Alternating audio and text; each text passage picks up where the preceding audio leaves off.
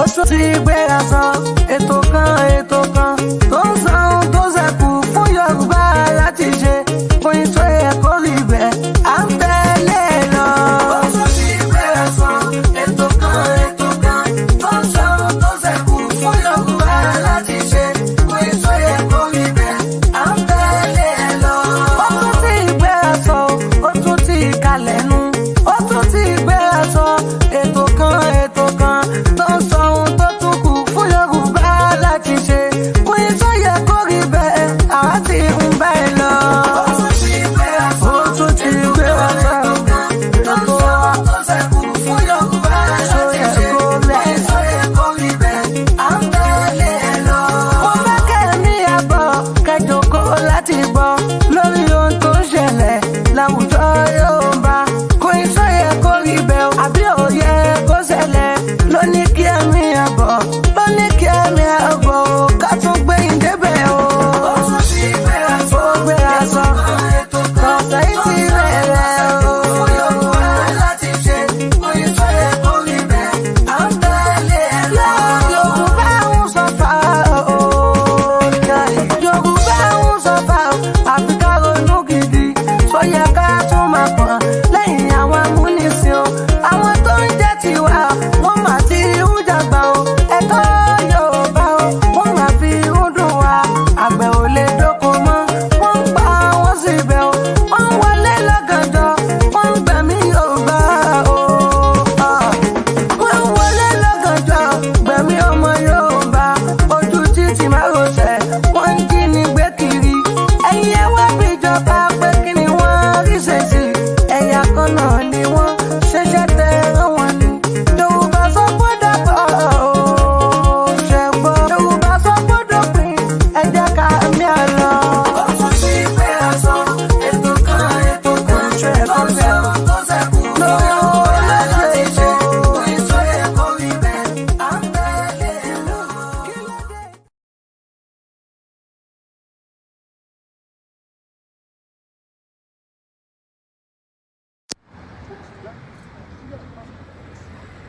Ọlọ́run dá ọ̀run òun ayé ó fi ìpìlẹ̀ rẹ̀ lélẹ̀ pẹ̀lú ọgbọ́n ńlá àti òye ńlá àti ìmọ̀ ńlá.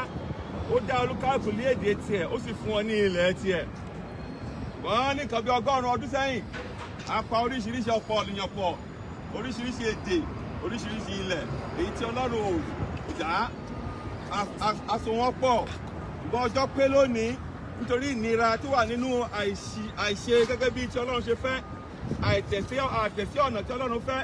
Lónìí àwọn Yorùbá tá a papọ̀ pẹ̀lú àwọn èdè mìíràn, àjèjì èdè ènìyàn a jáde kúrò nínú wọn lónìí nítorí lórí ilẹ̀ tá a wà yìí ibẹ̀ lẹ́yìn àṣẹ yẹn ti wá. Níwájú ilé tá a wà yìí ibẹ̀ làṣẹ yẹn ti wá wípé ká sọ Yorùbá pọ̀ pẹ̀lú àwọn àjèjì èdè ènìyàn. Ṣùgbọ́n lónìí lórí ilẹ̀ yìí gan la wá sí lónìí láti tú u ká, láti fọ́ ọ̀dànù, láti bàájẹ́, láti kó Yorùbá kó padà sórílẹ̀-èdè wọn, kí olúkálùkù kó padà sí orílẹ̀-èdè tiẹ̀. So a jáde nínú àgọ́ yẹn, a jáde nínú ìpapọ̀ yẹn, a jáde nínú plan àwọn ènìyàn lénìí torí pé àṣẹ Ọlọ́run ni.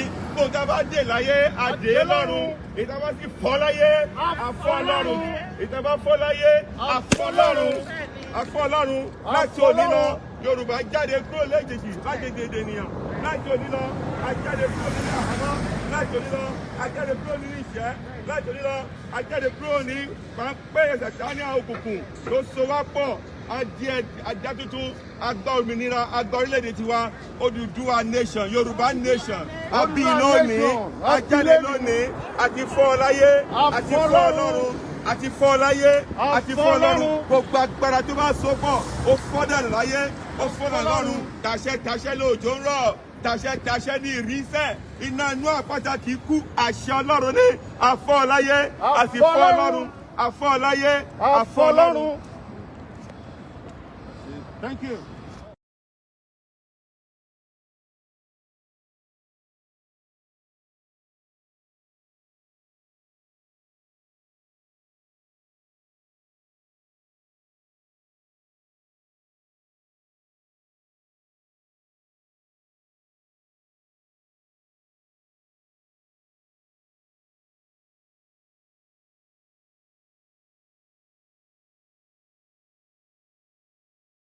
ó fẹ́ ìtọ́jú ńlá. Ẹni tó ń gbé ní Canada tó tún wá ń pe wọ́n Nàìjíríà ó lárùn ọpọlọ. Ẹ tètè lọ mú so, ó fẹ́ ìtọ́jú ńlá. Ẹni tó ń gbé ní Germany tó tún wá ń pe wọ́n Nàìjíríà ó lárùn ọpọlọ. Ẹ tètè lọ mú so, ó fẹ́ ìtọ́jú ńlá. Ẹni tó ń gbé nílùú London tó tún wá ń pe wọ́n Nàìjíríà ó lárùn ọpọlọ. Ẹ tètè lọ mú so, ó fẹ́ ìtọ́jú ńlá. Ẹni tó ń gbé ní Germany tó tún wá ń pe wọ́n Nàìjíríà ó lárùn ọpọlọ. Okay, please. Ẹ tètè lọ mú so. Ẹ bá mi máa korúkọ àwọn ìlú yẹn gbà yìí. Okay. Ẹ tètè lọ mú so, ó fẹ́ ìtọ́jú ńlá. Ẹni tó ń gbé ní Italy tó tún wá ń pe wọ́n Nàìjíríà ó lárùn ọpọlọ. Ẹ tètè lọ mú so, ó fẹ́ ìtọ́jú ńlá.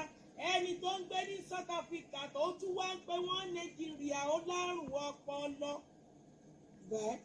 Ẹ tètè lọ mú so, ó fẹ́ ìtọ́jú ńlá. Ẹni tó ń gbé ní Dubai tó tún wá ń pe wọ́n Nàìjíríà ó lárùn ọpọlọ. Ẹ tètè lọ mú so, ó fẹ́ ìtọ́jú ńlá. Ẹni tó ń gbé nílùú Japan tó tún wá ń pe wọ́n Nàìjíríà ó lárùn ọpọlọ. Ẹ tètè lọ mú so, ó fẹ́ ìtọ́jú ńlá. Ẹni tó ń gbé ní ìlú Espanya tó tún wá ń pe wọ́n Nàìjíríà ó lárùn ọpọlọ. Ẹ tètè lọ mú so, ó fẹ́ ìtọ́jú ńlá.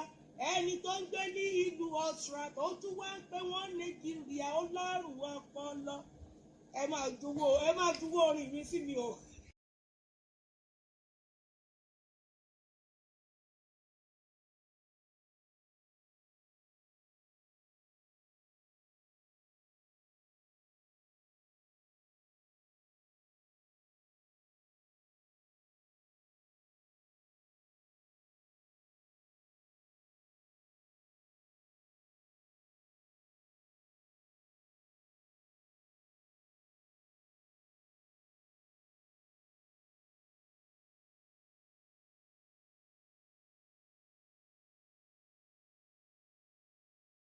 ké orílẹ̀ tàṣíwájú ń jẹ́jẹ́ lásán tí wọn ò mú un ṣẹ. Kí ni ọjọ́ ọ̀la irú ìlú bẹ́ẹ̀? Kí ni ìrètí àwọn màjèṣín tó ń bọ̀ lẹ́yìn wa? Ẹ ti ẹ̀ gbọ́ náà, ṣé kò sákọni nílẹ̀ yìí mọ́ ni? Níbo ni àwọn akọni ilẹ̀ yìí fojú pamọ́ sí? Àbí wọ́n ti kọ̀ wá sílẹ̀ náà nu? Àbí wọn ò sì lè kọ̀yà fún mẹ̀kúnnù mọ́? Bóyá wọ́n sì ti gbowó ẹ̀yìn ni a ò kúkú mọ̀. Mọ̀rèmí sáà ti ṣe tirẹ̀ kó tó lọ. Gani Fáwẹ̀hìnmí ó ṣe kísà kó tó wọ káàlẹ̀ sùn. Ta ni ó gbàgbé akitiyan Awólọ́wọ̀ nílẹ̀ yìí? Bọ́lá Ìgè ṣe gudugudu méje àti yàyà mẹ́fà. Ṣé àwọn akọni tó kù nílẹ̀ yìí ti wá dojo ni? Àbí wọ́n ti kọ̀ wá sílẹ̀ pátápátá? Ọ̀pọ̀ tó tún yẹ kó kọ̀yà fún mẹ̀kúnnù nílẹ̀ yìí ló ti dẹni àgbégbìn. Ọ̀dá wa dági oko kò lè sóje mọ́. Ebi pàjànàkú wa ó dẹni tájá ń fà nírù. Okùn máparò ó wá dẹgbẹ́ ẹyẹkẹyẹ. Òjò pàlàpà ó dun àmúgùnfẹ́ wúrẹ́. Eré bẹ́dùn wa nílẹ̀ ó dọ̀lẹ́ po. Ṣùgbọ́n sáà ẹ wá gbọ́ o. Gbogbo ẹni tó ń pàlú yìí lẹ́kún, ọwọ́ yín ò ní pẹ́ wàkọ̀ tọmọtọmọ. Bẹ́ẹ̀ bá nígbà képe nílé yóò bẹ̀rẹ̀ sí ní kojú ìjà sí yín ni o. Bó kò ní kọ̀lá tẹ́ ó wọlé sùn, àṣírí yín ò ní bò tọmọtọmọ. Ewé ọ̀rọ̀ kó máa rọ́bi lé gbogbo yín lórí. Obì kó máa bì yín sí kòtò. Ata ló ní kẹ́ máa tara kó sínú kósí. Ẹ̀pà ló ní kẹ́ paradà sí sàárè. Ẹ̀yin ti jáwé ọlọ́yin ayé. Dandan ní kẹ́ fojú kewé ọlọ́yin ọ̀run o. Àìlòsọ yìí mà fi mí ṣe nǹkan o. Ọ̀ràn ńláńlá ní bági apá. Ọ̀ràn jọ̀wọ̀rọ̀ kì í tán lọ́rùn gẹ̀dẹ̀. Ọ̀ràn jáganjàgan kì í tán lọ́rùn ìbẹ́pẹ. Gbogbo ẹni tó ń pàlú yìí lẹ́kún, ọ̀ràn yóò máa ṣe fàájì nínú ilé yín ni o. Ojoojúmọ́ ni màlúù ń rógun alápatà. Ojoojúmọ́ ni pápá alápatà ń gbọgbẹ́. Ọ̀rọ̀ bí apó, bí ọfà, bí ìbọn kó máa bá gbogbo ẹni tó ń pàlú yìí lẹ́kún sẹ̀. Ewé ẹ̀wọ̀n ló ní kí gbogbo wọn máa rógun ẹ̀wọ̀n. Ojoojúmọ́ ni wọ́n ń pẹ́ lálákàrà lórí. Ojoojúmọ́ ni màlúù fi gbé bọnu lágbo wọn. Igbe oró ò ní tán nílé gbogbo ẹni tó ń pa mẹ̀kúnnù lẹ́kún nílẹ̀ yìí láéláé. Yorùbá mà káre pẹ̀lú àkíyèsí o. Wọ́n ní ọwọ́ alúgúdúgúdú kì í torí, ẹsẹ̀ alùyáàlù kì í tólẹ̀, èjìká oníbàtà kì í nísinmi. Gbogbo ẹni tó ń pàlú yìí lẹ́kún ẹ̀ ò ní nísinmi. Ajere òbómi ṣòwò kó jèrè rí. Bó bá dáa fún yín ní òní, àtúbọ̀tán yín ò ní dáa o. Bí àkàrà ti wù kó dùn tó, kì í gbayì nírọ̀lẹ́ ọjọ́ iléyá. Gbogbo ẹni tó ń pa mẹ̀kúnnù lẹ́kún nílẹ̀ yìí, ẹ ó doni yẹ̀yẹ́ nígbẹ̀yìn ayé yín ni o. Ọ̀pẹ tó bá ti sọ̀rẹ́ ẹ̀gà, irú wọn ìraṣọ dàbora o. Gbogbo ẹni tó ń gbàbọ̀dẹ̀ fún ìran Yorùbá, ẹ ò ní lábọ̀. Iwájú ewúrẹ́ ni wọ́n fi fọmọ rẹ̀ gúnṣẹ̀. Iwájú àgùntàn ni wọ́n fi fọmọ rẹ̀ jóògùn. àní lójú àwọn ẹni bí wọ̀nyí kí gbogbo ohun tí wọ́n ní kó polúkúrúmuṣu o, kí wọ́n nàgà kọ́wọ́ wọn má tókè, bí wọ́n bá fẹ́ fi gọ̀gọ̀ fà á kí wọ́n jálulẹ̀ kí wọ́n dèrò nú pósí, gbogbo ohun tí wọ́n ti fèrú kójọ kó parẹ́ lójú ayé wọn. Ó dùn mí pé wọ́n ti ní kí n má ṣépè, ṣùgbọ́n èyí tí mo wí yìí àròórọ̀ mọ́ o, torí bí eyín iwájú bá gé ẹran tí tẹ̀yìn á sì gbà á, ẹ̀yin tó láyé ẹ gbóhùn mi ṣàṣẹ o. tó Olódùmarè mo tún jẹ́ sẹ́tẹ̀.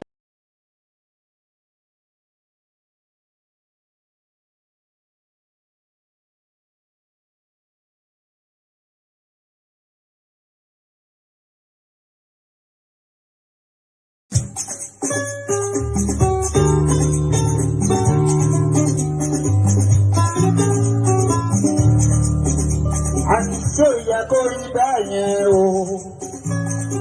Kò yẹ kó rí báyẹn o. Ṣé ó yẹ kó rí báyẹn o? Ṣé ìyá gbogbo bá dé? Kò yẹ kó rí báyẹn o. Ṣé ó yẹ kó rí báyẹn o? Ó ti gorí afẹ́fẹ́. Kò yẹ kó rí báyẹn o. Ṣé ó yẹ kó rí báyẹn o? Kò yẹ kó rí báyẹn o.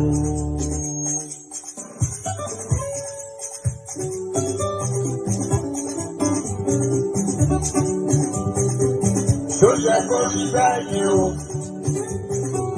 Kò yẹ kó rí báyẹn o. Ṣó yẹ kó rí báyẹn o? Kò yẹ kó rí báyẹn o. Wọ́n máa jayé bí ẹni jẹ́sí. Táwọn kan ń jìyà bí ẹni pé wọ́n jẹ́ lọ́wọ́ ni. Wọ́n máa jayé bí ẹni jẹ́sí. Àwọn kan ń jìyà bí pé wọ́n jẹ́ lọ́wọ́ ni.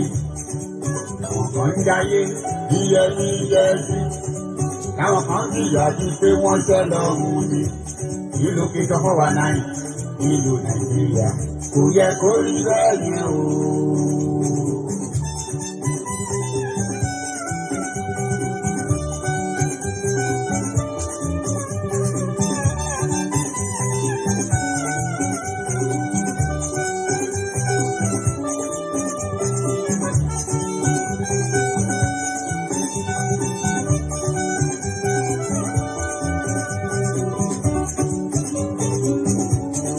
Ètò tó yẹ kó yẹ ògórí afẹ́fẹ́ ẹ̀sìn ilé kan ẹ̀jẹ̀ ká ti yọ ọgbọ́. Ètò tó ń bá wọn àwọn jẹkúrú jẹrá wí nílò kí wọ́n bọ̀ wá náà ẹ̀sìn ilé kan ẹ̀jẹ̀ ká yọ ọgbọ́. Ọmọdé gbọ́ àgbà ń gbọ́ lórí ilẹ̀ yìí ní gbogbo àgbáyé pátá ni wọ́n ti gbé ń gbọ́ tó yẹ kó yẹ. Ìlú kìtọ́ fọ́ wa náà ìlú Nàìjíríà àti tó yẹ kó rí bẹ́ẹ̀. Àwọn kan máa jayé bí ẹni jẹ́sí. Àwọn kan máa jìyà, wọ́n máa ṣẹrú, kéèkì máa pa wọ́n. Tó yẹ kó rí bẹ́ẹ̀. Ilé ìwòsàn kò sí rárá. Títí wá orí jágajàga ìlú kìtọ́ fọ́ wa náà. Àwọn kámá gbogbo ètò ààbò pátá ìyẹn ti mẹ́rẹ̀ kò fiṣẹ́.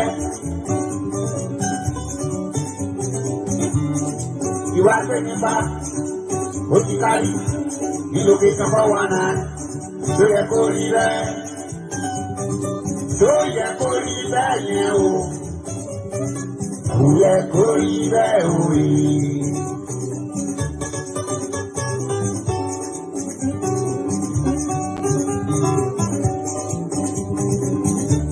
Location for one night in Nigeria. Àwọn ọ̀gá wọn ṣe mọ́ Yorùbá nation ilẹ̀ láńpẹ́ ẹ jẹ́ ká máa lọ. Ilẹ̀ Yorùbá akẹ́dádúró. Àwọn òdìbò mọ́ no more election ilẹ̀ Yorùbá. Ìṣẹ̀tọ̀ wa jẹ́ ti fẹ́ tó, a ti lọ, tó yẹ kó rí bẹ́ẹ̀. Nígbà tó bá fẹ́ dìbò, ọmọ máa bá ojú rere wa, Mama Harai, Mama Haiwa, Agolofan, káàkiri òṣìlẹ̀ ló yẹ kó jẹ́ ẹ̀tọ́ ìjọba yìí láti ṣe títì wọ́n bá fẹ́ dìbò àwọn àmàṣẹlẹ̀ tó yẹ kó rí bẹ́ẹ̀ tó yẹ kó rí bẹ́ẹ̀ yẹn o kò yẹ kó rí bẹ́ẹ̀ o kò yẹ kó rí bẹ́ẹ̀ ó ti gorí afẹ́fẹ́ ẹ fi ìdílé ìtàn ẹ̀jẹ̀ kájọpọ̀ ẹ máa pín bẹ́ẹ̀ bá ṣe wù ú bẹ́ẹ̀ bá ṣe wọlé kíákíá tó yẹ kó rí bẹ́ẹ̀ ó ti gorí afẹ́fẹ́ tó yẹ kó rí bẹ́ẹ̀ yẹn o kò yẹ kó rí bẹ́ẹ̀ o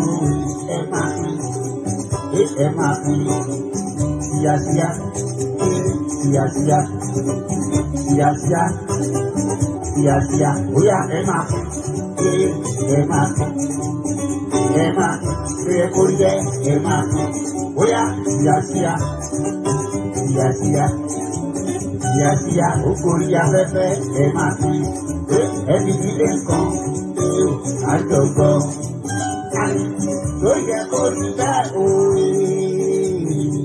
kò yẹ kó rí bẹ́ẹ̀ yẹn o.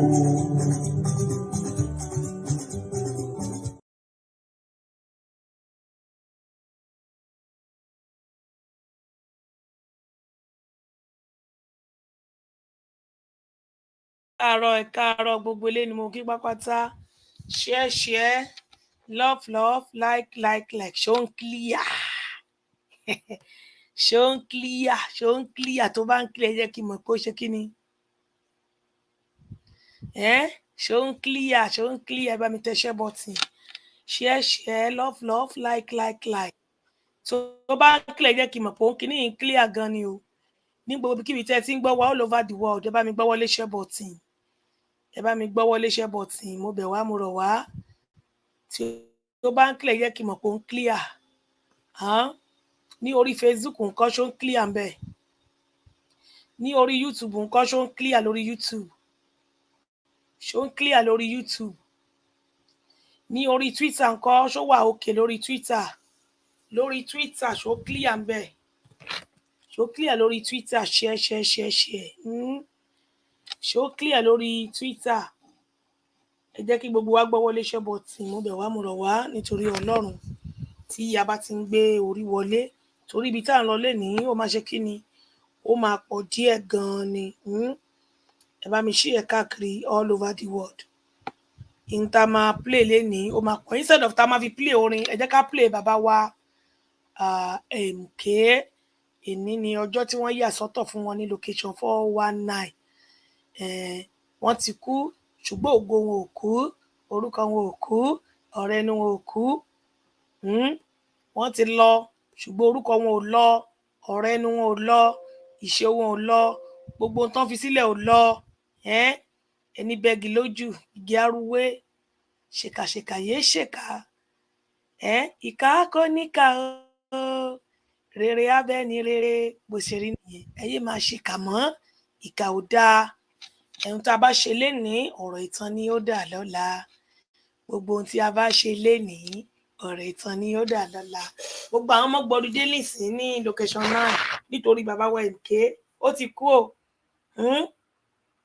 wọn gbọ́dọ̀ dé nítorí general Sani Abacha o ìlú le kókó ọ̀gágun Sani Abacha ìlú ọ̀fárárá ọ̀gágun Sani Abacha gbọ́lẹ̀ ń kẹ́kọ̀ọ́ sí ẹ jẹ́ kí gbogbo wa máa ṣe dáadáa ìlú ilé kókó àwọn kan náà kọrin yẹn fún o ìlú ilé kókó ọ̀gágun Sani Abacha ìlú ọ̀fárárá ọ̀gágun Sani Abacha ń bolẹ̀ ń képo sí èní kò sépo ọ̀la kò sépo níbo lẹ̀ ń képo sí ọ̀gágun Sani Abacha àwọn kan náà kọrin yẹn fún Abacha dálé ní ǹjẹ́ wọ́n ti yọ ọjọ́ kan sọ́tọ̀ fún Sani Abacha ǹjẹ́ wọ́n tẹ̀ yọ ọjọ́ kan sọ́tọ̀ fún kó máa fi celebrate ẹ̀ capital no ìjẹ́ wọ́n ti ẹ̀yọ ọjọ́ kan sún ọ̀tọ̀ fún bàbá wa Awólọ́wọ̀ ẹ jẹ́ kí gbogbo wa jọ sọ.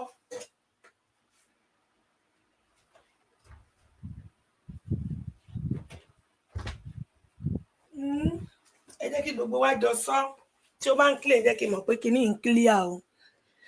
Ẹ bá mi kọ orúkọ àwọn tí wọ́n yọ ọjọ́ kan sọ́tọ̀ fún Kéde Kwara ló kọ. Àwọn wo ni wọ́n yọ ọjọ́ sọ́tọ̀ fún gbogbo èní ìsìn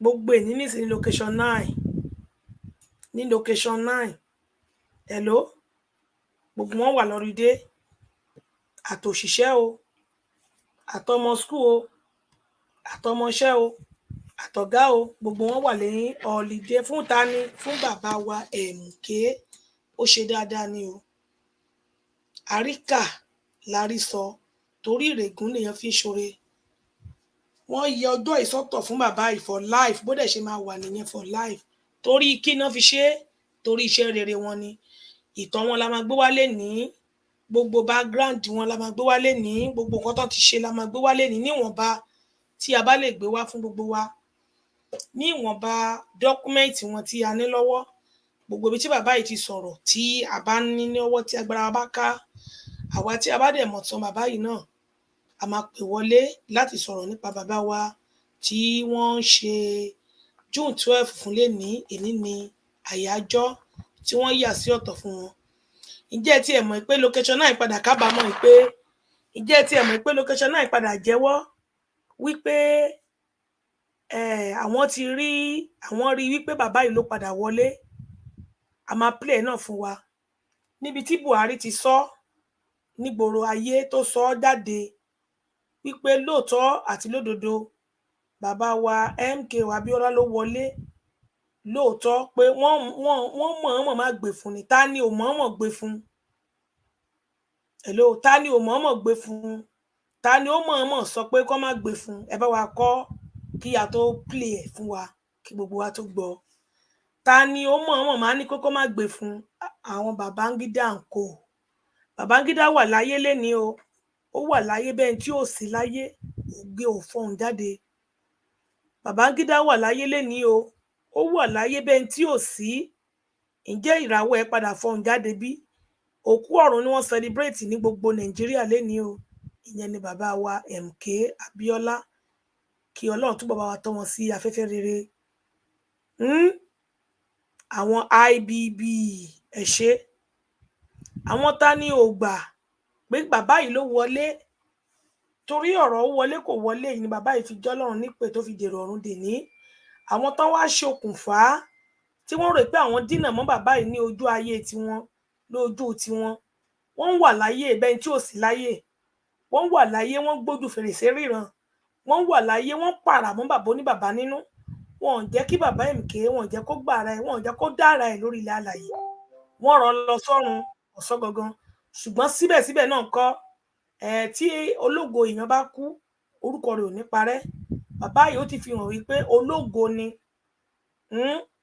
ológo tí ò kì í kú ìràwọ̀ tí ò kì í kú ni ó ti fi hàn torí pé ó ti kú ìràwọ̀ rẹ̀ ò kú ó ti kú ògo rẹ̀ ò kú ó ti kú ògo rẹ̀ sì ń fọhùn jáde bẹ́ẹ̀ ni ní gbogbo all over the world mo bẹ̀rẹ̀ ní o Yar'Adua tó kú dà àwọn ẹ bá mi kórúkọ àwọn president àwọn tó tiẹ̀ jẹ́ president president tiẹ̀ ní ṣebí ipò president ni bàbá yìí lélélélélé tí wọ́n fi gbẹ̀mí lẹ́nu wọn àwọn president wo ló ti wá lọ tí wọ́n sì rántí wọn di èní ẹ jẹ́ kí gbogbo wa kọ síta ẹ jẹ́ kí gbogbo wa kọ síta àwọn president wo ló ti lọ tí ó ti lọ tí kíni tí wọ́n ṣe celebrate ti di ọ̀la tí wọ́n fún wọn lọ́jọ́ bóyá holiday bank holiday fún wọn ẹ jẹ́ ká kọ àwọn òwò ló ti ẹ̀ ti ṣe dáadáa tí wọ́n ti ẹ̀ wá yọ ọjọ́ kan sọ́tọ̀ tó yẹ pé ọmọ tí wọ́n ti bí àti tí wọ́n ti bí ó mọ̀ pé àyájọ́ èní ní gbogbo àgbáláyé ni wọ́n ṣe kíni ni wọ́n celebrate bàbá yìí mi ì tí ì réyàn tó bá wa kọ́ o ẹ jẹ́ kí á play bàbá wa ẹ bá wa tẹṣẹ́ bọ́tìn tí ẹ bá ti ń gbé orí wọlé.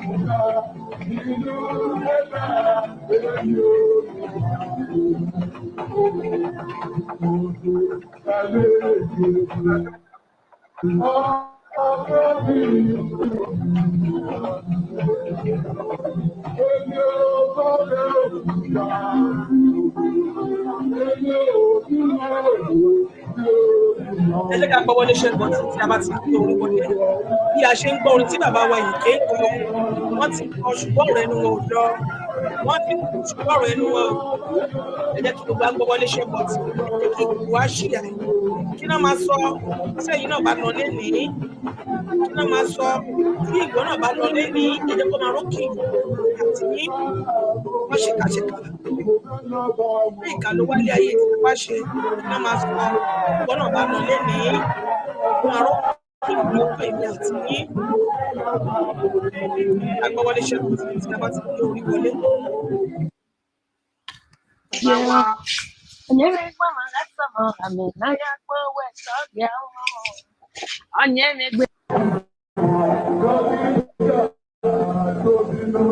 Bàbá wa ẹ̀mùké ni mo play fún wa yìí.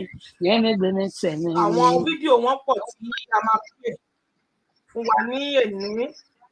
Fídíò pọ̀ gan tí a máa gbé wá fún wa tí gbogbo wa máa gbọ́.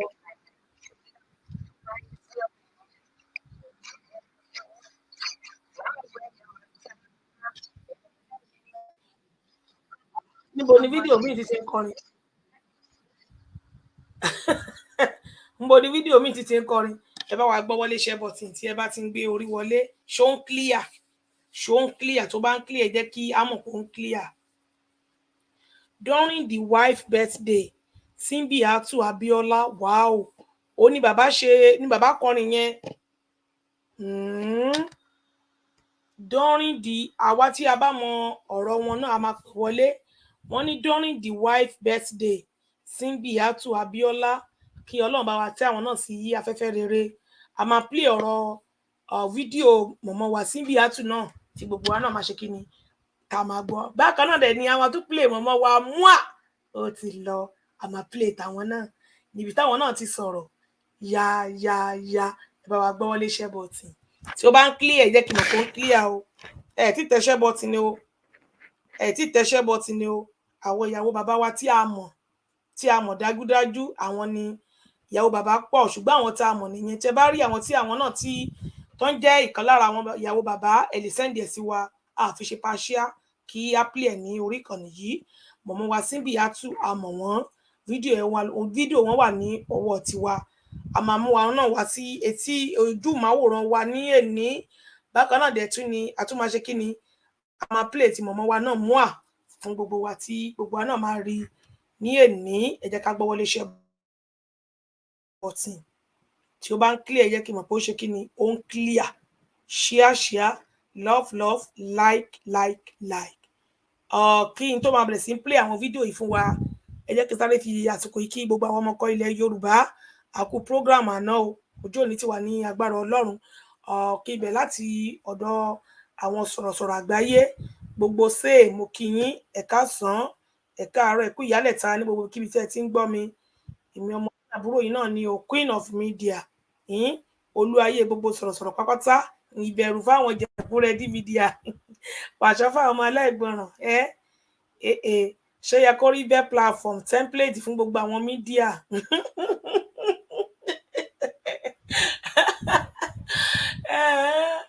àbí o àbẹ́ rí nǹkan bí ṣé yẹ kó rí bẹ́ẹ̀ platform template fún gbogbo all medias débẹ̀ mú tirẹ̀ ni ní tó bá ti wù ẹni òun bẹ̀rẹ̀ mọ́lẹ̀ kó sá ti ẹni we lead other follow we lead ni àwọn yòókù kan wọ́n ṣe copycat CNN àwọn ọmọ Yorùbá we lead the others follow others ṣe kí ni wọ́n copy wọ́n copycat ní tá bá ti ṣe ni wọ́n ṣe ní tá bá jẹ kù ọ̀rọ̀ wa náà ń sọ ọ̀rọ̀ wa náà ń sọ àwọn náà ń bá wí ẹ̀yin náà ń wá àgbò ní pàtó ṣe kọ́ná ẹ̀yin náà ń wá àwa náà ń bá wí ọ̀sìkìrò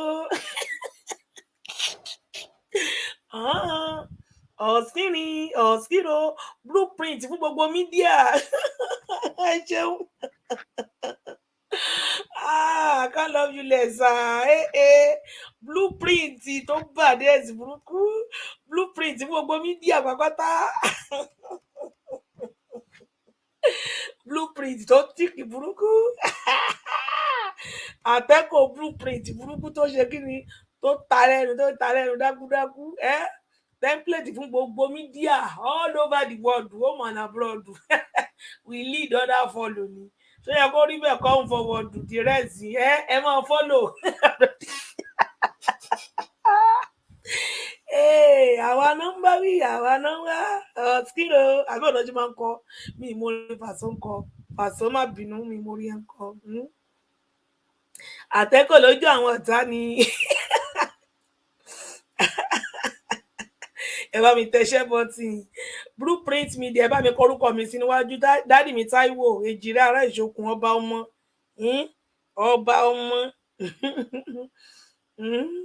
foundation fún gbogbo mídíà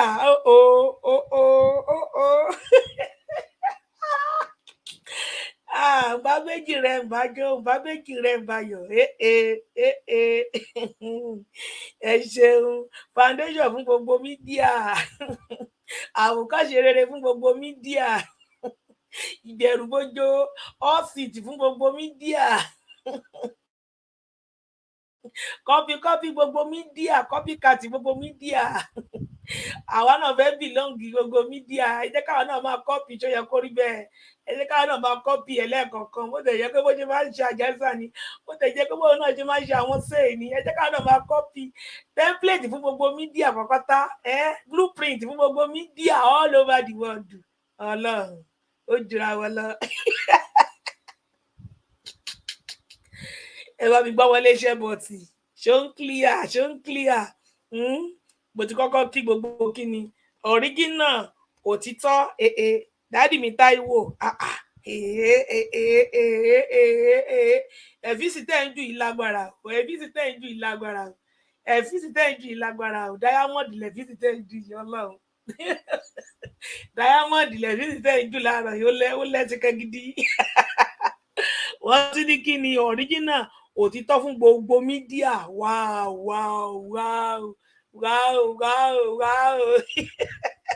ẹ wá gbọ́ wọlé iṣẹ́ bọ̀tì tó ń clear o.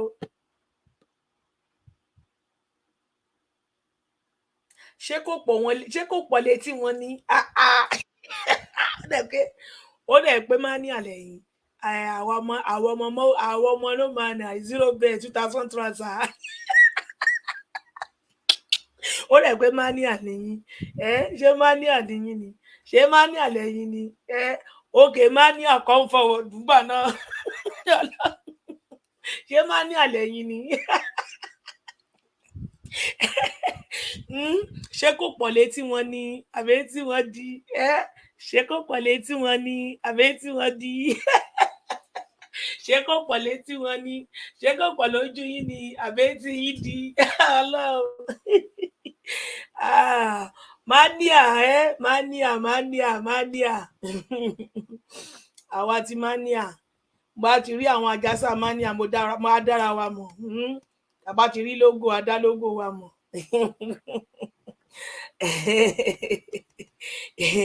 ọ̀dọ̀ mania wa mo ti rí mania come forward àwa náà wá sọ di èmi náà wá sọ di Yorùbá nation ọmọ Yorùbá nation come forward bó ṣe rí nìyẹn àwòkọ́ṣe eré ni mania jẹ́ fún queen bẹ́ẹ̀ ni àwọn olórin tí mo láìkì nù best musician mi nù mania mania èmi ò ń gbọ́ Òṣùpá mi ò ń gbọ́ Wàsó mania mo máa ń gbọ́ mania mo láìkì. ẹ bá mi gbọ́ Wọlé iṣẹ́ bọ̀tì ó pọ̀ pa Àjọkẹ́ tó ṣáìn ọmọ tó ṣáìn proper tó ta lẹ́nu yẹ́rìyẹ́rì Ọlọ́run àwọn lè ta lẹ́nu yẹ́rìyẹ́rì ó yẹ ẹ jẹ́ ká gbọ́ Wọlé iṣẹ́ bọ̀tì ni o ẹ jẹ́ kí gbogbo àwọn bàbá alálùbáríkà gbogbo àwọn ọmọ ọkọ Yorùbá ọmọ Yorùbá nation come forward rẹ́ẹ̀sì ọmọ Yorùbá nation come forward ẹ jẹ́ kí gbogbo wa pátápátá mo ti kí gbogbo sèé o gbogbo sọ̀rọ̀sọ̀rọ̀ àgbáyé dádì mi Olú Akins bàbá queen tó mú yes mi ò ní wá yín tì àáfàá queen tó mú yes mi ò ní wá yín tì mọ́mì mi daughter of Zion mi ò ní wá yín tì gbogbo sọ̀rọ̀sọ̀rọ̀ àgbáyé mi ò ní wá yín tì ẹ ṣeun dádì mi Tajudeen èmo ọkọ rí kọ́mẹ̀ntì yín dádì mi Tajudeen Yusuf ẹ káàsán ẹ bá mi gbé ọwọ́ léṣẹ́ bọ̀tìn tí ó bá ṣe kíni tí ó bá mú yes dádì mi Julius bàbá queen tó ṣe kíni tó mú yes ẹ káàsán ẹ bá mi gbọ́wọ́ léṣẹ́ bọ̀tìn tí a bá ti ń gbé orí wọlé happy new week mọ́mì mi Àjọkẹ́ happy new week dádì mi Odùa ti dé happy new week dádì mi Joy Akinlolú happy new week dádì mi Akeem happy new week dádì mi Lawan happy new week dádì mi Yusuf Tajudeen happy new àwọn Tajudeen ni yampian sí orí bí kí ló dé Tájù má pa mí nà Tájù má pa mí nà Tájù má pa mí nà ẹ bá mi gbọ́ Wọlé iṣẹ́ bọ̀tìn. Tágùdì méjì ẹ̀rù bà kan kí ló dé dádì mi Lawan Jamiu ẹ káàsán dádì mi Yinkils baby ẹ káàsán àwọ̀tá ni mi ò tí kí o àwọ̀tá mi ò tí kí happy new week ọ̀sẹ̀ dádì mi Adébáyọ̀ Akínlọ́lá Adébáyọ̀ happy new week sir ọ̀sẹ̀ yá sanwó-sanwó ìkú baálẹ̀ ọ̀rọ̀ dádì mi Andel happy new week sir dádì mi Kọ́yà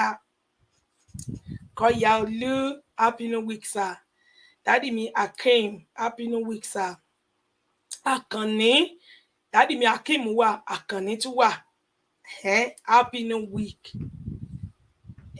dádì mi Joy Akinlolú happy new week mọ́mì mi Esther happy new week mọ́mì mi ìyá àdúrà ìbejì happy new week àwọn ta ni mi ò tí kí ẹ jẹ́ kí gbogbo wa ká ṣe kí ni ká gbé ká comment ṣe yẹ kó rí bẹ́ẹ̀ call my name àwọn ta ni mi ò tí pé o ẹ má bínú sí mi comment yẹn ṣe kí ni dádì mi bless o happy new week I can't love you less happy new week sir. Àwọn ta ni mo ti kí kọ́mẹ̀ntì yẹn ṣe kí ni ó ń sa eré ni fẹ́ẹ́fẹ́ ẹ bá mi click share love like ká máa bẹ̀rẹ̀ sí gbé fídíò bàbá wa wá kí gbogbo wa máa ṣe kí ni ẹ jẹ́ ká gbọ́ Wọlé iṣẹ́ bọ̀tì ṣé gbogbo wa ni mo ti kí o ṣé gbogbo wa ni mo ti kí gbogbo ibikíbi tí a wà ṣó ń clear ń bẹ o ẹ jọ̀ọ́ tó bá ń clear ń bẹ jẹ́ kí n mọ̀ pé ó ń clear o àwọn péjì wa tí a ń lò lọ́wọ́lọ́wọ́ new page ni gbogbo péjì tí a wà lọ́wọ́lọ́wọ́ báyìí new page ni gbogbo péjì tí a ń lò lọ́wọ́lọ́wọ́ báyìí gbogbo àwọn old page wa pápátá òun láti ṣe kí ni òun ni a sì tí gbé so gbogbo péjì tá à ń lò lọ́wọ́lọ́wọ́ tá à ń lò tẹ́lẹ̀tẹ́lẹ̀ gbogbo wọn la sì ṣe kí ni láti pẹ̀pìn for now àti ìgbé wọn jáde afẹ́ kan máa ṣe kí ni kan máa káwọn náà tó máa ṣe press up lọ́wọ́ iṣẹ́ tó ń ṣe fún odidi 2 years yẹn ó lẹ́tìkẹ́ ó kọjá játijàti káwọn náà tó máa ṣe kí ni káwọn náà ti lọ máa fara lélẹ̀ kan lọ máa sinmi àwọn nínú page tún ni àtúkó síta lọ́wọ́lọ́wọ́ new page tí mo kó síta lọ́wọ́lọ́wọ́ 6 ní orí Facebook new page tó wà lórí Facebook 6 destination ní new page Facebook wa míì come my name mọ́mì mi Àrínọlá mi ní wáyìntì new page ní èyí tó wà lórí Facebook tí a tún wà yìí ọdún kejì tí a ti lo gbogbo wọn lélẹ̀ gbogbo wọn náà ti wà ń bẹ̀ tí wọ́n ti dúró déédé tẹ́lẹ̀ fún odidi ọdún 2 so àtúlọ mú wọn jáde pé ó yá ètò ìsinmi tó bẹ̀rẹ̀ iṣẹ́ so àwọn wọ̀nyẹn náà tún ṣe kí ni wọ́n tún lọ ń sinmi tàbá tún lo àwọn eléyìí náà àtúmọ̀ yí sí ìyẹn náà kò sẹ́lẹ̀ tó ṣe kí ni bẹ́ẹ̀ kò sẹ́lẹ̀ tí ò ti ṣe kí ni wọ́n ti verify o mo tún fẹ́ kọ́ verify àwọn eléyìí náà ní gbogbo àwọn wọ̀nyẹn pátá máàkì ti verify gbogbo wọn pátápátá wọ́n tún bọ́wọ́ lù ú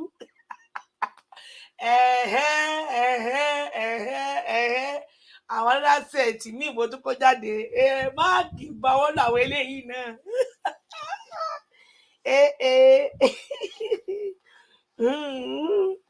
yóò lẹ́ẹ̀dì gidi yìí tó máa lọ́ọ̀tì ni yìí tó máa lọ́ọ̀tì ni ìṣóyẹ kó rí bẹ́ẹ̀ wà ń bí ọlọ́run mọ́sálásí tí ò níbi rè mọ́sálásí tí ò níbi kankan tí ó lọ tẹ bá ń gbọ́ mọ́sálásí wọ́n máa ń gbé mọ́sálásí ni queen kò níbi tí ó lọ lẹ́yìn pé kẹjẹ kí ni ẹ gbé jẹ fórí ẹ gbà fọgà yín yányán Ọlọ́run ẹ gbà fún ẹ bá fi gbọ́ wọlé iṣẹ́ bùtì ṣó ń clear àwọn wọ̀nyẹn mo ti rí pé máàkì ti bò tẹ̀lú gbàgà mo lè gbé síta kẹrí o máàkì ti bá mi fò tẹ̀lú wọn yẹn wọ́n ti fò tẹ̀lú gbàgà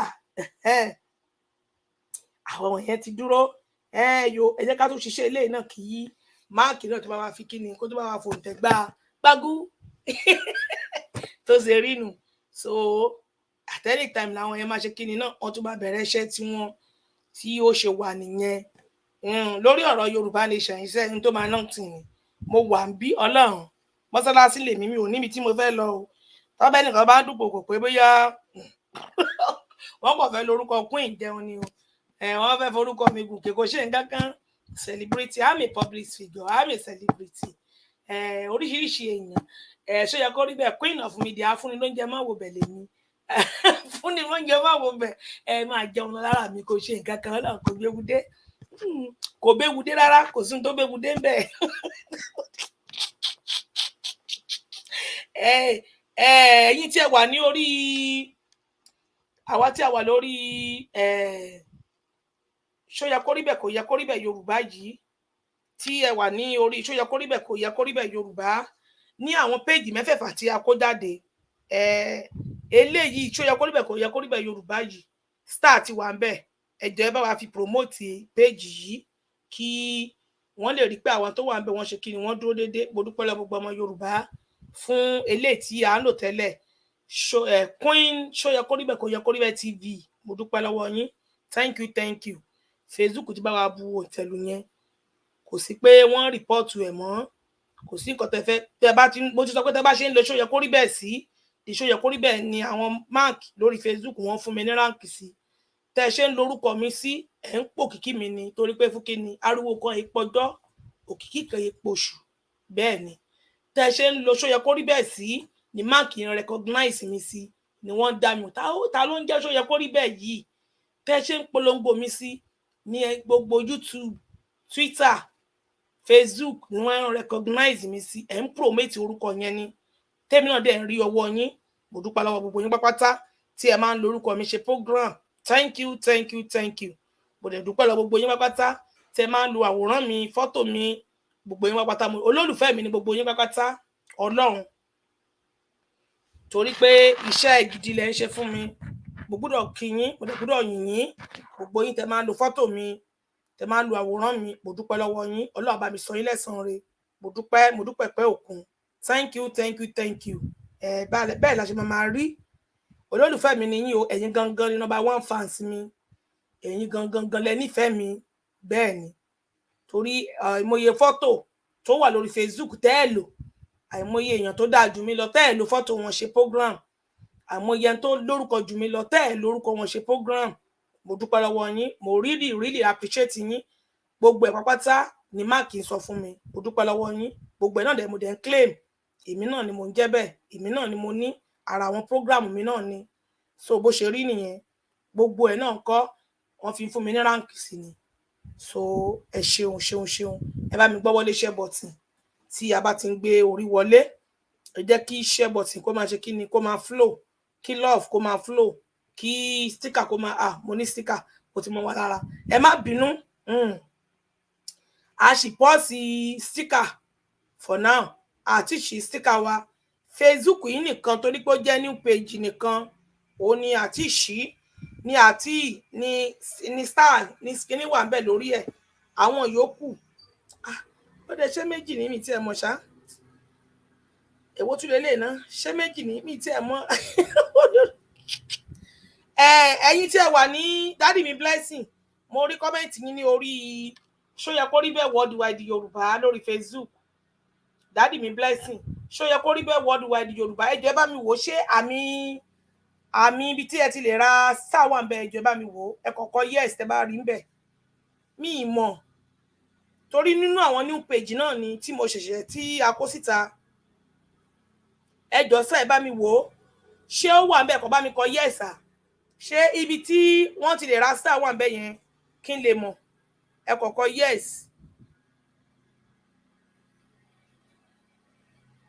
ẹ kọ bá mi kọ yes tẹ bá rí ibi tí àmì àwòrán ibi tí wọ́n ya stars níbi tí ẹ ti ń comment yes ó wà ń bẹ wow mi ò mọ̀ o how many followers mo ti ní lórí ẹ̀ tán ti fún mi ná no be juju be this ni no be juju be this one ni mi ò mọ̀ mo kọ kí ni yẹn gbé wá ni mo rí ẹ ṣe mo ti rí ní orí ẹ̀ ṣó yẹ kó rí bẹ́ẹ̀ worldwide Yorùbá 1.3 like 1.3 èèyàn ló like ẹ̀ 2,000 followers lórí ẹ̀ okay ẹ ṣé mo dúpẹ́ thank you sir okay àwọn page wa tí ẹ má bínú new page ni wọ́n ẹ má bínú so mo kọ́kọ́ wọn jáde ni kí a máa run ẹ lọ kún ẹ ṣó yẹ kó rí bẹ́ẹ̀ eléyìí new page náà ni mi mọ̀ àmọ̀ṣe eléyìí ẹ má bínú o so gbogbo ẹ̀yin tí ẹ wà ní orí àwọn page yẹn tẹ́ wà ní orí old page yẹn jọ̀ọ́ ẹ jẹ́ ká move wá sí orí bí sí orí ibi tí a wà yìí lọ́wọ́lọ́wọ́ ẹ jọ̀ọ́ nítorí Ọlọ́run ẹ jẹ́ ká padà move wá sí orí bí torí pé page wọn yẹn ẹ máa rí program náà lórí wọn ṣùgbọ́n a máa share sí orí bẹ̀ yẹn ni another set ni a fẹ́ kó jáde mi ò fẹ́ kí anything kí ó máa disturb program wa ṣé ti rí pé láyé ìgbà kan tó máa ti report page wa báyìí kò ní síbi tá a máa gbà jáde àṣẹ̀ṣẹ̀ máa sá kolobá kiri èmi ò mọ̀ pé eléyìí báyìí 20,000 lélẹ̀ 20,000 follower lélẹ̀ 0 following wow ẹ má ṣeun ẹ bá mi share ẹ jọ̀ọ́ nítorí Ọlọ́run tí ó bá ń clear so torí àwọn program yẹn wọ́n máa ń report gan gidi so ìka èèyàn dẹ̀ ni wọ́n, àwọn amòòkùnṣèkà tí wọn nífẹ̀ẹ́ sí nǹkan tó dáa wọ́n lọ máa report to page. Òun ló fà á, ẹ má bínú. Àwọn ẹlẹ́tanú, àwọn kẹ́ni má ní, àwọn tí wọn kì í ṣohun rere lágboolé wọn, àwọn ni. Àwọn tí wọn kì í gbúrò ayọ̀ lágboolé wọn, àwọn ni ẹ má bínú, torí tí wọ́n ní péjì fi pọ̀ o. Àti wípé program tá máa ń ṣe lórí ìkànnì yìí gẹ́gẹ́ bí ẹ ṣe mọ̀, hot program la máa ń ṣe, hot one, torí pé hot seat ni ìjókòó wa ń bí, hot seat ni, hot seat ni gbogbo nǹkan tá à ń ṣe ń bí, hot seat ni. So òun ló fà á, tá bá dẹ̀ ti bẹ̀rẹ̀ program ara máa ń ta wọ́n gan-an. So ìdí ẹ̀ nìyẹn tí gbogbo wọn fi ń ṣe kí ni, tó máa fi ń fapá jánu tá bá ti ń ṣe program. Ẹ má bínú sí mi, mo bẹ̀ wá, mo rọ̀ wá, ẹ jẹ́ kí n play bàbá wa fún wa. Ní èní ìkan nínú ṣé ìkan nínú wọn ni kí pé president wọn, máa play ibi tí ṣé n gbọ́dọ̀ play ibi tí Buhari ti sọ̀rọ̀ yìí pé bàbá wa MK ló wọlé, ṣùgbọ́n wọn ò gbé fún wọn.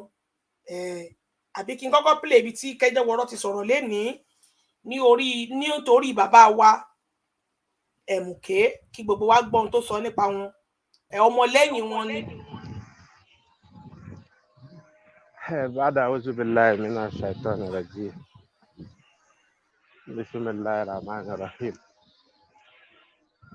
سبحان الله والحمد لله ولا إله إلا الله الله أكبر الله أكبر ولا حول ولا قوة إلا بالله العلي العظيم.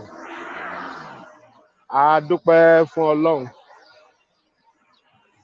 ọba tó jẹ́ pé òun ló ní kápá lórí ohun gbogbo, tó sì lè ṣe ohun gbogbo lásìkò gbogbo, láàyè gbogbo àti ní ọ̀nà gbogbo. Kábíyèsí Olódùmarè àti Ọlọ́run náà. Bákan náà ni a kí Ọ̀rúnmìlà, Ọbàtálá, ọba tàṣà, ọba takuntakun. Ó ṣe ẹ̀làbọ̀rú, ẹ̀làbọ̀yè o, ẹ̀làbọ̀ ṣiṣẹ́. Ó kí gbogbo àwọn alálẹ̀ àti gbogbo àwọn tí wọ́n jọ lògbà, àwọn tó kọ́kọ́ tẹ̀lé Yorùbá, ilẹ̀ Yorùbá, a kí wọn. Olódùmarè kó bá wa kẹ́ gbogbo wọn. Bákan náà ni a kí gbogbo àwọn ànábì tí Ọlọ́run ọba dá, láwọn tí òjíṣẹ́ rẹ̀ tí wọ́n bá ṣiṣẹ́. Gbogbo àwọn tí wọ́n jọ lògbà, tí wọ́n dúró re, a kí wọn o. A ṣe alayhi salatu wassalam. Bákan náà la kí Rasulullah sallallahu alayhi wa sallam. Hadiyatu minni ilayka ya Rasulullah, ya Rasulullah, ubi edi atamanta hadi fantahani. A kí wọn àtòun àtàwọn tí wọ́n jọ lògbà, àwọn tó dúró déédéé. Ọlọ́run kó jọ kó bá kẹ́ gbogbo wọn, àtàwọn sábẹ́, àtàwọn sábà, àti àwọn tábìínà, àti àwọn tábàínà, láṣẹ Èdùmàrè. Mo kí gbogbo ọmọ kóòtù òjíire, ọmọ Yorùbá, ọmọ aládé, ọmọ ológo, àwa ọmọ ọlọ́lá jùlọ, àwọn ọmọ ọba tó jẹ́ pé àìjagun bí ẹrú. Mo kí gbogbo wa níbikíbi tí a wà ní orígun mẹ́rin àgbáńlá ayé, níbikíbi tí ẹ ti ń gbọ́ mi. KW7 lè ní jẹ́ àfàsọ, yẹ kó rí bẹ́ẹ̀, yẹ kó rí bẹ́ẹ̀. Mo kí gbogbo wa. Olódùmarè á wà pẹ̀lú ẹnì kọ̀ọ̀kan. Òní náà ni ọjọ́ ajé o. Àárẹ̀ ajé jẹ, àràjé náà, àràjé lò. Ajé kò ní fi ọ̀dẹ̀dẹ̀ wálẹ̀, kò ní fi ilé wálẹ̀ o, kò ní fara wálẹ̀. Yóò máa bá wa káàkiri ni, láṣẹ Èdùmàrè. Mo kí gbogbo àwọn tó jẹ́ pé ọlọ́jọ́ ìbí ni wá nínú oṣù tá a wà yìí. Mo kí gbogbo wa o, wípé láṣẹ Èdùmàrè ẹ ní fi ọdún eléyìí ṣàṣemọ. Gbogbo ẹ̀yin dial fans, ẹ̀yin tẹ́ ń gbọ́ wa, ẹ̀yin tẹ́ ń love, tẹ́ ń like, ẹ̀yin tẹ́ ń comment, ẹ̀yin tẹ́ ń share, tó jẹ́ pé ọjọ́ ìbí yín òun náà nínú oṣù táwa yìí tó jẹ́ oṣù Ṣẹ́rẹ́, oṣù kìíní ọdún nílẹ̀ Yorùbá, tó ní jẹ́ ọjọ́ kẹsàn-án ní ọdún 13,065. Àkíyín tó bọ́ sí June 12, 2023. Àkíyín o, Olódùmarè tó bá wa kí yín. Ẹ kú ọjọ́ ìbí o, ẹ nífẹ̀ẹ́ lè ṣe àṣemọ. Bákan náà ni a pè eléyìí ní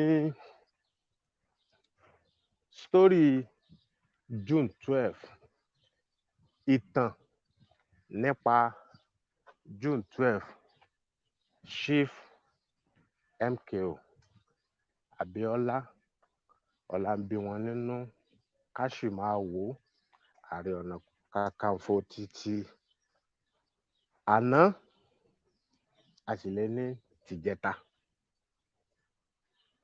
àti ìyàwó wọn Kudirat Abíọ́lá. Ohun tí ó ṣẹlẹ̀ ní ìgbà náà ó jẹ́ nǹkan tó lágbára o.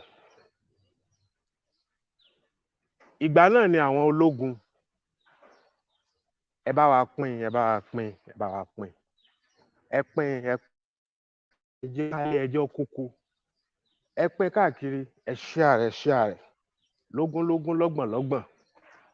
Ǹjẹ́ ẹ̀yin ti pín bí? Ẹ pín o, torí pé òní òun náà ni àyájọ́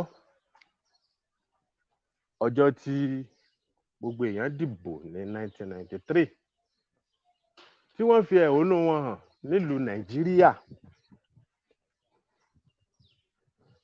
Babangida òun ló wà lórí àlééfà ńgbà náà, tẹ́ ń bá mi ká lọ. Ìjọba ológun ni, ológun òun ni.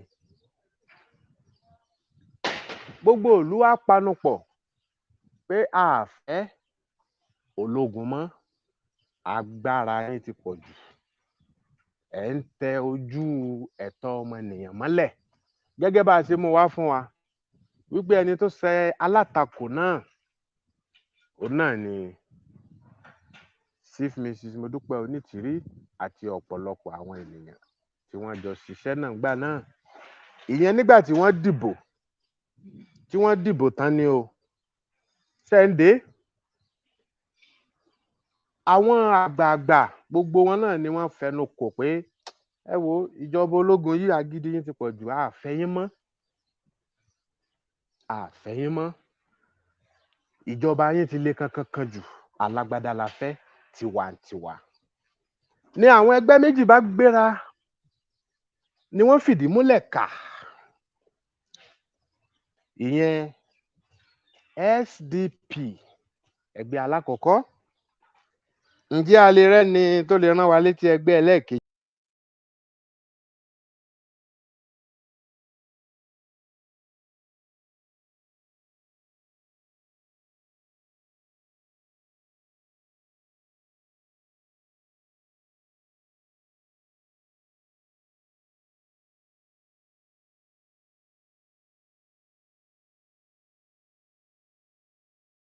Hello bàbá. Ó dẹ̀ pé wọ́n ti flag àfà jáde. Ẹ jẹ́ kí a máa play kéje wọ̀rọ̀ lọ kí níbi tó ti sọ̀rọ̀ nípa bàbá wa MKO Abíọ́lá. Bàbá yín nìyẹn o, ẹ ti rí. Igun ni igun venture. President igun ni igun venture yín. Ìwọ Ọlọ́run ó lẹ́tìkẹ́ no be juju be this ni. President wọn bàbá wọn President igun ni igun venture. Ẹ má bínú. No be juju be this one. No be juju be this one. Ẹ jẹ́ kí gbogbo agbọ́wọlé ṣẹ́ bọ̀tì. Kí ló dé?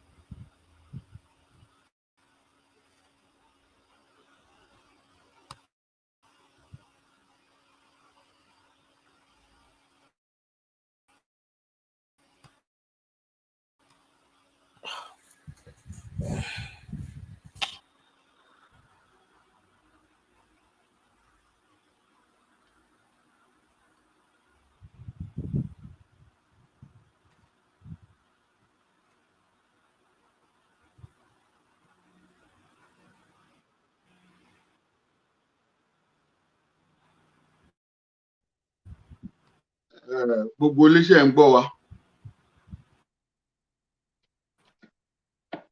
Ṣé ń gbọ́ wa nínú ilé? Hello. Ṣé ń gbọ́ wa nínú ilé? Hello. À ń gbọ́ yín. À ń gbọ́ yín. Wọ́n flag mi jáde ni. Ó rẹ̀ fún flag ẹ̀yin náà jáde. Wọ́n flag mi náà À ń jáde. gbọ́ yín o. Ó yẹ padà wọlé bẹ́ẹ̀. Ṣé ẹ ti ń gbọ́ mi padà báyìí? A ti ń gbọ́ yín. Ẹ ṣeun mo dúpẹ́. Kí ni mo dé wá ṣe? Kí lẹ̀ ṣe mí ká ní mo ṣe.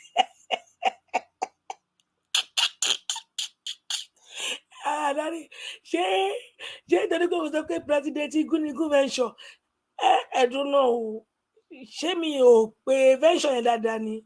Ẹ má bínú, mi ò pé dáadáa ni? Ṣé mi ò pé venture yẹn dáadáa ni?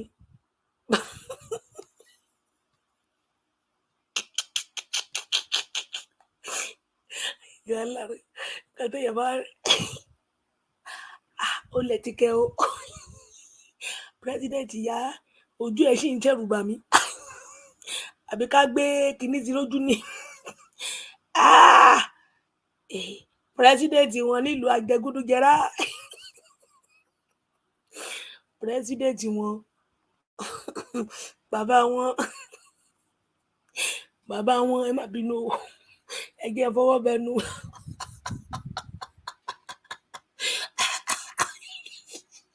President wọn nílùú àjẹgúdújẹrá. Ẹjọ ṣé ẹ gbọ́ mi ṣá?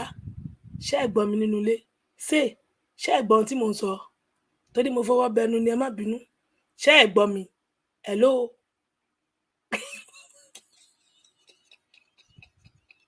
Hello. Hello. Ṣé kò sẹ́ni tó ń gbọ́ mi?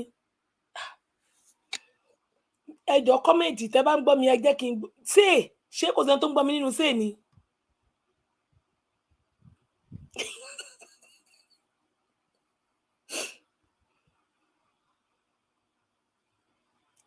Daddy mi bless, ṣé ẹ ń gbọ́ mi ṣá? Ṣé ẹ gbọ́ ohun tí mò ń sọ?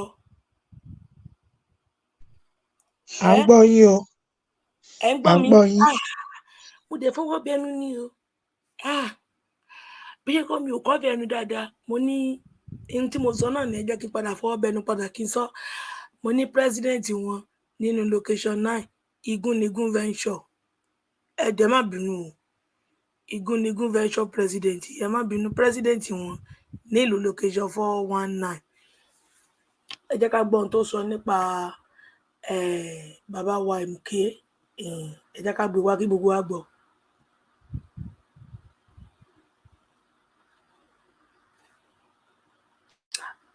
Ó máa flag gidi.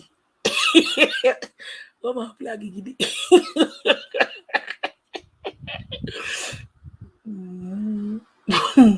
Mo lè ti fọwọ́ bẹnu o.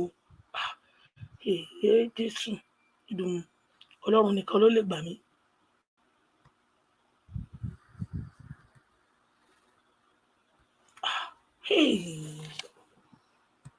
Fears of the decisive victory of Chief MKO Abiola of the defunct Social Democratic Party in the June 12, 1993 presidential election.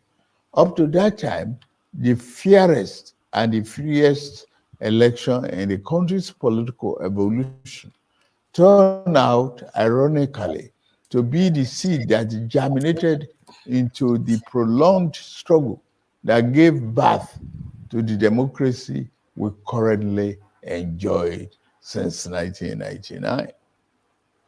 In rising to strongly oppose the arbitrary annulment of the will of the majority of Nigerians, as expressed in that historic election, the substantial number of our people who participated in the struggle to annul the election signified their fierce commitment to enthroning democracy as a form of government that best enables the liberty, the dignity of individual, and integrity, as well as the stability of the polity. the fierce opposition to the annulment of June 12, 1993 presidential election and unrelenting pro-democracy onslaught it unleashed was the equivalent of the battle against colonial rule by our founding fathers that resulted in the gaining of Nigerian independence in 1960. Just like the anti-colonial movement, the pro-democracy June 12 vanguard demonstrated once again the enduring value of the 19th century historian Arnold Toynbee's eternal postulation that civilization and society experience progress as they are forced to respond to challenges posed by the environment. The unjust annulment of a widely acknowledged free and fair election was a challenge that existed by a resurgent civil society, leading ultimately to the attainment of our second independence, as exemplified by the return of democratic governance in 1999. Fellow, has remained a watershed in our nation's history, not just today, but for a future that our beloved country shall exist and work stronger and stronger. Generation of Nigerians will always remember themselves that the democracy that is steadily going to become the defining essence of our polity was not gifted to us on a silver platter. We can easily recall the sacrifice and the martyrdom of Chief MK.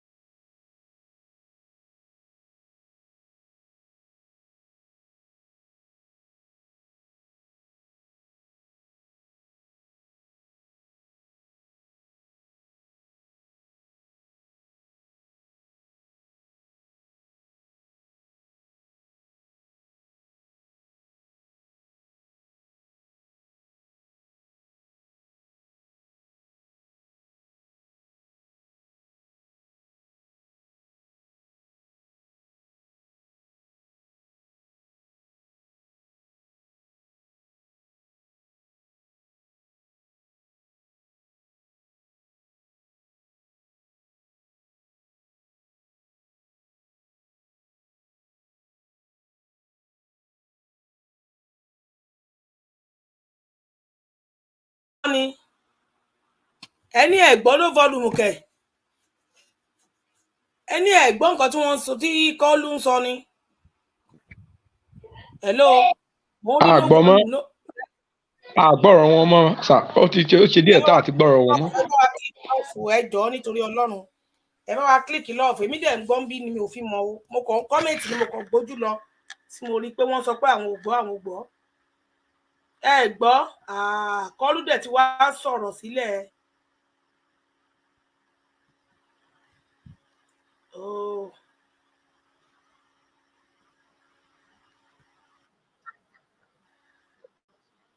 Ṣé ẹ gbọ́ báyìí o?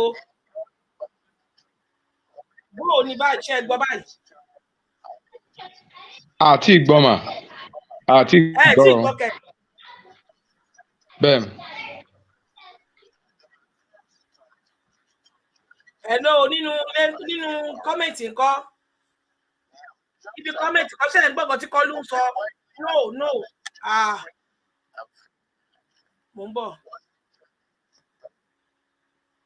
Wọ́n ní kó dákẹ́ ẹnu ẹ. Kí ló dé? Ẹ gbọ́ ohun tó ń wí. Kí ló wá ṣẹlẹ̀? Kọ́lú dẹ̀ ti ń sọ̀rọ̀ náà.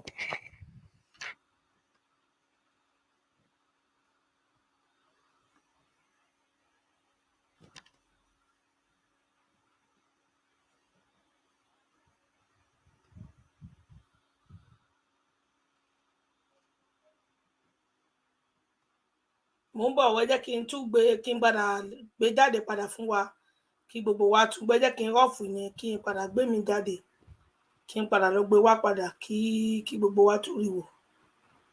Kí ló wá dé tí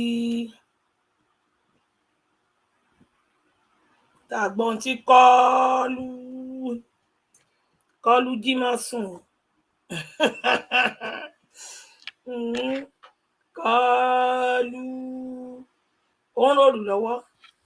Ẹ jẹ́ kí ó ròlù tó bá ròlù tí ẹ jẹ́ bá wa kílíkì love torí wọ́n tún flag bóyá flag yẹn ló fà á tí ẹ fi gbọ́ gbogbo nǹkan tí Kọ́lú ń sọ.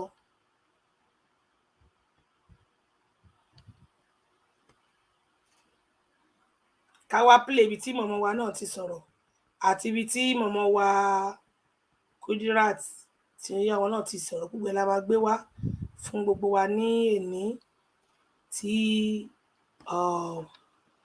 láti fi ṣèrántí àwọn olódodo.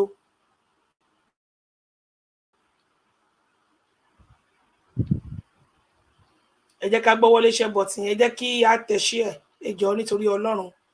Ìkọ́ tá à ń ṣe ní gbogbo ilẹ̀ káàrọ̀ òjíire ni wọ́n ń ṣe nílẹ̀ wa Yorùbá. So kí gbogbo wa náà ká ṣe kí ó dẹ̀ tí wá bàbá yìí ò tí wá ń ṣe just ordinary person sí àwọn ọmọ Yorùbá. Bàbá yìí deserve kì í ṣe gbogbo àwọn oní pátákan ìró kan tán wà ní location 9. Bàbá ilé tún wà special bàbá ló jẹ́ fún gbogbo wa. Special bàbá ni bàbá MKO jẹ́. So tí gbogbo àgbáláyé dẹ̀ celebrate wọn lénìí ó wá ṣe pàtàkì fáwa náà as in ọmọ ọkọ ilẹ̀ Yorùbá káwa náà ṣe kí ni ká bá wọn celebrate torí pé bàbá gidi tí wọ́n láya gidi bẹ́ẹ̀ ni tí wọ́n dẹ̀ fi ìtàn rere lélẹ̀ òun ni wọ́n so bó ṣe rí nìyẹn.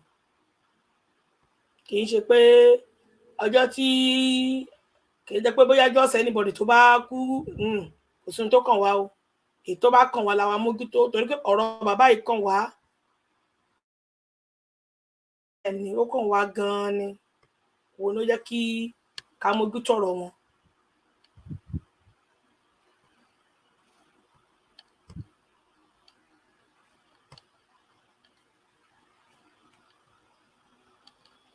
In the country's political turned out, ironically, to be the seed that germinated into the prolonged and gave birth to the democracy we currently enjoyed since 1999. In rising to strongly oppose the arbitrary annulment of the will of the majority of Nigerians, as expressed in that historic election, the substantial number of our people who participated in the struggle to annul the election signified their fierce commitment to enthroning democracy as a form of government that best ennobles the liberty, the dignity of individual, and integrity, as well as the stability of the polity. The fierce opposition to the annulment of June 12, 1993 presidential election and unrelenting pro-democracy onslaught it unleashed was the equivalent of the battle against colonial rule by our founding fathers that resulted in the gaining of Nigerian independence in 1960. Just like the anti-colonial movement, the pro-democracy June 12 vanguard demonstrated once again the enduring validity of the 19th century historian Arnold Toynbee's eternal postulation that civilization and society experience progress as they are forced to respond to challenges posed by the environment.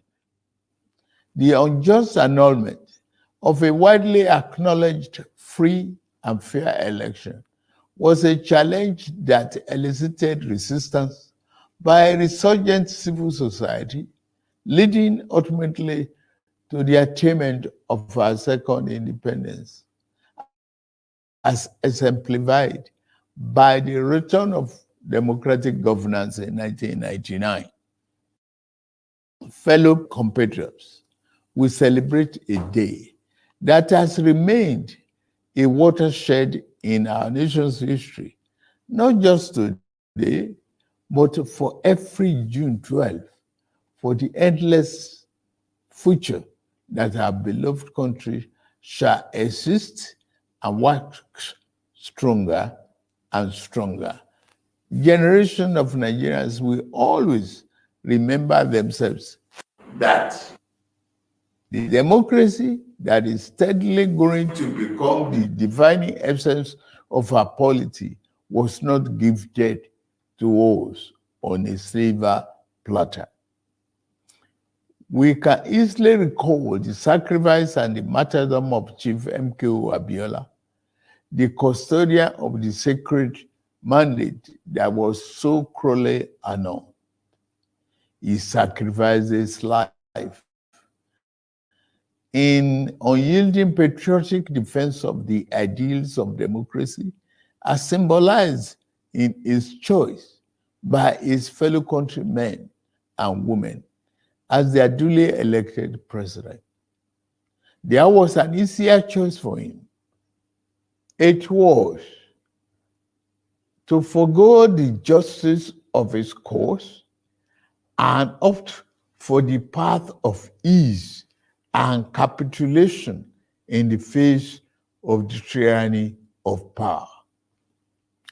To his eternal credit and immortal glory, Abiola said no. He demonstrated the time-tested eternal truth that there are certain ideals and principles that are far more valuable than life itself. Every day on this day, down the ages, we will recall the several heroes of democracy, such as Kudirat Abiola, wife of Chief Abiola, who was brutally murdered while in the trenches fighting on the side of the people. We remember Pat Alfred Rewani, one of the heroes of our independence struggle, and Major General Shehu Musaya Adua, retired, who was silenced by the military junta while in pursuit of democracy. They gave their yesterday for the liberty that is ours today. The point is that we must never take this democracy for granted. We must forever jealously guard and protect it like a precious jewel.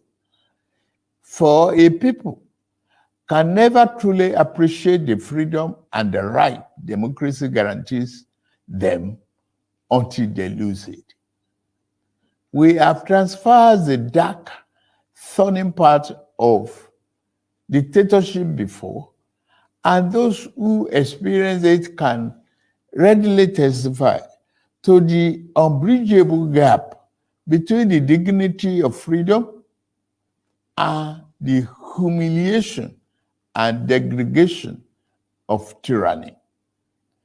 True, yes, rancorous debates, interminable wrangling, ceaseless quarrels, bitter electoral contestations may be perceived by some as the unattractive feature of democracy, but they also testify to its merits and value.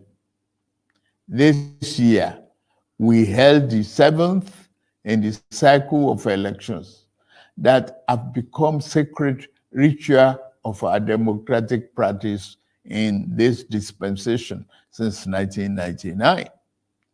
That the polls were intensely contested is in itself positive evidence that democracy is well and alive in our land. It is only natural that even as those who won and experienced victory in various elections are elated and fulfilled, those who lost are disenchanted and disappointed. But the beauty of democracy is that those who win today can lose tomorrow, and those who lose today will have an opportunity to compete and win in the next rounds of elections. Those who cannot endure and accept the pains of defeat in elections do not deserve the joy of victory when it is their turn to triumph.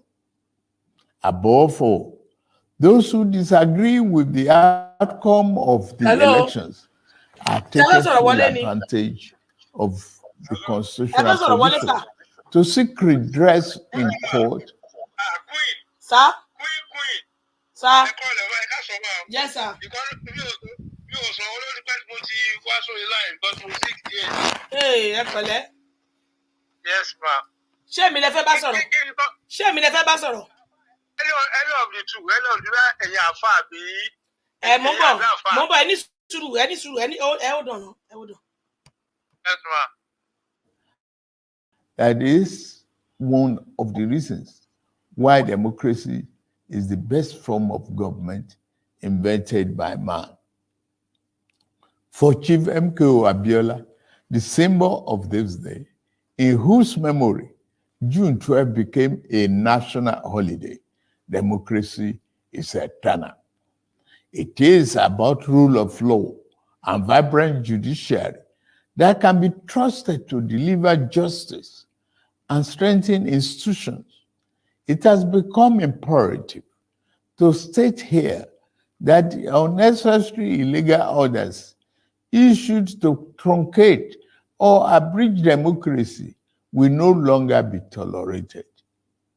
The recent harmonization of the retirement age of the judicial officers is meant to strengthen the rule of law, which is a critical pillar of democracy. The reform has just started. The democracy that will yield right dividends to the people who are shareholders means more than just freedom of choice and right to get people into elective offices.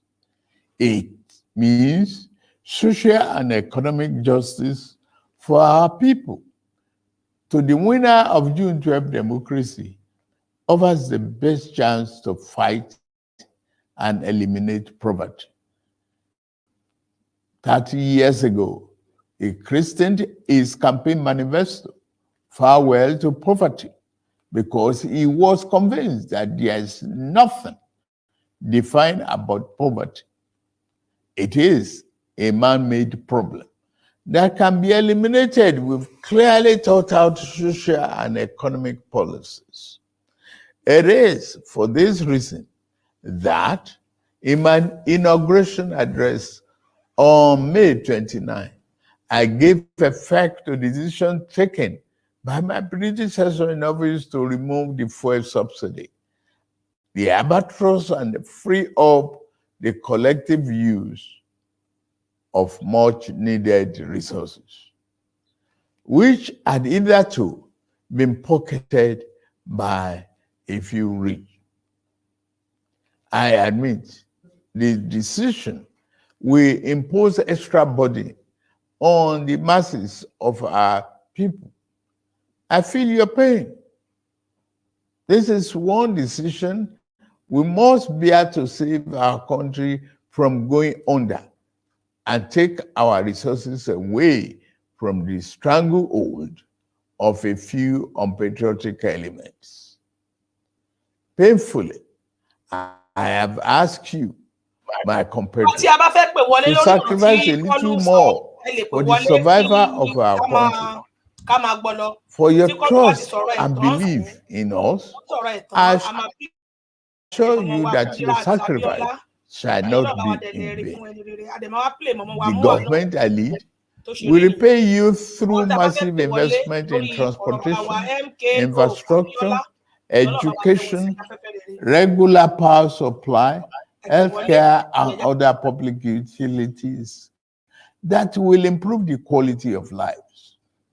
The democracy MK Abiola died for is one that promotes the welfare of the people over personal interests of the ruling class, and one where the governed can find personal fulfillment and happiness.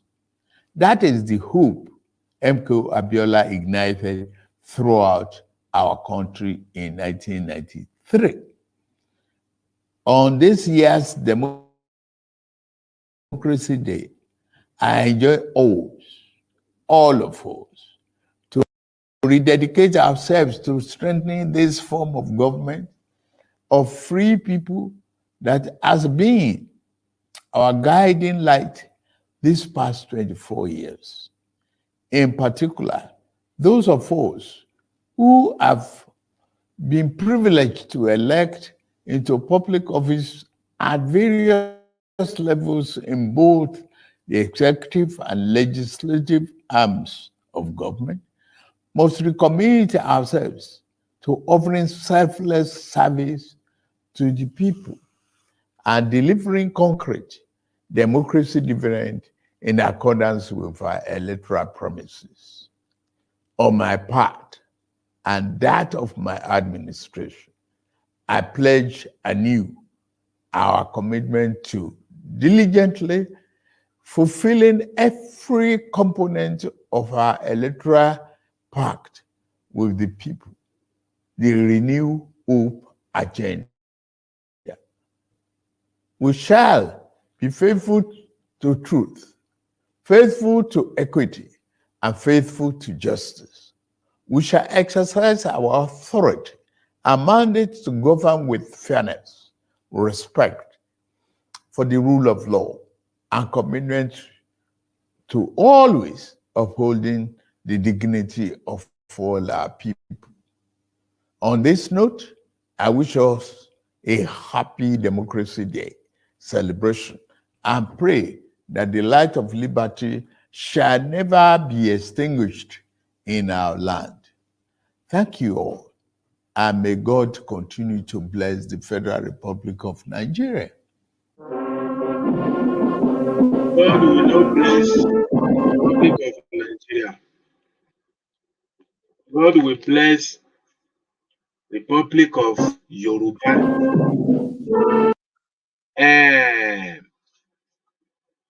Mo kí gbogbo wa. Ṣé ẹ̀ ń gbọ́ mi, ẹ̀yin aráalé? Ẹ bá wa kọ́mẹ̀ntì tí ẹ bá ń gbọ́ mi. À ń gbọ́ yín bàbá àfà, ẹ kú ètò sà. Ẹ ṣé gan, ẹ ṣé. Mo kí gbogbo wa. Eléyìí ni story June 12. Ìtàn nípa June 12. Chief MKO Abiola Ọlámbíwọn nínú Ọláwálé. A sì máa wò ó. Ààrẹ Ọ̀nà Kakanfò ti jẹ́ta. Ẹ ṣé gan. Wọ́n ní yes, àwọn ń gbọ́ mi. Àgbọ́yé bàbá ìyá alásàlátù bó ṣe ń jó bó ṣe ń jó ní mo kí yín ẹ ṣé.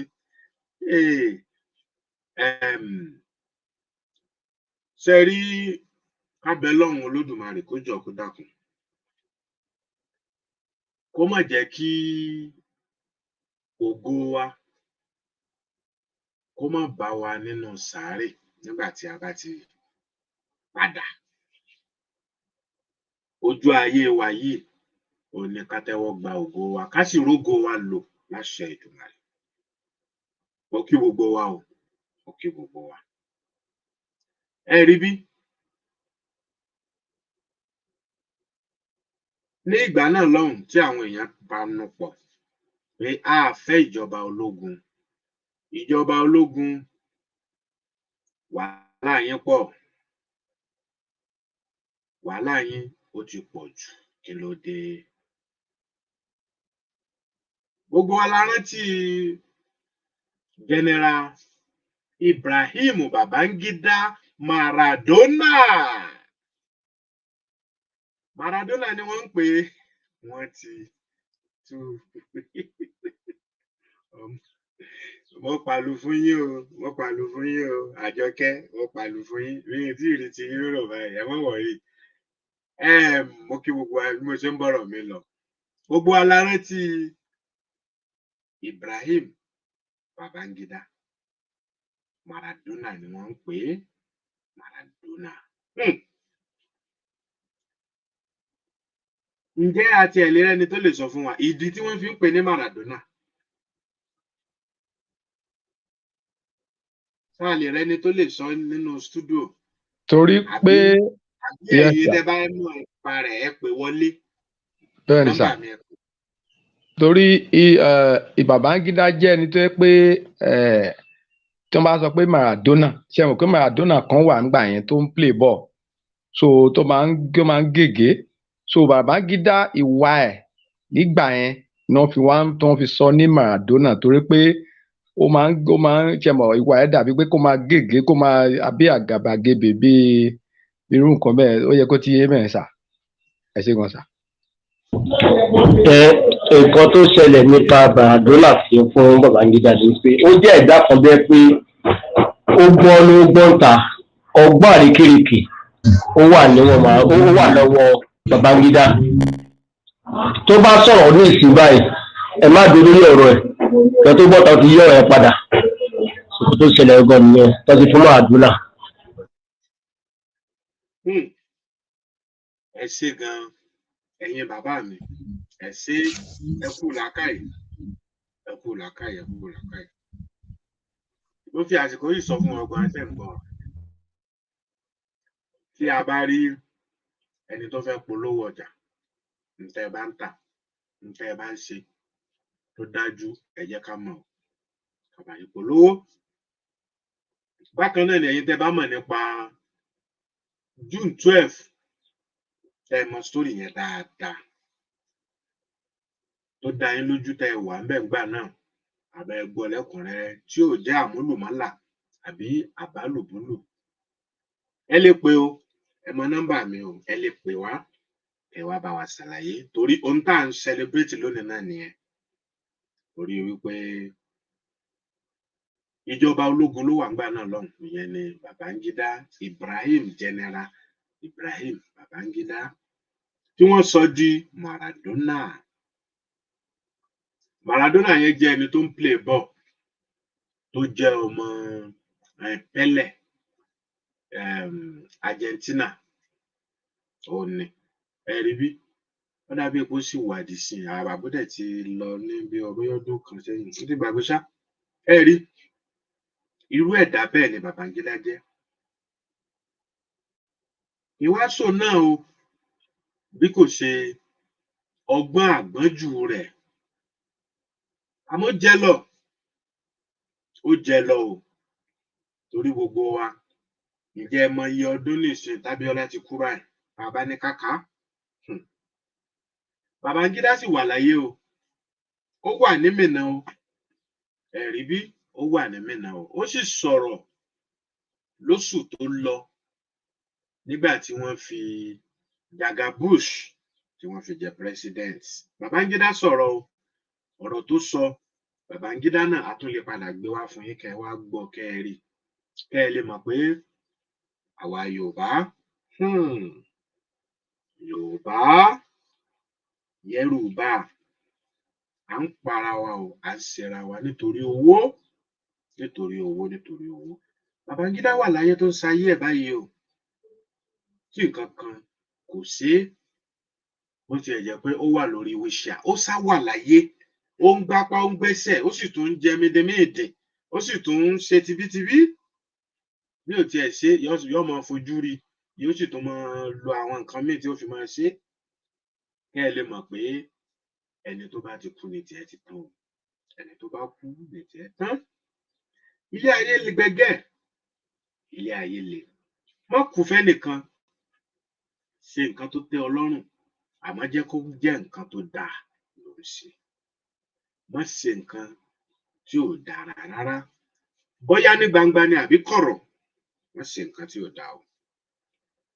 Babangida ló wà lórí àlééfà ńgbà náà gẹ́gẹ́ bí ààrẹ orílẹ̀-èdè Nàìjíríà. Wọ́n wá sọ ńgbà náà wípé wàhálà ẹ̀yin ológun ti pọ̀ jù o, a fẹ́, torí gbogbo wa la mọ nǹkan tí Abacha nǹkan tó ṣe. Àfà, mo mọ ìyún lẹ́mọ̀ tẹ́tí sí, ẹ̀ ń tẹ́tí lẹ̀ pọ̀, àwọn nǹkan ibi a máa ń rí yín sínú. Oyin ni ibi a máa ń rí yín sínú, àwọn pọ́ìntì tẹ́ mọ̀ yọnu kẹ́ ẹ tó sojú dúdú ń bẹ̀. Olódùmarè, ẹ rí bí a ní pé a fẹ́ mọ́, wípé a ṣe mọ́, wípé ń t'Abacha fojú wa rí, nǹkan tó mà lágbára mà ni, kì í ṣe nǹkan kékeré, òun ló fi ojú wa rí o, nǹkan tó lágbára ni.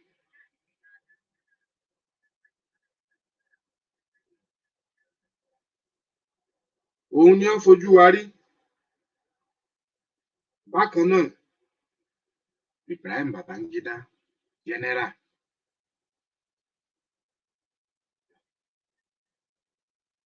òun náà ṣe kí ni, ó fi ojú wa hàn.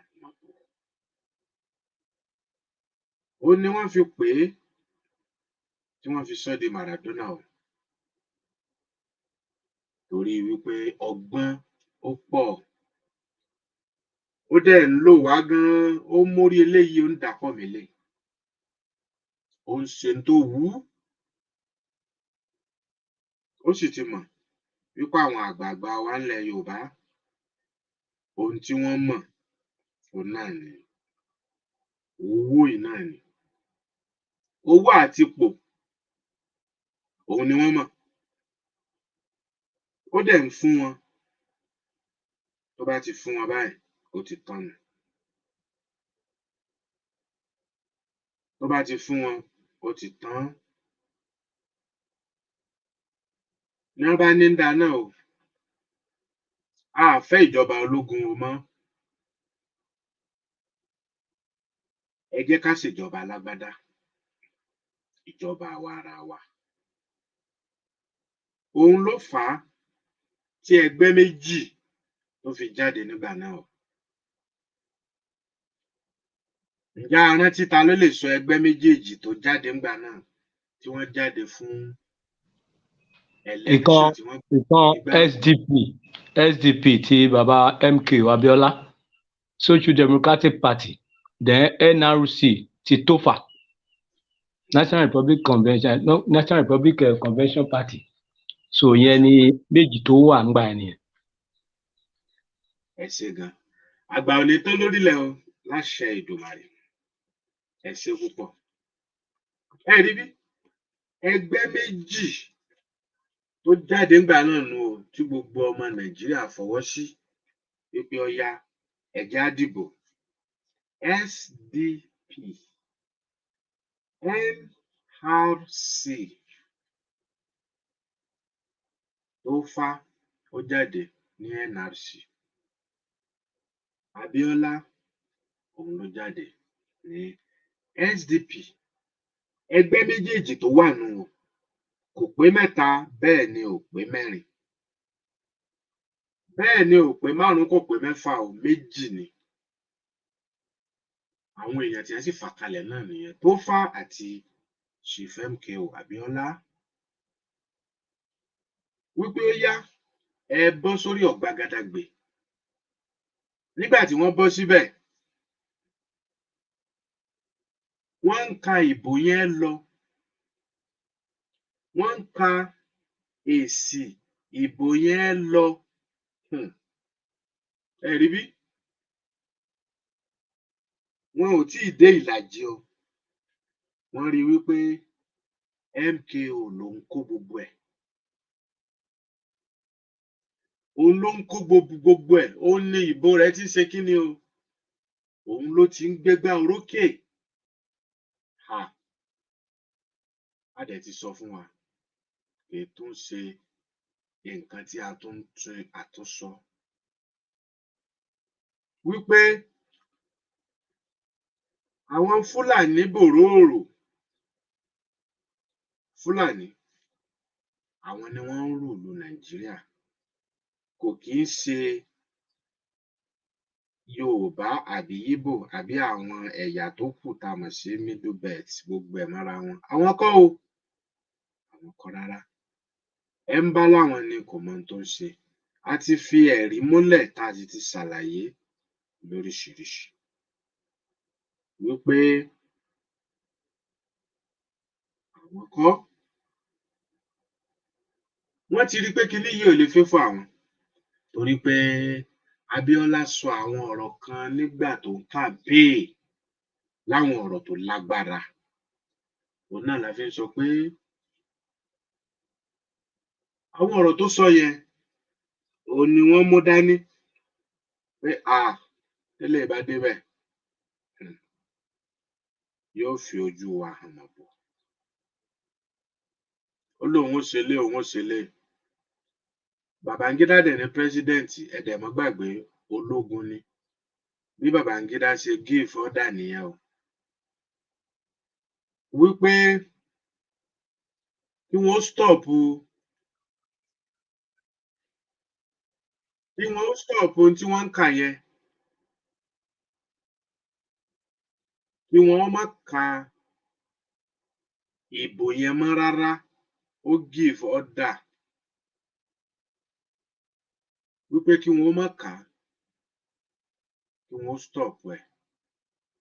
Ẹ rí bí? Àáfà èwo lẹ kọ́kọ́ fẹ́ play torí táìmù wa. Èwo ni ká kọ́kọ́ play, ṣé kí n kẹ elé àbí ibi tí bàbá wa Abíọ́lá ti sọ̀rọ̀ yẹn? Bí mo ṣe ń mú wá, Àyè tún máa play mọ̀mọ́ wa Kúdírát náà pẹ̀lú mọ̀mọ́ wa mọ̀mọ́ Mua. So torí time àti kọ́. Ẹ jẹ́ kí n gbélé ìwọlé. Èyí tí ibi tí mo sọ̀rọ̀ dé. Ẹ fílẹ̀ sínú stúdíò síbẹ̀. Ẹ fílẹ̀ sínú stúdíò. Ibi tí mo sọ̀rọ̀ dé ìsìn. Eléyìí òun ló bàkẹ́. Ó yá ẹgbẹ́ yẹn wọlé gbà náà.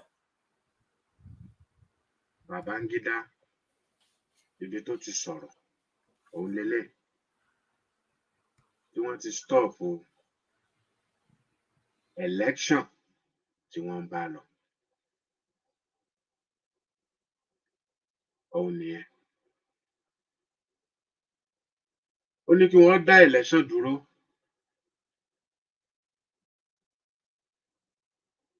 Nítorí wípé MKO Abíọ́lá òun ló lékè. Wípé òun ló lékè. Wọn ò dẹ̀ fẹ́ kó lékè. Bí wọ́n ṣe dá election dúró nìyẹn o. Àmọ́ èyí tí wọ́n ti kà sílẹ̀, MKO ló lékè. Nígbà tí wọ́n dá election dúró, nígbà tí president ẹnu hàn pé president ni ó ń lọ lórí. Ẹ jẹ́ ká gbọ́, ẹ jẹ́ kí n play rẹ̀.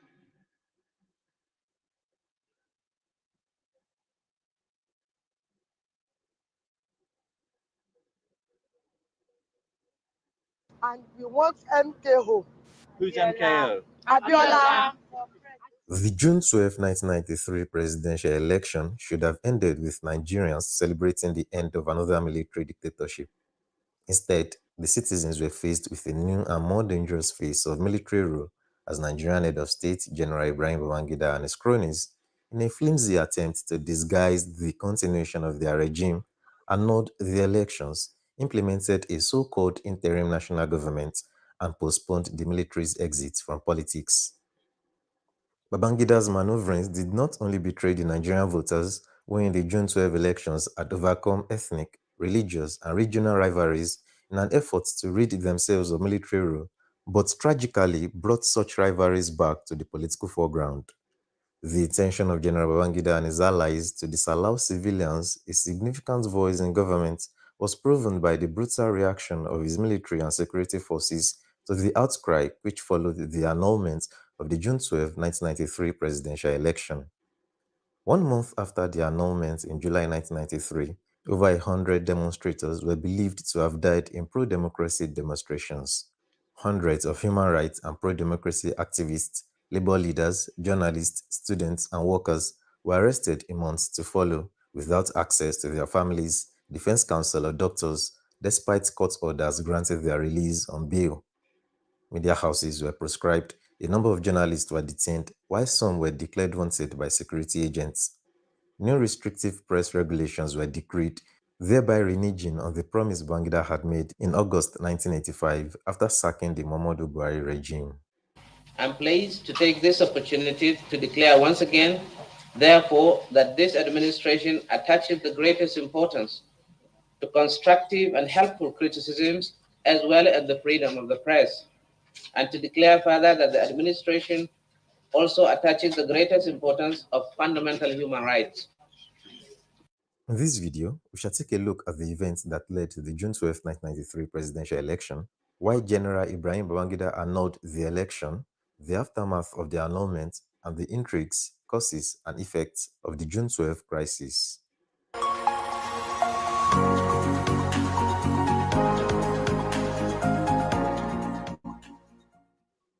Nigeria is made up of more than 250 ethnic groups, the three largest of which are the Hausa Fulani, who make up the bulk of the population in the northern region, the Yoruba, who form the majority in the southwest, and the Igbo, who are the largest group in the east. The Hausa Fulani are mainly Muslim and have traditionally controlled Nigerian politics. The Yoruba and Igbo, who dominate the southern regions, are largely Christian. Ethnic, religious, and regional conflicts have been a constant factor in Nigerian politics, especially during the Civil War, which broke out in 1967 and claimed over 1 million lives. As of 1993, Nigeria had enjoyed civilian rule for only 10 of its 33 years of independence, and no Southerner has ever held office as an elected president.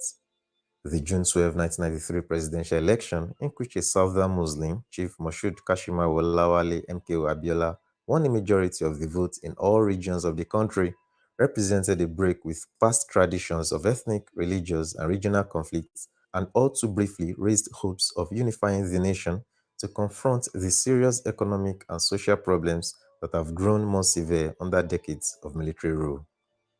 After he seized power in a palace school on August 27, 1985, General Babangida, through the combined efforts of a barrage of military decrees, the brutal behavior of security forces, a disregard for the rule of law, and repeated attacks on civil institutions, brought Nigeria to the brink of ruin.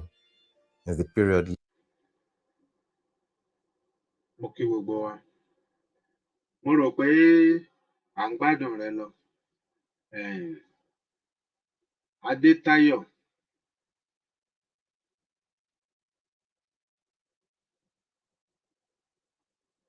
ohun tí ẹ kọ yìí a máa delete ẹ̀.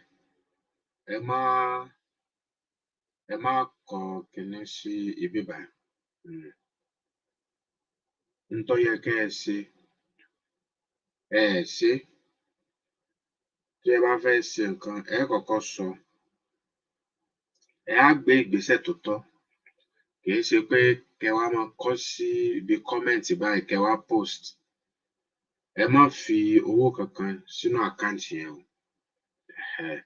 Ẹ̀yin tẹ́ ẹ bá lọ ṣe bẹ́ẹ̀, ẹ fowó yín ṣòfò ni o. Kì í ṣe bí wọ́n ṣe máa ń ṣe nǹkan nìyẹn.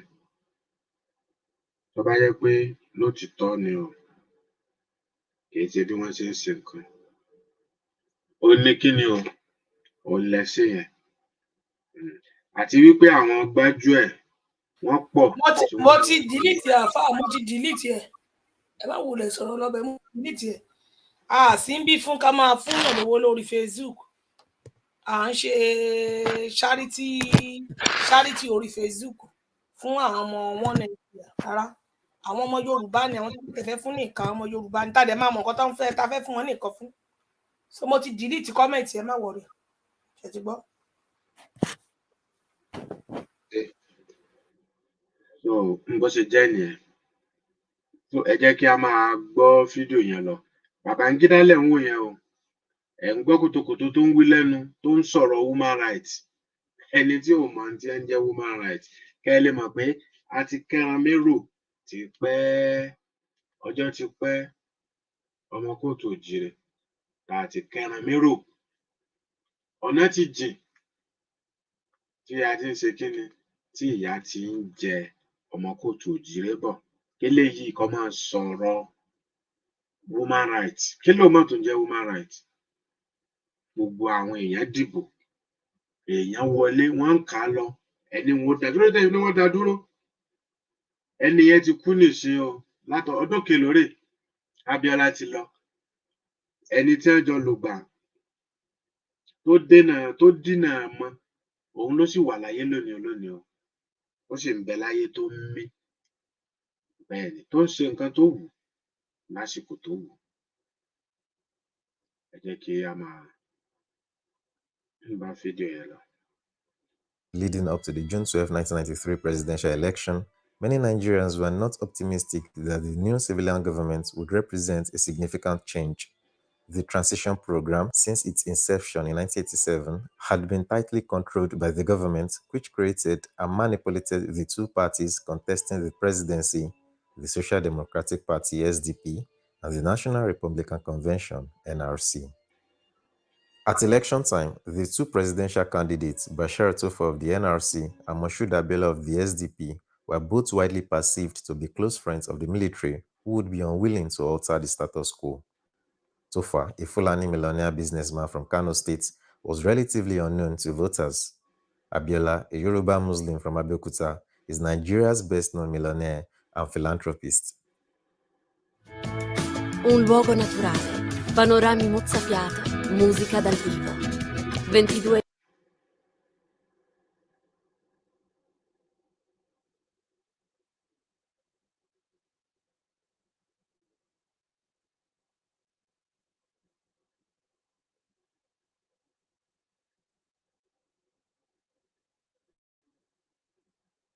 Abiola had sought to distance himself from the military's unpopular policies. Despite the general lack of faith in the new civilian government, the elections were believed to represent a crucial step in the nation's moves toward democracy. In the months leading up to the elections, many Nigerians believed that the military would find another excuse to cling to power because the government chose the symbols of these parties, wrote their platforms, and banned candidates it found unfit. Another reason for their skepticism was a campaign by the Association for a Better Nigeria (ABN), a shadowy group headed by Arthur Nzeribe, calling on General Ibrahim Babangida to remain in office. Although the government denied links with the ABN, many remained convinced of the connection, which was later proven. Doubts about the election increased dramatically just 2 days prior to the election. On June 10, the High Court in the capital of Abuja stunned the nation by its ruling in a case brought by the ABN, which argued for the cancellation of the election on allegations of corruption. Justice Basi Beme ordered the government not to conduct the elections until the charges had been investigated. The next day, the government reassured the nation that elections would go ahead the following day, citing a military decree which ousted the authority of the High Court to decide on election-related matters. Indeed, according to Decree 13 of 1993, no court ruling could affect the date or time of the holding of an election. Lawyers of the National Electoral Commission (NEC) said they would appeal the court's ruling. On election day, more than 30% of registered voters went to the polls. a significant turnout in a country where many potential voters had become disillusioned by years of the government's discouragement of popular participation and incessant manipulation of the transition.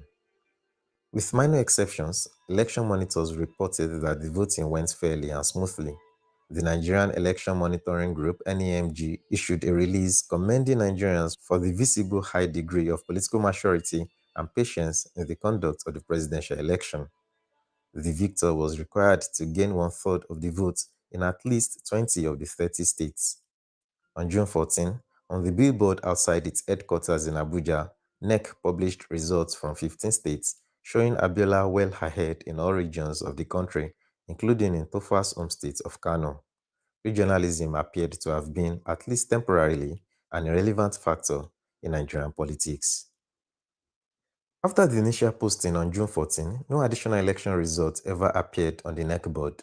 On June 16, Radio Nigeria announced that NEC was suspending the announcement of election results because of developments and actions pending in courts. It cited a restraining order granted the day before by Justice M.D. Saleh, the Chief Judge of Abuja, which prohibited NEC from publishing the results. The order had been issued in response to a motion filed by Abimbola Davis of the ABN, who charged that the elections had been plagued by corruption. Judge Saleh ruled that he would consider ordering the elections annulled, pending further investigation of the charges by ABN. Nigerians and foreigners were stunned by the announcement, particularly since NEC had ignored the High Court's order of less than a week earlier. A flurry of additional suits brought before the High Court in Benin City, Lagos, Ibadan, Jos, and Awka, Anambra states contradicted the Abuja Court's decision and resulted in orders for NEC to release the election results. On June 18, 1993, in defiance of Decree 13's threat of a 5-year jail sentence and fine for publishing unauthenticated voting figures, the Campaign for Democracy (CD) made good its threat of the previous day and published the results, showing that Abiola had won a majority of the votes in 19 of the 30 states, with a total of 58.4% of the votes to Tofa's 41.6%. Calls for recognition of the results came from individuals and organizations, including unions, politicians, and prominent Nigerians, such as the writer and Nobel Prize winner Wole Soyinka, who said it would be deliberately chaotic to further delay in making the verdict of the Nigerian people official. As expected, Abiola claimed victory. On June 21, NEC filed an appeal against the Abuja court's order, and a hearing was scheduled for June 23. The same day, Justice Saleh ruled that the elections were illegal because of NEC's decision to ignore the June 10 court order not to conduct the elections until allegations of bribery were investigated. As noted earlier, the government, citing Decree 13, had previously reassured the nation that the court lacked jurisdiction in the matter. On June 23, the government made the announcement that the nation had feared. The election was annulled. In addition, NEC was dissolved and Decrees 13 of 1993 and 52 of 1992 were abrogated. The same day, the government said it would not hesitate to declare an emergency in any state where disturbances occurred. It stated that such a drastic step was necessary in order to remove the confusion created by the conflicting rulings from the various courts. According to Babangida's statement, the election was annulled to save the judiciary from being ridiculed and politicized locally and internationally. Interestingly, the military head of state could not have chosen a more incredible excuse. Beyond the obvious contradiction posed by the recent swearing-in of an election tribunal to handle election-related controversies, the Decree 13 granted NEC wide-ranging powers to oversee elections. Decree 52 outlined the transition timetable, including the swearing-in of an elected president on August 27, 1993.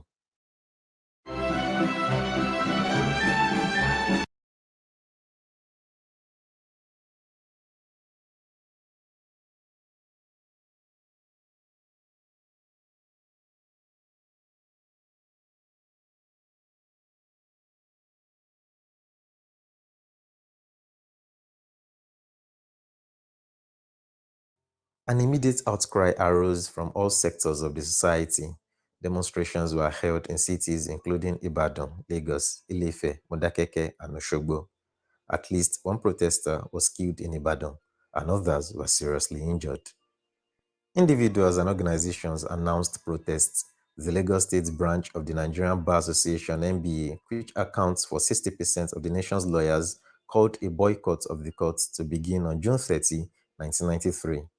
International organizations, labor unions, religious organizations, and politicians all made statements calling for the recognition of the election. Members of the military also protested. Many middle-ranking members of the army were not happy with the military's continued involvement in politics. The CD called for 1 week of nationwide protests to begin on July 5. At a June 30 news conference announcing the protest, the CD chairman, Dr. Beko Ransom Kuti, urged workers to stay at home, traders and market women to close stores, and cars to stay off roads. Students and youths were urged to organize themselves into civil defense groups and to form and man barricades and make bonfires.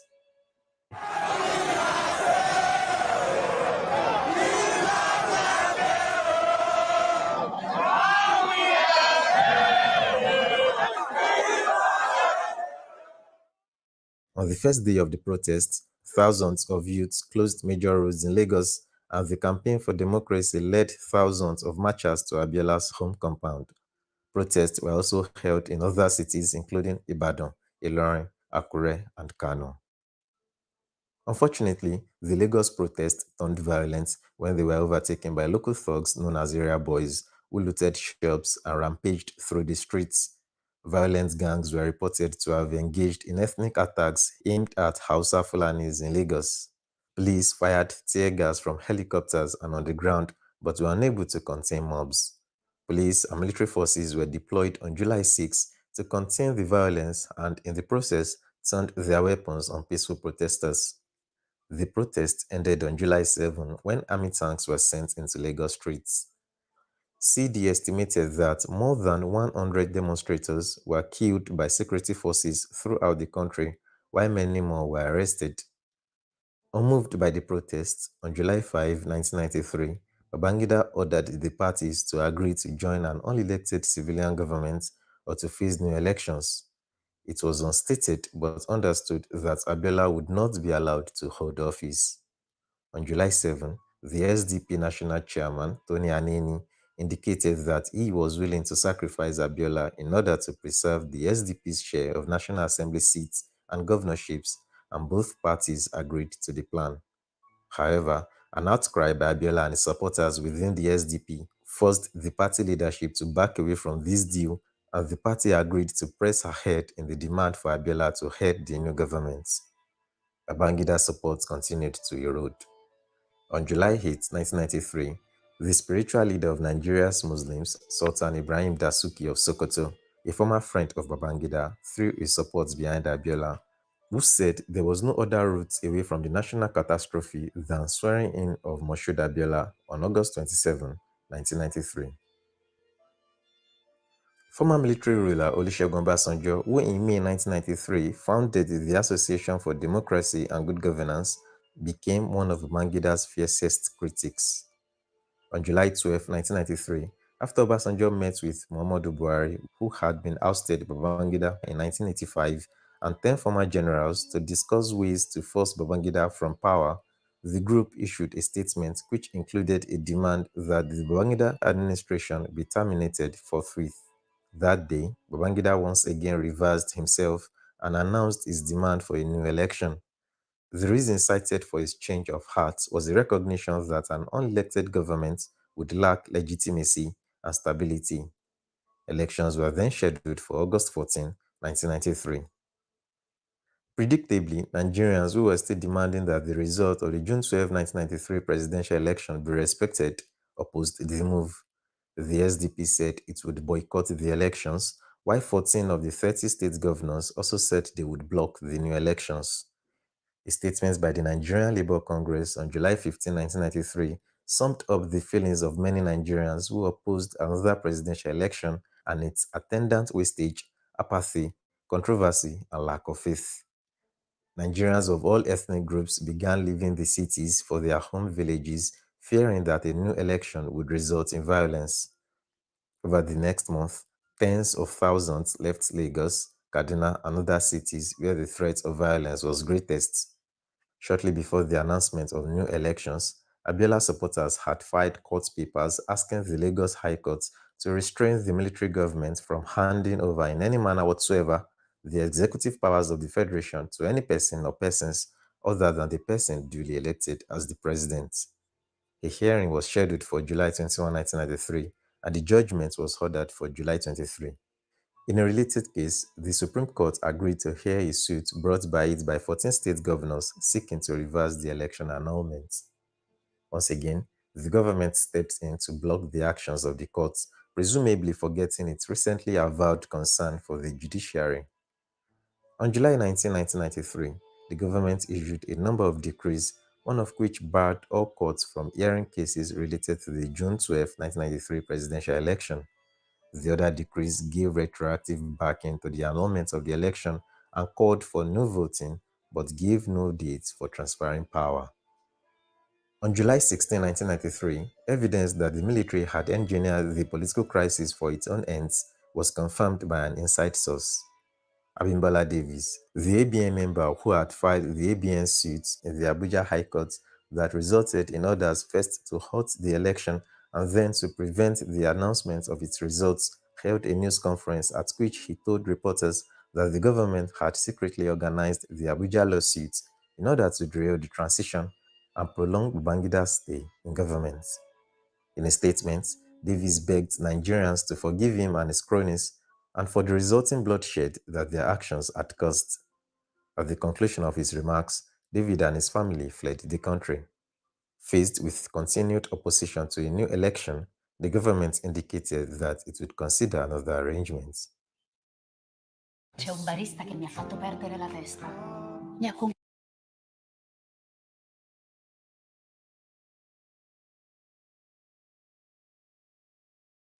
On July 27, Anini announced that he was again ready to sacrifice Abiola and make a deal with the NRC and the military to form a new government. A few days later, General Babangida announced his agreement with the interim government plan. He said that the interim administration would specifically oversee local council elections scheduled for December 1993 and at some unnamed future date, a new presidential election. Details of the plan were to be worked out by a committee headed by Babangida's deputy, Augustus Aikomu. In a statement, Babangida continued to portray his erratic moves as reasonable steps in the transition process, citing the same reasons the government had used earlier in disapproving the idea of an unelected civilian government. Abiola quickly responded that the new plan was unworkable because of its inherent lack of legitimacy. Popular reaction to the plan was again quick and vocal. A group of 30 senators signed a joint motion asking the government to declare the winner of the June 12 election. All but 6 of 30 SDP state chairmen indicated they supported Abiola and rejected the interim government's proposal. Nigerians continued to leave the cities, and the government continued to insist there was no danger. On August 2, 1993, the CD said it would press on with civil disobedience campaign. It called for renewed nationwide protests on 12th to 14th of August to oppose Umangida's latest manipulation to prolong military rule. It said the Abiola government should be defended by the Nigerian people and take office on August 27. This time, the CD stressed the need for non-violence and urged protesters to stay close to home to avoid bloodshed. The Committee on the Interim National Government submitted its report on August 5, 1993. The Interim National Government was to then organize a new presidential election and hand over authority to an elected civilian president by March 31, 1994. On August 4, 1993, Abiola left Nigeria unannounced in his private plane and flew to London and Washington to drum up international support for his cause. After his departure, the government made a number of unsubstantiated allegations against him, including that he was involved in a plot to bomb various strategic locations, a charge that Abiola termed ridiculous. In mid-August, Abiola reported that he planned to return to Nigeria before the end of the month. Various industrial unions, including the powerful Oil Workers Union and textile and banking unions, announced plans to embark on strikes if the military did not step down on August 27. Obasanjo's group, Association for Democracy and Good Governance in Nigeria, said on August 9, 1993, that the national interim government schemes were no solution to the current political impasse facing the nation. The group further urged all Nigerians to embark upon peaceful and non-violent means of expressing their disapproval should Babangida fail to leave office on August 27. As the stalemate continued, opposition to the military started weakening in some quarters, allegedly due to bribes paid to former critics, including politicians, unions, and other organizations. Human rights activists reported that individuals of the organization had been offered bribes at various times. In mid-August, a majority of the Senate voted its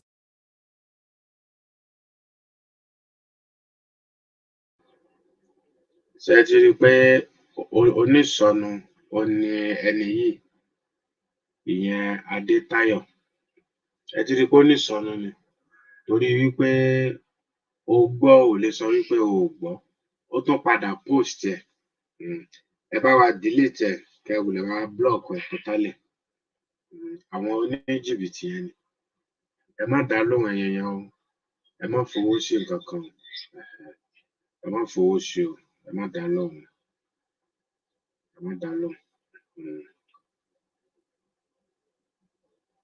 ẹ bá wa delete ẹ̀ kẹ́ ẹ dẹ̀ bá wa ẹ ṣé ẹ bá wa bẹ́ẹ̀ ṣe bá wa block ẹ̀ yẹn ló dáa ẹ mọ̀ pé àì block èèyàn níbí báyìí àmọ́ pẹ̀lú ohun tóun ṣe yìí ó mọ̀ọ́mọ̀ ni ó mọ ohun tó ń ṣe so bó ṣe dáa náà ni kí wọ́n rọra block ẹ̀ jẹ́jẹ́ kó máa bá tiẹ̀ lọ so ẹ jẹ́ kí a máa mo rò pé à ń fi ara balẹ̀ ṣé à ń gbọ́ gbogbo bí fídíò yẹn ṣe ń lọ ṣé ká tẹ̀síwájú àbí báwo mò ń retí àwa tá a máa kọ́mẹ̀ntì sọ̀rọ̀ ṣé ẹ̀ ń gbádùn story yẹn lọ. à ń gbádùn ẹ̀ à ń gbádùn ẹ̀ sà. ṣọ́ọ̀ṣì kù ni ṣé tẹ́tẹ́ ń pè é kù ni. ó sì kù ẹ̀yin tẹ́ ń gbọ́ wa ẹ bá fi kọ́mẹ̀ntì sọ̀rọ̀ ẹ kọ́mẹ̀ntì wọlé. àbí ká play àbí ká sì pọ́ọ̀sì ilé ká play ti ibi tí bàbá yẹn ti sọ̀rọ̀ níjẹta tí a play. à ń gbádùn ẹ̀ à ń gbádùn ẹ̀. ẹ ṣé gan. ṣé ká tẹ̀síwájú níbi comment section kọ́. bẹ́ẹ̀ ni wọ́n ní kọ́mẹ̀ntì yín o. wọ́n ní ká tẹ̀síwájú ẹ jẹ́ kọ́mẹ̀ntì yẹn pọ̀ dáadáa àwọn mélòó kan ti sọ pé bẹ́ẹ̀ ni ká tẹ̀síwájú play it avatar yes bẹ́ẹ̀ ni. torí òní náà ló ní June 12 náà ló ní òní June 12 là ń ṣe tí ìyẹn Boko Buhari president tàná ẹ rí bí June 12 president lánàá ìyẹn Boko Buhari ó ṣẹ̀ṣẹ̀ wàá sọ ní nǹkan bíi sọ́dún kan sẹ́yìn kan má pè ní àbádọ́ méjì ó ṣẹ̀ṣẹ̀ wàá sọ pé election tí wọ́n ṣe ní 1993 yẹn o Chief MKO Abiola ló wọlé wọ́n ṣẹ̀ṣẹ̀ wàá gbé mandate yẹn fún Kọ́lá Abíọ́lá ẹ rí wípé nǹkan tó lágbára ni k'Olódùmarè kó jọ̀ọ́ kó má pẹ̀lú ilé kan èmi àti ẹ o tó jẹ́ wípé glory after death we don't want that glory after death we don't want that we want our glory in our present so that we can use our glory the way we want it ẹ rí bí nǹkan tó burú ni Ọbásanjọ́ Yorùbá ó lọ́dún mẹ́jọ ń bẹ̀ o kò tiẹ̀ rántí ẹ̀ rárá kò sọ̀rọ̀ ń pa ẹ̀ ẹ jẹ́ ká máa gbélé lọ á play yẹn.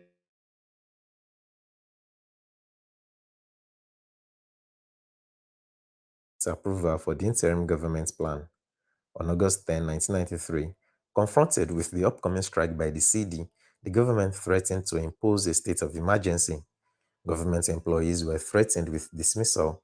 Soldiers were posted on highway overpasses and bridges which had been seized by rock throwers during previous riots.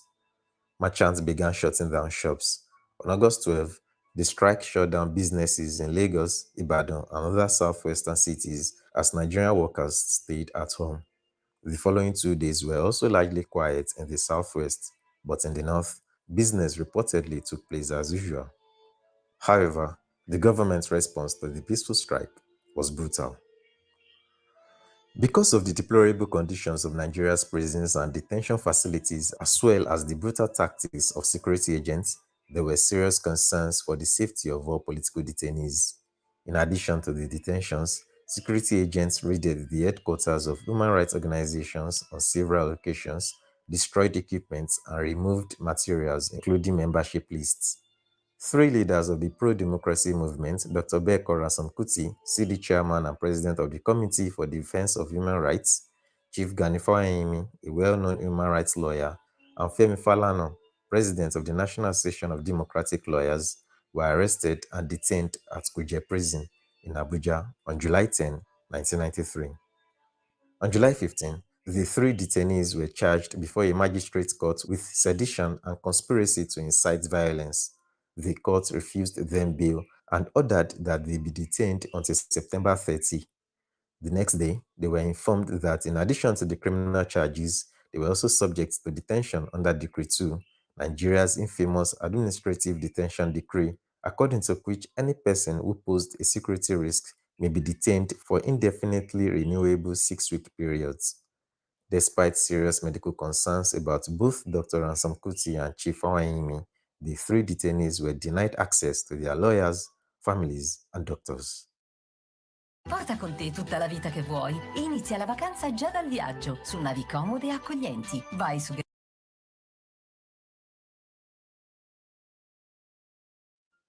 Since the annulment of the June 12, 1993 presidential election, the Nigerian media suffered the worst assaults in its history.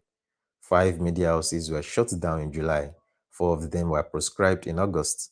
Many journalists were arrested and detained. Babangida promulgated a new decree which stipulated a 10-year jail term for publishing false information, a signal of a further erosion of press freedom. Attacks on the press began to intensify in the pre-election period. At the time of the elections, The Reporter, a daily based in Kaduna, had been proscribed. The News, a weekly based in Lagos, had been shut down and its editorial staff declared wanted. In July, The News changed its name to Tempo and continued to publish underground. Tel, another Lagos weekly which started publishing in February 1993, was repeatedly harassed by security agents and had numerous issues confiscated. It went underground as well. In the aftermath of the election's annulment, the outspoken press became more vocal and the government stepped up its attacks. On June 29, 1993, the wife and 3-month-old child of Dapo Olorunyomi, the News deputy editor-in-chief, were detained for 24 hours. They were thought to have been arrested in Olorunyomi's stead, following a common practice of the Nigerian police, and were reportedly released when the child became ill. The News was then proscribed. The July 5 edition of Tel was confiscated.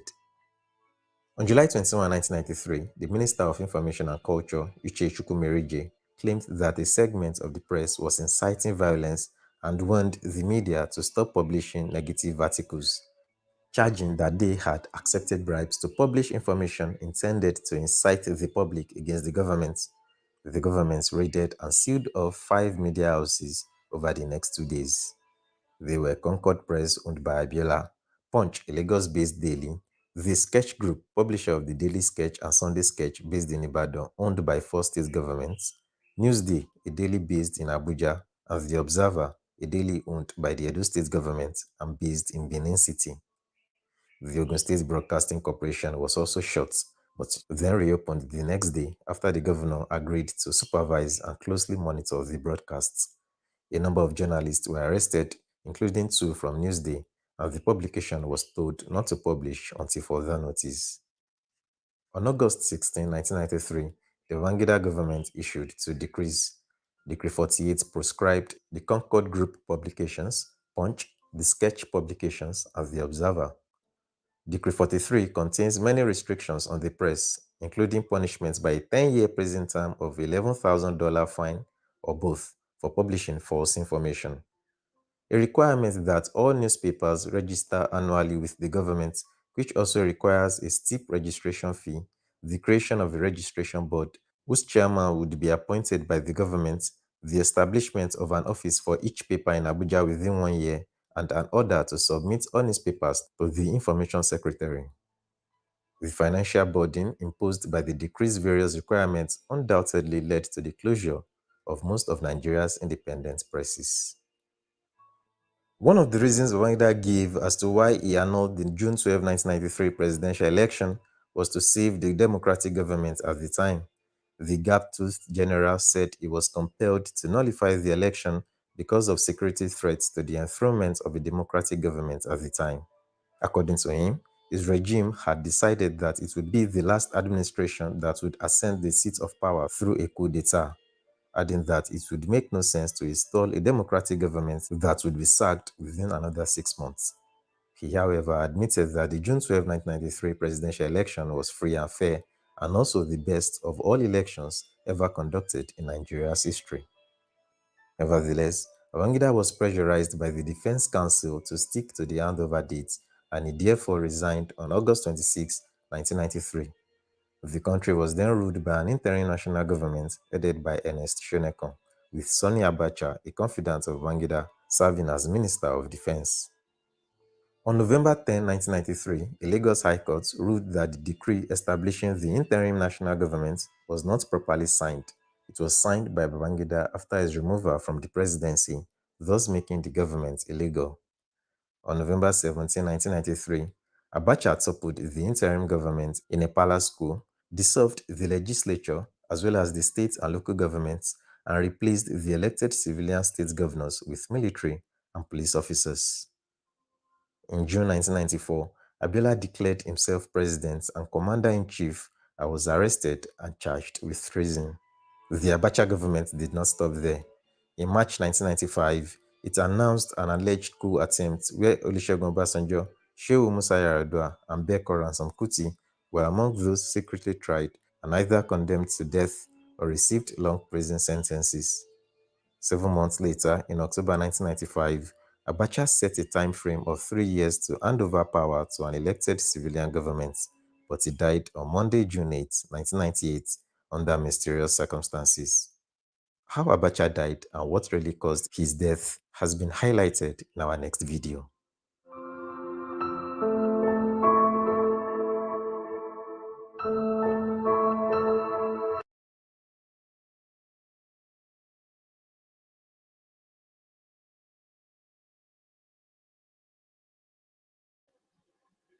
Mo kí wa wípé a káàbọ̀.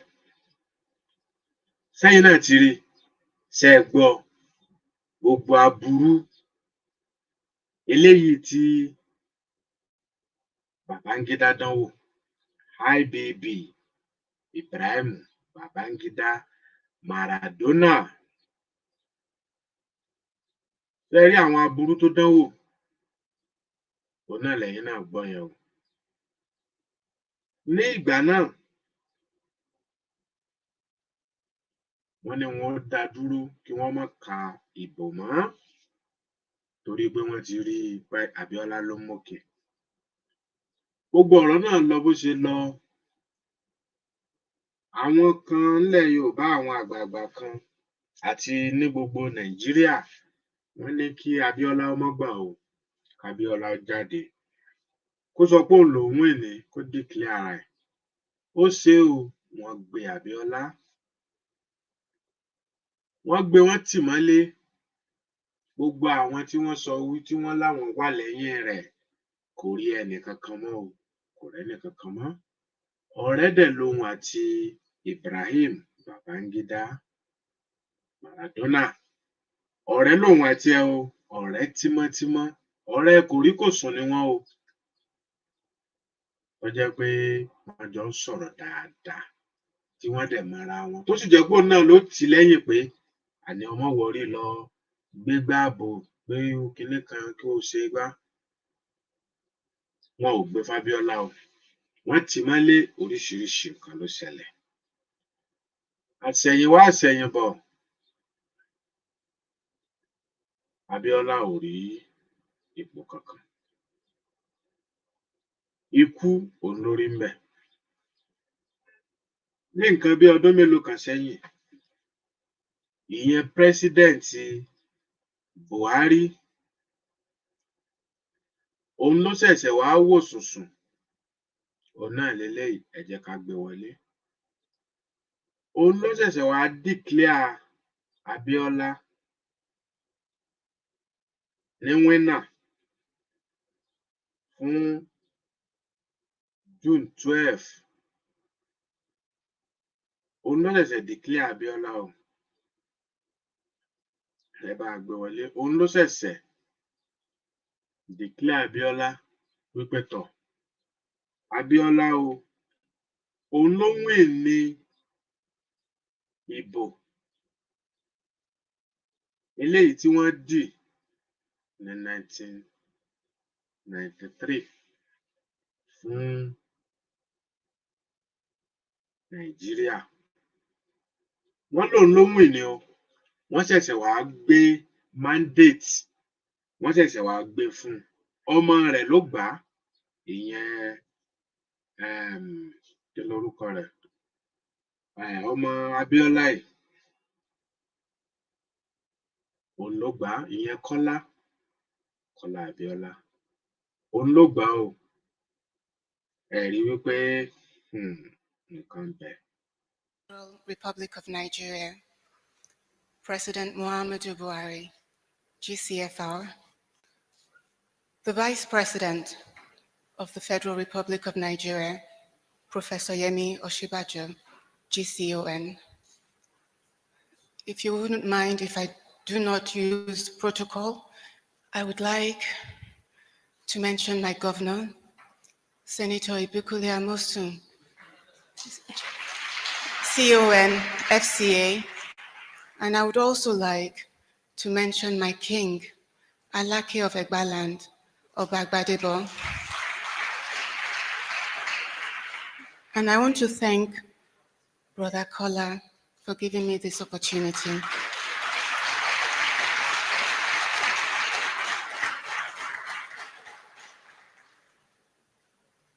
It is difficult to try to stand in the shoes of a giant, of one of the greatest human beings that the world ever had. But that is the responsibility that I bear today. And indeed, even for MKO Abiola, it was difficult to imagine how he would speak to Nigeria in his inauguration speech. My mom told me how he would stand in front of the mirror. He was preparing the speech because the results were coming in and he thought he was going. Ọmọ Yorùbá ẹ gbọ́ àárín yìí ni. Ojú mi jojú ẹkún n ò gbọ́dọ̀ sùn. Ọmọ MKO Abíọ́lá ló ń sọ̀rọ̀ yìí o. Ọmọ Abíọ́lá ló ń sọ̀rọ̀ yìí. Ẹ̀gbọ́n tó wí ni. Ó ní pé ní ọjọ́ náà, ó ní wípé bàbá àwọn ti ṣe kí ni òye Chief MKO Abíọ́lá ká sì máa wò ó. Ó ní wọ́n ti ń múra kalẹ̀ sẹ́mọ̀ pé èmi náà ti di president, èmi ni mo wọlé. Ó ní wọ́n dúró síwájú mirror, iwájú gíláàsì díngí. Wọ́n wá ń sọ fún ìyàwó wọn, ìyẹn Chief Mrs. Kudirat Abíọ́lá, the late, k'Olódùmarè kó bá tẹ ògbón sáfẹ́fẹ́ rí. Ẹ rí bí? Wọ́n wá ń sọ fún un pé ìyàwó mi, bóò ni, ṣé mo dúró rẹ báyìí? Ṣé bí mo ṣe gẹ̀yẹ̀ tó wọlé bẹ́ẹ̀? Ìyàwó wa ní ọkọ mi ó dáa bẹ́ẹ̀. Ó ní bí màá ṣe ń jọ́nà lélẹ̀ tí màá dúró níwájú gbogbo àwọn èèyàn báyìí tí màá máa ṣe kinní. Ẹ rí bí? Nǹkan ń bẹ o, k'Olódùmarè kó jọ̀ọ́ kó má jẹ́ kí wọ́n gba ògo wa lọ́wọ́ wa o. Kó má jẹ́ kí ògo wa bú jáde lẹ́yìn ìgbà tá a bá kú tán. Lójú ayé wa ni ká ti lo ògo wa láṣẹ Olódùmarè.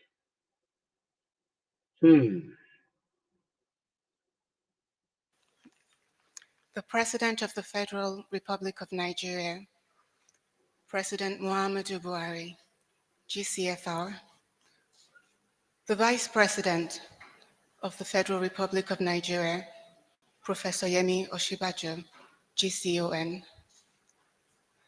If you wouldn't mind if I do not use protocol, I would like to mention my governor, Senator Ibukule Amosun, CON, FCA, and I would also like to mention my king, Alake of Egbaland, Obagbadebo. And I want to thank Brother Kola for giving me this opportunity.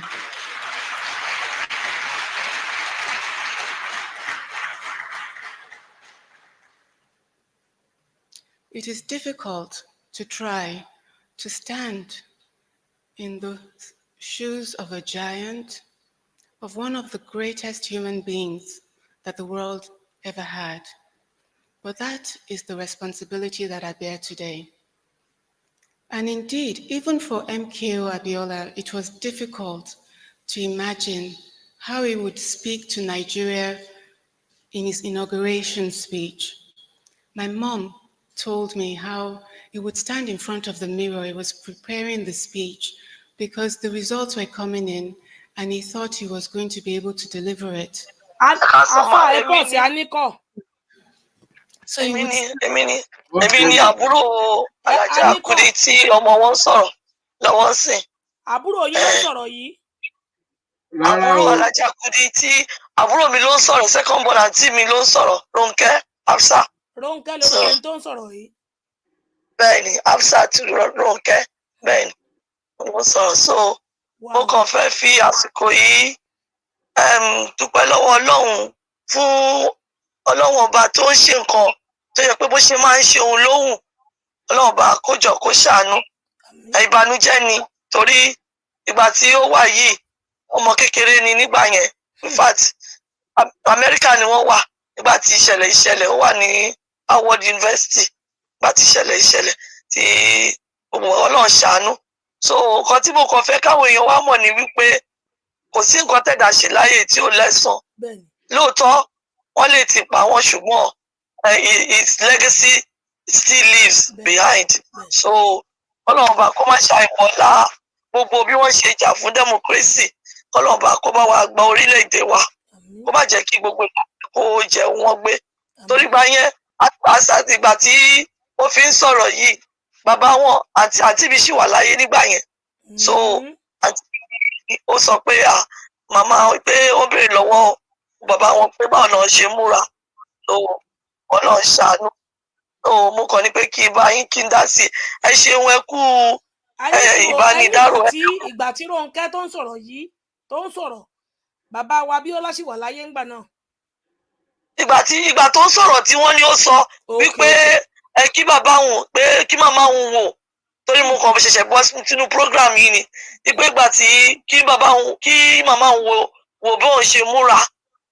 So bọ́ mi ò tí ì gbọ́rọ̀ yìí dáadáa bọ́ tìgbà tí wọ́n pa àǹtí mi tí ìgbà tí bàbá ẹ̀ náà torí kò pẹ́ tí wọ́n pa àǹtí mi náà ni bàbá ẹ̀ náà kú ìgbà yẹn ó sì wà ní yunifásitì so ní Amẹ́ríkà. Àǹtí mi ni àǹtí mi náà kọ́kọ́ kú àǹtí mi náà kọ́kọ́ pa kọ́kọ́ wọn tó kú so àǹtí mi náà kọ́kọ́ pa so ọpẹ́ tí wọ́n pa àǹtí mi náà ni ọkọ wọn kú sọ ọmọ yẹn wọ́n di aláìní bàbá in years àsìkò náà ò pẹ́ ọ kí la fẹ́ sọ gbogbo ẹ̀yọ́ lọ́hùn so ẹ ṣeun ẹ kú ètò ìní so ẹ máa fi tó lọ ẹ ṣeun gan. Àgọ́ olódodo wọ́n ti kú bọ̀tí iṣẹ́ ọwọ́ wọn ò kú ọmọ wọn ò kú ògo wọn á túbọ̀ máa tàn sí náà ní lágbára Ọlọ́run. Àmín ẹ ṣé gan ẹ ṣé o ṣé o ṣé o ó dàbọ̀. À ń gbọ́ yín sà. Ẹ ṣé gan adúpẹ́ ohun tí wọ́n ń sọ náà ni wípé ohun tí ọmọ ẹ̀gbọ́n wọn ń sọ yìí wọ́n ní wípé arábìnrin táwọn olùjọ́ máa wòran yìí wọ́n ní ọmọ kékeré sì ni wọ́n ní ìgbà náà àmọ́ wọ́n wà ní yunifásitì ìtàn tó ń pa yìí ìtọ̀ tó ń pa yẹn ìtọ̀ tó ń pa yìí ìgbà tó wà ní kékeré ló ń sọ jáde yẹn. bẹ́ẹ̀ ni ìgbà tí ọ náà ló ti sọ ń bì báyìí ó ní my mom told me mami mi sọ fún mi ìyẹn late Kudirat Abiola ọlọmọ àtàwọn sáfẹ́fẹ́ rẹ̀ tí àbúrò wọn pè sí so àbúrò wọn tí wọ́n pè sí làwọn wá ń jẹ́rìí sí wípé lóòótọ́ ni tí ọmọ yìí ń sọ wípé ìgbà náà ó kéré ó wá rí pé màmá rẹ̀ ni wọ́n sọ̀tàn yẹn fún un wípé dádì ẹ̀ gan-an nígbà náà tí wọ́n ń ka ìbò tí dádì ẹ̀ ti rí i pé èmi ni mò ń wọlé èmi ni pé bàbá rẹ̀ inú rẹ̀ ti dùn pé èmi náà ti dolórí orílẹ̀-èdè wípé bàbá rẹ̀ wá dúró sí iwájú standing mirror wọ́n wá wọ aṣọ wọ́n wá múra wọ́n wá ń sọ pé ìyàwó mi wò mí ṣé mo dùn ìyàwó wa ní ó dùn ọkọ mi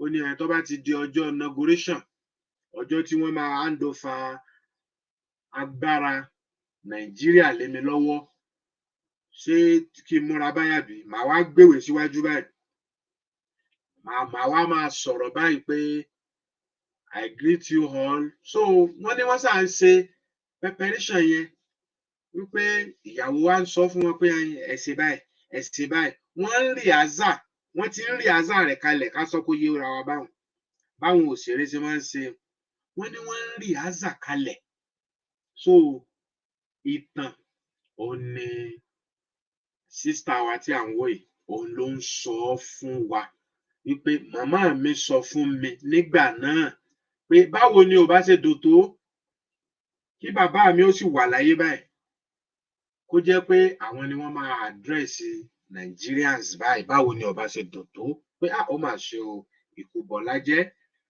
ó ní àbúrò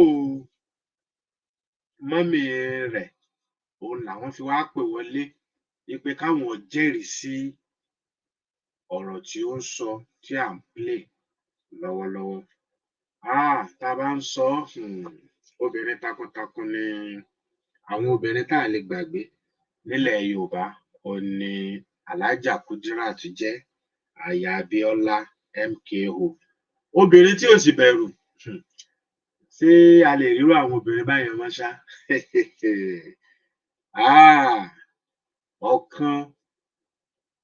ọ̀kan la bí ní irú àwọn obìnrin bẹ́ẹ̀ torí wọ́n dúró ti ọkọ wọn ò sì bẹ̀rù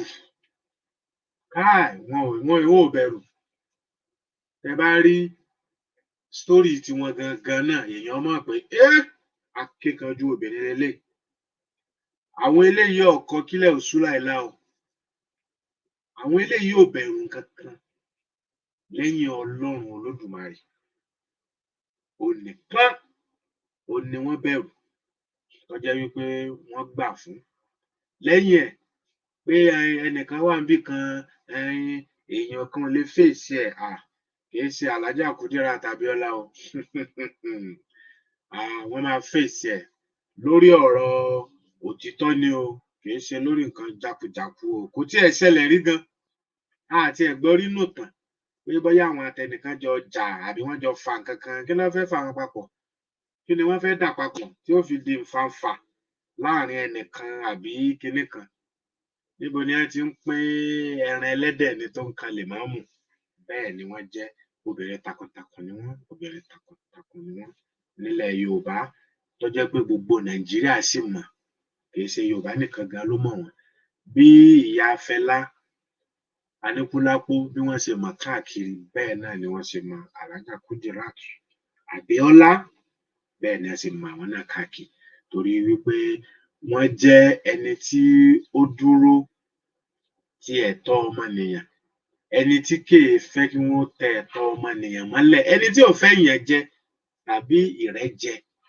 rírí ò ní arábìnrin náà jẹ́ ìyẹn ọmọ wa tí wọ́n ti papòdà ọmọ wọn náà ni à ń wò yìí àbúrò wọn náà ni wọ́n pè wọlé tí gbogbo wa gbọ́ wọn k'Olódùmarè kó jọ kó bá wa tẹ̀ wọ́n sí afẹ́fẹ́ rẹ̀ gbogbo àwọn ọmọ wọn náà tí wọ́n sì fi sílẹ̀ kí Olódùmarè kó jẹ́ kí ẹ̀mí wọn ó gùn kó má gùngùn ìyà àtàwọn náà tá à ń sọ̀rọ̀ àti ẹ̀yin náà tí ẹ̀ ń gbọ́ wa láṣẹ Èdùmàrè ẹ jẹ́ ká tẹ̀síwájú. Bàbá sì rẹ ni tó mọ àwọn story náà ẹ lè pè wọlé ẹ lè pè kún àbí kẹ́ ẹ pè mí ẹ bá mọ story nípa Chief Mrs. Kudirat Abiola ẹ lè wá bá wa sọ tàbí Chief MKO Abiola ọ̀la ń bí wọn nínú. Kola, for giving me this opportunity.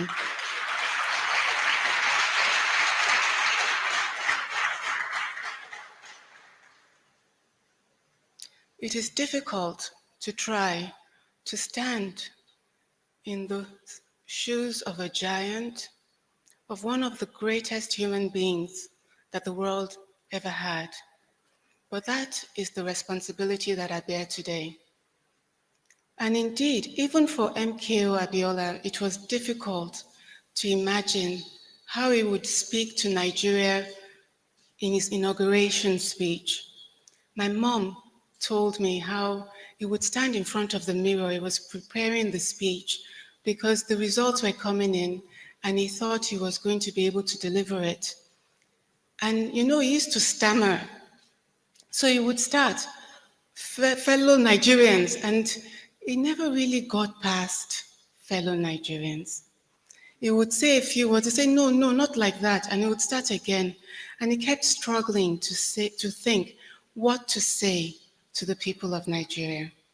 Because all MKO ever wanted to say to the Nigerian people, and all MKO ever did say to the people of Nigeria is, I love you, the people of Nigeria. I believe in you, the people of Nigeria. He was born Yoruba, but he loved Hausa people, Kanuri people. He loved Efik people, Igbo people. He loved all, everywhere. You just needed to be Nigerian, and MKO was your man. If he could help, he would do. There were so many things he already did to show, and that was why the people of Nigeria rewarded him with the mandate of June 12, 1993. But we know that he was never able to deliver that speech. But in many ways, the events that transpired later revealed to Nigeria the eloquence in his heart, the fidelity of his commitment, and even his own deep, abiding wish that if there were any way that his own actions would in any way compromise the people of Nigeria, MKO would prefer to die. He preferred to leave the earth rather than compromise on you, on your integrity as a people, on your sovereignty as a nation. Which was why, even the day before he died, when he was still being pressured, he asked the question, how do you shave a people's head in their absence? He knew he was present in the room where he was being pressured, but he knew that so long as he refused to allow his own head to be shaved as a symbolic message to you, the people of Nigeria, that you would be safe. And when he died, we accepted his body and have watched in Nigeria as year after year after year after year, till now, the 25th year, you, the people, have suffered, and he was not recognized at all. President Muhammadu Buhari, Nelson Mandela it was who said, it all... Ẹ gbọ́ nǹkan tó wí lánàá.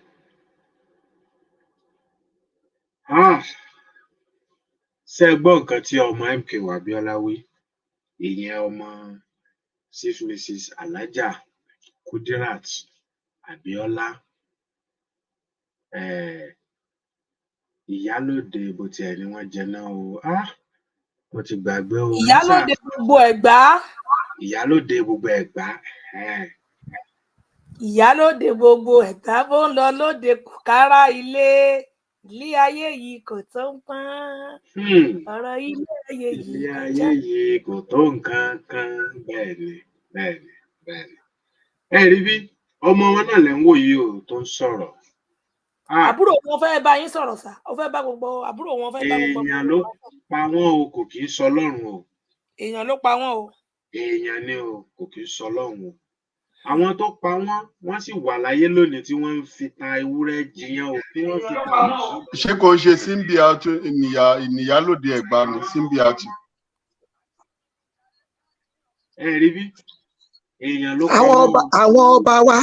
ọba wa àtàwọn ọ̀jẹ̀lú àwọn ló pa Abíọ́lá. àwọn àgbààgbà ẹ kó pọ̀ báwọn àwọn àgbààgbà wa àtọba àtìjòyè àgbààgbà lọ́kùnrin lóbìnrin. a ní kọ́. àwọn ni wọ́n pa ọkọ tọkọtaya o kì í ṣàbíọ́lá nìkan o. torí sítórì yẹn ókè wọ́n ní wọ́n ti wà lórí láì ẹ jẹ́ kí wọ́n bá wa fọ́ gbogbo èèyàn gà kí wọ́n gbé láti bẹ̀rẹ̀ dópin. wà á ń gbọ́ yín.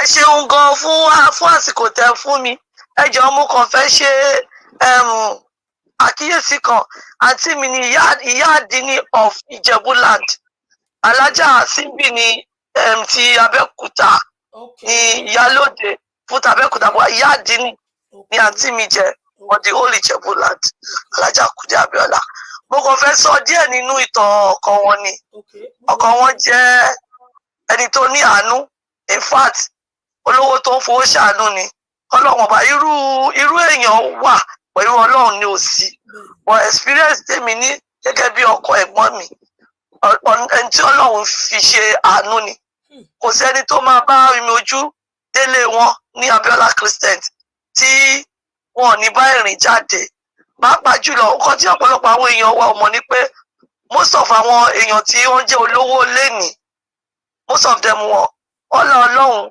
ọlá ọkọ àǹtí mi ni Ọlọ́run fi gbé wọn dìde gbogbo nílé ayé wọn ni wípé ìran wọn jọ wọn lójú torí pé ní ọjọ́ kan tí èmi àti ẹ̀gbọ́n mi tí wọ́n bá wa sọ̀rọ̀ nílùú yìí nílé wọn nílùú òyìnbó gbogbo nǹkan tí wọ́n sọ ni pé bó ṣe máa rọ ìran àwọn àti gbogbo ìlú bó ṣe máa rọ̀ wọ́n lọ́rùn wípé ṣé a mọ̀ pé ìrọ̀rùn igi ni ìrọ̀rùn ẹyẹ àti pé ṣé a bá wọn lọ́wọ́ sí nǹkan tí àwọn fẹ́ ṣe yìí mo fẹ́ sọ fún ilé ní wípé ní tí wọ́n ṣe ọ̀rọ̀ òṣèlú ìyá tèmi tó jẹ́ àná wọn nínú wọn ò dùn torí wọ́n mọ̀ pé iṣẹ́ òṣèlú nǹkan ó máa it can play dirty ṣùgbọ́n nítorí pé nǹkan tó jẹ́ wípé àwọn aráàlú Ọ̀yá wọ́n ti fi dá wọn lójú pàápàá jùlọ Babangida fi àlùkùránì búra fún wọn wípé tí wọ́n bá ti win òun àgbéjọba lẹ̀ gẹ́gẹ́ bí mùsùlùmí òdodo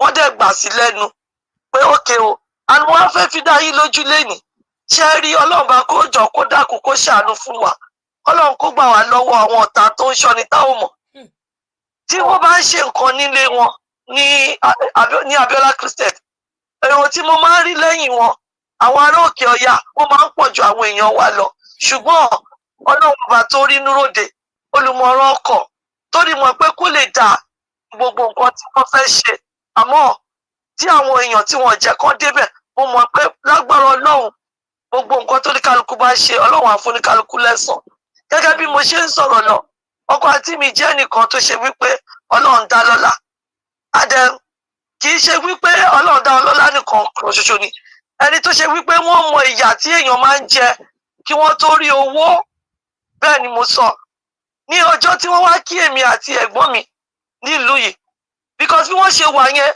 wọ́n wà ọ̀nbù wọn ò lè wá fún ìgbéyàwó ẹ̀gbọ́n mi ọkùnrin wọn ò lè wá àǹtí mi ló wá pẹ̀lú àwọn ọ̀rẹ́ wọn ọjọ́ tí wọ́n wá fi ẹsẹ̀ kan wọn wá apá kan wà níbi ẹsẹ̀ wọn ọmọ tó ti àpáta jáde ni wọ́n tó wọ́n mọ yìí kí ìyà jẹyàn kéèyàn torí owó ìtorí náà ni wọ́n ṣe jẹ́ aláàánú èèyàn torí wọ́n mọ kí èèyàn rí oúnjẹ àárọ̀ kó má rí tọ̀sán àfi kó má rí tálẹ́ jẹ torí tó ti ṣẹlẹ̀ sí wọn ni so yẹn ni mo fi máa ń wo àwọn èèyàn tí wọ́n bá rò bí Ọlọ́run bá gbé wọn sípò ọlà àwọn ò ní fẹ́ ṣàánú kan tí mo kàn fẹ́ sọ fún wọn ni pé bí ènì ṣe rí ọ̀la lè má ṣe bẹ́ẹ̀ rí bẹ́ẹ̀ mo wá bẹ̀ Ọlọ́run pé gbogbo ayé tí àǹtí mi àti ọkọ wọn ò lè jẹ kọ́lọ́run jọ kó jẹ́ ká ọmọ wọn kó jẹ jù bẹ́ẹ̀ lọ kọ́lọ́run aláàánú jùlọ kó wá ṣàánú kó fún wa ní ọkàn balẹ̀ ìbànújẹ́ ló máa ń jẹ́ sí mi tí mo bá ń rí àwọn èèyàn tó bá jẹ́ pé pàápàá jùlọ nípa ọ̀rọ̀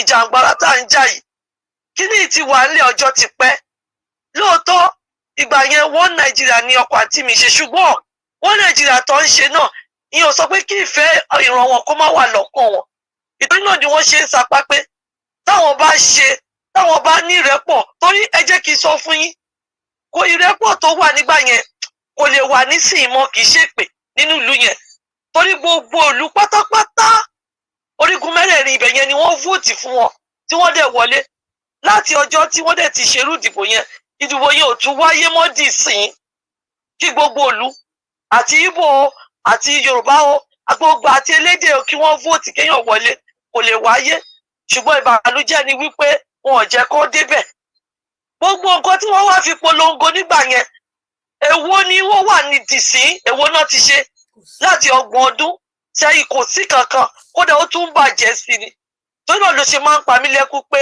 Ọlọ́run má jẹ́ kí wọ́n kú gbé ṣùgbọ́n mo mọ̀ pé pẹ̀lú àṣẹ Ọlọ́run ọba tó jẹ́ pé òun lọ́ba tí máa ń fẹ̀mí sí ọ̀la tó dẹ̀ máa ń gbà tó dẹ̀ máa ń ṣe déédéé mo mọ̀ pé ní agbára Ọlọ́run ikú wọn kò ní já kú gbé lágbára Ọlọ́run ọba á ṣe nǹkan tó jẹ́ pé a máa fi mọ orúkọ wọn títí láéláé mo dẹ̀ wá dúpẹ́ lọ́wọ́ Ọlọ́run tẹ́ bá lọ sí Amẹ́ríkà lénìí ẹ̀gbọ́n tèmi wọ́n ti fún wọn ní street níbẹ̀ bẹ́ẹ̀ ni mo sọ alájà kúndínlá tàbí ọ̀dà bẹ́ẹ̀ ni wọ́n ti ní níbẹ̀ bẹ́ẹ̀ ni màá dárúkọ ẹ̀ fún yín níbi tí Ọlọ́run ọba tó ṣàánú àǹtí mi délé ni tú àwọn ọmọ wọn náà ni especially Rónkẹ́ tó ń sọ̀rọ̀ yìí mo dúpẹ́ lọ́wọ́ Ọlọ́run fún wọn.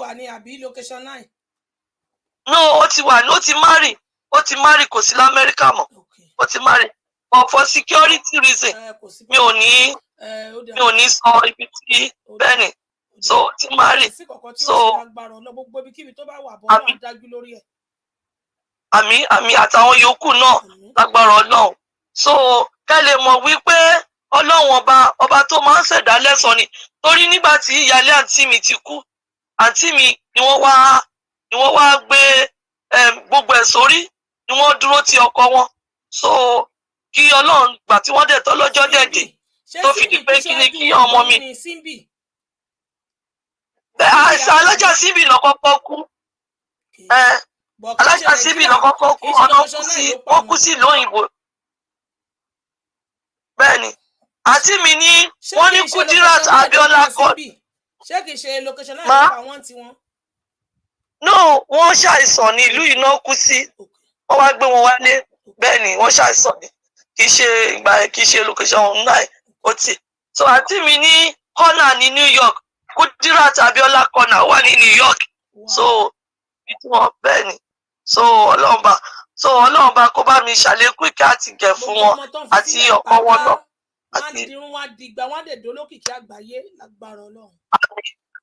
Àmín so àti ti gbogbo wa pápá wọ́n dolókìkí lágbára Ọlọ́run. Àmín so ọkọ wọn èèyàn gidi ni wọ́n aláàánú dẹ̀ ni aláàánú ni wọ́n so tí n bá ń sọ̀rọ̀ wọn kódà láti èní mi ò lè parí ẹ̀ bẹ́ẹ̀ náà ni ẹ̀gbọ́n mi náà ni. Bí wọ́n ṣe àǹtí yín lè ṣe tí wọ́n fi dọ́lọ́run ní pẹ̀ṣẹ́ lè bá wa sọ díẹ̀ ń bẹ̀. A máa play video tí wọ́n fídíò tí wọ́n lókùtà máa play nsìn tí àti lókùtà níbi tó ti ń sọ̀rọ̀. Màá sọ Ọlọ́run ọba kó jọ kó wọlá títóbi ẹ̀ kó wọlá títóbi òjíṣẹ́ ńlá kó jọ kó bá wa fi gbogbo wọn sí Jannatu Firdaus.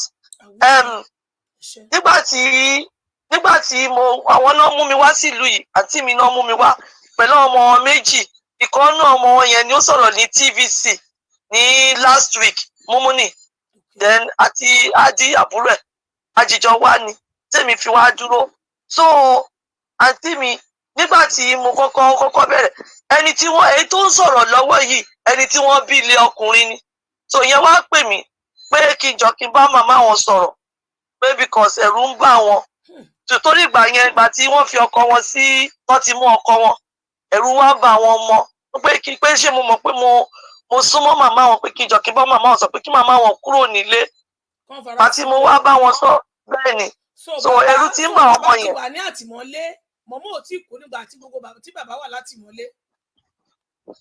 Ó ti ò ṣe bí ìgbà tí wọ́n mú wọn lọ tí wọ́n ti mú bàbá lọ láti mi fẹ́ ṣe bọ́n ṣe máa fírí ọkọ wọn yẹn ni àǹtí mi ṣe kiri bẹ́ẹ̀ ni ó dẹ̀ ti wá di pé wọ́n ti wá dàbí ẹni pé wọ́n ti fẹ́ máa dàbí a threat fún federal government fún military government so wọ́n ti rí wọn as threat kan tí wọ́n ṣe pa wọ́n nìyẹn ìgbà tí mi wá sọ fún wọn wọ́n sọ pé àwọn ò lè kúrò especially ìyáálé wọn ti kú táwọn tó dẹ̀ tún tẹ̀lé ìyáálé bá tún lọ kúrò wọn sọ pé ẹ̀rọ obìnrin bóbi ṣe máa ń ṣe nìyẹn pé ẹyẹ lónìí bónílé jẹ ó bónílé mu kó jọjọ́ ìṣòro táwọn kúrò so ìyẹn ló mú wọn fi dúró but èmi dẹ̀ gbàdúrà ràn wọ́n lọ́wọ́ gbọ́ngàn tí mo kàn máa rí ni pé torí a close kan bẹ́ẹ̀ ni mo wá lálàá ọ̀sẹ̀ méjì kí wọ́n tó shoot àǹtí mi èmi lálàá mo lálàá oníbọ̀ndé so bọ́ mi ò mọ̀ pé ọ̀dọ̀ wọn ló máa lọ ṣẹlẹ̀ sí bẹ́ẹ̀ ni mo lálàá oníbọ̀ndé mo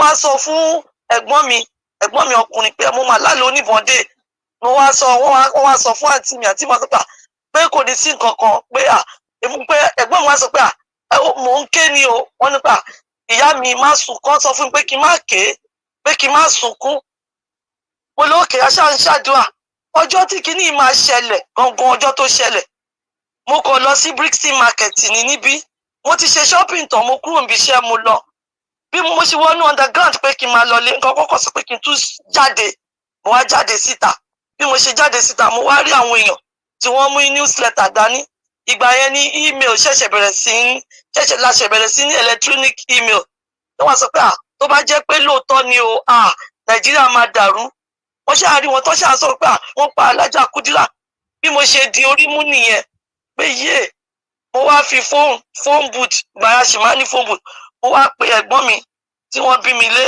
yẹn wà ní Swiss Cottage so àmì tí wọ́n bí mi lé àwọn èèyàn wá gbé wọ́n níbo ni mo wà mo ní mo wà ní Brixton wọ́n ní ṣé mo ti gbọ́ mo ní mo ti gbọ́ ẹ ọmọ mi àgbà ibi tí mo fi sí mo wá pè wọ́n náà mo pè wọ́n wá sọ pé ibi tí mo fọmọ mi sí wọ́n ló ń bá mu láti school ọ̀yàn wá sọ pé ìyá junior má wo tẹlifíṣàn o mo ní mo ti gbọ́ pọ́n ti pàǹtí mi mo ní mo fẹ́ lọ sọ́dọ̀ ẹ̀gbọ́n mi so wọ́n á ní òkè wọ́n láwọn bá mi mú ọmọ mi dání mo ṣáà lọ sọ́dọ̀ ẹ̀gbọ́n mi àti máa fi dọ́dọ̀ ẹ̀gbọ́n mi ní Swiss Cottage torí ilé tí ọkọ wọn rà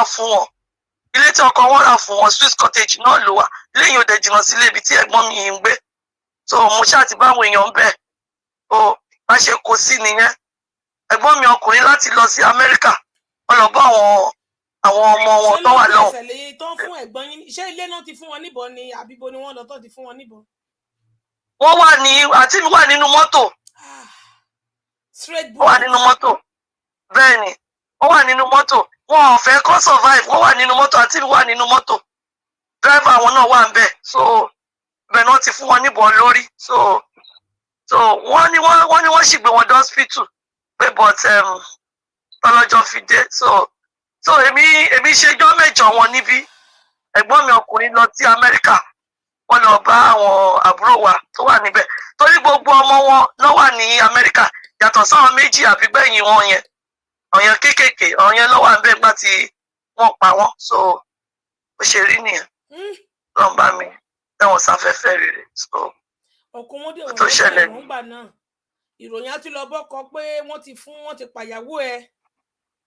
wọn ò dàbẹ̀ ni pé ìròyìn tá a gbọ́ ni pé wọn ò dẹ̀ pé o I don't know bóyá náà sọ fún wọn o. ló ta gbọ́ nìyẹn o. wọn mọ̀ pé ìyàwó wọn gan-an ti kú. mi ò rò bí wọ́n gbọ́ o ó dẹ̀ lè jẹ́ bóyá létà o torí wọn ò jẹ́ torí ìgbà yẹn ṣé mọ̀ pé ibi tó wà bẹ́ẹ̀ ni wọ́n ń gbàwẹ̀ wọ́n fẹ́ máa gbàwẹ̀ wọ́n kàn déédéé rí pé wọn ò jẹ́ kí àǹtí mi rí wọn so mi ò lè kọ̀ǹfàmù yẹn pé bóyá wọ́n sọ fún wọn àbí wọ́n sọ fún wọn ẹrú.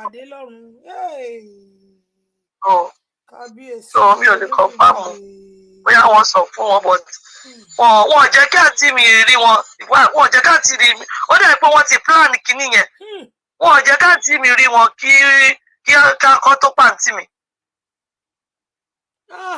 bẹ́ẹ̀ni wọ́n jẹ́ kó rí wọn so. Nàìjíríà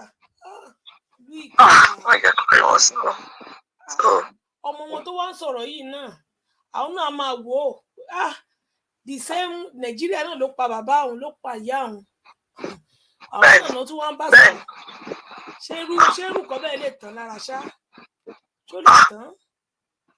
kí lè ọ̀fẹ́ ṣe nǹkan tí wọ́n ti torí náà jà fún kò tí ì sí difference kò tí mi ò lè purọ́ kò tí democracy Nàìjíríà rọ́nà pa. Monday tí wọ́n á gbé fún ọmọ yìí nǹkan kí ni ìtumọ̀ nǹkan tó wá padà gbé fún ọmọ yìí torí Buhari nǹkan tí iṣẹ́ tí Buhari ṣe láàrin kò yé mi tó ó ṣẹ̀ṣẹ̀ wá gbé àwọ́dù fún ọmọ. propaganda náà ni gbogbo ẹ̀ propaganda ni àwa Yorùbá náà ń ṣera wa bẹ́ẹ̀ ni mo sọ Yorùbá lọ́ta Yorùbá bẹ́ẹ̀ ni Yorùbá lọ́ta Yorùbá Yorùbá a lè ta ara wa fún èpìnì Yorùbá lọ́ta Yorùbá so àwa Yorùbá náà ń ṣera wa àwa Yorùbá náà ń ṣera wa ó dẹ̀ dùn bí.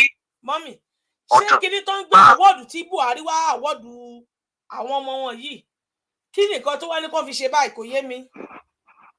kò yé mi náà o kò yé mi o kò kí lè fẹ́ ṣe ìlú tó bá ti wà tí ò lófin àwọ́dù ó dàbí ó dàbí ó dàbí ìgbà tí èèyàn ìgbà tó yẹ kí wọ́n mọ iye èèyàn tó mọ iye èèyàn.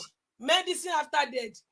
after death bẹ́ẹ̀ ni ìgbà tó yẹ kó mọ iye èèyàn tó mọ iye èèyàn tó mọ iye èèyàn ṣé mo pé nílé ayé yìí gbogbo ẹni tó bá ń ṣe dáadáa wọn kì í máa ń léèyàn lẹ́yìn ẹni tó bá ń ṣàbúrú yẹn lèrò máa ń pọ̀ lẹ́yìn ẹ̀ because mi ò mọ nǹkan tó ṣe nǹkan tó ṣe yẹn ẹ wo téèyàn bá wo ẹ jẹ́ ká wo ẹ jẹ́ kí gbogbo ọlọ́ọ̀ ká jókòó ká wò bí wọ́n ṣe ń pa àwọn èèyàn lọ́dọ̀ wa.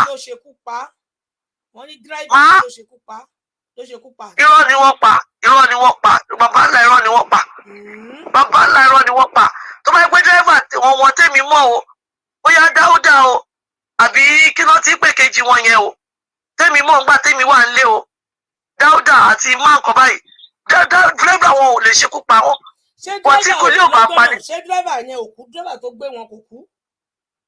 ó dàbẹ̀ ni pé wọ́n ní ìbọn bà wọ́n létà wọn lòún wá kú. òun náà kú. bẹ́ẹ̀ ni ó ti kú ó ti kú. àìjẹ́ owó dàn jìnnà do you need any of them? wàláì. dírẹ́bà kú. dírẹ́bà kú. ọ̀rọ̀ yìí wíìkì mi ó wíìkì mi gan. dírẹ́bà kú. so èmi ò rò bóyá dírẹ́bà wọn lè ṣe wọ́n mú mọ́ pé inside story ni ẹnìkan ló mọ ibi tí àǹtí mi máa gbà lọ́jọ́ yẹn láàárọ̀ tó ń lọ yẹn. so. wọ́n ní haúsá ni dírẹ́bà wọn ó dẹ̀ pé àwọn tó mọ̀ wọn dáadáa náà ló ń kọ́mẹ̀ntì wọ́n ní haúsá ni ẹni tó wà wọn. haúsá kọ́ àwọn ọmọ ìlú òkè ni o Mr. Dáúdà Dáúdà àti ẹnìkan àwọn méjì Mr. Lamidi àti Mr. Dáúdà Mr. Dáúdà àti Mr. Lamidi bẹ́ẹ̀ ni iṣẹ́ haúsá o haúsá kọ́ o kódà dírẹ́ ìkọ́ tí mò ń sọ ni wọ́n kọlà o bí ará òkè bí ará ọmọ ìlú òkè ni o no Mr. Lamidi àti Mr. Dáúdà bẹ́ẹ̀ ni àwọn tí mo mọ̀ mọ́ wọn nìyẹn kémi tó kúrò nílé o. a máa play fídíò tiwọn náà a máa play fídíò wọn náà sìn tá a bá ti play lè tán fídíò wọn ló next ká tó wá play ti òbúrú mà ẹ ṣé ẹ ṣeun kò tọ́pẹ́ ẹ ṣeun o yes ma ẹ ṣe mà. ó ga ó dá òtútù múyàn kò easy o wọ́n ní kì í ṣe haúsá kó kàn ń jẹ́ Dáúdà ni wọ́n ní haúsá ni tó ń play tó dàbí ẹgbẹ́ òsókè gbogbo àgbáyé ń gbáyé. haúsá ni ṣé yìí pọ̀ ní ṣé ìgbọ́ rẹ̀ tó lọ haúsá ni. Gbogbo ẹ̀yin say God will continue to strengthen you. Ẹ ṣé gan ni ojú òní tì wá ojú òní tì gbogbo wa o. Ẹ ṣé SK 907 Queen Adé ìwà tíátíá. Ẹ ṣé mo dúpẹ́ o. Ẹ ṣé o Olúwa túbọ̀ máa fún yín. A máa fún yín ní strength and more grace lórúkọ Jésù o and more wisdom. kò ní rẹ̀ yín o, kò ní rẹ̀ gbogbo yín, kò ní rẹ̀ gbogbo wa o. Olúwa wà pẹ̀lú wa, bàbá wa rájẹ ẹ ṣé o, ẹ ṣé o, ẹ ṣé adúpẹ́ gbogbo lé o. Ẹ ǹlẹ́ o. Mo kàn ní kí n sọ̀rọ̀ díẹ̀ ni. Àwọn èèyàn mi pè mí lé gan, ṣe rí ṣó tí àfà ṣe, ó ní agbára gan, èmi gan ọ̀rọ̀ ńlá ni. Torí mo rò ó bẹ́ẹ̀ náà, ṣùgbọ́n ọkàn mi mo tún mú ọkàn kúrò bẹ́ẹ̀. Torí àkíyèsí ńlá. Àkíyèsí. Ẹ má bínú, ẹ jẹ́ ń sọ, mo fi ṣe mọ̀ pé bàtẹ́ máa ṣe irú àgàgà Sunday yẹn. Èmi ò lè wò létà tí bá lọ bí iṣẹ́ lálẹ́ ni máa gbọ́ títí bí around 3 AM yẹn kí n tó máa ṣe kínní. Ẹ má bínú àfà, ẹ má bínú gbogbo ilé. Àwọn èèyàn tí ọba tí wá jẹ́ kí àwọn èèyàn mi tó pè mí ilé náà ni mi ní sọ, mi lè má sọ. Àwọn èèyàn mi pè mí, mo ní kán pè mí wọ́n dákẹ́. Ṣé ní kánmọ́ ń kóbó? Torí ọ̀rọ̀ June 12 là ń sọ báyìí, Abíọ́lá àti. Mo sì máa sọ sọ́rọ̀ June 12 náà, máa sáré sọ̀rọ̀. Anyway, nǹkan tí mo ṣe àbáwọ̀ èèyàn mi Sunday ni pé nǹkan tó dání ná, nǹkan gidi tiẹ̀ ni. Ṣùgbọ́n ìgbà míì ìmọ̀ràn míì wà tá lè rò bá fún màmá ẹ̀ tó jẹ́ pé lọ́dọ̀ tí àwọn náà mọ̀ nǹkan tó jẹ́ pé wọ́n lè ṣe. Àwọn náà rò pé mọ̀ràn ni, ṣùgbọ́n ó lè jẹ́ nǹkan tó máa kó ọlọ́mọ ẹ̀ tó jẹ́ nǹkan tó máa da ìrìn àjò rú. Àwọn náà wọ́n bẹ̀rù pé àbí ìwé yẹn àbí ìwé yẹn lóòótọ́ ni, ṣebí màmá yẹn sọ pé wọn ò ní mú wọn ò ní ṣe nǹkan kan fún wọn. Mo ní pé wọ́n sọ pé ṣùgbọ́n màmá tó sọ pé ká tún máa expect ẹ̀ pé ó lè ṣẹlẹ̀. Pé àti pé tí wọ́n bá jẹ́ pé dọ́kúmẹ̀ntì burúkú àti pé fèkì irú ìlú ìwádìí.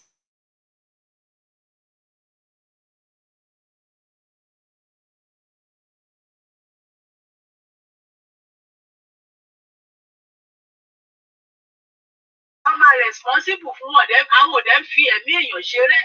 Pé sòkè mú ọkàn yín kúrò. Nǹkan tó bá ní ká ṣe abọ́ta náà ní ká sọ ẹ lọ máa túbọ̀ máa sọ fáwọn èèyàn. Ẹ máa gbogbo nǹkan tá a bá ń sẹ́ǹdì sí, ẹ máa ṣíà, ẹ máa jẹ́ káwọn èèyàn mọ tó ń ṣẹlẹ̀ pé Yorùbá nation ò tíì kú. Ìmọ̀ràn jẹ́ encouragement ní kẹ́ máa sọ tẹ́ bá lórí ọ̀fẹ́, ẹ ṣe voice note, ẹ fún ìyálẹ̀ encouragement nìyá yẹn ní ìdàtí ọ̀pọ̀lọpọ̀ wa. Anyway, nǹkan tí mo fẹ́ sọ lórí ìyẹn nìyẹn. Bẹ́ẹ̀ ẹ̀yin ẹ̀wọ̀n ọ̀rọ̀ June 12 yìí, àwọn ìgbà tí àwọn èèyàn wẹ́wọ́ tó ti ń go through, àwọn èèyàn ti ń go through nǹkan ju eléyìí lọ. Láti kó tó di June 12 ọgbọ́n nǹkan ìyá yìí kò tí ì tí ì kọ́ stage tó dé rárá. Tí bàbá ń pe òyìn tó ti bẹ̀rẹ̀ sí ní jà yìí tó bàbá yìí ṣe nǹkan tó sọ nǹkan tó fẹ́ ṣe láti gba àwọn èèyàn wálẹ̀. Ẹ̀wọ̀n ṣé tí Babangida ṣe, àwọn iye ẹ̀mí tí Babangida pa lórí pé ó fẹ́ ṣàdúró síbẹ̀ yẹn pé kó ṣe máa àgbọ̀gbọ̀ àwọn tó bá ti kojú ẹ̀ báyìí. Tó bá ti kojú ẹ̀ pé nǹkan tó ń ṣe òdà bá ó máa ní kó lọ mú wọn kúrò ní.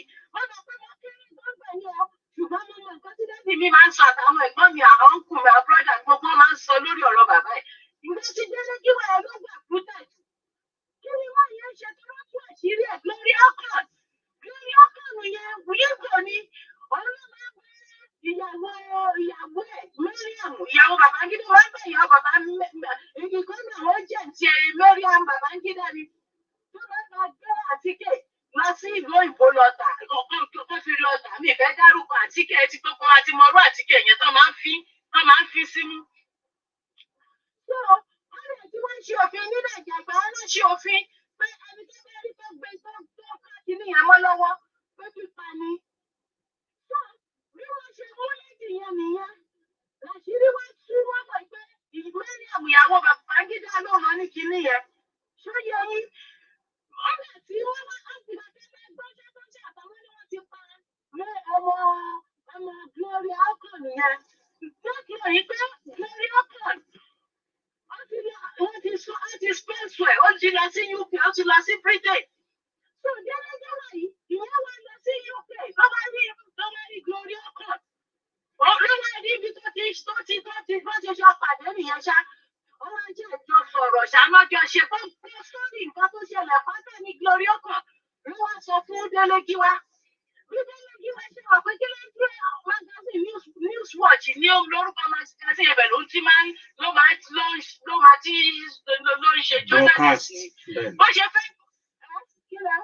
Mo ní bẹ́ẹ̀ ni tó ti máa ń broadcast tiẹ̀. Bẹ́ẹ̀ ni bí ó ti wá lọ ìyàwó ìpè bàbá ní délégí wáyé ó fẹ́ tú àṣírí yẹn sí gbogbo sínú magazine yẹn bí Babangida ṣe ní kó lọ fún ní lẹ́tà bọ̀m̀bù tó fi àwọn èèyàn nìyẹn ó lè sọ fún gbadé àṣegbọ́ níbẹ̀ yẹn dè ní yìí àwọn tó bá wọ̀ sí sítórì yẹn dè ní àwọn èèyàn ọmọ sọ pé ẹjọ́ fún gẹ̀tìmánù délégí wọ́n sọ pé money is from Mr. President ló sọ fún gẹ̀tìmán ìyẹn ìgbà tí ẹ̀jẹ̀ fẹ́ jì nígbà lẹ́tà náà àwọn ẹjọ́ wà ń bẹ̀ ìyàwó ẹ̀ bí nǹkan tó lù àbí ó gbọ́ tó fún bàbá sọ fún àtọ̀dọ̀ president ní lẹ́tà bọ́ọ̀bù yẹn ti wá wọ́n ṣe bí bàbá ìṣe fẹ́ já kíní yẹn báyìí àṣẹ lẹ́tà bọ́ọ̀bù á fi fọ́ à. Ọlọ́run ló ní kí àwọn ọmọ ẹ̀ má sí bẹ̀ ẹ̀rù nǹkan tí àwọn pípọ̀ ti sọ ní ayé dà ẹ̀ wò àbí ẹ̀ sọ pé kí ẹ̀ gbà ní wá àwọn kan yarí wọ́n ní dandan ẹ̀yìn ọmọ wọn ni kò ṣe ẹ̀rí wò ṣé àwọn bandits àbí kí ló ń pè wọ́n àwọn terrorist kan pé wọ́n ti kó wọ̀lú àwọn Fúlàní wọ́n ní kí wọ́n pè wọ́n ní terrorist ló máa ń pẹ̀lú wọn yẹn wọ́n sọ pé bandit Fúlàní abáfẹ́sà ní Fúlàní àwọn tó yẹ pé terrorist náà pípò yẹn àwọn tó yẹ pé ó ní nǹkan tó yẹ pé tí plane bá ń fly báyìí wọ́n lè yìnbọn wọ́n máa mú plane yẹn wálẹ̀ ni wọ́n ṣe é fún Buhari náà ṣe ní kí ṣe ọ̀rọ̀ tó wà ń bẹ̀ yẹ́rì ṣe ń ṣe bí ẹni pé kò nothing happen pé nothing is gonna happen ó dẹ̀ tún wọ́n ṣe bí ẹni pé òun smart àwọn pípò yẹn tó máa fi ojú bàbá yìí rí lójú máa fi rí ẹ̀wọ̀ òun ló ń lọ lọ́wọ́lọ́wọ́ yìí ọlọ́run kò ṣàánú wa ni ẹ̀wọ̀n nísìnyí àsìkò tó tó fẹ́ gbàdúrà ṣé nípa àwọn èèyàn wá jáde nínú àwọn ti bàbá wa MPO yìí àwọn èèyàn wọ́n lè protest wọ́n lè ṣe gbogbo èyí ò lè tí kò tí ì bàjẹ́ tó rárá ń gbà yẹn o ẹ wò ó sìn nọ́mbà 1 wọ́n ti kọ́ àwọn èèyàn wa lára jẹ nọ́mbà 2 àwọn iṣẹ́ oríṣiríṣi tó tún ṣe àwọn iṣẹ́ bí wọn iṣẹ́ àṣàṣì àwọn ìpín ilẹ̀ Haúsá ẹgbẹ́ ṣàkíyèsí tí wọ́n fi mọ̀ pé wọ́n ṣe iṣẹ́ burúkú lọ gan lórí ọ̀rọ̀ pé káwọn ọmọ Yorùbá má lè jáde wọ́n ṣiṣẹ́ burúkú tó dẹ̀ jẹ́ pé inú Ọlọ́run ó ti bẹ̀rẹ̀ sí ní wọ inú iṣẹ́ yẹn ló ti bẹ̀rẹ̀ sí ní jó gbogbo iṣẹ́ bí wọn àti ilé agbára wọn gbogbo táwọn kan gbé sára gbogbo ẹ̀ lọ́run ti bẹ̀rẹ̀ sí ní fi iná bàjẹ́ gbogbo Ọlọ́run ṣẹ̀sìn tí wọ́n ṣàkíyèsí ẹ̀yin èèyàn mi ẹ̀rọ pé nínú Haúsá àwọn èèyàn má lè jáde náà ẹ̀rọ nílẹ̀ Yorùbá náà àwọn Biafra máa ń jáde náà ní ìtọ́jẹ́ pé ní ilẹ̀ Yorùbá àwọn èèyàn wọn jáde àfa mọ́mí wa tó ń sọ̀rọ̀ yìí ó 6 voice 1 6 sà. àfa mọ́mí wa tó ń sọ̀rọ̀ yìí àgbọ́ ọ̀rọ̀ wọn o. hello bàbá. hello àfa. hello.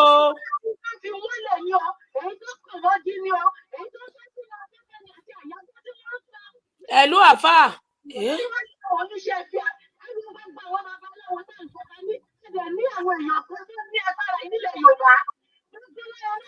àgbọ̀ ohun tó ń sọ.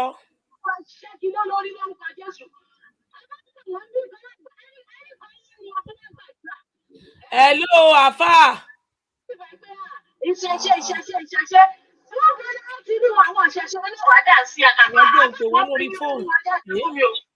ẹ̀rù wọn jáde ọ́ torí kọ́ńtínà tó jẹ́ pé wọ́n tún kú bínú sí ilé àárọ̀ ìtọ́jú ẹ máa ń pè wọ́n àwọn ẹ̀yìn sí ẹ̀ máa gbogbo ẹ̀yìn náà pè wọ́n àwọn ọ̀dà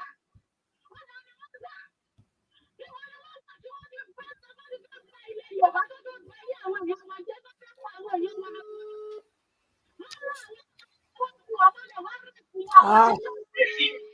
wọ́n máa gé orí àwọn èèyàn wọ́n máa bù jẹ àwọn èèyàn ẹ̀dẹ̀ lọ́wọ́ àwọn oníṣẹ̀ṣe ẹ̀yin oníṣẹ̀ṣe onírọ̀ ní ẹ̀ lágbára kò ní dákú gbogbo ní ẹ̀mí ṣoríire ọ̀run máa gbẹ́yẹ yíyẹ ní inú ọ̀run máa pẹ́yẹ ohun gbogbo ẹ̀yin oníṣẹ̀ṣe tí ẹ̀ lọ́wọ́ sí ọ̀rọ̀ Yorùbá nation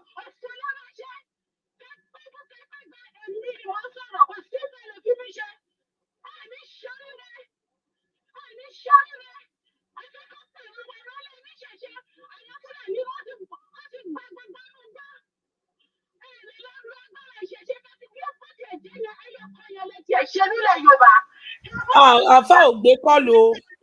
Gbọ́ ohun tí woman yìí dẹ̀ ń sọ rárá.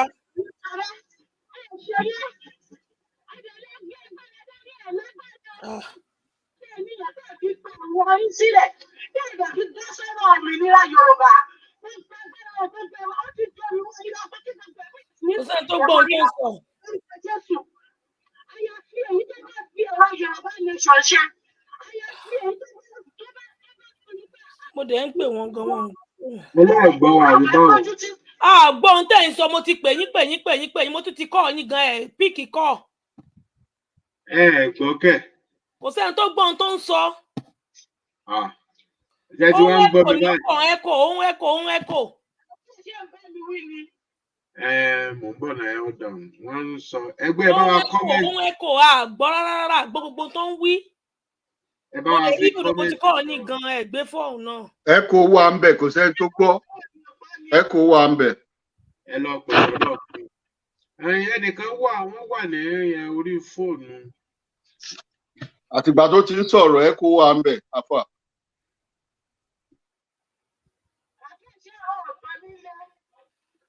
Wọ́n láwọn ọ̀gbọ́ dáadáa. Wọ́n lọ wọn ẹ̀kọ́. Ó sì rí ẹ̀kọ́ náà báyìí. Ohun ẹ̀kọ́ àgbọ̀ yín mọ́mì wa. Ẹ lọ pè sọ́dọ̀ ọkọ yìí, wọ́n lọ wọn ẹ̀kọ́. Ohun ẹ̀kọ́ ni mọ́mì. Gbogbo ọ̀rọ̀ tẹ́ ẹ sọ yẹn ló dẹ̀ ṣe kinní kò sẹ́ni tó gbọ́. Bí ọ̀rọ̀ ìyá wa Alhaja Kudirat Abiola ṣe jẹ́, àwọn gangan ni wọ́n jà fún Chief MKO Abiola. Simbiatu ó rẹ àwọn, wọ́n wá lọ sí òkè òkun, ibẹ̀ ò ní wọ́n dákẹ́ sí, wọ́n wá gbé wọn wálé. Àmọ́ tẹ́ bá níta ló dúró ti ọkọ ẹ̀ tó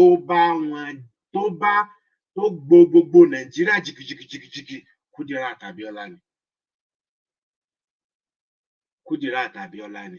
Dírẹ́fà wọn kì í ṣe Yíbò, kì í ṣe Haúsá o. Báwo lè yóò ṣe jẹ́ Yorùbá tí yóò wá lọ gba Haúsá àbí Fúlàní ní dírẹ́fà tí ó máa wà káàkiri? Àwọn tó ń ṣèyún àwọn ọmọ ìsìn ni, àwọn èèyàn ìsìn tí wọn ò dá nǹkan kan mọ̀.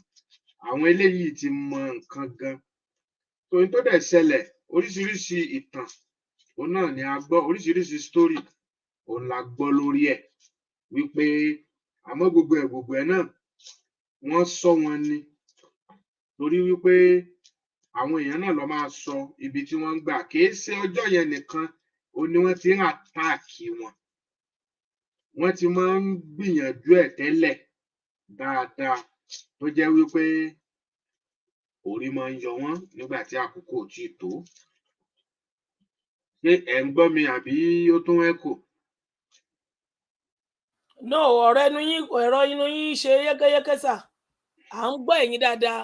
Mọ́mì wa yẹn ni àgbọ̀ ẹ̀kọ́.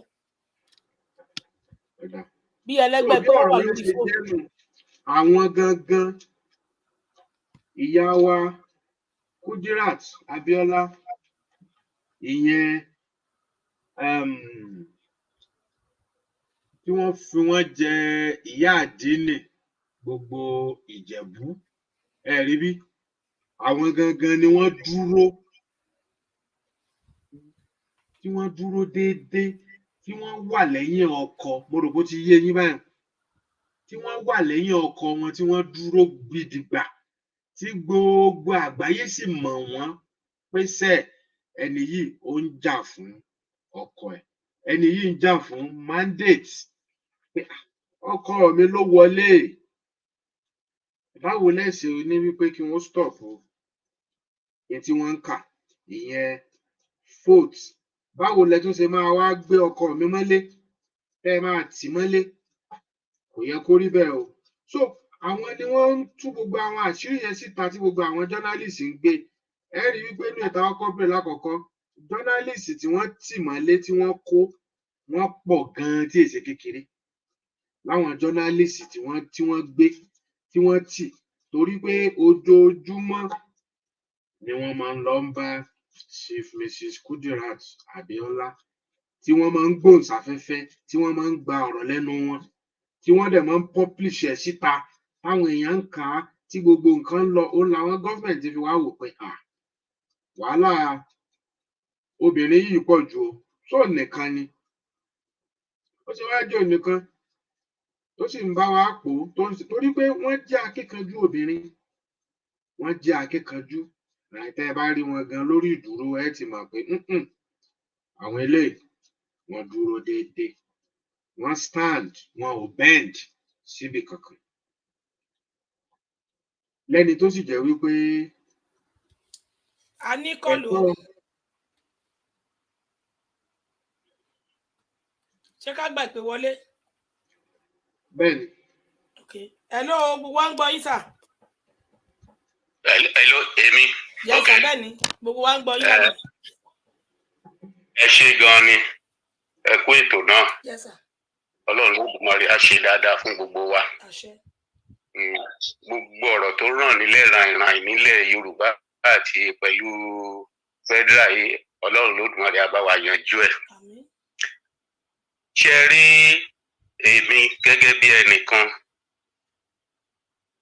ṣe ikú bí ó ṣe pa màmá Kúdírátì yẹn jẹ́ kí kọ́kọ́ yanjú yẹn náà kí tó ṣe wá sọ àwọn nǹkan tí mo fẹ́ sọ torí àwọn kan tó pamọ́ ń bẹ̀ wọ́n dẹ̀ jẹ́rìí ẹ̀ ní òkúta panel. Ṣé rí wọ́n mọ́nítọ̀ ẹ̀ kì í ṣe kí ó fẹ́ lé lóṣù kan tí wọ́n fi mọ́nítọ̀ ẹ̀ gbogbo ìrìn ó ṣe ń rìn. Ọjọ́ ìgbà wọ́n ti fẹ́ rí wọn rí mú bọ̀tọ̀ dráìvà ẹ̀ gangan ni wọ́n lò gẹ́gẹ́ bí ẹ̀rí tó jáde nígbà tó dé òkúta. Dráìvà ẹ̀ ni wọ́n lò agbára tó ní bí wọ́n bá yìnbọn fún obìnrin yẹn kò rán. Mo rò pé ó ti attempt ẹ̀ several times wọ́n yìnbọn fún kò ríran. Obìnrin yẹn ní agbára kan wọ́n ní gèlè tó máa ń wé tó máa ṣe gogoro yẹn òòyà kan ló wà ń bẹ̀. So òòyà yẹn ní agbára ẹ̀ tó jẹ́ pé bí wọ́n bá yìnbọn irọ́ ni bulletproof ẹ̀ nìyẹn kò ní mu. So driver ẹ̀ ni wọ́n wọ̀nà tí wọ́n lò Yorùbá ni driver ẹ̀ kì í ṣe Haúsá. Òun ni wọ́n lò tán fún lówó òun ló sọ wọ́n ní ibi kó tó wé gèlè yẹn ló ti lọ yọ òòyà yẹn wọ́n ṣe òòyà míì wọ́n wá fún. So òòyà yẹn ló lọ pààrọ̀ kó tó wé gèlè bó ṣe wé gèlè kò ìwò ó ti lọ kàn gbé gèlè yẹn ó dẹ̀ wé. Aláùsá ló lọ lọ́jọ́ náà Èkó ni mo wà. Aláùsá ló lọ lọ́jọ́ náà orí ọ̀rọ̀ tọkọ ẹ̀ náà ló dẹ̀ bá lọ sí Aláùsá ní governor's office. So wọ́n tírèlì ẹ̀ dé bẹ́ẹ̀ ni. So wọ́n dẹ̀ ti mọ bó ṣe máa rìn nígbà tí ó bá kúrò l'Aláùsá. So ó kúrò l'Aláùsá ó dẹ̀ ń bọ̀ ibi 7up yẹn ní ibẹ̀ náà ti mú tán ti shoot ẹ̀. Wọ́n ibẹ̀ náà ti lọ ra ambush dé ibi 7up níbi tó títì láti Aláùsá wá sí toll gate ibẹ̀ náà ti shoot ẹ̀ ní kẹ́ni níbi junction Ìkòsí road láti Ọ̀rẹ́gùn to then Aláùsá níbi tó ti wá pàdé tó fi máa jáde sí 7up ibẹ̀ yẹn náà ti shoot ẹ̀. So tó bá jẹ́ pé kì í ṣe pé agbára yẹn wọ́n ti lọ pààrọ̀ ẹ̀ wọn ò lè rí mújọ yẹn ní bí ikú tiẹ̀ ṣe bó ṣe lọ nìyẹn bí ikú yẹn ṣe rí ní àwọn rójà ibẹ̀ náà ká mọ́ tí wọ́n ti shoot ẹ̀. So agbára ẹ̀ wọ́n ti mú kúrò lára ẹ̀ kó tó di kó jáde òun ò dẹ̀ mọ̀. Now ṣe rí ọ̀rọ̀ ti Abíọ́lá àti Awólọ́wọ̀ tààrọ̀ àwọn méjèèjì yẹn máa ń dùn mí tí mo bá ti rántí ìgbà tí wọ́n ṣe kíní ti Abíọ́lá yìí mo kàn wò títí pé ṣé àwọn ará bíi wọ́n kàn fi iṣẹ́ rí wọ́n ṣe gbogbo yẹn láti rèsì hóòpù àwọn Yorùbá láti pé wọ́n bá wọn mọ́ra wọ́n kó wọn mọ́ra nǹkan tí wọ́n ṣe nìyẹn. Tí wọ́n bá sọ pé Awólọ́wọ̀ ló lajú wọn ní north títí Awólọ́wọ̀ fi bẹ̀rẹ̀ politics tó ń ṣe kò sí ilé páànù ní north pé wọ́n fi iron roof tó fi bo ilé Awólọ́wọ̀ ló bẹ̀rẹ̀ sí ní kó páànù lọ fún wọn ní gbogbo ìgbèríko wọn pátápátá àti some town tó ń kó páànù tán ra oríṣiríṣi ní Awólọ́wọ̀ ń pọ́ọ̀pù síbẹ̀ tó ń pọ́ọ̀pù síbẹ̀. Òun náà ló jẹ́ kí Awólọ́wọ̀ nígbà tí wọ́n dìbò fún ní 1979 torí gbogbo ẹ̀ ni mò ń kọ lẹ̀ láti police station títí dé state dé gbogbo federal ni mò ń kọ lẹ̀ tí mo ìwé yan àwọn èèyàn wò mí pé akéèlé lè so nǹkan tó dẹ̀ jẹ́ kóun náà win ní Kano àti Kaduna nígbà tí rìsọ́ọ̀tì kọ́kọ́ jáde tí wọ́n rí rìsọ́ọ̀tì yẹn pé rìsọ́ọ̀tì bàbá yìí máa kó gbogbo ìbò tó wà ní north torí tí presidential election yẹn bá ti lọ bí wọ́n bá ṣe win bẹ́ẹ̀ ó dẹ̀ máa lọ bẹ́ẹ̀ lọ sí state ni so ìyẹn ni wọ́n fi cancel tí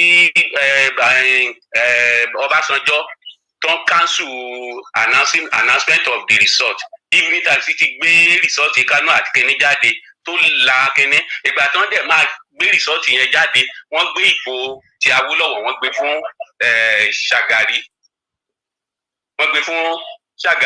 wọ́n wá gbé ti Ṣàgàrí wọ́n gbé fún Awólọ́wọ̀ ìyẹn lọ bẹ́ẹ̀ bí wọ́n ṣe ti Awólọ́wọ̀ tí wọ́n parí ẹ̀ nìyẹn tí wọ́n ní wọ́n gbọ́dọ̀ announce result mọ́ Ọbásanjọ́ ní kán máa kó wá sọ́dọ̀ wọn àwọn náà dẹ̀ dọ́kítọ̀ ẹ̀ títí tí wọ́n tó fi announce the winner so ìyẹn tiẹ̀ bẹ́ẹ̀ ni Abíọ́lá náà nǹkan tí Abíọ́lá ṣe sí north bó ṣe ń ṣe sílẹ̀ Yorùbá ló ń ṣe sílẹ̀ Haúsá bó ń ṣe sílẹ̀ Yorùbá ló ń ṣe sílẹ̀ Haúsá ilé ẹ̀ tó ń gbé ní bí ọ̀pẹ bímbẹ̀ yẹn ní crescent tó ń gbé ilé àbúrò mi ilé kẹrin sí ilé Abíọ́lá ni mo máa ń lọ bá ń bẹ̀ ní kínní tẹ́ ẹ bá dé ilé Abíọ́lá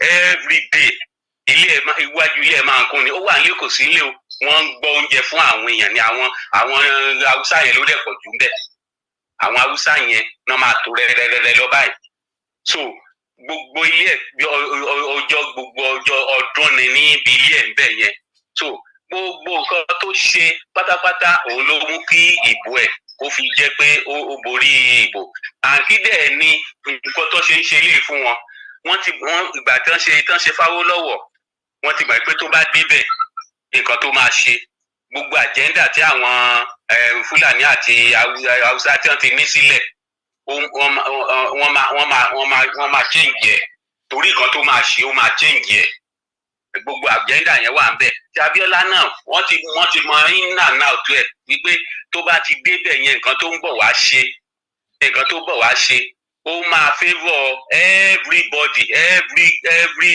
region nígbà yẹn ló máa favour so gbogbo àjẹ́dà yẹn gan tó dẹ̀ máa ṣe ó máa da gbogbo nǹkan tí ẹyẹ táwọn ní ó máa dànù nǹkan tí ó ṣẹlẹ̀ gangan nìyẹn so gbogbo eléyìí tí wọ́n ń ṣe tí wọ́n ń ṣe kínní medicine after the death ni medicine after the death ni gbogbo ẹ̀ síbẹ̀síbẹ̀ eléyìí tó dẹ̀ ló ń lọ bẹ́ẹ̀ náà ìgbà tó Ọbásanjọ́ máa débẹ̀ àwọn nàdẹ́kò ni wọ́n fún wọn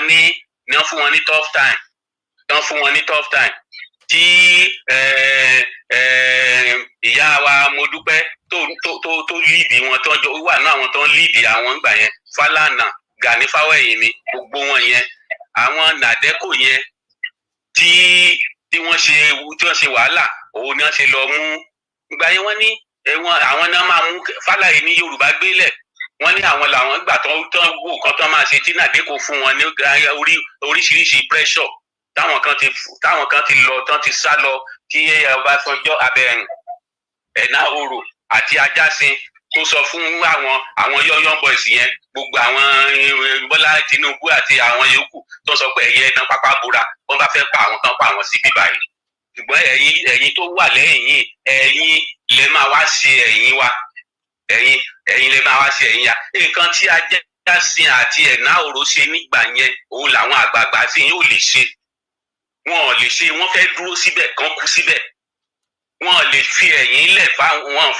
fáwọn tó wà tó ń bọ̀ lẹ́yìn wọn nǹkan tó ṣẹlẹ̀ nìyẹn now nígbà tí gbogbo ẹ wá rí báyìí wọ́n gbé Ọbásanjọ́ wá nígbà tí wọ́n fún wọn ní pressure tó ń fún wọn wọ́n ní Ọbásanjọ́ gbìyànjú ní the first and second month tó débẹ̀ gbogbo ẹ̀ là ń monitor torí àwọn èèyàn dẹ̀ ti mọ̀ torí nǹkan tó ṣe ní 1979 àwọn èèyàn wọn lè dìbò fún torí gbogbo bó ṣe yí ìbò Awólọ́wọ̀ yẹn òun ni ò jẹ́ kán dìbò fún ní 1990 kílódé tó Ọbásanjọ́ débẹ̀ 99 òun ni òsìjẹ́ kan dìbò fún ìgbà tó ń dẹ̀ débẹ̀ tó promise pé kan wo nǹkan kan wọ́n fìyà jẹ ní wọ́n parọ́ mọ́ wọ́n gbé lọ sí prison wọ́n ló gbé lọ sí detention wọ́n ló fẹ́ fi gbàjọba ó fẹ́ ṣe kú irọ́ tán yí mọ́ lẹ́sẹ̀ nìyẹn wíwárà sí irọ́ ni torí pé kí ni òun náà fárígá nígbà yẹn òun fárígá wọn rí pé ó fẹ́ takò wọ́n now nígbà tí ó bá dẹ̀ wá di pé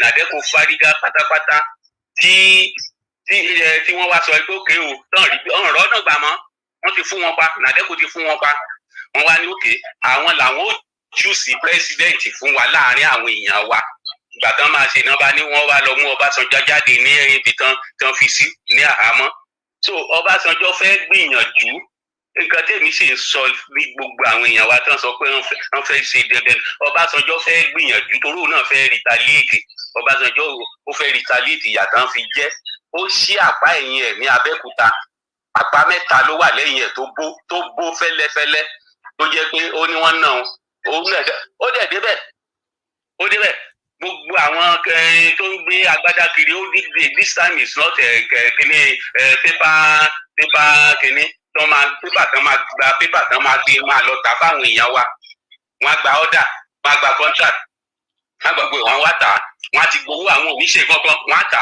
wọ́n á ti gbowó so àwọn tó dẹ̀ ṣe contract nígbà tán ti gba owó tó wà lọ́wọ́ percentage tó kù kó tó wọ́n ṣiṣẹ́ so gbogbo kò ní wọn ní ṣiṣẹ́ tó dáa wọn ní ṣe gbogbo ẹ̀ Ọbásanjọ́ ní kò sírú yẹn mọ́ ó lọ oṣù kejì ó lé gbogbo wọn lọ gúrùpù ni wọ́n tún padà wọ́n lọ ṣe meeting wọ́n dẹ̀ wọ́n ní àwọn làwọn lọ mú ẹ wá táwọn ní kó wá ṣèjọba tó bá ti ṣe tàwọn àwọn á dá ẹ padà síbi tán ti mú ẹ nǹkan tó jẹ́ kó Ọbásanjọ́ kó rìsíìdì nìyẹn tó jọwọ́ lẹ̀ tó dẹ̀ jẹ́ pé ó ṣe tiwọn now kò sí èmi sì ń dúró lórí pé kò sí ẹni tó máa débẹ̀ wọ́n ṣe Fábíọ́lá ṣé wọ́n jẹ́ kó débẹ̀ ẹni tó débẹ̀ wọ́n sọ fún nǹkan tó àwọn fẹ́ tí ò bá ti ṣe kò lè rọ́nà lọ kò lè rọ́nà ìgbà tí eléyìí tó débẹ̀ sí náà ẹni jẹ́ mẹ́ta ṣé bó ṣe sọ fáwọn èèyàn òun náà gan fúnra rẹ̀ ẹ jẹ́ ká máa wo nǹkan tó máa bá jáde nítorí náà ṣé ẹ rí gbogbo ọ̀rọ̀ sẹ́rímọ́nì kankan yìí mi ò ọ̀nà ẹ̀ rárá kí ni àǹfààní kí ni nǹkan tí wọ́n ṣe fún àwọn ọmọ yẹn nígbà tí wọ́n sọ pé wọ́n gbé Q12 jáde láti compensate family yẹn kí ni ìjọba ṣe ó yẹ ká béèrè kí ni ìjọba ṣe kí ni wọ́n ṣe fáwọn ọmọ ẹ̀. à ń gbọ́ lọ́nà ṣe bí àwọn oníjẹ́ká kọ́ ti play ti Kẹ́jẹ́wọ́rọ́ ká gbọ́n tí Kẹ́jẹ́wọ́rọ́ wí nínú ọ̀rọ̀ tí Kẹ́jẹ́wọ́rọ́ sọ mi mọ̀ bóyá torí pé mi ò gbọ́ òyìnbó ṣá àmọ́ bóyá ó ní kankan tó ní òtún fẹ́ máa gbéṣe fún ìdílé wọn torí àṣàrí nígbà tí bàbá yẹn wà láyé náà at least Kẹ́jẹ́wọ́rọ́ náà wà lára àwọn akọ́dà tí bàbá yẹn náà kó kiri ńgbà yẹn Kẹ́jẹ́wọ́rọ́ wà lára àwọn akọ́dà àdẹ̀wà dúpẹ́ lọ́wọ́ Ọlọ́run sí pé akọ́dà Abíọ́lá ara wọn náà ni ó ti wà ní orí àlééfà location 9 náà ìsìn azin aspa akọ́dà ìyẹn àwọn akóbàtà fún Abíọ́lá tó padà di president báyìí ó yẹ kí ó lè gbé nǹkan pàtó kó gbèsè so ẹ jẹ́ ká máa wò torí nínú ọ̀rọ̀ tó sọ mí ìmọ̀ bí yóò sọ o èmi ò gbọ́ ànàgó tèmi so mi ìwà mọ̀ bí yóò sọ ọ́ bẹ̀ so. ẹ jẹ́ ká wo nǹkan tó fẹ́ ṣe ṣùgbọ́n síbẹ̀síbẹ̀ náà. èmi ti sọ ọ̀dádì àti play rẹ̀ bóyá ẹ̀ tí ì dé ńgbà tá a play rẹ̀ àti play rẹ̀ sá ó ti sọ̀rọ̀ nípa Abíọ́lá lénìí ó ti sọ̀rọ̀ nípa Abíọ́lá ó ti sọ̀rọ̀ nípa bàbá lénìí sẹ́ ó ti sọ̀rọ̀. bẹ́ẹ̀ni ó sọ̀rọ̀ èmi gan kí n tó tí ò sí. àwọn tó ń sọ̀rọ̀ náà ni mi mọ̀ bóyá ó sọ náà ni mo fi sọ síta ń sìn torí àti play rẹ̀ kọjá bóyá wá ní ìlérí tó ṣe é ṣe mọ̀ pé torí pé ànàgó ló lo èdè ẹrú èmi ò sì gbọ́ Yorùbá lèmi gbọ́ mi mọ́ mi lọ sí skul àwọn amúwọlẹ́rú tèmi tó. èmi ò tiẹ̀ gbọ́rọ̀ ẹ̀ tán bóyá tán bá dẹ̀ pílẹ̀ ká wo nǹkan tó sọ kò sí dádì ẹ̀yin ṣẹ̀ṣẹ̀ join wa ni dádì ẹ̀yin ṣẹ̀ṣẹ̀ join wa ni mo ti play rẹ̀ tẹ́lẹ̀ sá mo ti play rẹ̀ lórí program náà mo ti play ṣe ti gbọ́ ẹ ṣeun mo dúpẹ́ mo ti play. Chẹ́ẹ̀kì mẹ́sẹ̀gì látàárọ̀ ni wọ́n ní Kẹ́jẹ́wọ́rọ́ wọn ló dákú ẹ̀rí ni. irọ́ ni wọ́n ń pa. Ẹ má jẹ́ ká máa bá wọn promote kinní tó bá dákú ó ń pẹ́ bọ̀tí wọ́n tún fẹ́ẹ́ fi ṣe long life ni tó bá ti gbé ìròyìn jáde bẹ́ẹ̀ yẹn bàbá wọ́n tún fẹ́ẹ́ fi ra ọjọ́ kún ọjọ́ ẹ̀ ni o gbogbo ẹni tó bá ti bá wọn gbé ní ẹ̀mí gígùn ẹ̀ á tún fi pọ̀ sí wọ́n fẹ́ẹ́ fi ṣe gbogbo ẹ̀ kínní ni wọ́n fi ń ṣe o kí náà máa ń pè é kí náà máa ń pè ní èdè Yorùbá yìí gbogbo ẹ̀. ìràpadà àbí. Àyírapadà bẹ́ẹ̀ ni ṣàyírapadà ṣàgbéwé ìyírapadà náà fẹ́ẹ́ fi ṣe o tó bá ti gbé e bẹ́ẹ̀ yẹn àwọn tó bá tún pariwo ẹ̀ ìyírapadà ni o ìyírapadà ni o kódà kó kú sílẹ̀ báyìí ẹ má ti bá wọn gbé torí gbogbo ẹ̀ náà ìyírapadà ni àlùdé àpájí gbogbo ẹ̀ ló ń ṣiṣẹ́ fún.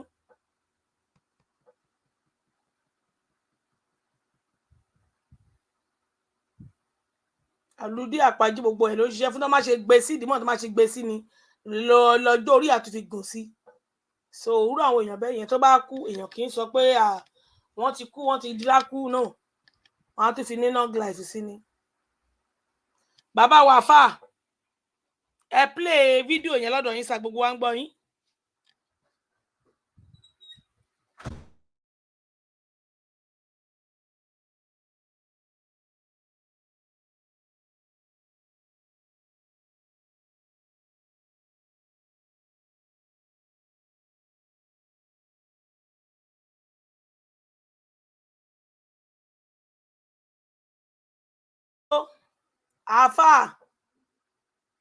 àáfà jí má sùn ẹ ló bàbá ò ń gbọ́ àáfà ti wà níbòmíì.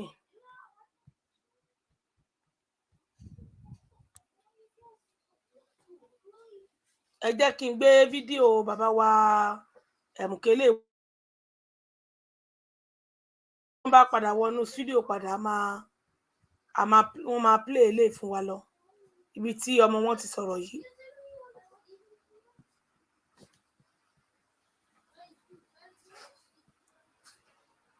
ẹ bá wa gbọ́wọ́ léṣẹ́ bọ̀tì. ẹ ṣe gan. ẹ ti dé tó ọkọ̀ wo ló gbé yín dé. bí ọ̀rọ̀ alájà Kudirat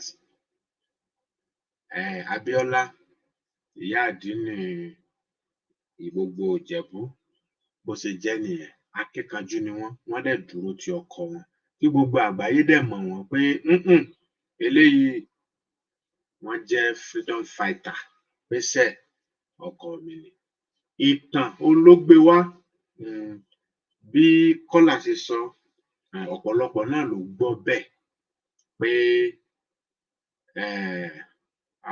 agbọkọ̀ wa wọn ẹni tó ń wà wọ́n olùgbàbọ̀dé àmọ́ Ọlọ́run ni gbogbo ẹ̀ yé àmọ́ àkókò ti tó náà ni torí wípé a lè fìdí ẹ̀ múlẹ̀ agbọ́ náà ni wọ́n pé ó ní kì í ṣe pé ojú wa ló ṣe àbí arí àrídájú bí wọ́n ṣe wí ọ náà ni a ṣe sọ wọ́n ní pò ní torí wípé Alájà Kudirat Abíọ́lá jẹ́ ẹnìkan tó jẹ́ akíkanjú obìnrin tí wọ́n dẹ̀ dúró déédéé ẹ rí i pé mo ti sọ síwájú àìmọye ìgbà ni wọ́n gbìyànjú láti dojúkọ wọn àmọ́ tó jẹ́ pé òfo ni wọ́n ń bá bọ̀ àìmọye ìbọn ni wọ́n ti yìn mọ́ wọn tí ò wọlé àìmọye nǹkan ni wọ́n ti ṣe lóríṣiríṣi tó pọ̀ gẹ́gẹ́ bí a ṣe gbọ́ tó wà nùtàn àmọ́ tí Chief Mrs. Kudirat Abíọ́lá tí wọ́n ń borí wọn tí Olódùmarè ń kó wọn yọ torí ẹ̀ la fi ń sọ pé ewé ń jẹ́ o egbò ń jẹ́ nílẹ̀ Yorùbá o nǹkan wà o ò tí ì kan olóòótọ́ ni bẹ́ẹ̀ ni ó wà níbi tó wà torí pé àìmọye ìgbà ni wọ́n dojúkọ Chief Mrs. Kudirat Abíọ́lá àmọ́ wọ́n ń ṣe kí ni wọ́n ní rí nǹkan gidi píìnì abẹ́yìn kan ni tí wọ́n ń ṣe kí ni tí wọ́n ń dojúkọ wọn àmọ́ tọ́lọ́run ò fún wọn ṣe tí Ọlọ́run kò fún wọn ṣe ó jẹ́ pé Chief Mrs. Kudirat Abíọ́lá ìyá àdínì gbogbo Ẹ̀gbá ó ń borí wọn àkókò yẹn Ọlọ́run sọ pé kó tó àmọ́ tá a kàn mọ̀ ní wípé Yorùbá lọ̀tá Yorùbá ìyẹn dájú Yorùbá ló ń gbàbọ̀dè torí pé Fúlàní ò lè wá láti ọ̀nà lọ́hùn kí wọ́n dẹ̀ máa sọ fèèyàn kí wọ́n máa sọ ẹ rí wípé àbúrò wọn náà sọ wọ́n ti ń carry plan yẹn láti execute wọn pé a fẹ́ pa níṣẹ́ ok ẹ má jẹ́ kó rí ọkọ rẹ̀ mọ́ o tó bá ti wá pò ń fẹ́ rí ẹ má gbà kó rí ẹ kàn máa wá nǹkan míì sọ bóyá ọkọ rẹ̀ ṣe kinní kan àbí nǹkan kan àbí gbá àbáwo títí ìyẹn náà ni àwọn náà wá tó ń gbé ìgbésẹ̀ mi lé lórí pé kí ló ń ṣẹlẹ̀ báwo lẹ́sìn máa ní pé kí n má rọ́kọ mi ìgbàsàwò àmọ́ wọn ò fẹ́ wọ́n fẹ́ ṣiṣẹ́ yẹn bí ọpọlọ wọn ṣe gbé kalẹ̀ fún wọn láti ṣe kó má bàa mú fura dání àmọ́ tó wá jà wá lẹ́nu ni pé nígbà tí a sáà wá padà wá ṣe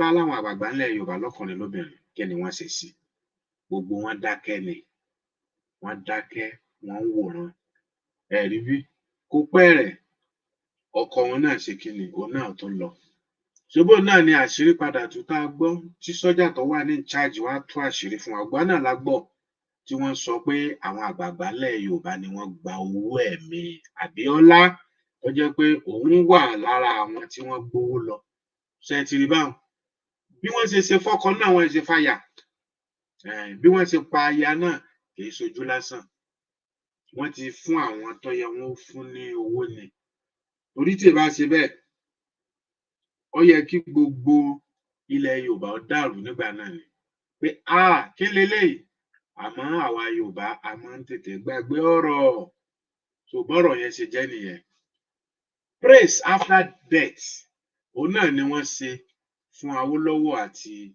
Abíọ́lá gẹ́gẹ́ bí eléyìí tẹ́ ń wò lọ́wọ́lọ́wọ́ yìí ọmọ wa Yorùbá àmọ́ nísìnyí ẹ̀yin náà ti mọ̀ pé kì í ṣe Yorùbá nígbà náà a sọ fún yín pé Ọbásanjọ́ yìí ṣe Yorùbá gbàgbọ́ àmọ́ nísìnyí wọ́n ti yà sọ́tọ̀ báyìí pé ṣe Yorùbá ó wà ń bẹ̀ fún dídí ọdún 8 kò rí nǹkan kan ṣe o Buhari ló wọlé tó náà tó wá rò pé nánà ẹ̀já ṣe àmọ́ tí wọ́n ṣe yìí gbogbo wọn lẹ́ ń wò yẹn o lọ́dún náà lọ́hùn bóyá bí ọdún 2 sẹ́yìn ni màá pè ní àbí 3 mo ti gbàgbé ọdún yẹn ṣá wọ́n gbé fún àwọn fámílì Abíọ́lá àwọn ọmọ Abíọ́lá ìyẹn Kọ́lá Abíọ́lá àti àwọn àbúrò ẹ̀ wípé bàbá yín ló wìn ní 1993 general election presidential wọ́n gbé fún wọn àmọ́ wọn ò jẹ́ kí wọ́n jókòó sórí àga yẹn so bàbá ń wò kò ní fáídà náà ní èdè àràbù kò nítumọ̀ torí pé kí wọ́n wulẹ̀ wá mọ́ sọ gan ó pè torí kí láǹfààní pé wọ́n sọ wọ́n gbé fún wọn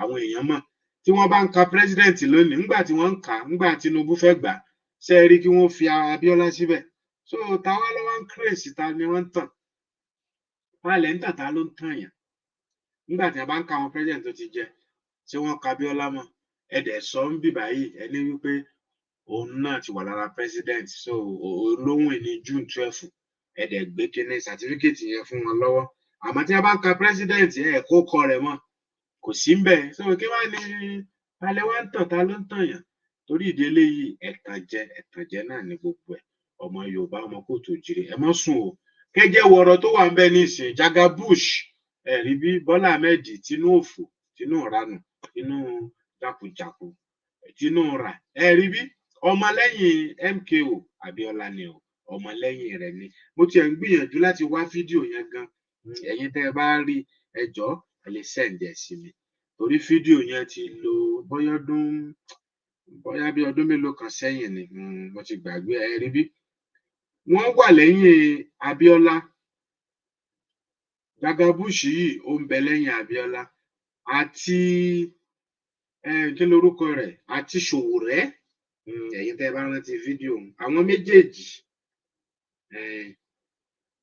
tinú òfò àwọn méjèèjì yẹn wọ́n ń bẹ lẹ́yìn MKO Abíọ́lá ẹ̀yin tẹ́ ẹ bá wo fídíò yẹn ni mo ń wá látẹ̀kan báyìí mi ò tí ì rí o mi ò rí o àmẹ́yìn tẹ́ ẹ bá rí ẹ jọ̀ọ́ ẹ lè send ẹ̀ sí wa ká play yẹn náà fún gbogbo wa pátákárì ká play rẹ̀ tinú òfò tẹ́ ń pè ní Tinubu ó wà lẹ́yìn MKO Abiola àti Sowore àwọn méjèèjì etí báyìí ó lẹ́ẹ̀fì mọ̀ pé Tinubu ni etí ló dá fìlà rẹ̀ dúró nígbà náà lọ́hùn àbí kò tiẹ̀ dé fìlà ló ti gbàgbé ó dà pé kò dé fìlà bí ó sáà rí ṣákélé báyìí ó rí cháncálá tí ẹ̀ dẹ̀ fi gbá wa nìyẹn mo ti sọ àti sọ mẹ́tò pé ẹ má jẹ́ wọ́n máa fowókọ èèyàn gbá wa orúkọ Abíọ́lá ni wọ́n fi gbá wa o òun la fi gbé Buhari wọlé o òun náà la fi gbé Tinubu wọlé agbárí orúkọ Abíọ́lá ni wọ́n fi gbá wa láti 1999 ní Tinubu ti ń fowókọ Abíọ́lá gbá wa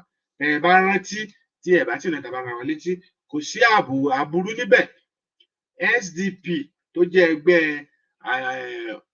Abíọ́lá òun ni Tinubu làwọn ń yí padà o tó ló di AC láti AC ló di ACN láti AD ló di kinní ẹgbẹ́ Abíọ́lá òun ló làwọn ń yí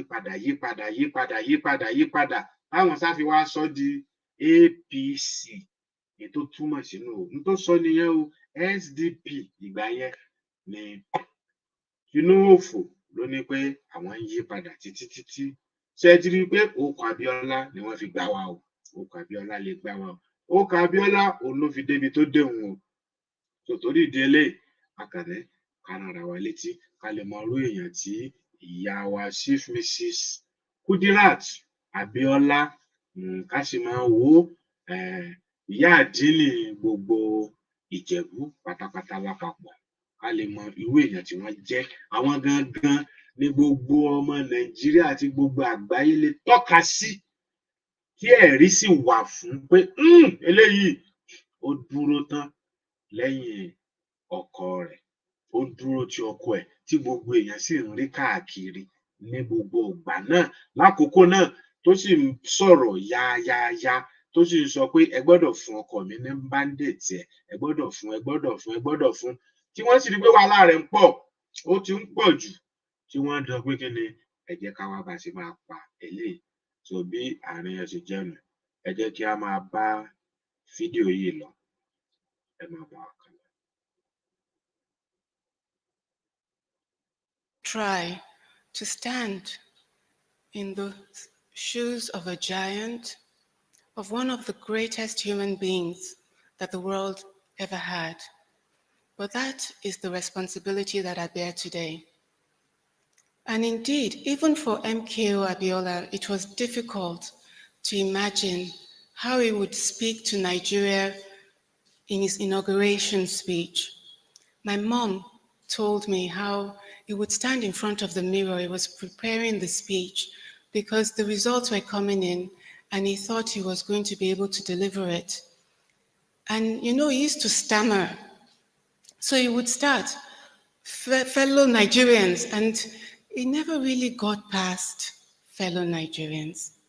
He would say a few words, he'd say, no, not like that. And he would start again. And he kept struggling to think what to say to the people of Nigeria. Because all MKO ever wanted to say to the Nigerian people, and all MKO ever did say to the people of Nigeria is, I love you, the people of Nigeria. I believe in you, the people of Nigeria.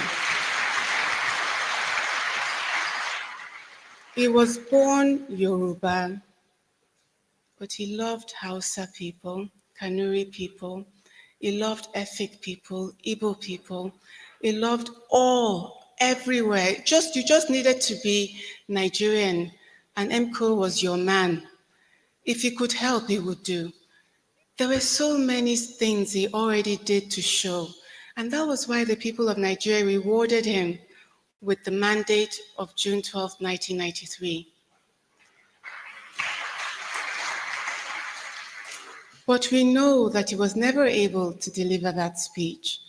But in many ways, the events that transpired later revealed to Nigeria the eloquence in his heart, the fidelity of his commitment, and even his own deep, abiding wish that if there were any way that his own actions would in any way compromise the people of Nigeria, MKO would prefer to die. He preferred to leave the earth rather than compromise on you, on your integrity as a people, on your sovereignty as a nation. Which was why, even the day before he died, when he was still being pressured, he asked the question, how do you shave a people's head in their absence?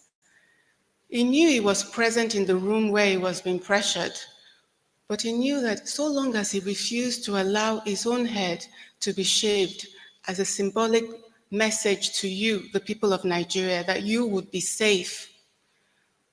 And when he died, we accepted his body and had watched in Nigeria as year after year after year after year, till now, the 25th year, you, the people, have suffered, and he was not recognized at all. President Muhammadu Buhari, Nelson Mandela it was who said, "It always seems impossible until it is done."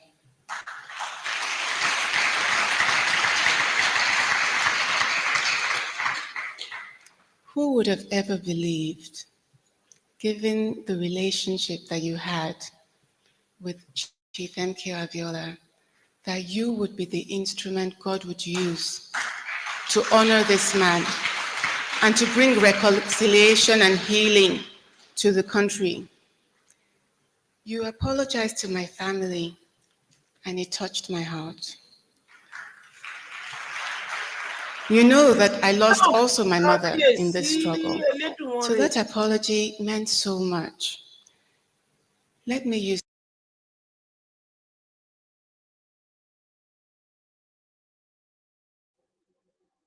ẹgbọ́n tó sọ láàrin yẹn gbogbo ilé ó ní wípé Boko Buhari òun ló recognize bàbá àwọn, àmọ́ ṣé ẹ mọ̀ pé màmá mi náà lọ sí o, mi ò rò pé a gbọ́ àárín dáadáa. Ẹ jẹ́ ká dá padà sẹ́yìn díẹ̀ kẹ́ ẹ tún gbọ́. Ẹ jẹ́ ká tún gbọ́. Allah. Had with Chief MK Abiola, that you would be the instrument God would use to honor this man and to bring reconciliation and healing to the country. You apologized to my family, and it touched my heart. You know that I lost also my mother in this struggle, so that apology meant so much. Let me use this opportunity on behalf of Chief MK Abiola, because I know what he would have done. Let me use this opportunity to apologize to you, to apologize to your family for anything that he might have done to harm you and to harm your family. I want to round up because I'm sure I'm well past my 3 minutes. But let me also say at this juncture that Chief MK Abiola was so committed to us saying farewell to poverty in Nigeria. And today we have more people in poverty in Nigeria than we had in 1993. I read the statement that you made where you said that you prepare now to wage a battle for the defense of the people of Nigeria against those people who think of themselves as the landlords of Nigeria. Let me say to you that by recognizing June 12th, you are waking so many heroes of Nigeria's struggle and heroines who have shown, because they stood firm on June 12th, that money cannot buy them. If there's any march that we need to march, they will march. If there's any protest that we need to be present at, they will protest. You have called up your own new army for the defense of this country.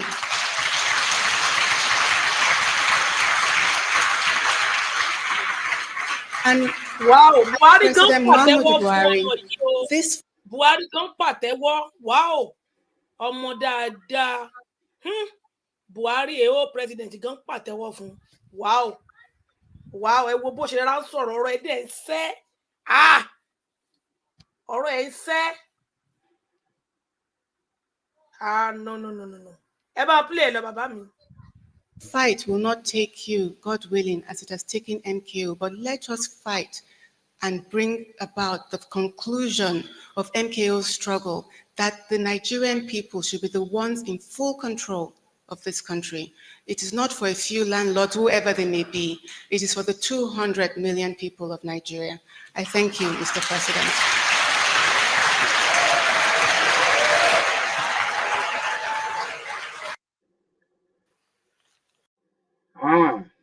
Ẹ rí bí ẹ rí pé gbogbo wọn dìde fún ọmọ náà pẹ̀lú àwọn ọ̀rọ̀ ńlá.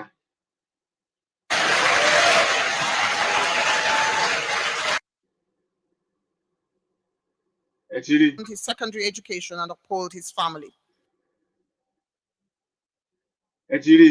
So Kọ́lá Abíọ́lá náà lélẹ̀ ibi tí wọ́n sá ti ṣe ń tàn wí náà ni tí wọ́n ti gbé inauguration yẹn fún un pé tọ̀ bàbá rẹ̀ ló wìn ní o àmọ́ bàbá ti wà nù sáré o aya rẹ̀ náà tó dẹ̀ dúró tọkọ òun náà ó tún ti wà nù sáré ó mà ṣe o. At the Baptist Boys High School, Abeokuta, he was the editor of the school magazine, The Trumpeter. At the age of 19, he joined the National Council of Nigeria and the Cameroons. In 1956, Moshood Abiola started his professional life as a bank clerk with Barclays Bank PLC in Ibadan, and in 1959 joined the Western Region Finance Corporation as an executive accounts officer before leaving for Glasgow University, Scotland, where he received a first class in political economy, commercial law, and management accountancy. He also received a distinction from the Institute of Chartered Accountants of Scotland on his societies or associations. Nigeria, the Oloye MKO Abiola was made the Are Onokakamfo of Yoruba land. According to folklore, the Are Onokakamfo is expected to die a warrior in the defense of his nation. Ṣé ń gbọ́ nǹkan? Ṣé rí wípé nǹkan tí ń ṣe Yorùbá ọ̀nà ti jù tipẹ́tipẹ́? Yorùbá lẹni tó ń sọ̀rọ̀ yìí o, àmọ́ nítorí wípé ó ń ka òyìnbó, ó fẹ́ ká ràn wọ́n lọ bí òyìnbó, Ọlọ́run o, kò mà ní dáa fún English o. Ààrẹ ó ní ò lè rí pé dáadáa tó ń ṣe ààrẹ Yorùbá ní o, ààrẹ Kakanfò, Ààrẹ Ọ̀nà Kakanfò olóṣòro fún ẹ láti pè. Àmọ́ nítorí pé o fẹ́ belong, èmi náà fẹ́ sọ̀rọ̀ kí wọ́n lè ní pé èmi náà dàbí òyìnbó. Ààrẹ Kakanfò, ayé yín pa ò bí ìbọn.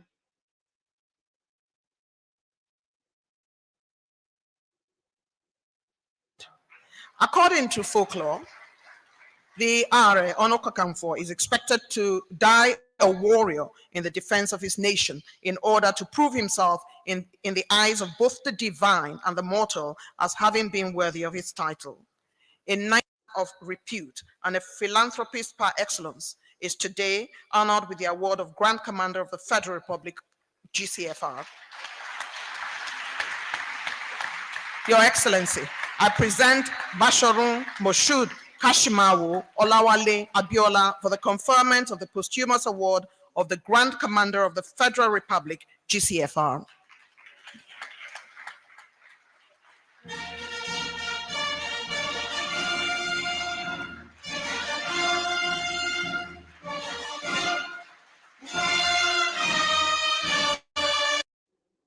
Ṣé rí ohun tá à ń sọ nù o?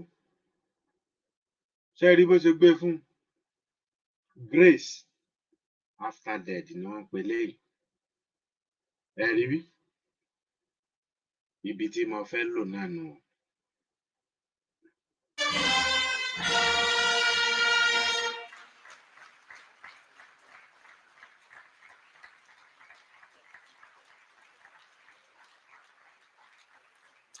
Can we once more put our hands together for the successful presentations of these awards? Thank you. Your Excellencies, distinguished guests, ladies and gentlemen, permit me to now invite His Excellency Muhammad Buhari, President, Federal Republic of Nigeria, to deliver his keynote address. Mr. President, sir.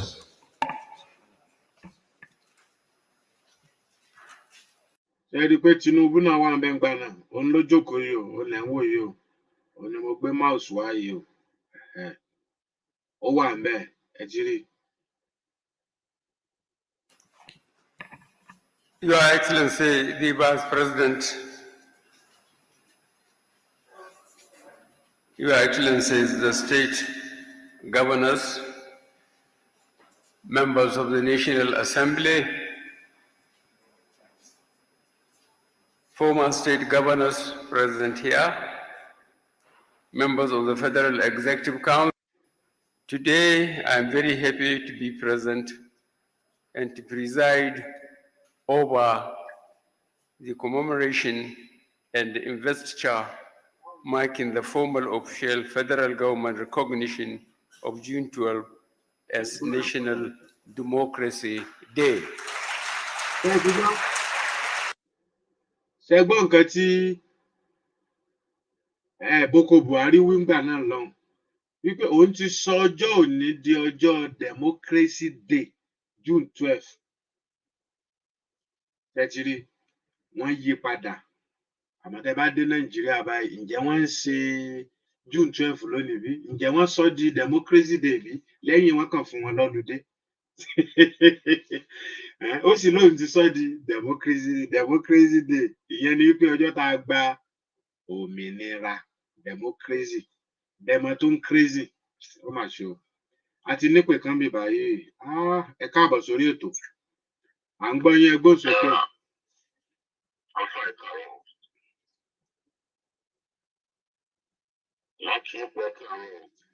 Gbogbo àgbáyé ń gbọ́ yín ẹgbẹ́ òsókè o à ń gbọ́ yín èmi nìkan kọ́ mò ń gbọ́ yín. Tí kò bá tí ìlú ti jù mo fẹ́ ní contribution sí ọ̀rọ̀ tí wọ́n sọ nípa ẹ̀gbọ́n wọn.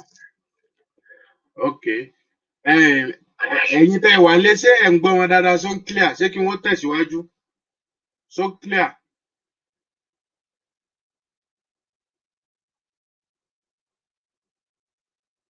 Mo ń retí èsì o.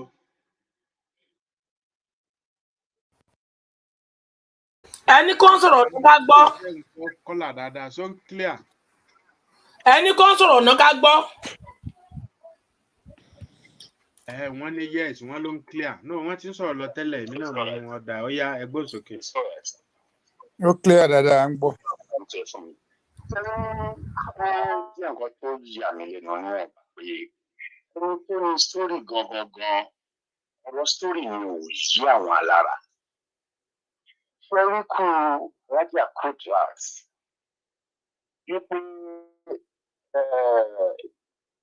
wọ́n ṣe dráìvà wọn. Ẹ kàn sọ ẹ má bínú sá ẹ sọ ti yín ni ẹ má sọ̀rọ̀ lórí táwọn sọ torí wọ́n ti là á wọ́n láwọn ò sí lé àwọn wà l'Amẹ́ríkà gbà yẹn o wọ́n ti là á o. Tuntun sórí Alájà Kudrat yìí ìjọ sórí ẹnìkan tó ń pè ní Ṣófọlá hàn ìjọ tí ẹ bá jáde.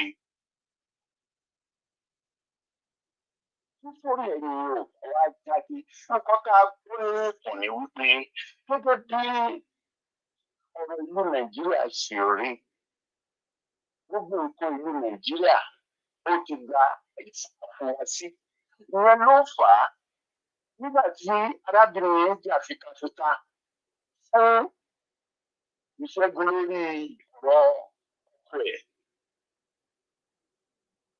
Obìnrin yóò kì í ẹ dúró ná kọ́là àwọn èèyàn ń kọ síbì wọ́n ní kò clear dáadáa mò ń bọ̀ náà ẹ jẹ́ kí n ṣe báyìí mò ń bọ̀ ẹ má bínú sá ẹ jẹun. ẹ jẹ́ kí n login pẹ̀lú eléyìí engineer ẹ jẹ́ ká lo eléyìí so that ọ̀rọ̀ yẹn ò fi jáde dáradára mò ń bọ̀ o.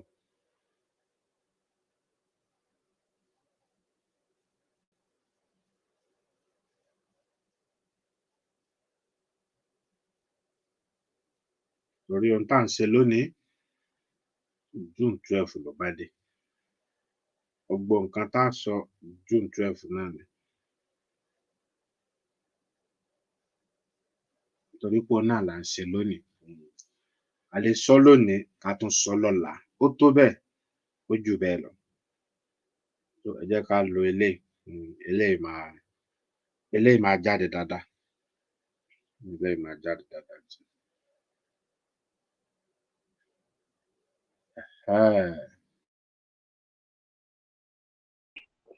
ẹ jẹ́ ká lo eléyìí báyìí nìsín eléyìí á jáde dáadáa ó yá ẹ gbóhùn sókè.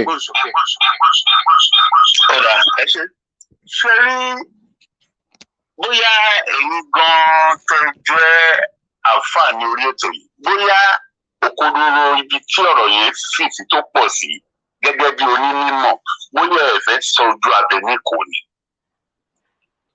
Ìdí tí mo sọ bẹ́ẹ̀ ni wípé nínú ìgbésí ayé Alájà Kudrat ẹnìkan wà tó ń pè ní Ṣófọláhàn. Ṣófọláhàn ni ẹni tó mọ àti wọlé àti àtijáde Alájà Kudrat. Ó wá mọ nǹkan kan tọ́rọ̀ yóò bá ṣòro má tiẹ̀ sọ ní bó ti wù kó ṣòro tó ó mọ gbogbo nǹkan tí ọ̀nà tí arábìnrin fi ń ṣe ìṣọ́ra ayé nítorí kókó má bàa pàdé ikú tó padà wá pàdé. Ó ní òòyà kan alágbára ni agbára ni òòyà ló fi ń ṣe agbára. Àwa tí a bá mọ tí wọ́n ń pè ní òòyà ìlarun ló ń jẹ́ bẹ́ẹ̀ o ìlarun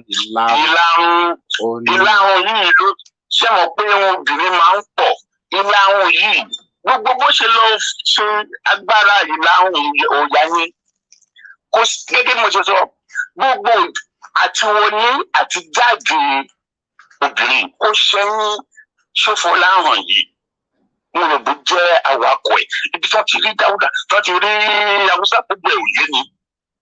So òun yìí ìlarun yìí ni obìnrin máa ń fi sí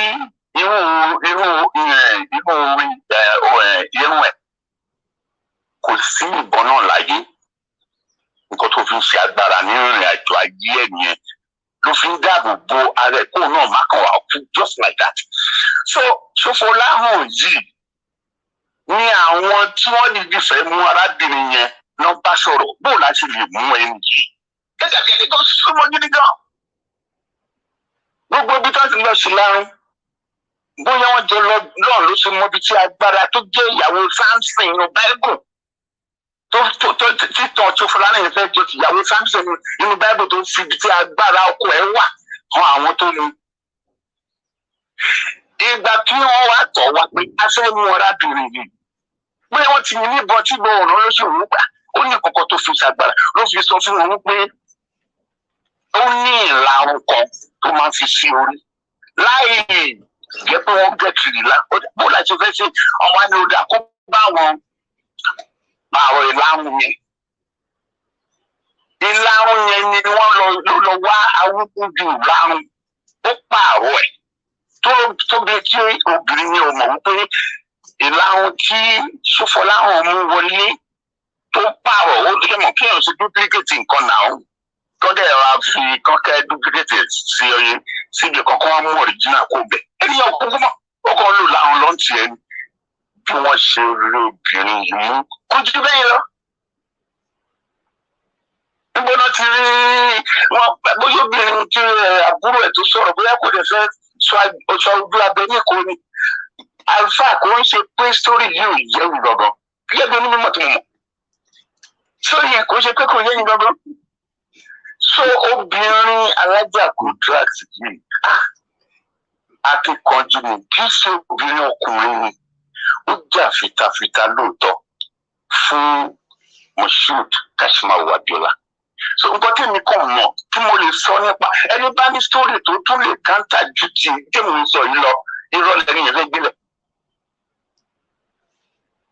èmi tí mo dẹ̀ ń sọ̀rọ̀ ìkẹrin kódà mo sún nígbà tó wà láyé mo súnmọ́ mọ́ọ̀sì yìí o but mo sún mẹ́ni tá à ń sọ yìí kò jù bẹ́ẹ̀ lọ ẹ ṣe gan tó dàbọ̀.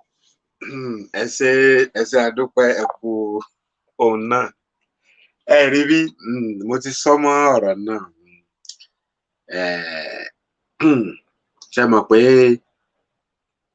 ẹ̀yin lè bá wọn ṣiṣẹ́ nígbà ayé wọn èmi ò bá wọn ṣiṣẹ́ àmọ́ mo ti sọ mọ́rọ̀ náà síwájú tẹ́ bá rí wá ní ẹ padà lórí YouTube ẹ gbọ́ ẹ rí bí wípé n tá a gbọ́ òun náà ni wípé àwọn kan náà ló ṣiṣẹ́ yẹn wọ́n gbàbọ̀dé ẹ jẹ́ ká fi lè kẹ́kọ̀ọ́ ẹ̀kọ́ ńlá ni ẹ jẹ́ ká fi lè kẹ́kọ̀ọ́ ìyẹn gbogbo ẹ̀yin tí ẹ̀ ń gbọ́ wá ní orígun mẹ́rẹ̀ẹ̀rin àgbáńlá ayé bánú sọ ò má bẹ́ẹ̀ ènìyàn sọ ènìyàn burú o ènìyàn ló ń pààyàn o Ọlọ́run kò é pààyàn o ènìyàn ló ń pààyàn ohun tá a dẹ̀ ń jẹ tá a mu ó ń pààyàn kò sí aburú ń bẹ láti dáàbò bo ẹ̀mí rẹ dìímú o gbọ́dọ̀ dáàbò bo ẹ̀mí rẹ Ọlọ́run gan ó bi ọ́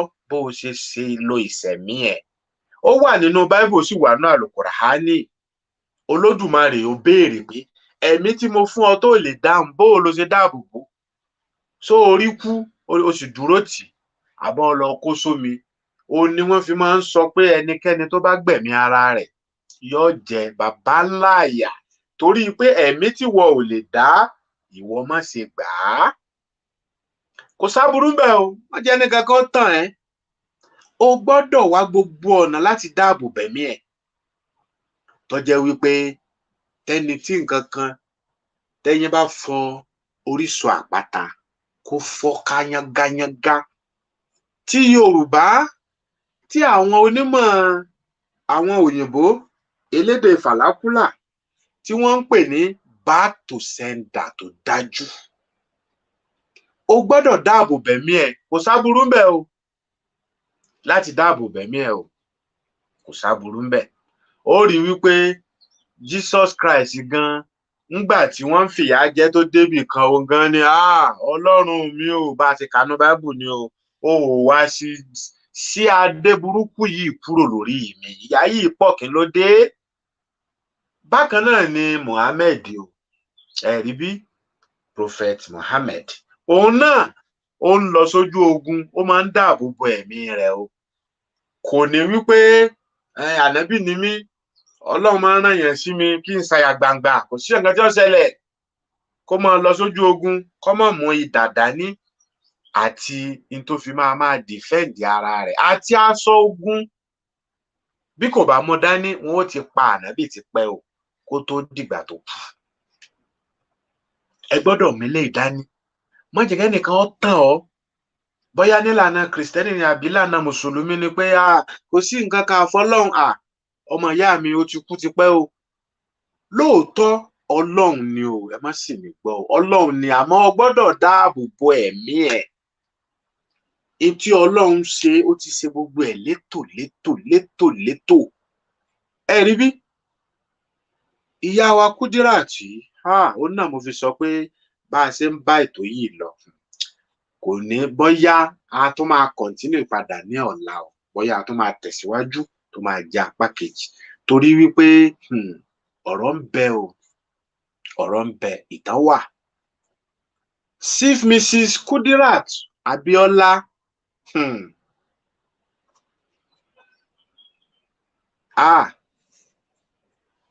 arábìnrin yìí jẹ́ ẹnìkan tó dúró déédéé nípa tìbílẹ̀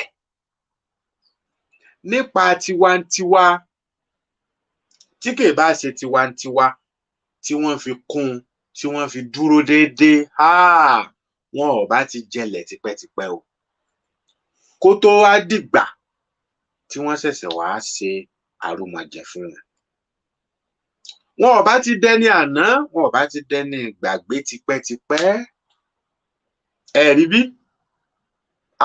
ẹ̀yin ọmọ ìyá mi nǹkan bẹ́lẹ̀ Yorùbá o ò tí ì kan lóòótọ́ ni nǹkan wà o nǹkan wà tó sì jẹ́ wípé o gbọ́dọ̀ fi ṣọ́ra ẹ̀ o gbọ́dọ̀ ṣọ́ra rẹ gidigidi tí èsì wọn ni wọ́n pé o gbọ́dọ̀ ṣọ́ra rẹ kó o dira rẹ ní àmùrè gbàgbé ntẹ́nì kankan sọ o gbàgbé tí wọ́n ń sọ ẹni tó ń sọ fún ọ ṣé wọ́n mọ nǹkan tó ń lò kò ní sọ fún ẹ kò ní sọ fún ọ yọkàn mọ sọ fún ọ náà ni pé Ọlọ́run náà ni ìwọ náà dẹ̀jì ó yẹ pé Ọlọ́run náà ni ṣe bọ́ Ọlọ́run ló déwé àtegbò Ọlọ́run ló ṣe kí ni o òun ló dá ìwé àtegbò kìí sí èèyàn akànlájú la bá ní òun ló sì pọ̀ jù ní gbogbo àgbáyé bẹ́ẹ̀ ni igi ẹyọ kan ta ló lè ka iye ewé tó ń bẹ lára igi òun náà làwọn bàbá wa ilẹ̀ Yorùbá oní àfi máa ń lo gbólóhùn ó wà nínú ọ̀fọ̀ ilẹ̀ Yorùbá kò sẹ́ni tó lè karùn orí ìwọ tó bá lè kà ọ̀wá wá kàkàrí gbogbo àwọn nǹkan wọ̀nyí jẹ́ nǹkan tí Olódùmarè fi pamọ́ kò sáburú ń bẹ àní o sáburú sí tó o bá sáburú sẹ́nì kankan ó padà kaburú ó sì kàgbákò ó sì tó fi ìyálẹ̀ dé ọmọ àti àrọmọdọ́mọ rẹ̀ àmọ́ dira fúnra rẹ̀ àtìyàwó àtọmọ ẹ̀ kò sáburú ń bẹ o tẹnikẹ́ni bá perí ẹ láì dá kíbi ó sì bá tẹnikẹ́ni tó bá fọwọ́ kan mẹ kó n fẹ́ faburú ṣe é kíbi ó sì bá kẹ́nikẹ́ni tó bá lòun fẹ́ jíyàwó rẹ̀ gbé kó sì dẹni àwátì kò sáburú ń bẹ o Ọlọ́run ọ̀kọ́ torí pé àwọn ènìyàn bí àṣetáánì ìbílísù àṣáṣílù wọ́n pọ̀ o ó dẹ̀ láwọn ènìyàn ó láwọn àwọn ọmọ ogun tó pọ̀ rẹpẹtẹ kò sáburú bẹ́ẹ̀ kó o dira fúnra rẹ àti fún ìyàwó àtàwọn ọmọ ẹ kó o má bàa jẹ́ Ọlọ́run nípè ní ìgbà tí ò tí ì tọ́jọ́ Babangida wà nílé ayé ṣètò ṣayé o àti gbogbo àwọn tí wọ́n gbowó ẹ̀mí Chief Mrs. Kudirat Abiola àti Chief MKO Abiola wọ́n ń bẹ láyé o àwọn eléyìí àwọn tá à ń sọ yìí wọ́n dẹ̀ ti pa wọ́n Ọlọ́run kọ́ ló pa wọ́n èèyàn ni o má jẹ́ wọ́n pa ẹ́ kó o tó dira o bẹ́ẹ̀ ni dira Ọlọ́run ò bínú sí o ẹ káàbọ̀ sórí ètò gbogbo àgbáyé ń gbọ́ yín o ẹ gbọ́ sókè. Wa alaikum salaam wa rahmatullahi ta'ala wa barakatuh. Láti Ìlọrin. Ẹ káàbọ̀. Àwọn ẹlòmíì kọ̀. Ṣé ń gbọ́ àbá? Gbogbo àgbáyé ló ń gbọ́ yín èmi nìkan kọ́ sà. Mo dúpẹ́ lọ́wọ́ yín àfà. Mo dúpẹ́ lọ́wọ́ Queen tó ẹ kó rí bẹ́ẹ̀ láti Ìlọrin mo ti ń pè. Mo dúpẹ́ lọ́wọ́ MOA. Kódà mo tún dúpẹ́ lọ gbogbo Yorùbá pátápátá. Mo dúpẹ́ pé mo jẹ́ Yorùbá. Àfà, inshallah. Mo á dúpẹ́ lọ́wọ́ ẹ̀yin tẹ́ ẹ gbé sórí tòní wá. Torí pé kíníkà lèmi rí dìmú, kíníkà mo rí dìmú. Bẹ́ẹ̀ bá ṣe ń kírun tó ń lọ rin. La ilaha illallah ọmọ èèyàn ó sì mọ tọrọ àwọn jẹ. Bá a ṣe ń ṣe tó àwa ro tara wa, àwa ẹ̀mí ara wa, àwa mo tú ẹ́. Àbá gbogbo ẹ̀yin tẹ́ gbé sórí yín wá lónìí.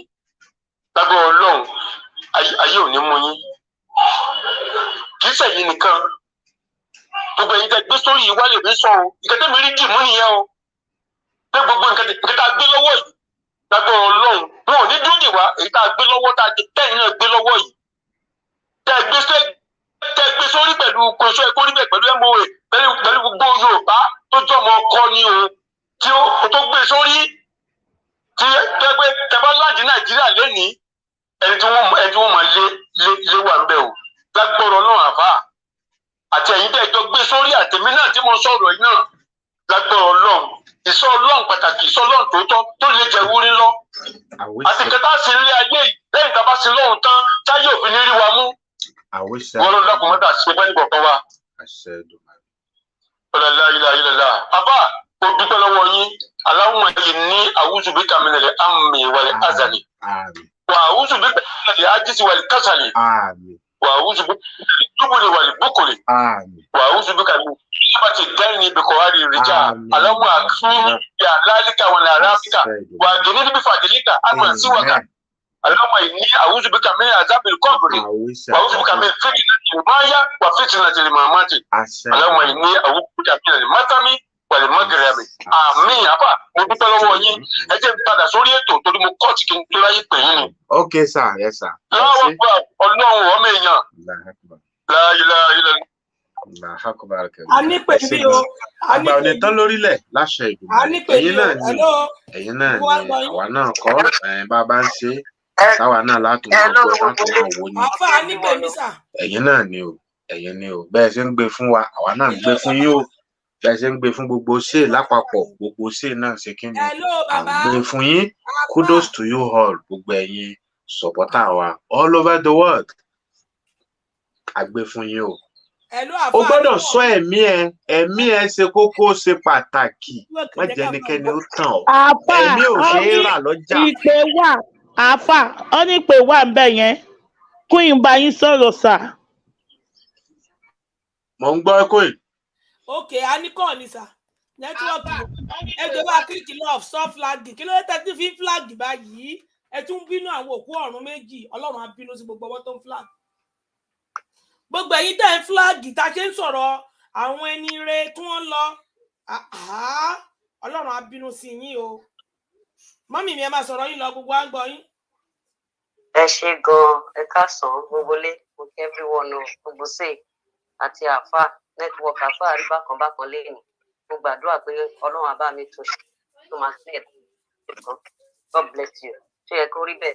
Mo kí yín o, mo kí gbogbo àwọn ọmọ yín àti family yín. Ẹ ṣe gan-an, àmọ́ àkáwọn kan. Kẹ́rí mo ti give testimony lórí platform kan. Jẹ́ àwọn tó jọ gbé Yorùbá gidi dání. Then I will give that testimony here again. Bíbí báyìí náà bí èmi sí. We are twins. Ẹ gbóhùn sókè díẹ̀ mọ́mì mi. Ẹ gbóhùn sókè díẹ̀. Ẹ bá mi tilẹ̀kùn yẹn. Okay. Ẹ gbóhùn sókè. Wọ́n kó wa lọ sílé ní age of 4 years old. So mo dàgbà sí ilé dáadáa but mi dàgbà sí àárín ìgboro òkú náà kó wa lọ. Torí bàbá wa sọ pé àwọn fẹ́ kí a mọ àṣà àti ìṣe wa. Wọ́n bí yín ní London, wọ́n á gbé yín lọ sílé, wọ́n á kó yín lọ sóko. Bẹ́ẹ̀ni, ní age of 4 years. So bá ṣáà ṣe ń gbé life wa nìyẹn. My grandmother ló bring you up. Màmá bàbá mi ló bring you up. So torí ẹ̀ mo ṣe máa ń sọ pé ọmọ àgbà ni mí pé oko mo dẹ̀ ti wá. Ìgbà tí mo dẹ̀ ń dàgbà. So I have to come back here again. Mo ṣe gbogbo education mi ní Nàìjíríà. But ìgbà tí mo wá síbí báyìí, mo continue education mi. But nǹkan kan wá ṣẹlẹ̀, mo wá láti lọ sílé. So mo lọ sí Ìbàdàn la base sí torí àwọn parents mi ò sí ní Nàìjíríà. So ìgbà tí mo wá délé tí mo wá fẹ́ padà sí Èkó. Ìgbà tí mo padà sí Èkó bí tí mo wá dé sí, wọ́n jí mi ní owó, wọ́n jí tíkẹ́ẹ̀tì mi, wọ́n jí everything tí mo kó lọ síbẹ̀. So mi kò dẹ̀ ṣé ẹ gbọ́ mi. Ẹ máa sọ̀rọ̀ yín lọ, gbogbo wọn gbọ́ yín, ẹ máa sọ̀rọ̀ yín lọ mọ́mì, ẹ máa sọ̀rọ̀ yín lọ mà. Okay, God bless you. So ìgbà tí mo wá dé Èkó bí tí mo dé sí, wọ́n jí mi lówó, wọ́n jí mi ní gbogbo nǹkan ṣá. So kò dẹ̀ sí mi ìdẹ̀fẹ́ padà sí Ìbàdàn torójú ń tì mí. So mo wá lọ sí New World Hotel ní Ìkẹjà.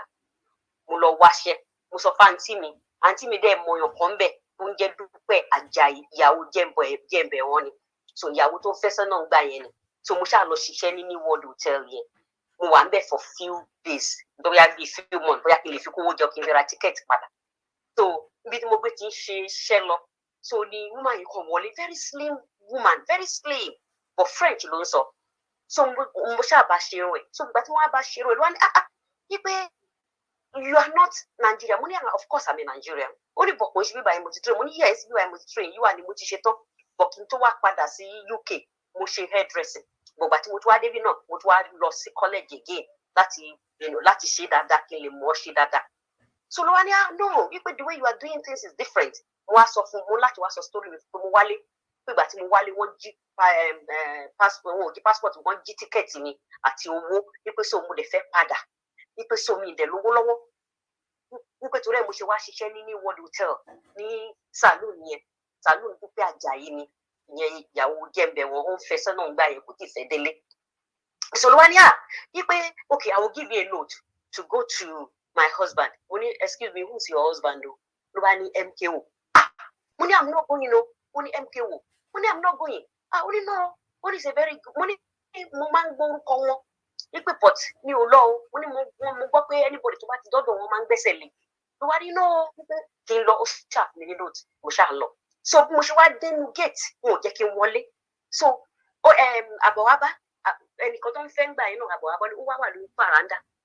So bó ṣe rí mi nìyẹn no wà ní ló wá ní kí ló dé mo wá ní pé àwọn chief ni mo wá rí so ló bá mú mi wọ sitting room so ní sitting room mo ti débẹ̀ báyìí ní MKO bá ṣe àwọn dáàbì bá ṣe pé very pretty girl very pretty girl mo ní nǹkan tí mo sọ lélẹ́yìí o pé mi ìfẹ́ wà o nǹkan ọ̀pọ̀ ló bá ní kíni wọ́n ní my dear kíni problem wọ́n á sọ fún ọ pé yóò pè ní mo wà pé mo wá sígbà ìwọ̀n jí tíkẹ́ẹ̀tì mi wípé so mo wá lọ ṣiṣẹ́ ní World Hotel. So bí tí mo ti dé mo wá rí ìyàwó yẹn kan French woman ni náà wá ní yes so náà wá ní kí ni mo need mo ní mo kàn fún owó tíkẹ́ẹ̀tì láti padà ní pé nǹkan tí mo fẹ́ nìyẹn MKO nǹkan tí mi fi kún nígbà tí mo ṣe kíní yẹn ní orí another kíní pé MKO wọ́n á challenge bí mi léèrè pé irú airline wo ni mo fẹ́ wọ́n ní ṣé mo fẹ́ ìgbà yẹn láyé Pan Am àti British Caledonia kẹlẹ̀ mọ̀ kó ti pẹ́ British Caledonia máa wá sí Nàìjíríà gbà yẹn wọ́n ní èwo ni mo fẹ́ mo ní Pan Am wọ́n ṣe fún mi lówó tíkẹ́ẹ̀tì ni wọ́n tún fún mi ní extra wọ́n ní àwọn máa fún mi ládírẹ́sì tí àwọn wà mo nínú ẹ̀ṣẹ̀ ohun kan tí mo fẹ́ nìyẹn mo ní kí n máa dé sí mo kàn wá stock ni so ṣe rí MKO Abíọ́lá kò sí ẹni tí wọn ò lè ṣàánú fún wọn ò ní ìdí láti mọ̀ yìí kan tó ṣàánú fún yín ẹ kò dọ́dọ̀ wọn ní ìmọ̀ wọn rìn náà mo kàn máa ń gbórúkọ wọn ní ìgbéko Ìbàdàn làwa bẹ̀sì sí tó mi tẹ̀lé padà sílé tó rójú ń tì mí pé kí n lọ padà sílé kí n lọ sọ fún wọn pé wọ́n jí mi ní tíkẹ́ẹ̀tì níbi tí mo wà so òun ló fi jẹ́ kí n ní kí n kún fìtì dùn mára pé òkè máa lọ ṣiṣẹ́ máa kówó yẹn jọ kí wọ́n kú lé mi bíbá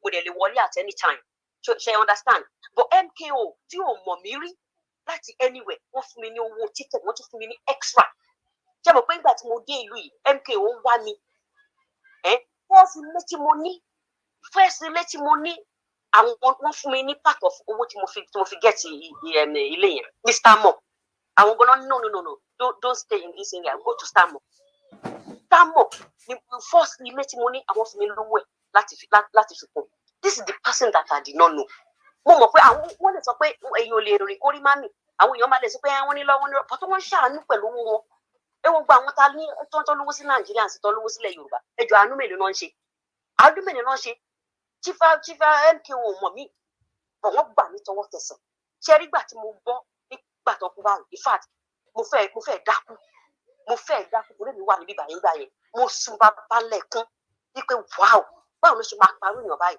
torí gbogbo election gbogbo apáta ta máa ń jó ta máa ń kọrin ta máa ń ṣe gbogbo ta máa ń gbàdúrà wípé lágbára Ọlọ́run wá wọlé wọ́n ti wá da gbogbo ẹ̀rù mọ nǹkan tí mi wá fẹ́ sọ ni pé ṣe rí àwọn tó pa wọn àwọn sì wà láyé wọn tó máa jìyà wọn ó máa jìyà wọn àti àwọn Yorùbá náà tó ń wo okú Abíọ́lá gbogbo wọn náà máa jìyà tó bá lè jẹ àwọn ọmọ wọn wá jìyà.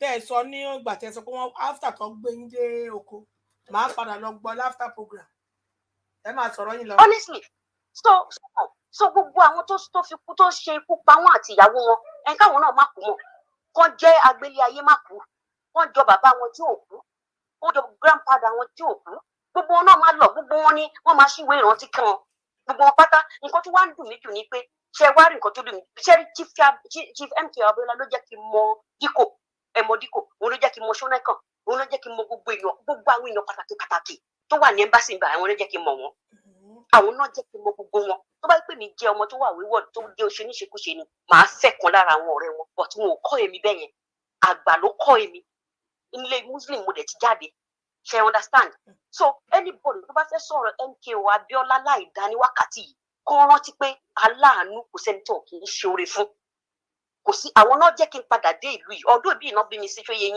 so mo lè wá at any time but at that particular time tí mo need help wọ́n dìde fún ọ̀lọ́wọ́ mi wọ́n dẹ̀ fún mi ní enough mi wọ bọ́ọ̀lù kájà play ẹ lọ bèrè ní Panam àti British Caledonia is one of the top airline ní Nàìjíríà ń gbà yẹn. tó wọ́n dẹ̀ ràn mí lọ́wọ́. so nǹkan tó wá ń dùn mí ju gbogbo ẹ̀yin tẹ̀ ń gbọ́ mi sí ni pé ìgbà tí wọ́n pa MKO Abiola wọ́n pa wọ́n ní o kì í ṣe pípọ̀ Ọlọ́run àtìyàwó wọn àti Alhaja Kudirat wọ́n pa wọ́n ní kì í ṣe pípọ̀ Ọlọ́run. ìgbà tó ń pa wọ́n ṣó lẹ́kàn in fact mo láti pe èyàn àbúrò Ṣónẹ́kàn nígbà yẹn ni pé ikọ́ máa jẹ nǹkan tó máa há wọn lọ́rùn. tó bá jẹ́ pé ọmọ Yorùbá gidi ni kò yẹ kó gba ipò yẹn àtọ̀ kò yẹ kó gba ipò yẹn no ọmọ yín ọ̀rẹ́ yín Yorùbá kan náà fẹ́ fi jẹ́ wọ́n gbà lọ́wọ́ ẹ̀ wọ́n wá fẹ́ gbé fún ọ ó yẹ ká protest ní ká dé protest yẹn délé ìgbà yẹn ló yẹ kó ti gba Yorùbá tó bá yẹ pé àwọn ọba wa àwọn oníjẹkújẹ àwọn tó ti gba owó ẹ̀mí Abíọ́lá àwọn tó ti gba owó ẹ̀mí ìyàwó wọn tó bá jẹ́ pé wọn ò ṣe gbogbo yẹn ni ìgbà yẹn làbá ti gba gbogbo nǹkan tá a fẹ́ torí nǹkan tí kì í fa Abíọ́lá ń jà fún nìyẹn.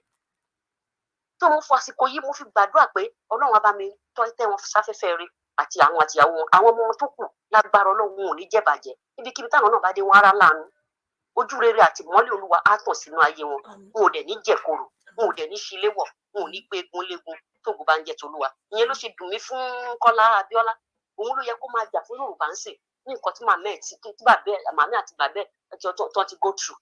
ṣé màmá ẹ̀ náà ní Kúdírát Abíọ́lá ni. mi ìwà mọ̀ bóyá màmá náà máa pè wọ́n mi ìmọ̀ bóyá màmá wọn ni. màmá ẹ̀ ní Simbiat bóyá alájà Simbiat ni màmá tí wọ́n mi mọ̀. bọ̀tí ọmọ tó sọ̀rọ̀ yẹn ọmọ mọ̀mọ́ yẹn tó kù ni mọ̀mọ́. ó lè jẹ́ first wife wọn ló bí Kọ́lá. first wife Abíọ́lá ló bí Kọ́lá second wife wọn ló bí tó sọ̀rọ̀ yẹn òun làbúrò wọn pè yẹn. ẹ máa dé tó bọ̀ God bless you thank you mo kí àfa o ẹgbẹ́ bá wa tún láyé yín ṣe àfa kò dán dáadáa Ọlọ́run á jẹ́ kó dán mo kí wọn kó sè God bless you darling ó dàbọ̀ ẹlẹ́hàá àgbà ni. signature yìí nìyẹn. Queen ṣẹ́rí ní ìgbà yẹn nígbà ikú Abíọ́lá nígbà tí Abíọ́lá wà láyé ọmọ Abẹ́òkúta kan náà ni gbogbo ọmọ Aké ilé family house wa kò street kan náà ni ilé tí wàá kọ́ súnmọ́ Aké palace ni kò sí ọmọ Abẹ́òkúta kan ọmọ Ẹ̀gbá kan tí ó dìbò fún Abíọ́lá ṣẹ́rí nígbà tó pa Simbiat tọ́pa tí ìyá second wife wọn kú àwọn obìnrin àwọn ìyálọ́jà ó jáde síta ó gó ìrò lódì ó jáde síta nígbà tí June 12 ṣẹlẹ̀ àwọn wà ní secondary school gbà yẹn ọjọ́ nèbí àná ó milẹ̀ nígbà tó ń dìbò gbogbo wa tá a wà l'Abẹ́òkúta everybody àwọn èèyàn tó ń gbàdúrà máa gbàdúrà àwọn tó ń kéwú máa kéwú àwọn tó ń gbàdúrà Abíọ́lá gbọ́dọ̀ wọlé MKO gbọ́dọ̀ wọlé ṣẹ́rí kò síbò tó lè dàbí ìbò MKO ní location náà yẹn mọ́ àwọn gbẹ̀tẹ̀jẹ̀ ń ṣó fídíò yẹn bó omi dẹ̀ ń bọ́ lójú mi ìpè omi dẹ̀ ń bọ́ lójú mi omi ń bọ́ lójú mi Ọlọ́run o ẹni tó bá mọ MKO àwa kéré ńgbà yẹn gbogbo bá ti wálé báyìí ilé òun àti Simbi ò jìnnà síra wọn ilé àwọn àti Simbiat ò jìnnà ọmọ Abẹ́òkúta kan náà ọmọ Aké kan náà ni wọ́n in fact omi bọ́ lójú mi in fact ẹni tó bá mọ àwọn ará bíi ẹ mọ̀ pé àwọn èèyàn gidi ni family wọn àwọn tó bá mọ̀ wọ́n tó bá mọlé tó ti jáde in fact Ọlọ́run o ṣẹ́rí nǹkan inú gbogbo àwọn tó gbowó ikú Abíọ́lá kò lè dùn mí ìkọ́nù wọn mọ̀ ẹ́ ti ya wèrè ìkọ́ náà ti daṣẹ́wó kalẹ̀ gbogbo àwọn tó ó ti dájà gbogbo àwọn tó gbà nínú owó ikú Abíọ́lá tí bàbá wọn bá ti lọ tọ́tọ́ bá ti kú gbogbo àwọn ọmọ tó bí kalẹ̀ Ọlọ́run ọlọ́jọ́ ìní òní fún wọn nísìnyí gbogbo àwọn ọmọ wọn lọ́mọ máa fi láti inú ìṣòro kan bọ́ sínú ìṣòro kan láṣẹ tọ́lọ́ láṣẹ tẹlẹ́dùnmarè tí àwọn bàbá wọn bá gbà nínú owó Abíọ́lá àtowó ikú Simbiat Ọlọ́run o gbogbo wọn pátápátá gbogbo ọmọ tó bá bí sílẹ̀ lọ́wọ́ máa bọ́ láti ṣòro kan sí ṣòro kan ṣèbá àwọn kan náà mọ̀ wọ́n ti daṣẹ́ wọ́n ti di mẹ́ta 10 kọ́bọ̀ tó ń pin kiri ládùúgbò ọmọ ọba kan nìyẹn gbogbo wọn pátápátá bàbí ò tí kojú ẹ̀ ti ń ráre gbogbo wọn pátápátá ló máa pín nínú ìyà yẹn lágbára Ọlọ́run, include ọba aláké yẹn náà, ọba àwọn gbogbo wọn pátápátá ló máa jẹ nínú ìyà yẹn lágbára Ọlọ́run. Ẹ ṣé gan ni, ẹ ṣé àdúpẹ́ ní orí ọ̀rọ̀ tí bàbá wa àfáà sọ, tí wọ́n bá wa ṣe analysis sí lórí tí a bá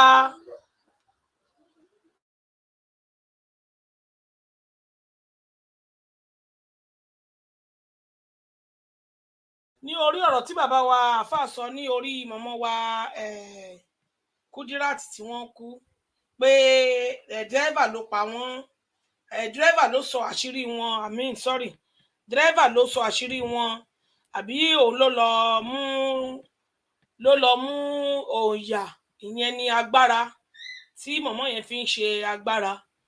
Òótọ́ ni pé kí kálukú wa ojúlalákọ̀ fi ń ṣọ́rí, bẹ́ẹ̀ ni kí kálukú wa kàn ṣe kí ni bí ìmọ̀ràn tí wọ́n fún wa, ẹ̀wọ̀n tó bá fẹ́ gbìyànjú ẹ ṣáà lọ sọ́dọ̀ àwọn tí wọ́n ní gba yín, tí wọ́n ní sọ di ATM, tí wọ́n dẹ̀ ní jẹ́ ọ̀dọ̀ àwọn tí tó jẹ́ pé ìyẹn náà tó máa ń sọ àṣírí wọn fọ́rẹ̀ tó máa ní pé táwọn ò bá dá. ẹ bá mi mú tí ó ń wọ ẹ̀kọ́ mọ́ mi wá, ẹ bá mi mú tí ó ń wọ ẹ̀kọ́, tẹ bá téèyàn méjì bá ti ń sọ̀rọ̀ the same time wọ́n máa wọ ẹ̀kọ́. Ẹ mọ̀ lọ sọ́dọ̀ àwọn tí wọ́n á tún gba yín, tá tún gbé nǹkan tí èṣe titi yín lé yín lọ́wọ́.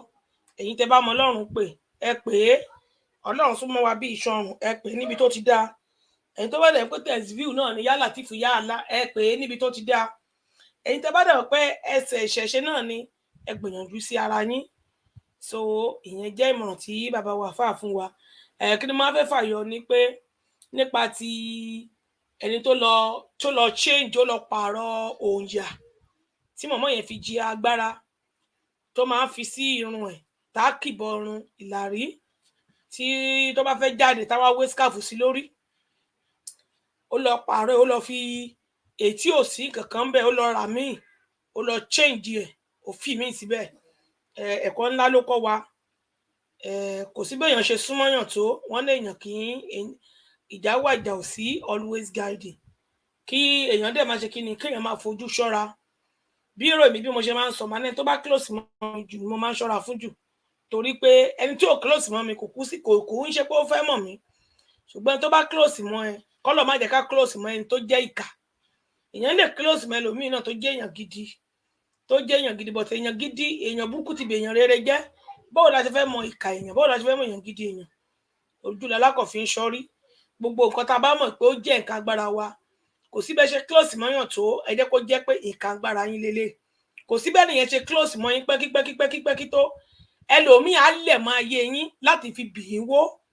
Ẹlòmíì á clinch, àgàgà yín tó bá ti ń clinching, ẹ mọ àwọn clinching, ẹ tó bá ti ń clinch mọ́yàn, tó ń clinch mọ́yàn, ó mọ̀ rí o. Ìgbà wo ló sì mọ̀? Kò tí pọ̀ṣù mẹ́ta, kò tí pọ̀ṣù kan, kò tí pọ̀dún kan tó ṣà ń clinch, tó ṣà ń lẹ̀ mọ́ ẹ, tó ṣà ń ṣe gbogbo ẹ̀. Ẹ fúnra, ó fẹ́ mọ ibi tó wíìkì sí, ó fẹ́ mọ ibi tó wúwo sí, ó fẹ́ mọ ibi tó ti bẹ̀rẹ̀, kó lè mọ ibi tó ti máa bẹ̀rẹ̀ fún ẹni. So ẹ jọ̀ọ́ nítorí Ọlọ́run, ẹ̀kọ́ ńlá ni ó jẹ́ fún gbogbo wa pápátá. Bákan náà tún ni ẹlẹ́ẹ̀kejì, tí a bá ń lọ ṣe nǹkan bí agbára, nǹkan báyìí, bó jẹ́ eléyìí tó máa fi sórí náà ni kò fi sí, eléyìí tó ń jẹ tó máa jẹ́ àjẹsára wà, àjẹsára náà wà, tó máa ń bàjẹ́ o, tó ń ti jẹ nǹkan báyìí, ẹ lọ fún ilé ìwòjọ́ wà o, ṣùgbọ́n àjẹsára kì í sábà ń tètè pààrọ̀. Bí wọ́n ṣe lè pààrọ̀ nǹkan tó ń fojú rí, tí wọ́n lọ padà fi fèkì síbẹ̀, àbí tí wọ́n dà kan sí lórí, bí wọ́n tiẹ̀ fi fèkì síbẹ̀ gan, wọ́n lè sọ pé kíní yìí o kò gbúdọ̀ kanlẹ̀ o, wọ́n lè sáré fi kanlẹ̀ kan sáré gbé padà síbi tán ti gbé. So torí pé físíkà agbára nìyẹn wọ́n ń rí. Kọ́kọ́rọ́ ayọ̀ wa má fi lé ènìyàn lọ́wọ́, ènìyàn ò dáa, wọ́n lè sọ sómi, ìtumọ̀ rẹ̀ nìyẹn. Wọ́n lè ní kíní yìí o kò gbúdọ̀ kan ògiri o, kán fi kò ògiri kán lè dá padà síbi tán ti gbé, wọ́n ti bà kíní yẹn jẹ́. Wọ́n lè ní kíní yìí o kò gbúdọ̀ débi sí omi wà, kán lọ ta omi sí, kán sáré nù ún padà síbẹ̀. So anything tó bá ti jẹ́ nǹkan ìṣọ́ agbára, ṣe yẹ pé physical thing, èèyàn gbọ́dọ̀ wà very very careful. Ó bẹ́tà kan fún yín kẹgbẹ́mì kẹ tó lè jẹ nǹkan tó máa bà nǹkan jẹ́ nínú yín, alágbára. Ẹ̀yin gangan tí lè, èèyàn lè jẹ́ gan kámi ara sọ̀yàn kéèyàn sáré lọ da èrò ẹ̀jẹ̀ so èmi prefer èlé tó ń fún ẹ tó yẹ pé bí èèyàn mílíọ̀nù wọnú ilé ẹ kò sáàsókọ́ kò sáàsó kínní kò sí pé wọ́n ti rí ibì kan kò sí pé a ti rí a máa lọ da nǹkan sí a ti rí a máa tọ̀ sí lórí a ti rí a máa ẹnìkan ló sọ pé a máa mú fọ́tò a máa da kínní kan sí tèmi tẹ́ bá rí ni so nǹkan téèyàn bá gbé mì téèyàn gbé tó yẹ pé èèyàn ti gbé jẹ ó ní agbára ju physical thing lọ so bó ṣe rí nìyẹn mo bẹ̀ wá mo rọ̀ wá gbogbo ibi kíbi tá a bá máa lọ àdẹ̀ ní kó sọ́wọ́ àní ti fi ọ̀rọ̀ wa lọ ìkà ẹ̀dá so bó ṣe rí nìyẹn èmi ò gẹ́gẹ́ bí ọmọ yín èmi ò ní babaláwo mi ò ní pásítọ̀ babaláwo tó wà tó gbọ́n rí wà o àáfàá tó mọ rí wà o wòlíì tó gbóyán ṣáṣáṣá wà o oníṣẹ̀ṣe tó dẹ̀ gbóná ṣáṣáṣá wà o so kálukú ló mọ èmi mo dúpẹ́ lọ́wọ́ Ọlọ́run Elédùmarè àtọ̀run Ọlọ́run ti fún mi ní ti tèmi mi ò ní ìdàtí lọ sọ́dọ̀ babaláwo kan débi tí ó ti bàjẹ́ àwa la ṣe fún ọmọ bàjẹ́ pásítọ̀ kan ni àwa la ṣe fún ọmọ bàjẹ́ wòlíì kan ló ṣe ìmáàmù kan ló ṣe a máa lọ bàjẹ́ bó ṣe rí nù so ẹ jọ̀ọ́ nítorí Ọlọ́run gẹ́gẹ́ bí ìmọ̀ràn tí bàbá wa fún wa ẹ má jẹ́ ká lọ kó sọ́wọ́ kọ́kọ́rọ́ ayọ̀ wa má fi lè nìyàn lọ́wọ́ ènìyàn ò dáa wọ́n lè sọ sómi kọ́kọ́rọ́ ayọ̀ wa ò má fi lè nìyàn lọ́wọ́ ènìyàn ò dáa wọ́n lè sọ sómi ó ṣe rí nìyẹn o mo bẹ̀ wá mo rọ̀ wá so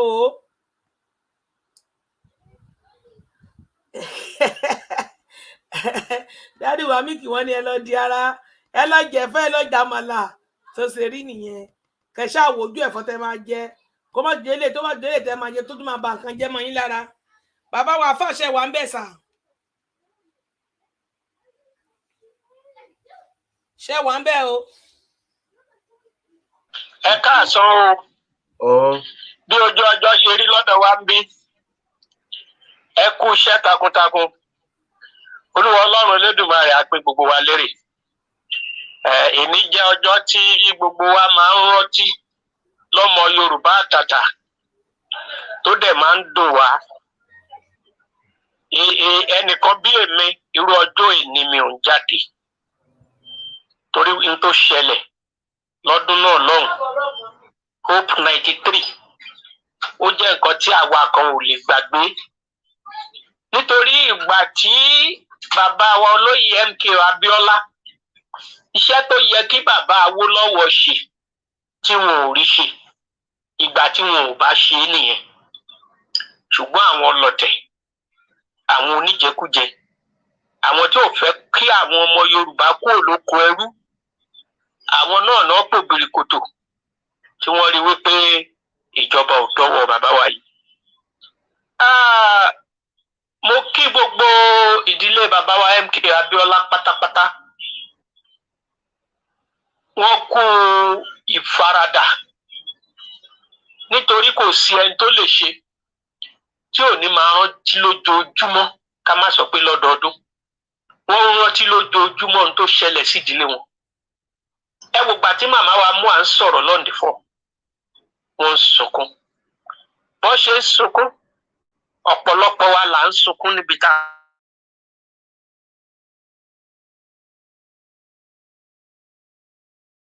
a lójú àwọn kan. ẹ jẹ́ bá wa kílìkì náà kí ló lè tẹ́ tún fi ń bínú báyìí ṣé ẹ̀ kí ń gbọ́ràn ni ṣé ẹ̀ kí ń gbọ́n tó ń ṣàǹsọ ni ẹ máa fúláàgì. ọpẹ́ lójú àwọn kan wọ́n ń ṣe yẹ̀yẹ́ torí wípé wọn ò mọ ìtumọ̀ nǹkan tó ṣẹlẹ̀. Amúbálé ilé lọ amúyálé ilé lọ lórí ọ̀rọ̀ kan náà táwọn kan tẹ̀ wá dìde pé wẹ́ẹ́ orí ọ̀rọ̀ yẹn làwọn ti máa jẹ torí gbogbo àwọn tó gbowó tí wọn fi jẹ́ kí bàbá wa MKO débẹ̀ àṣírí wọn tún kọ̀ọ̀kan bí wọn ò tiẹ̀ tí ì dárúkọ wọn tán àtọba àtìjòyè àti sẹ́nétọ̀ àti mẹ́mbà House of Rep tí gbogbo wọn tán pa lẹ́nu mọ́ pẹ̀lú owó ṣùgbọ́n bọ́lọ́run ti ń bẹ lókè òtítọ́ máa ń lékè ní gbogbo wọn lájì ẹsẹ̀ wọn ò lè lọ lásán. Ọlọ́run tí wàá wò ó wò pé òun fẹ́ràn àwọn ènìyàn wọ̀nyí, àwọn Yorùbá èèyàn gidi ni wọ́n gbọ́dọ̀ dá dúró. Ó tún gbé ìyàwó Amúàdìdé. Wọn ò wá bojú ẹ̀yìn pé nǹkan báyìí ló máa ti ṣèdílé àwọn lórí ọ̀rọ̀ báyìí. Táwọn náà bá tún bẹ̀rẹ̀ ṣé ibo làwọn fẹ́ já sí. Wọn ò rò rárá. Ó lè dá fọ́mọ Yorùbá ni wọ́n ń rò lójoojúmọ́. Kí àwọn ọ̀dọ́ Yorùbá lè wúlò ni wọ́n ń rò lójoojúmọ́. Kí ohun àlùmọ́ọ́nì ilẹ̀ Yorùbá lè wúlò fún gbogbo wa lápapọ̀ ni wọ́n ń rò lójoojúmọ́. Wọ́n dẹ̀ ṣiṣẹ́ náà takuntakun. Ṣé bíbẹ̀ náà láti tún rí àwọn tó dìde ní àgbàlagbà Yorùbá sí tó jẹ́ pé kán ṣàbàṣẹ náà jẹ́ kán wá kọ́kọ́ fà á já látòkè lulẹ̀, òun ni wọ́n ṣe. Ṣùgbọ́n a nílò láti bá àwọn yẹn sọ̀rọ̀ mọ́ nítorí kíni Ọlọ́run ti fi wọ́n sáyé wọn. Ayé ọ̀dàlẹ̀, ayé abàlújẹ́, ayé oníjẹkújẹ, ayé alọ́nilọ́wọ́gbà. Ọlọ́run ti fi wọ́n síbẹ̀. Ó sì ti fi hàn fún gbogbo ayé nǹkan tí wọ́n jẹ́. Tí ìdílé èèyàn bá ń lè dìde tán sọ pé èèyàn burúkú lẹ́ni yìí tí mo fẹ́ yìí lé lọ́kọ, ẹ ti mọ̀ pé àṣírí ẹ ti tú sáyé. Òun dáadáa dẹ̀ ti padà nú ayé ẹ̀. So a nílò láti máa wo tiwọn mọ́. Mo kí gbogbo ìdílé MKO. Olúwa Ọlọ́run alágbára. Ọba tó ń wó ìdílé ní agbára. Á wó ìdílé náà ní agbára. Bó ṣe dìde tó gbé màmá wa mú àdìde ní àkókò yìí, iṣẹ́ náà ò ní tọwọ́ wọn bàjẹ́. Wọ́n á ṣe ní àṣeyọjú àti àṣejèrè ni. Gbogbo táwọn èèyàn ti rò pé kò ṣeé ṣe, Ọlọ́run máa ṣe torí kìí ṣàwọn ló ń ṣe. Ọlọ́run ń lò wọ́n ni. Ọlọ́run máa ṣe yanjú. Wọ́n di president location 419. Wọ́n jẹ commissioner, wọ́n jẹ gbàgbà. Ẹ jẹ́ kó máa lọ jẹjẹkújẹ tó fẹ́ jẹ. By the time tí ìjọba Yorùbá nation bá dúró, gbogbo wọn ni wọ́n ṣe ń padà bọ̀ wá fẹnu lọ́lẹ̀. Bó ti wù kó rí, kò sí bí orílẹ̀-èdè kan ṣe lè lóun fẹ́ dá dúró bí Yorùbá nation pẹ̀ṣẹ̀ ti fẹ́ dúró yìí, tí ò ní sí kọ́nú ńkọ́họ, tí ò ní sí pé à ń fà á lọ́tún, à ń fà á lósì. Àwọn kan ò fẹ́ bọ́ sí, àwọn kan fẹ́ kó bọ́ sí. Àwọn kan ń ṣàtìlẹ́yìn, àwọn kan ń ṣe bàájẹ́. Kò sí bí ó ṣe ní rí bẹ́ẹ̀. Torí wípé ọ̀pọ̀lọpọ̀ tí Yorùbá nation bá ti dúró, gbogbo ìjẹkújẹ tó ń jẹ ó dópin. Wọn ò ní rí jẹ mọ́. Nígbà tí ò bá sí ìjọba alọ́nilọ́wọ́gbà, àtijọba atannijẹ, àtijọba àfiniṣẹrú mọ́, kò sí nǹkan tí wọ́n fẹ́ ṣe. Òun ni wọ́n ṣe ń sáré pé káwọn lè dínà. Ṣùgbọ́n wọ́n ń sáré tiwọn ni. Ọ̀nà tí Ọlọ́run ti là sílẹ̀ kò sẹ́ni tó lè dí. Ìyẹn ni kò yé gbogbo wọn.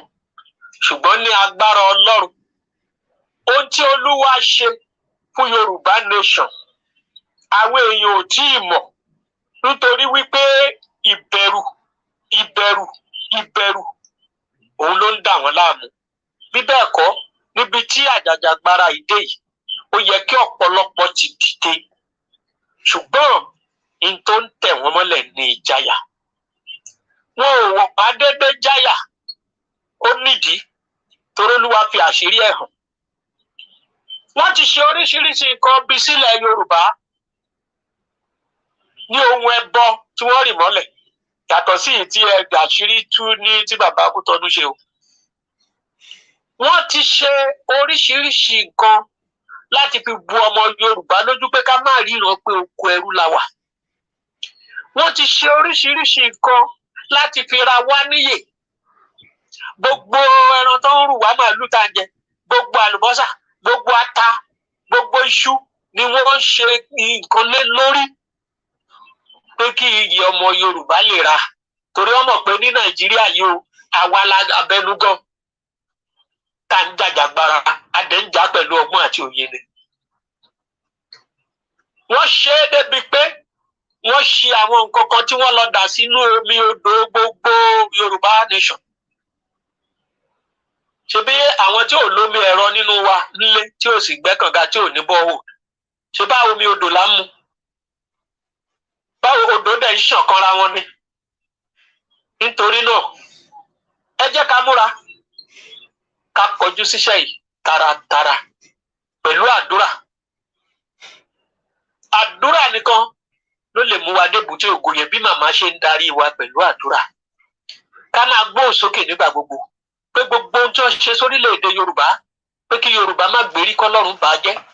Gbogbo ohun tó ń ṣe sínú oúnjẹ tó ń kó wá fún wa tá à ń jẹ kọ́lọ́run sọ daṣọ kó fi ẹ̀jẹ̀ Jésù kó fi wẹ gbogbo wa mọ́ kó fọnú wa kíyè wa yí. Gbogbo ìbojú tí wọ́n fi ṣiṣẹ́ ibi tí wọ́n fi ń bo ọmọ Yorùbá lójú kí ọ̀run kadànù kó fi jóná. Gbogbo ẹ̀wọ̀n tí wọ́n fi dè ọmọ Yorùbá lẹ́sẹ̀ pé wọn ò ní lọ kọ́lọ́run tú kó já sọnù. Àdúrà tí ó yẹ kí ọ̀pọ̀lọpọ̀ wa máa gbà ń sìn nìyẹn títí tá a fi dé èbúté ògo. Láti ìgbà náà tí wọ́n ti hùwà tí wọ́n hù tí wọn ò jẹ́ kí bàbá wa MKO débẹ̀. Gbogbo wọn tó ń wá síbẹ̀ ta ló ṣe nǹkan tó yanjú nínú wọn nu gbogbo wọn. Bẹ̀rẹ̀ látòrí Ọbásanjọ́ tó ń gbé síbẹ̀ nígbà tí wọ́n gbé fún bàbá wa. Ta nínú wọn tó ṣe tó yanjú tó di aráàlú lọ́rùn tá a lè rí tọ́ka sí wípé lọ́tẹ̀ lágbájá òun ni nǹkan rẹ báyìí ṣẹlẹ̀ tọmọ Yorùbá ò jìyà mọ́ tàbí tí gbogbo orílẹ̀-èdè location 419 ò jìyà mọ́.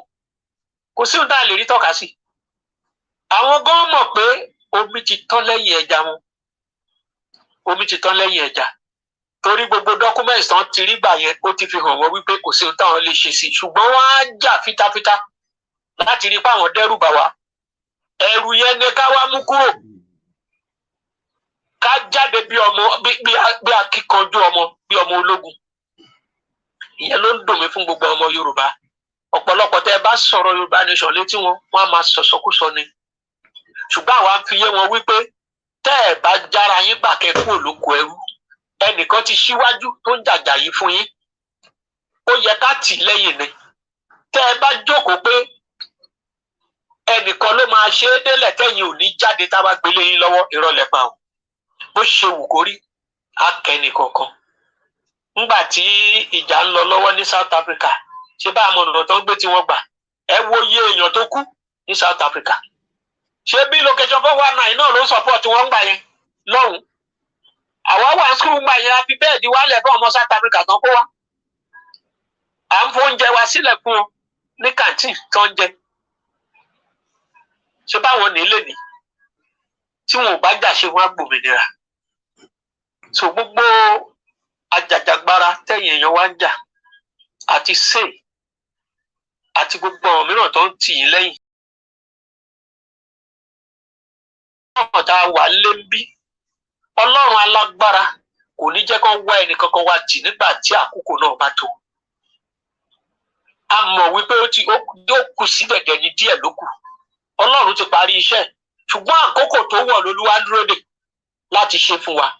Àkókò yìí ni káwa náà dúró dè ká máa ṣe alátìlẹ́yìn fún àwọn tó ṣe aṣíwájú kí ọ̀run bá lè dá wa lóhùn bó ṣe yẹ.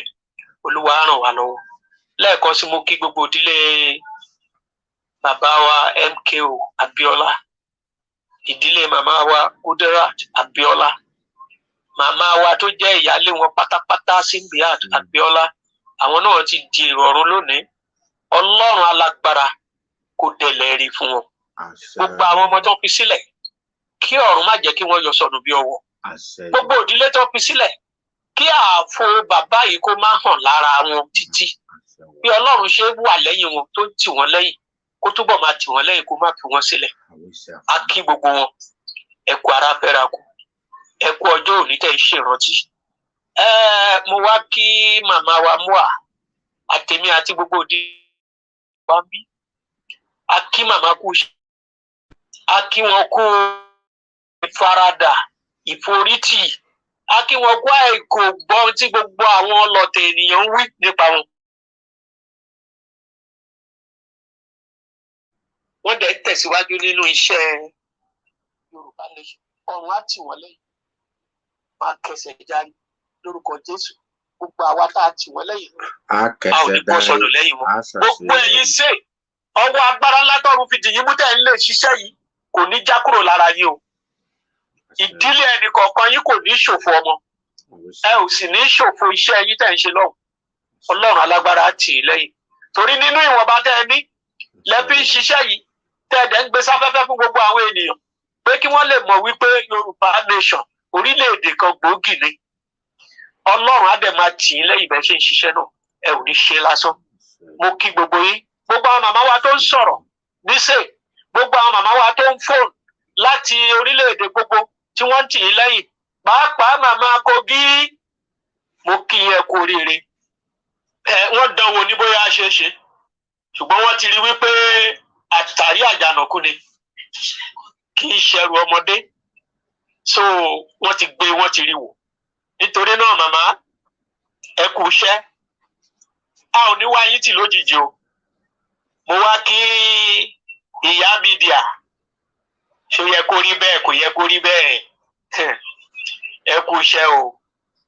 Ẹ rántí o pé ìbẹ̀rẹ̀ kì í ṣoníṣẹ́ àfẹ́ni tó bá forí tì dópin. Gbogbo program lánàá bí arábìnrin kan ṣe ń bá yín sọ̀rọ̀ tí wọ́n ń bẹ̀ yín, wọ́n ń sọ pé ẹ má ṣe bẹ́ẹ̀, ẹ padà sáyé yín, ẹ bẹ̀rẹ̀ iṣẹ́ bó ṣe yẹ bó bẹ́ẹ̀ ṣe ń ṣe tẹ́lẹ̀. Èmi mọ̀ wípé kò lè ṣe kó má rí bẹ́ẹ̀, ṣùgbọ́n níwọ̀n ìgbà tí a ti pè yín padà, ọ̀run á tì yín lẹ́yìn o. Ẹ dáwọ́lé iṣẹ́ yín, ẹ máa ṣe lọ bẹ́ẹ̀ ṣe ń ṣe, ẹ má bojú wẹ̀yìn, nítorí wípé èrè ẹ wà níwájú kì í ṣe ní. Ẹ̀mí yín ló dẹ̀ máa jẹ èrè yẹn, wọn ò ní fi ire yín ṣàpínlé. Lórúkọ Jésù, gbogbo wàhálà tẹ́ ń ṣe pẹ̀lú àwọn members media tó kù, ìgbà míì ẹ lẹ wà nú mọ́tò ẹ ń lọ ni ẹ máa dá sí program, ìgbà míì ẹ wà ń kíṣì, ìgbà míì ẹ wà ń bíṣẹ́. Ọlọ́run á ràn yín lọ́wọ́ o, iṣẹ́ yìí ò ní dòkú. Ohun gbogbo tẹ́ ń ṣe Ọlọ́run á tì yín lẹ́yìn. Gbogbo ẹ̀yin ṣe pátápátá ọ̀run á rò yín ní agbára. Ẹ ṣé púpọ̀, mo dúpẹ́. Ó dàbọ̀ náà. Ó dàbọ̀, ẹ ṣé àdúpẹ́, ẹ kú òun náà, ẹ ṣé gan. Ẹ ṣé gan ni bàbá wa, thank you tí ẹ bá wa pè wọlé, àjíǹde ara máa jẹ́ fún yín lágbára Ọlọ́run. Bàbá wa Fáṣẹ́ máa bá wa play fídíò ilé torí a ṣe bí àròpá lè parí ẹ̀ léni mọ́ tí màmá wa sí ìlú abẹ́. Ó náà mo fi sọ apá kìíní lélẹ́yìí, ó sì ń lọ náà ni, tó bá dọ̀la tó máa tẹ̀síwájú, á tẹ̀síwájú láti ibi báyìí. Tí ìyá Kogi tí wọ́n sọ yẹn ló jẹ́ kí n rántí o. Ẹ má gbàgbé pé ìyá Kogi bèèlì ara wọn ni o. Ẹ rí i pé wọ́n ti sọ nínú ọ̀rọ̀ ní ìjẹta ńgbà tí wọ́n pè wọlé, ẹ gbọ́, wọ́n sì tún ní ó ní àwọn owó táwọn fẹ́ san. So ẹni tí ò bá gbọ́ ẹ lè lọ gbọ́ ṣó yẹn kẹ́ ẹ di àárín yẹn mú ìyá Kogi ní ọ̀fẹ́nu ara wọn sọ. So ẹ̀yin tẹ́ bá fẹ́ fún ìyá Kogi, tẹ́ fẹ́ sọ̀pọ́tì ìyá Kogi, so ẹ kàn sí coin tàbí èmi kí a sì kàn sí ìyá Kogi. Bí àárín ẹ ṣe jẹ́ nìyẹn o. Ìyẹn àwa tó bá wù ní o, tó bá wù wá. Àfà, ẹ ṣe tí ẹ ṣe sọ̀rọ̀, mọ̀mọ́ wa kan náà fún wọn ní 10,000. Wọ́n fún wọn ní 10,000. Mo dúpẹ́ lọ́wọ́ yín mà. Wọ́n sẹ́ndì rìsíìtì sí mi pé kí n bá wọn fún ìyá Kogi. So òun náà ni gbogbo wa ti gbọ́ yẹn o. A ti rí ẹnìkan tí wọ́n ní ká fún ìyá Kogi ní 10,000. So ntí ẹ̀yin náà bá ní tó bá wù yín, kìí ṣe dandan o, tó bá wù yín tó wá láti inú ọkàn yín, ẹ̀yin náà lè ṣe bẹ́ẹ̀ fún ìyá Kogi torí wọ́n bèèlì ara wọn ni. Ẹ sì lè lọ gbọ́ nínú ìta síjẹta nígbà tí ìyá Kogi pè wọlé, ẹ gbọ́ bí wọ́n ṣe sọ̀rọ̀ yẹn pé ó sì ní àwọn tí àwọn fẹ́ ṣẹ́tù. So bí ó ṣe jẹ́ nìyẹn. Ẹ jẹ́ má bínú, ẹ̀yin tí ẹ bá fẹ́ fún wọn ní nǹkan, irú mọ́mì wa yẹn ń sìn torí pé àkáǹtì ti wà lọ́wọ́ wọn tẹ́lẹ̀, wọ́n ṣe send receipt, wọ́n kọ̀kọ́ síbẹ̀ pé fún ìyá Kogi kí ìjọ kí bá wọn fún wọn, ẹ jọ̀ọ́ ẹ kọ kíní ẹ̀ sí torí ìjẹ́ráyé nìjẹ́rìí ọ̀run, ẹ jọ̀ọ́ nítorí Ọlọ́run. Gbogbo ẹ̀yin tẹ́ bá fẹ́ fi anything ṣọwọ́ sí anybody, ẹ kọ sísàlẹ̀ pé fún ìyá Kogi ó tán. So bóyá fún ṣe mọ̀ pé a sì ti àwọn tí wọ́n kúrò ní Ìbàdàn náà tí à ń sọ̀rọ̀ nípa wọn, ó sì wà lẹ́ owó wọn wà lẹ́ o. Tó bá jẹ́ pé àwọn náà ni ẹ kọ síbẹ̀, ẹ jọ̀ọ́ nítorí Ọlọ́run, ẹ máa jẹ́ ká máa kọ àkọlé sí lórí, ẹ jọ̀ọ́. Ẹ ṣé mo dúpẹ́ àfà. Bẹ́ẹ̀ ni bó ṣe jẹ́ náà nìyẹn. Ẹ̀yin tẹ́ bá dẹ̀ fẹ́ dá sí àwọn 11 tí wọ́n jáde ní àhámọ́ Ìbàdàn, táwọn tí wọ́n jáde ó ti yé wa. Ẹ̀yin tẹ́ bá fẹ́ dá sí ti tiwọn náà, tẹ́ bá ti fi owó sí tàbí kẹ́ bẹ̀rẹ̀ àkáǹtì, receipt ẹ wá send ẹ wá kọ síbẹ̀, fún àwọn 11 tí wọ́n jáde ní àhámọ́ tàbí fún ìyá Kogi. So bí a ṣe máa ṣe nù. Ẹ ṣé.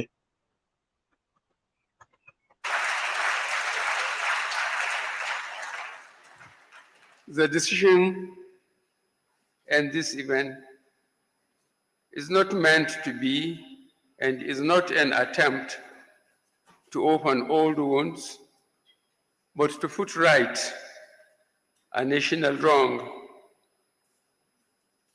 Nigerians of their own free and will voted for late Chief MKO Abiola and Ambassador Babagana Kingibe, the presidential flag bearer and running mate of the Social Democratic Party in the 1993 elections. The government of the day inexplicably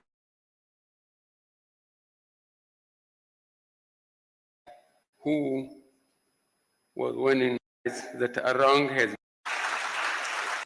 and recompense all our national divide and agony. Our various divide and the June 12 that produce unity and national cohesion. This is the June 12 we are celebrating today, and we will nurture it to our next generations.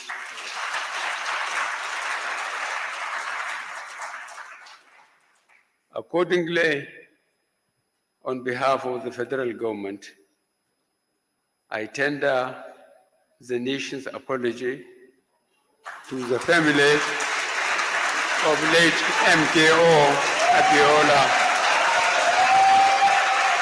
who got the highest votes, and to those that lost their loved ones in the cause of June 12 struggle.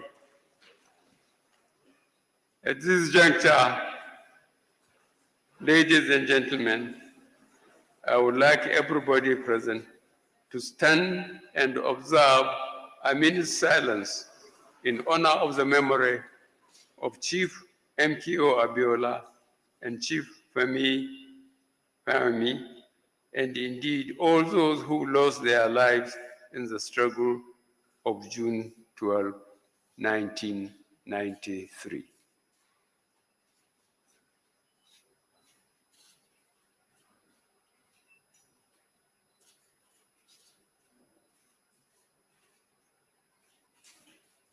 May their souls rest in perfect peace. Thank you all, and God bless the Federal Republic of Nigeria.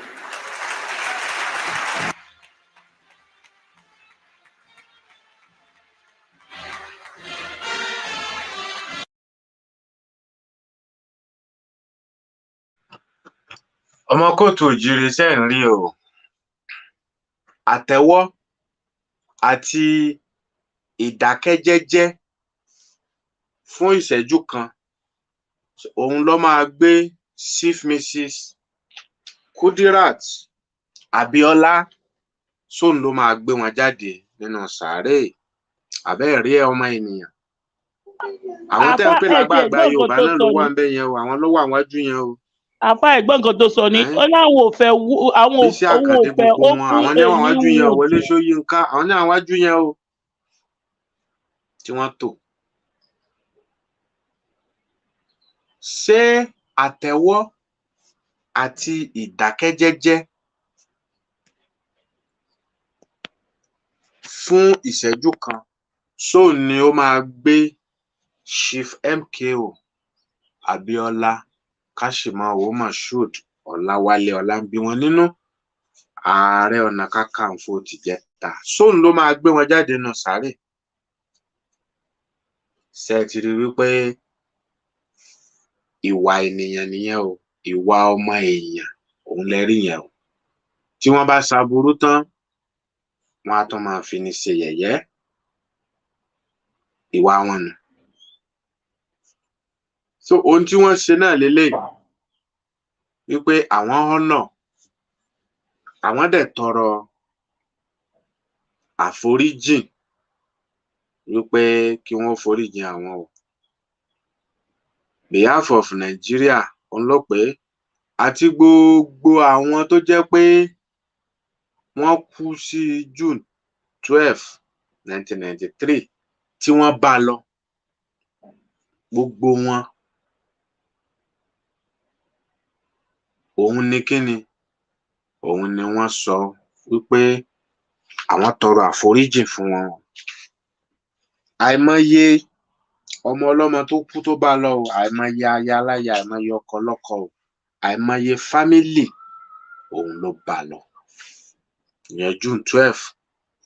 Àtẹ́wọ́ àti ìdákẹ́jẹ́jẹ́ ìṣẹ́jú kan àti certificate ìwé tí wọ́n fún Kọ́lá Abíọ́lá òun ló máa jí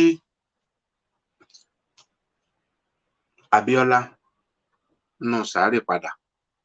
Àbóun ló máa jí Chief Mrs.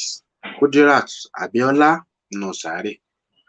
Àbóun ló máa jí gbogbo àwọn tí wọ́n pàdánù fámílì wọn, ọkọ, aya, ọmọ, sóun ló máa jí. Ẹ jẹ́ á fi eléyìí kọ́gbọ́n, ẹ jẹ́ á fi eléyìí kọ́gbọ́n. So ẹ wá jẹ́ ká gbọ́rọ̀ lẹ́nu, ẹ jẹ́ á gbélé kúrò kí á gbé ìmíì wọlé. Ẹ jẹ́ á gbọ́rọ̀ lẹ́nu ọmọ ìyẹn ọmọ ìyá wa Chief Mrs. Kudirat Abíọ́lá, èyí ọkùnrin tí àbúrò mọ́mì wọn sọ lẹ́ẹ̀kan. Ẹ jẹ́ á gbọ́rọ̀ lẹ́nu ẹ̀, ẹ jẹ́ á gbọ́ ohun tí òun náà sọ. Ẹ jẹ́ á gbọ́ ohun tí òun náà sọ. Ẹnjiníà, ẹ jí ẹ má sùn, ẹ bá wa gbé wọlé. Ẹ jẹ́ á gbọ́ ọ̀rọ̀ lẹ́nu òun náà, ká gbọ́ nǹkan tí òun náà wí. Ẹ máa bá wa kà lọ. Ọkùnrin òun náà ni ẹ̀ ń gbọ́ yìí tí wọ́n dákọ rẹ̀ lẹ́ẹ̀kan. I remember I was still in school. So that was the first time that it was 2:30. There were no drivers to pick us up. I was like wondering what's going on. The driver actually eventually came around 4 o'clock. So we were in school till 4. So I knew there was something wrong. And it wasn't even like a driver. It was a taxi with my stepmom. She was the 5th wife.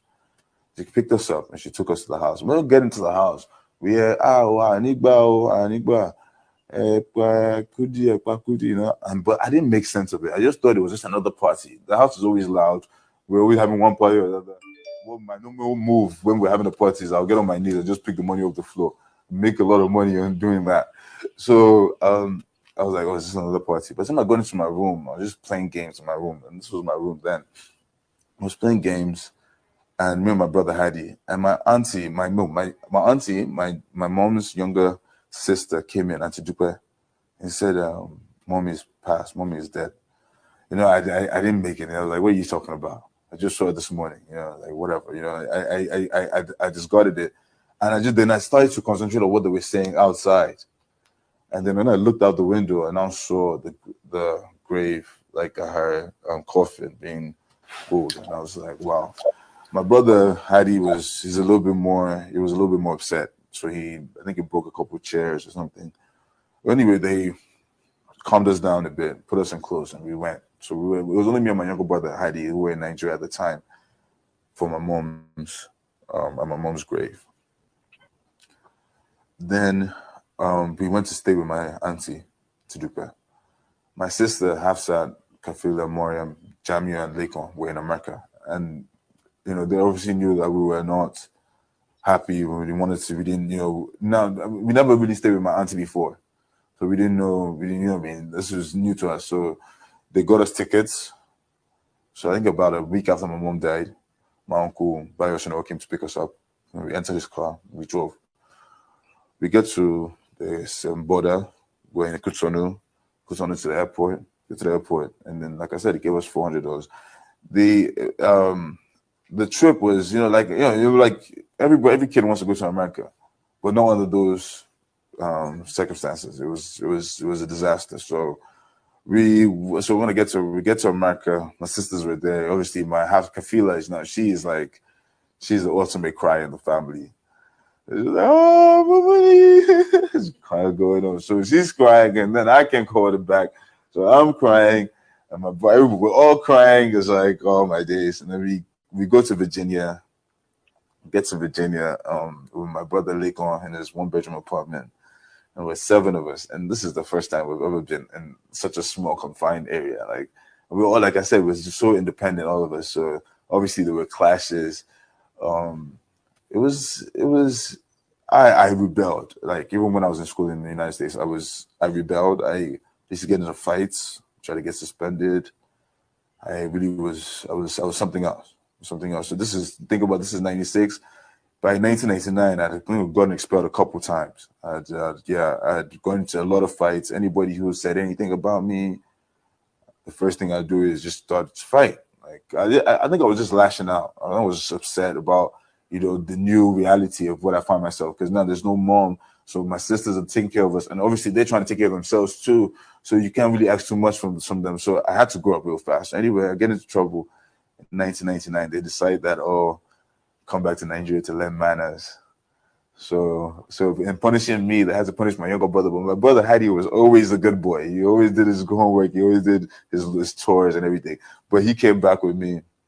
When I come back, my brother Jamia and Lakes were already in Nigeria at the time. They were trying to get into politics. In 1999, it was during the democracy. They were about to get back into democracy. So when we met my brother, they were like, oh, we're still young. So they wanted to send us to school. We had to go to boarding school. So they sent us to Ashiri. Now, I was in America for about 4 years. And then I'm back in Africa. And the first thing they do is send me 4 hours out of anything that I'll even remotely remember. So I thought they were trying to sell us for, I had like a vivid imagination growing up. So they were going to sell us for like maybe black or money or something. So I told my brother, don't worry, Hadi, I'm going to get us out of this situation. This is Ife. Like, it's so far. I'm like, what's going on? And you're seeing the hills and hills. We get there, and the first day I'm sleeping, and the teacher just comes and starts ringing a bell. And I'm just thinking to myself, like, he must know I'm sleeping. Why is he ringing a bell? He has to know that I'm sleeping here. I'm like, okay, I ignore it. Apa, Queen Wake somebody up at 6 o'clock in the morning. Apa, Queen Bayin sọ̀rọ̀. Wọ́n mọ̀ tún mi gbọ́. àmọ̀ wá dáre lé ní ọlọ́dọ̀ àfàlẹ́. Gbọ́ wọn. àti ká máa pe àfàlẹ́ ní ká máa wọ́n omi. Bóyá ká máa wọ́n omi. Gbọ́ ń tẹ̀wé o. Ọ̀rọ̀ ọ̀dọ́ yín yẹn ò true. Àmọ́ ẹni tí ìyàwó ń ṣe mo gbọ́. Gbọ́ yín rárá o. Ṣé tí ń gbọ́ mi báyìí àfà? Ṣé tí ń gbọ́ mi ṣá? A ti ń gbọ́ yín báyìí. Àmọ́ mo ní mi mọ́ tó mú nẹ́tíwọ́ọ̀kì yín lé ní ìbọn ó ti di pé ká máa ju òkúta sí páànù. Ṣebí ìyá sọ̀rọ̀ nísìnyí tí mo gbọ́, àtọ̀dọ̀ yín ni kì í sọ̀dọ̀ mi. Ìyá sọ̀rọ̀ nísìnyí tí mo gbọ́ náà.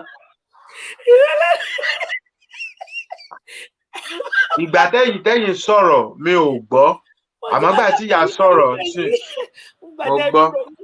Lẹ́tọ̀ tí yẹ ẹlẹ́hà ti gbàdúrà lẹ́ẹ̀kan ní kọ́lọ́bà wa tún nẹ́tíwọ̀kì àfà ṣe o. Ìwà ràn mí lọ́wọ́. Ẹ má wọrí a máa kókù dáadáa ní a máa dòkúta láti London sí ọ̀dọ̀ yín sí pàánù ọ̀dọ̀ yín.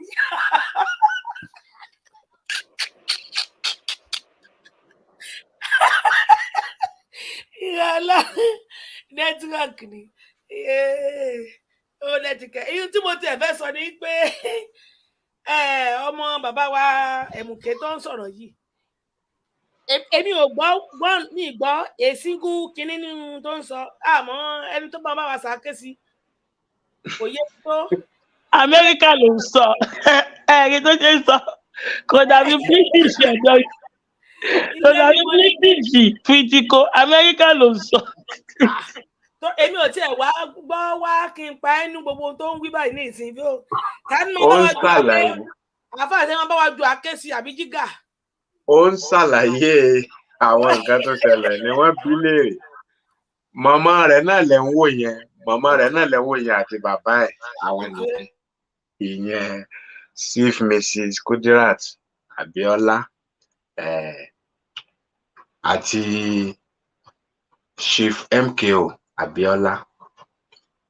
Ó ní wípé ní ìgbà náà tó ṣẹlẹ̀ tí wọ́n sọ wípé wọ́n kú ó lóun ò tiẹ̀ kákún ó lóun rò pàwàdà ni. Ó ní wípé àbúrò mọ́mì àwọn ó dákọ àbúrò mọ́mì wọn yẹn ó láwọn ni wọ́n wá sọ fáwọn ìyẹn àbúrò wọn tí wọ́n pè lẹ́ẹ̀kan ó láwọn ni wọ́n wá tí wọ́n wá sọ pé nǹkan bàbá ìṣẹ̀lẹ̀ o bóyá àwọn wá dẹ̀kọ́ o bóyá ẹlòmíì ni ó ṣàlábúrò mọ́mì àwọn the younger sister wọ́n wá láti wá sọ pé tọ̀ màmá yín ti lọ o òun kàn ń wò wọ́n pé ṣé wọ́n máa ti wọ́n wí báyìí lọ síbò ṣe ilé ṣé ẹ máa ń tẹ̀ ń sọ ṣá ó lóun ò kákún ó ní òun àti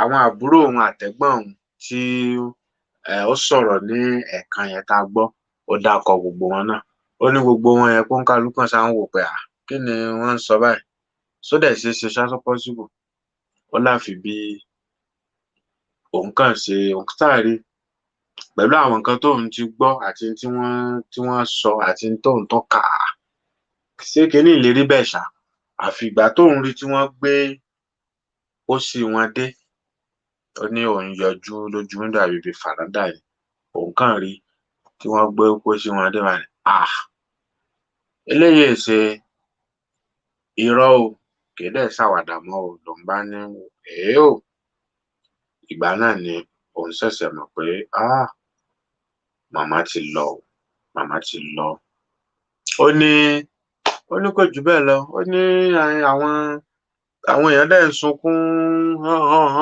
òun kàn sáà ń gbé òun dẹ̀ ń wò pé kí ló ń ṣẹlẹ̀ kíní kan àti ọmọ kékeré náà òun sáà ń wò pé èwo lẹkún èwo ni kíní so àwọn ọ̀rọ̀ yẹn àwọn nǹkan tí ó sọ ó nìyẹn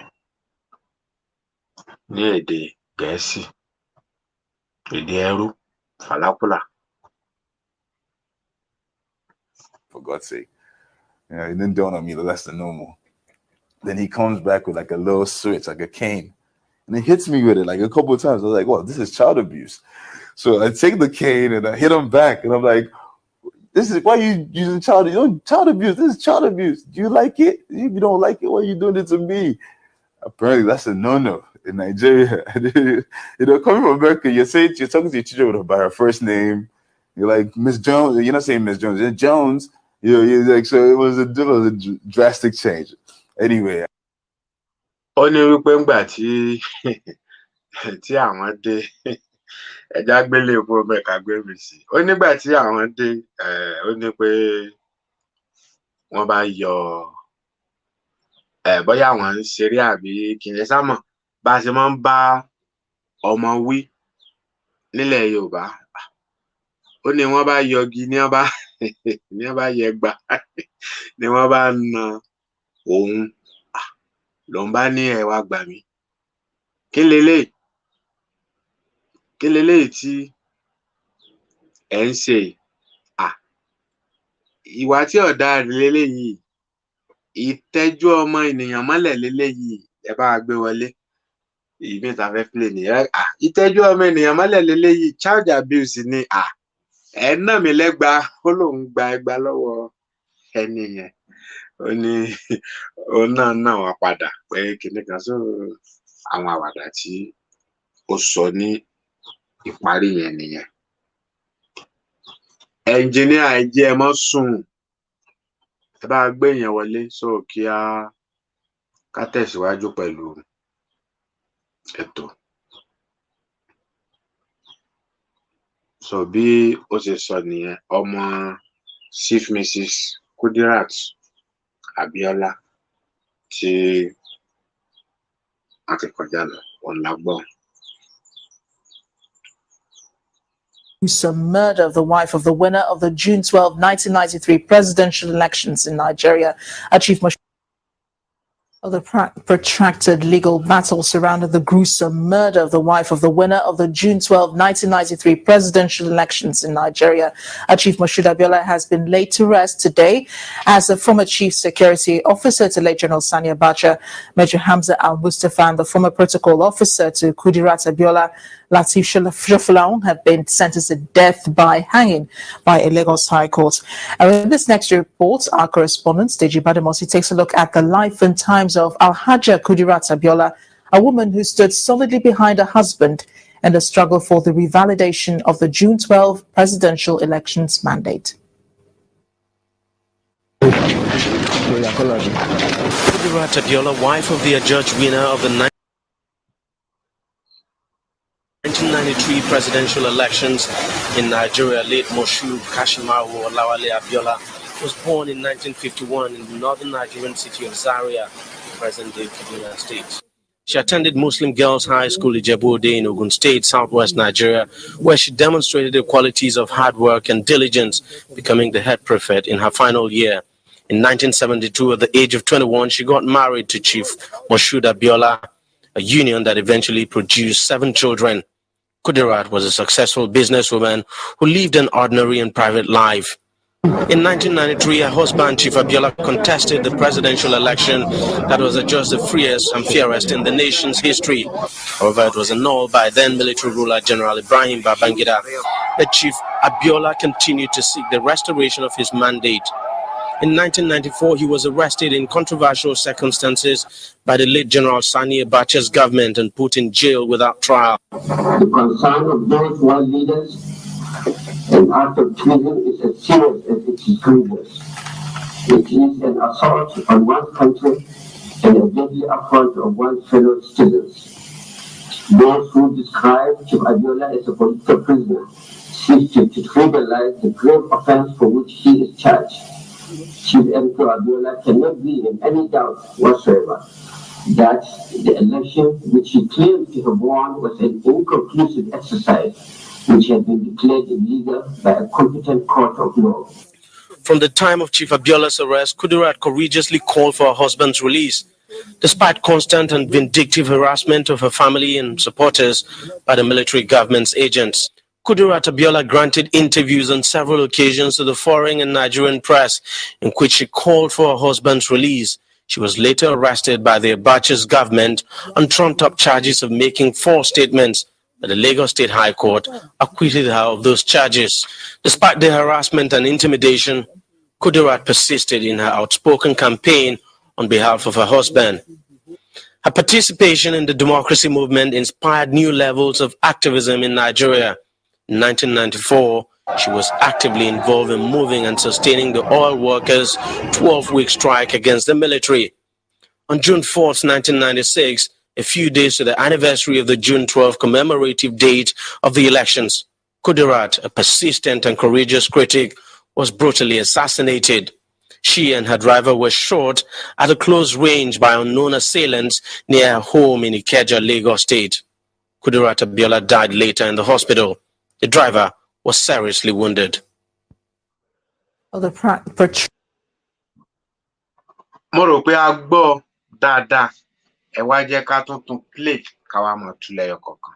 Ohun tá à ń sọ nìyẹn, tọ́jú ẹ̀mí ẹ nítorí Ọlọ́run. Ọlọ́run ó bi ọ́ léèrè bó bá ṣe lẹ̀mí ẹ o.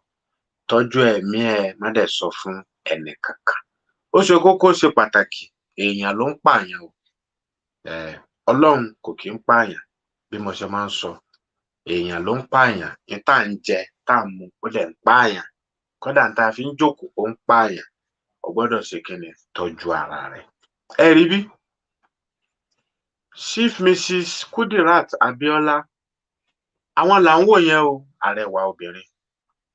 Àwọn àti ọkọ wọn, ká má fa ọ̀rọ̀ gùn, àti ìyáálé wọn Simbiatu Abiola. Tá a bá ní ká kà á, 1, 2, 3, 4, 5, 6, 7, 8, 9, 10, 11, 12, wọ́n mọ̀ ti pé 30 years báyìí tí wọ́n mọ̀ ti kú. Kábíyèsí Olódùmarè. Àbí mo parọ́, ẹ̀yin tẹ́ ń gbọ́ wa, ẹ bá wa sí ẹ bá wa kà á. Ọdún mélòó rèé tí wọ́n ti wọ ilẹ̀ Ọlọ́run, tí wọ́n ti wọlẹ̀ sùn? Mò ń retí o pẹ̀lú comment. Ọdún mélòó rèé? Simbiatu Abiola, Kudirat Abiola, MKO Abiola. Ọdún mélòó rèé ló dì báyìí tí wọ́n ti lọ? Tí wọ́n ti lọ 27 years kẹ̀. Ṣé ẹ sí dáadáa? Ẹ káre, wọ́n ní 30 years. Ṣé ẹ sí dáadáa? 30 years ago. Mò ń retí o, mò ń retí o, mò ń retí o, mò ń retí o. Ẹ bá wa kọ ọdún mélòó rèé tí wọ́n ti lọ. Gbogbo ẹ̀yin tẹ́ ń gbọ́ wa, ẹ bá wa kọ. À ń retí o, à ń retí. Mò ń rí bẹ́ẹ̀ ṣe ń kọ, ẹ máa kọ lọ. 1992. Kudirat Abiola àti MKO Abiola. Ọdún mélòó rèé tí wọ́n ti lọ? Ọdún mélòó rèé? Ẹ bá wa kọ, ẹ bá wa kọ, ẹ bá wa kọ. Ẹ bá wa kọ. Ẹ type. Ẹ type. Ẹ jẹ́ kí type yẹn máa kọlura wọn. Bákan náà ni ẹ bá wa pín, ẹ bá wa share rẹ̀ káàkiri. Ẹ jẹ́ kí wọ́n mọ̀ tá à ń ṣe lónìí. Ọ̀la náà a tún tẹ̀síwájú láṣẹ Èdùmàrè. Àjọkẹ́ Adé ní 31. Mò ń retí o, mò ń kà o, mò ń kà o. Ẹ bá wa kà o, ẹ bá wa kà. Ẹ̀yin tẹ́ ẹ bá sì mọ̀, ẹ tún lè pè wọlé. Ọdún mélòó rèé tí wọ́n ti lọ? Kudirat Abiola àti Chief MKO Abiola. Ọdún kelòó rèé tí wọ́n ti lọ? Tí wọ́n ti kú? Ọdún kelòó rèé? 25 years. 27 years. 25. Ẹ rí bí? 31 years. Wow. À ń retí. Kábíyèsí Olódùmarè. 31 years. Ẹ dákun. Ẹ já mú 31 years àti 30 years. Ẹ já mú 27. Ìyẹn tiẹ̀ kò jọ́. Kò jọ́. Bẹ́ẹ̀ ni, kò jọ́ rárá. Ẹ já mú 30 years. 26 ọjọ́, 27 ọjọ́, 28 ọjọ́, 30 àti 31. Ká sọ pé 30 àbí 31. ṣé ẹ Tí mọ̀ pé àwọn ẹni ẹlẹ́ni ti kú. 1993 ni wọ́n ṣe vote. 1993 ni wọ́n ṣe vote. Tí wọ́n ti wọlé Ọlọ́run sùn, tí kìí ṣe kú Ọlọ́run, tí kìí ṣe ọlọ́jọ́ ló dé. Wọ́n gbé ìbọn fún wọn ni o. Òun náà lẹ́gbẹ́ tí wọ́n sọ nù ròyìn. Màá tún play táwa tú. Àwọn àti dírẹ́fà wọn. Wọ́n dàbọ̀ bò wọ́n. Ọ̀nà mọ́tò. Bẹ́ẹ̀ ni, òun náà mo fi sọ wípé ká rọra mú pé 30 years tàbí 31. Ẹ ṣáàjì àmọ́ ní 30 years ago. Ìyẹn Chief Mrs. Alhaja Kudirat Abiola, ìyá àdínì gbogbo Ìjẹ̀bú land lápapọ̀.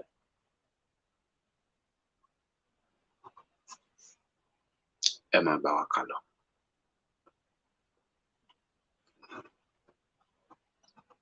Protracted legal battle surrounded the gruesome murder of the wife of the winner of the June 12, 1993 presidential election. Wọ́n ní mọ́dà. Wọ́n ní wọ́n pa wọ́n ni o. Wọ́n pa ìyàwó ẹni tó jáde fún June 12 ní 1993 ìyẹn fún election. Wọ́n ní wọ́n pa ìyàwó ẹ̀. The winner of June 12. Wọ́n ní the winner of June 12. À ń gbọ́ yìí ẹ máa. Ó dẹ̀ kú wọn sọ pé the winner pé ẹ mọ̀ kan tí mo sọ ẹ bá wa gbé padà sẹ́yìn díẹ̀ ó dẹ̀ pé the winner ni. Dàsúmì pé àwọn eléyìí náà mọ̀ pé wọ́n win pé bàbá yẹn win. Gbogbo Nàìjíríà ló mọ̀ kò sẹ́ni tí ò mọ̀. No, mo dá lé fún pé kẹ́ ẹ sọ̀rọ̀ ní nígbà tẹ́ mo rí pé. Rárá o, nǹkan tí mo fẹ́ sọ ni pé àwọn tó CNN náà mọ̀ pé. Protracted legal battle surrounded the gruesome murder of the wife of the winner of the June 12, 1993 presidential elections in Nigeria. Chief Moshood Abiola has been laid to rest today as the former chief security officer to late General Sani Abacha, Major Hamza Al-Mustafa, and the former protocol officer to Kudirat Abiola, Latif Shafalaun, have been sentenced to death by hanging by a Lagos High Court. Wọ́n ní àwọn tí wọ́n dẹ̀ mú fún wọ́n ní Lagos High Court wípé wọ́n dájọ́ fún wọn by hanging.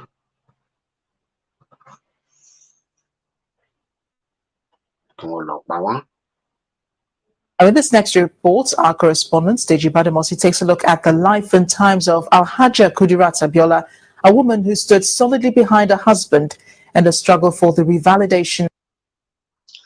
Wọ́n ní ìyẹn Chief Mrs. Alhaja Kudirat Abiola, wọ́n ní oníṣòwò pàtàkì ni wọ́n, ẹni tó sì dúró ti ọkọ rẹ̀ gidi. Ó ní wọ́n tó dúró ti ọkọ rẹ̀ gbágbáágbá.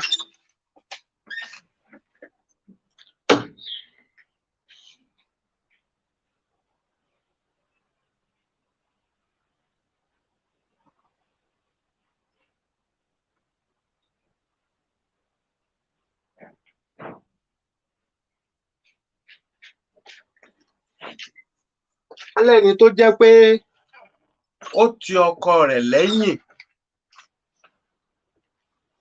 tí èèyàn lè máa sọ pé ìyàwó mi yìí àfọlá rẹ̀. Òun náà ni ìtẹ̀gbọ́ tí wọ́n wí wípé she's behind her husband. Ó dúró gbágbáágbá. Of the June 12 presidential elections mandate. Kudirat Abiola, wife of the judge. Àwọn lẹ̀ ń wò yẹn o tí àwọn àtọkọ wọn jọ lọ. Àwọn lẹ rí tí wọ́n dúró sí apá ọ̀tún ọkọ wọn. Èyí tí kinní yẹn wà ńbẹ̀ ni mò ń wá. A sì wà èyí tẹ́ bá dẹ̀ rí náà mo ti sọ ẹ sọwọ́ ẹ̀ sí mi. Tí Tinubu wà ńbẹ̀ àti Sowore tí wọ́n wà lẹ́yìn Chief MKO Abiola kẹrí bó ṣe rí ńgbà náà àfi bí ẹran orí ìrẹsì. Kìnní ọ̀hún orí gbágùgbàgù. Winner of the 1993 presidential elections in Nigeria, late Moshood Kashimawo Olawale Abiola, was born in 1951 in the northern Nigerian city of Zaria, present-day Kaduna State. She attended Muslim Girls High School Ijebu-Ode in Ogun State. Ẹ rí màmá yìí, ẹ wò ó bí wọ́n ṣe ń dán. Ẹ wò bí wọ́n ṣe dúró ṣangílétí. Wọ́n tún wá ní iléèwé tí wọ́n lọ Islamic school ni wọ́n lọ ní Ìjẹ̀bú-Òde. Bákan náà ó dàbí pé wọ́n tún lọ sí Zaria ní àbíbò. In southwest Nigeria, where she demonstrated the qualities of hard work and diligence, becoming the head prefect in her final year. In 1972, at the age of 21, she got married to Chief Moshood Abiola, a union that eventually produced 7 children. Kudirat was a successful businesswoman who lived an ordinary and private life. In 1993, wọ́n ní businesswoman ni wọ́n, ìyẹn oníjà alájàpá káràkátà ni wọ́n tí wọ́n sì ṣe kíni tí wọ́n pèrègédé tó jẹ́ wípé ọwọ́ wọn jí sówó Olódùmarè ó dẹ̀ tì wọ́n lẹ́yìn ó fún wọn ṣe. Husband Chief Abiola contested the presidential election that was adjudged the freest and fairest in the nation's history. However, it was annulled by then military ruler General Ibrahim Babangida. The Chief Abiola continued to seek the restoration of his mandate. In 1994, he was arrested in controversial circumstances. Wọ́n ní 1994 ó ní wọ́n arrest MKO Abiola, ẹni tó deny wọn ní right wọn tó wá ń sọ women rights tó ń sọ woman rights tó dẹ̀ deny èèyàn ní right ẹ̀ ó náà ni Ibrahim Babangida tí ẹ gbọ́ tí ẹ rí lẹ́ẹ̀kan yẹn ẹ tún padà rí. By the late General Sani Abacha's government and put in jail without trial. The concern of those world leaders and act of treason is as serious as it is grievous. It is an assault on one's country and a deadly affront of one's fellow citizens. Those who describe Chief Abiola as a political prisoner. Ẹ wo ya wa yìí, ẹ wo ya wa Alhaja Kudirat, ẹ wo ya yìí bó ṣe ń dán torí Ọlọ́run. Ẹ wo àwọn lẹ ń wò yìí o, àwọn ọmọ wọn lẹ rí síwájú yẹn lára àwọn ọmọ wọn. Ẹ̀yin náà wá wò wọ́n. Wọ́n mérí torí Babangida lẹ́rìí wípé ó sọ̀rọ̀ nínú Kalamisan tí wọ́n ń wò bó ṣe ń sọ ìsọkúsọ, bó ṣe give order tó da ìbò ọkọ wọn nù. Wọ́n wá mérí pé ẹni tó jẹ́ pé èmi àtọkọ mi máa ń lọ bá tó náà máa ń wá bá wa, tó jẹ́ pé ó máa ń pè mí, ó máa ń pe fóònù mi tí yóò bá mi sọ̀rọ̀ tó máa kí mi. Ta ni ọkọ ẹ ń kọ́ ọkọ mi wà níbí gbé fóònù fún ẹni tí mo mọ̀ dáadáa. Ṣé pé bí ipò ọlá ṣe rí rèé? Abẹ́ẹ̀rí tó ń sọ ni. Ohun tí wọ́n mérí fún pọ̀ gan. Ohun tí wọ́n mé orí fún ó pọ̀ yanturu tó ń wá sí ọkàn wọn. Nígbà náà kẹ́ lè mọ̀ pé èèyàn ló le o, èèyàn ló le. Babangida ọ̀hún ń bẹ láyé o. Ó wà láyé tójú rẹ̀ ń dán o, tójú rẹ̀ ń dán. 30 years ago lélẹ́yìí tó ti pa ẹni tẹ́ ń wò yìí, àwọn àtọkọ wọn. Ìyẹn Chief Mrs. Kudirat Abiola, ìyá àdínì Ìjẹ̀bú, gbogbo Ìjẹ̀bú pátápátá. Ìyá àdínì Ìjẹ̀bú ìgbà náà. 30 years rèé tó ti pa wọ́n. Ikú Ọlọ́run kọ́ o, àìsàn kọ́ o, èèyàn ló pa wọ́n. General Ibrahim Babangida Maradona òun ló pa wọ́n. K'Olódùmarè kó bá tẹ́ wọn sáfẹ́fẹ́ rẹ̀. Bákan náà ni ọkọ wọn Ibrahim Babangida òun náà ló pa wọ́n o, torí òun ló give order tí wọ́n arrest tó ti gbàgbé ilẹ̀ ọ̀rẹ́. Tá a bá wá ń sọ ẹ wá máa sọ pé kinní tá a fi máa ń sọ nu. Ẹbí á ní alájọbí ọ̀pá iyè kan ẹni tó bá dání ọ̀rẹ́ mọ̀ dà mí o. Ẹ má dá àwọn olórin yẹn lóhùn ìsọkúsọ àtàwọn tí wọ́n máa ń pòwe òfò. Babangida ló mọ̀ wà láyé 30 years mọ̀rẹ́. Ilẹ̀ ò ṣe dá, ilẹ̀ ọ̀rẹ́ tóun àti MKO Abiola, Chief MKO Abiola, ọlá ń bí wọn nínú Ọláwálé ká sì máa wò ọ̀rẹ́ ni wọ́n. Ilẹ̀ ọ̀rẹ́ ọmọ tí mú Babangida kò tí ì mọ̀ dì sí. Ọmọ ìyá mi jára ẹ má bínú pé mò ń dásà, jára rẹ. Èèyàn ló ń pààyàn, Ọlọ́run kọ́ o. N tó ń jẹ n tó ń mu ni o. Èèyàn ni o, èèyàn ló le o. Ilẹ̀ kò mú Babangida o. Babangida wà láyé ńsìn o. 30 years ago rèé tó ti pa ìyáàfin Kudirat Abiola, olóyè ìyá àdínì gbogbo Ẹ̀gbá, gbogbo Ìjẹ̀bú, ìyá àdínì Ìjẹ̀bú Òde, Símbíàtù ni ìyálóde Ẹ̀gbá. Ẹ rí bí àwọn ilẹ̀ ń wò lójúmọ́ àwòrán yín wọn nígbà tí wọ́n wà ní láyé, ọ̀rẹ́ ọkọ wọn tó pa wọ́n ó sì wà láyé lónìí o, kèékú o. Tá a bá sọ̀rọ̀ lọ, tá a bá sọ̀rọ̀ bọ̀, ẹ máa ní ọ̀rẹ́ máa dà mí o, ilẹ̀ á mú ẹni tó bá da ni, ọ̀rẹ́ máa dà mí o. Tá ń sọ fún ọ bẹ́ẹ̀, ọ̀rẹ́ ó dà ọ, ilẹ̀ ò ní mú un, yóò máa ṣayé ẹ̀. Ilẹ̀ ò ní mú un.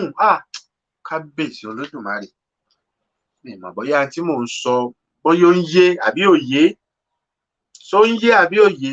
Àfà go deeper, à ń gbọ́ ó ń yé yékéyéké. Ẹni ilẹ̀ ó mọ̀ rẹ̀, wàhálà ọ̀rẹ́ ó mọ̀ lọ yóò mọ̀ bọ̀, tí kẹ́kẹ́ kan ò ní dún lẹ́nu ilẹ̀ gan, tí ilẹ̀ gan á tún smell, ilẹ̀ gan tún pẹ̀pìn. Ilẹ̀ gan tún pẹ̀pìn. Ilẹ̀ gan á ka mọ́ra. Ọ̀rẹ́ yín yé wa yékéyéké, ẹ go deeper sà. Àbí kódà yóò tún gbá ìyàwó rẹ̀, á tún ṣe kí ni, má tún ṣe ilé ìmọ̀jẹ́rìí, wọn ó tún gbọ́ ẹ sáàjì apẹ́ sọ, orí kò sí bá a ṣe lò ó ti yé wọn, torí wọ́n mọ̀ ń pa rẹ̀ gan-an, wọ́n sì nífẹ̀ẹ́ sí ẹ rí bí. Yóò tún gbá ìyàwó ẹ̀, á tún bá ìyàwó ẹ̀ ṣe yòkínyòkín. Ilẹ̀ wo ni mú? Ilẹ̀ wo ló mú? Ṣé ilẹ̀ lẹni yóò gbà ìyàwó èèyàn tí ó ti bá ìyàwó èèyàn ṣe kò yé mi o. Ilẹ̀ ni gan ilẹ̀ àbí. Ilẹ̀ ni ẹ ṣe. Ilẹ̀ ni. Mi ìmọ̀ pé lẹ́yìn máa ń lọ, mi ìmọ̀ pé lẹ́yìn wọ́n máa ń hò náà, àwọn náà wà ní town. Ilẹ̀ wà ní town. Ilẹ̀ ni àfà kí mo ṣe o, sílẹ̀ wà kọ́ ni nígbà tí fẹ́ bá mi fàágùn, ẹ jẹ́ ìrọ̀rà jókòó jẹ́jẹ́. Ẹ rí bí.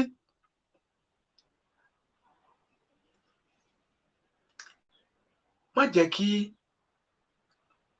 ẹnìkan fàbúrú sí ọ, ọ̀rẹ́ rẹ ṣẹ́ yóò tún gba gbogbo nǹkan ẹ̀, á tún gbà ọ́ láyà, ìwọ sì wà nù ilẹ̀ ò ní mú. Ó ti kọ́ wa lẹ́kọ̀ọ́ báyìí àti rí. Babangida ń sayé, ṣe bọ́ọ̀rẹ́ jọ ni wọ́n, láwọn tí wọ́n mọ̀ wọ́n tí wọ́n sọ, ọ̀rẹ́ ni wọ́n. A ní kọ́lù àfà, àwọn wọn fẹ́ dá sí bí ilẹ̀ ṣe fẹ́ gba ìyàwó tí ló torí kò tiẹ̀ kó fi gbogbo ó dẹ̀ pa àfà mu, ó dẹ̀ pa mu tagútagú díẹ̀ lẹ́yìn.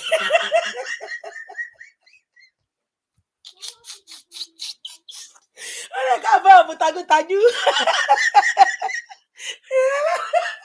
Ó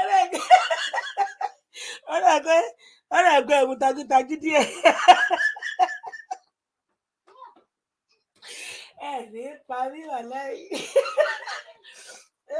Ó lẹ́tìkẹ́. Hello, gbogbo wa gbọ́ yín, ẹ má bínú o.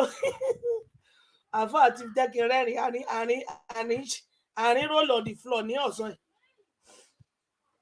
yìí. Ẹ kú ètò mà. Ètò nìyẹn, mọ́mì wa. Mo kí gbogbo ilé o, mo kí everybody tó wà lórí ètò. Gbogbo wa ń gbọ́ yín. Ẹ ṣé gan ni. Mo fẹ́ correct nǹkan tá a fà ń sọ yẹn. 27 years ago, 1996, lọ́pàá Alhaja Kudirat. 1993, ó ní election, June 12 election tí wọ́n ṣe. 3 years after, lọ́pàá Alhaja Kudirat. 1998 ni wọ́n pa MKO Abiola. Nǹkan tí mo fẹ́ sọ nìyẹn. Then 1992, ó ní Alhaja Simbiat kú, that was 31 years ago. 30 years ago in election, 27 years ago ni wọ́n pa Alhaja Kudirat Abiola.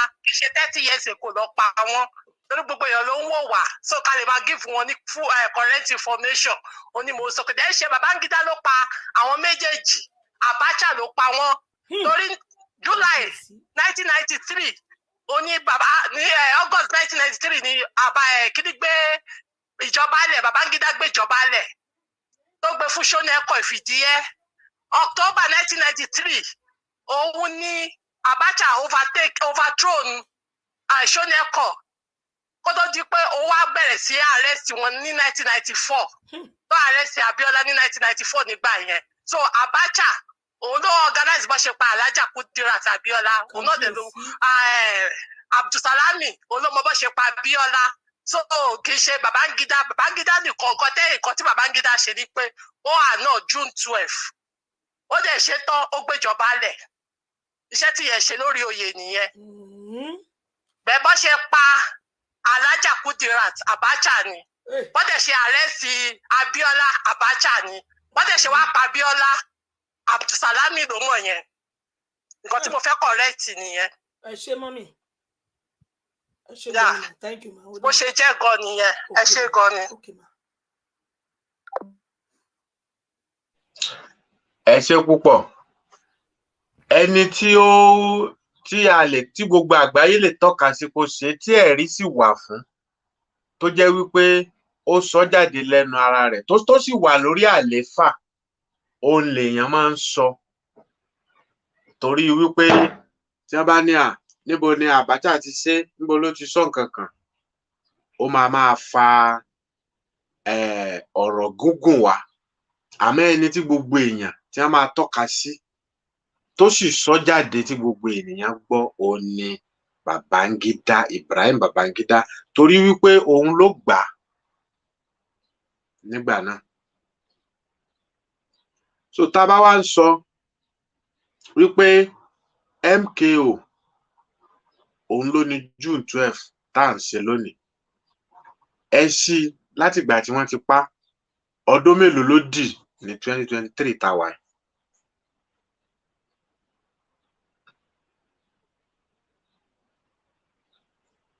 ok wọ́n ti kúrò lórí ìlà. wọ́n ti kúrò lórí ìlà sá wọ́n ti kúrò ńbẹ̀. ok so tá a bá sọ pé 30 years tá a bá sọ pé 30 years a máa ń tà ń sọ ó sì mú tá a bá pẹ́ bẹ́ẹ̀ torí wípé Ibrahim Babangida òun ní gbogbo àgbáyé mọ̀ òun ló wà lórí àlééfà nígbà náà nígbà tí wọ́n fi dìbò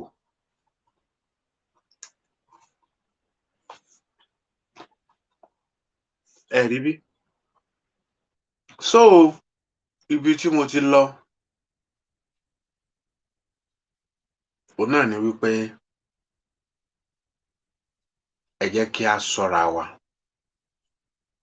kí Ọlọ́run kó ṣọ́ wa àwa Yorùbá la máa ń sọ bẹ́ẹ̀ pé kọ́lọ́run kó ṣọ́ wa àti di fọ́lọ́run ṣọ́ àsọpá àìṣe fọ́lọ́run ṣọ́ òun ló ń ṣọ́ wa tẹ́lẹ̀ a lè ṣọ́ra wa àmọ́ wọn náà gbọ́dọ̀ ṣe kí ni o gbọ́dọ̀ mọ nǹkan tó ń ṣe Yorùbá náà ló tún sọ wípé ṣọ́ra rẹ kọ́lọ́run ó ṣọ́ ẹ ní tí Yorùbá fi sọ pé ṣọ́ra rẹ kọ́lọ́run ó ṣọ́ ẹ wọ́n máa tí wọ́n ń sọ Yorùbá ti rìn gan ó ní wọ́n fi gbé ọ̀rọ̀ yẹn gbà bẹ́ẹ̀ pé ṣọ́ra rẹ kọ́lọ́run ó ṣọ́ ẹ níta fẹ́ fàyọnu gbogbo tá à ń sọ náà ni pé Babangida tó ṣe kinní tó wà behind of it ó wà láyé àbí ò sí láyé ó ń bẹ láyé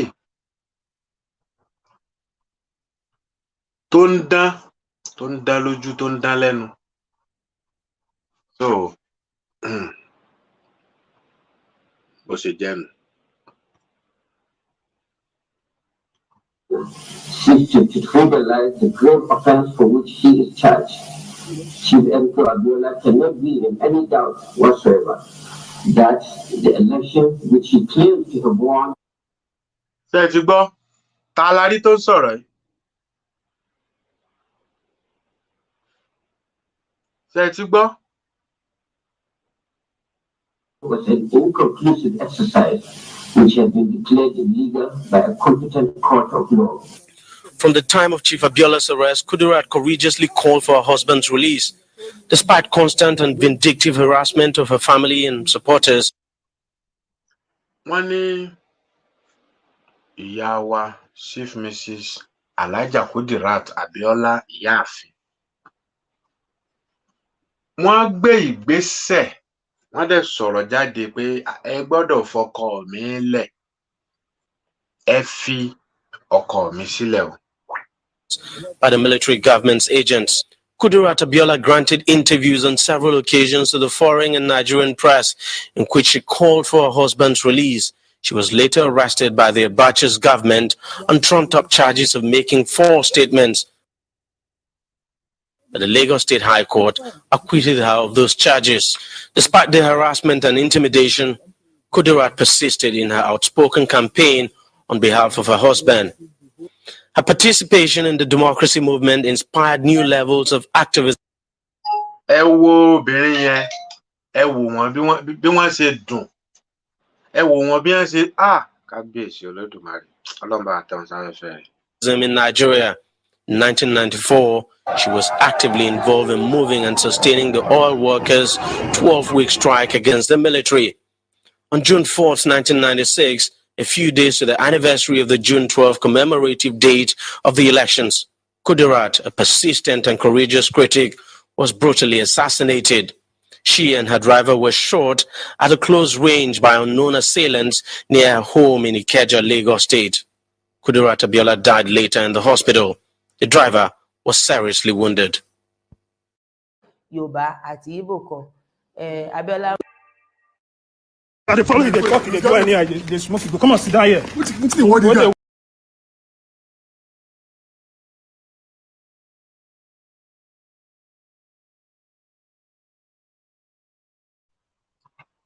Ṣé ti rí nǹkan tí wọ́n sọ wípé ní Ìkẹjà wípé wọ́n ṣùtì àwọn àti dírẹ́fà wọn, wọ́n ní wọ́n pa wọ́n,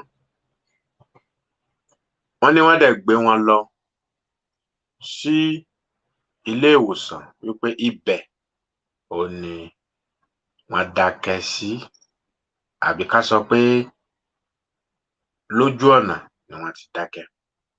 So ohun tí wọ́n sọ fún wa nínú fídíò yẹn nù.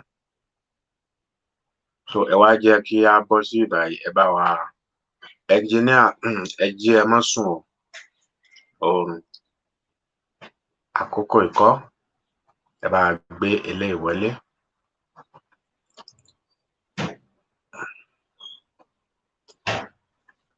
Bàbá wa MK Abiola, àwọn náà ni à ń wò yẹn.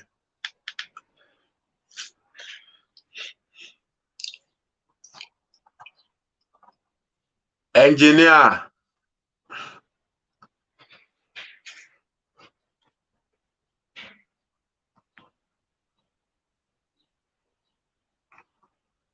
ẹ ń sùn ni. So àwọn náà ni à ń wò yìí.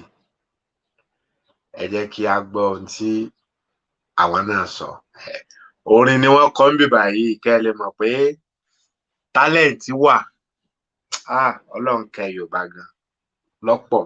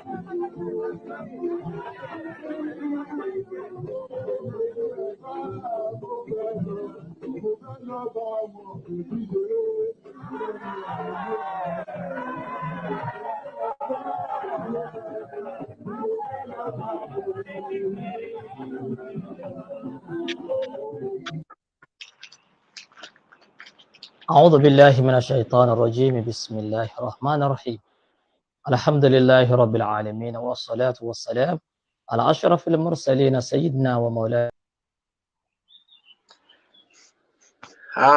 ẹ rí bíi pé kó má tán wọn ìyẹn Chief Kashimawo Abiola àwọn ni ẹ rí tí wọ́n kọ orin yẹn torí yẹn sì ṣe kí ni tó mú yes yes. ẹ jẹ́ ká padà sí ọ̀dọ̀ ẹ bá gbélé wọlé coin ẹ jẹ́ ká tún gba ìbá ìwọlé kẹ́ lè mọ̀ pé Ọlọ́run kẹ́ Yorùbá gan-an talent wà. Ẹ wo orin tí wọ́n kọ yẹn láì ṣe ọmọ olórin, ẹ wò bí wọ́n ṣe gbé kalẹ̀, wọ́n kàn pa ẹni ẹlẹ́ni. Ọlọ́run bẹ̀, Ọlọ́run á bá wa ṣekú níṣèlú fún mi. In this edition of Back in History, we bring to you the story of the gruesome assassination of Kudirat Abiola. She was assassinated in Lagos State, Nigeria on 4th day of June, 1996. She was a well-known woman, and the news of her death was received with great shock at home, in Nigeria, and across the various countries of the world. Some persons were arrested and detained in connection with the murder. They were tried for several years at the Lagos State High Court. In the end, 2 of the prime suspects were convicted and sentenced to death by hanging, but on appeal, they were acquitted and discharged for want of evidence. The memory of Kudirat Abiola still remains fresh in the hearts of many persons across Nigeria and around the world till today. Welcome to this edition of Back in History. Kudirat Abiola was the wife of Chief Emeka Abiola. Abiola was a popular Nigerian politician, industrialist, and philanthropist. He was a registered member of the Social Democratic Party, SDP, and was the presidential candidate of the party in the build-up to the June 12, 1993 general election. At that time, Nigerians were hungry for a quick return to civilian administration after several years of military rule and dictatorship. There was thus a wave of popular participation in the electoral process, and the choice of Emeka Abiola as the candidate of one of the 2 leading political parties in the country was greeted with wide acceptability, which was reflected in the voting pattern across the country.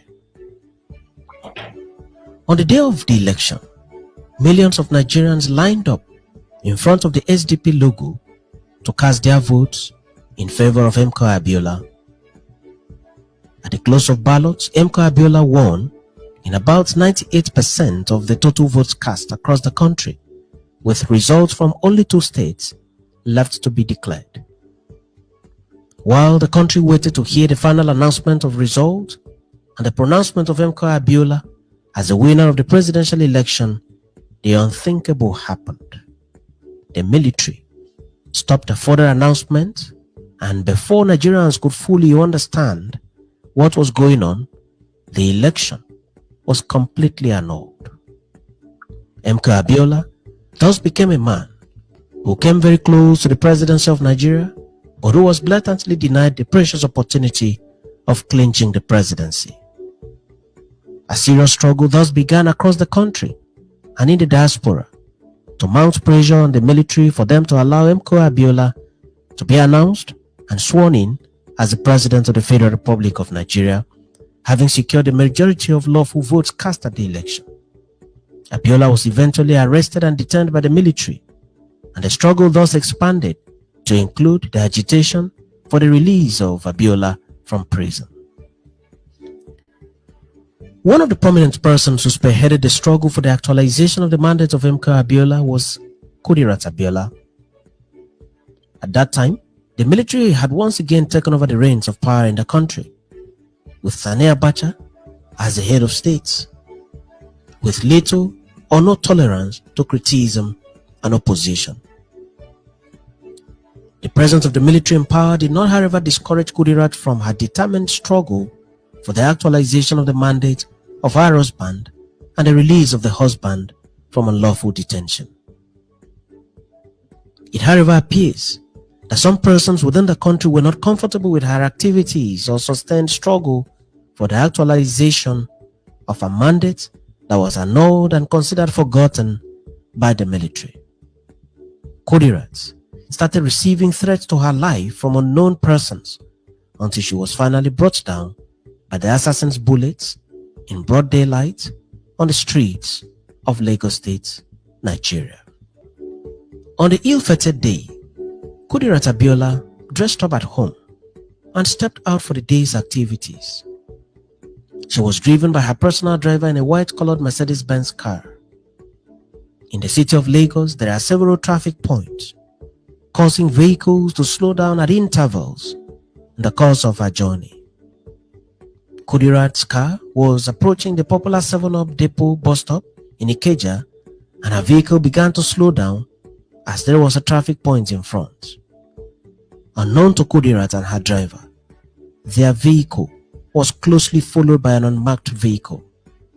In the said unmarked vehicle, there were 6 heavily armed men whose mission was to shoot and kill Kudirat at all costs.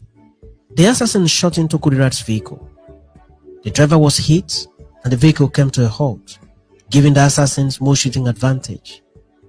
Kudirat was shot in the forehead and the bullet smashed her brain, leaving her unconscious.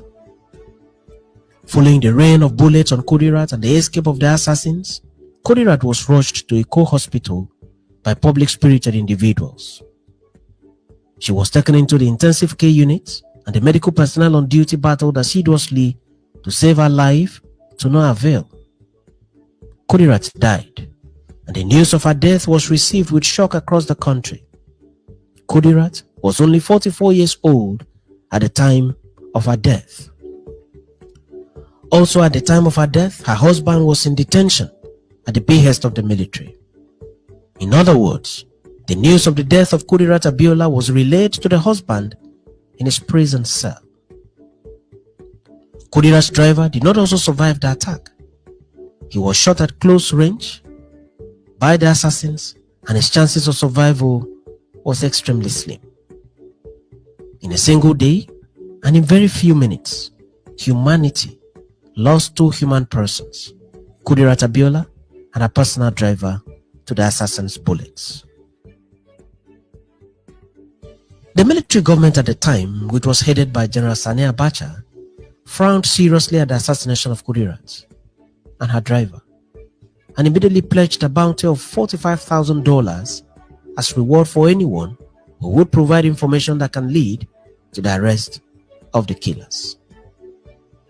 General Abacha immediately blamed terrorism and the increasing wealth of crime in the country for the assassination. He promised that his government will fish out the persons who shot and killed Kudirat in such a callous, horrific, and inhuman manner. The military government later sent a high-powered delegation to the Abiola family to commiserate with them over the assassination of their matriarch. It is important to note that several Nigerian citizens received the condemnation by the military with mixed feelings. Citizens also viewed the condolence visit with mixed feelings.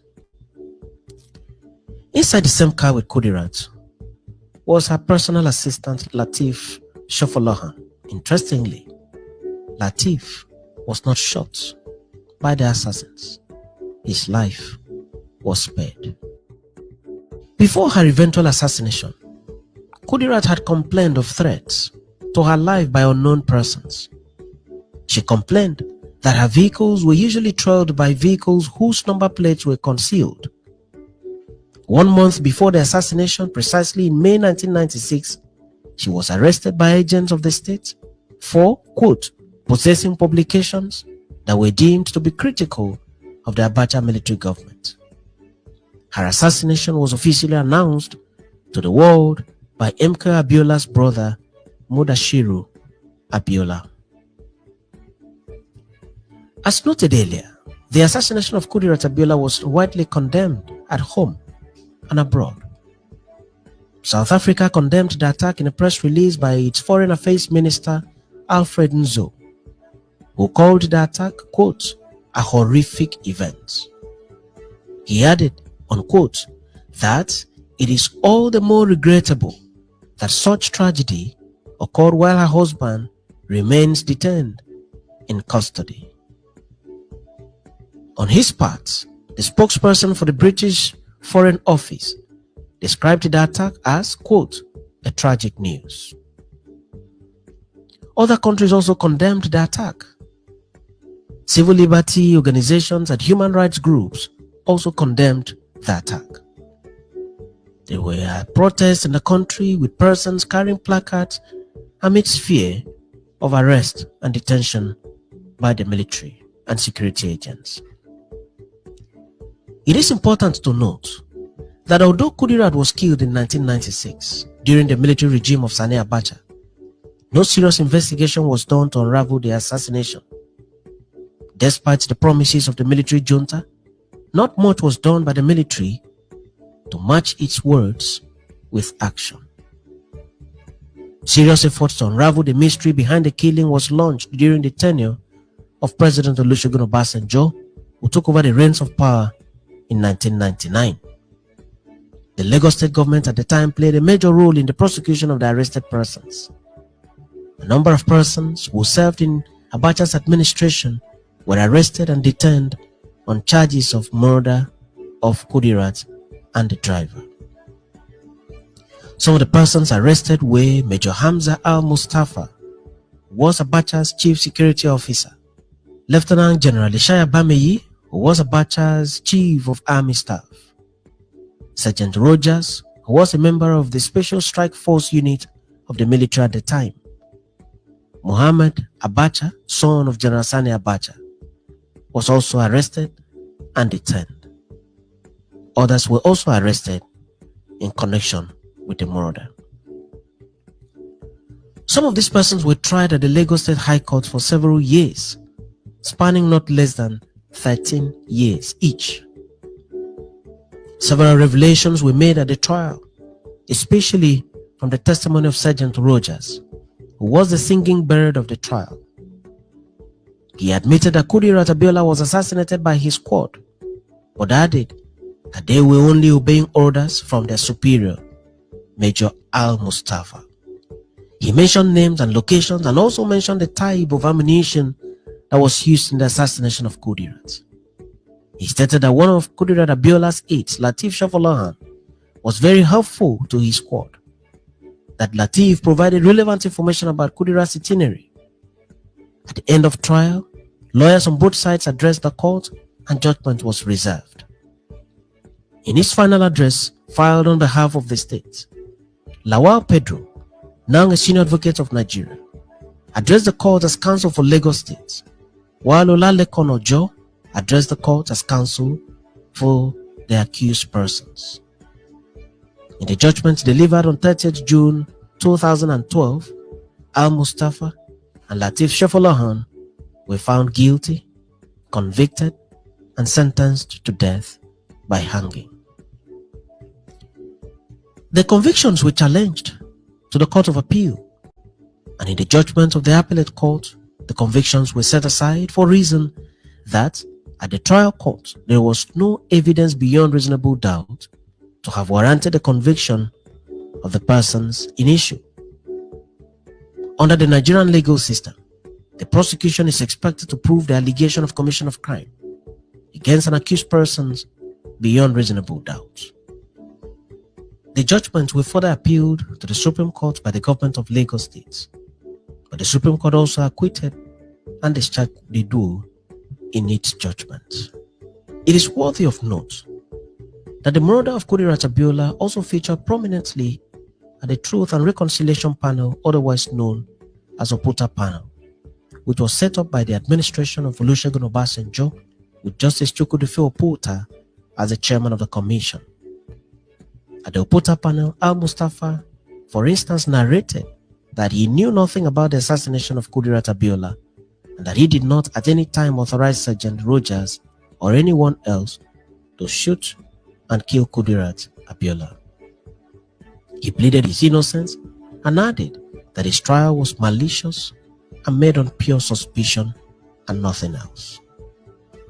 To date, no one can be said to have been found guilty of the assassination of Kudirat Abiola. Her assassination remains unraveled till date, just like the assassination of the likes of Marshal Harry, Bola Ige, Senior Advocate of Nigeria, Pa Alfred Riwane, Delegiwa, and many others. Before her death, some pro-democracy activists such as Wole Soyinka, Bola Ahmed Tinubu, Professor Shola Adeyeye, Fayemi Kayode, Olalemi, Dapo Oloronyemi, and many others had organized themselves into a strong opposition voice to the military. They advocated through several mediums for the actualization of the electoral mandate of MK Abiola and the return of democracy to Nigeria. They also advocated for his release from unlawful custody. They formed a radio station and initially named it Radio Freedom and later changed the name to Radio Democracy. The radio station was based in Norway, beyond the reach of the Nigerian military junta. Following the assassination of Kudirat, the name of the radio station was changed from Radio Democracy to Radio Kudirat. In 1998, a street corner in New York was renamed Kudirat Abiola Corner. Kudirat has been immortalized in many other ways since her death. For the actualization of the electoral mandate of MK Abiola,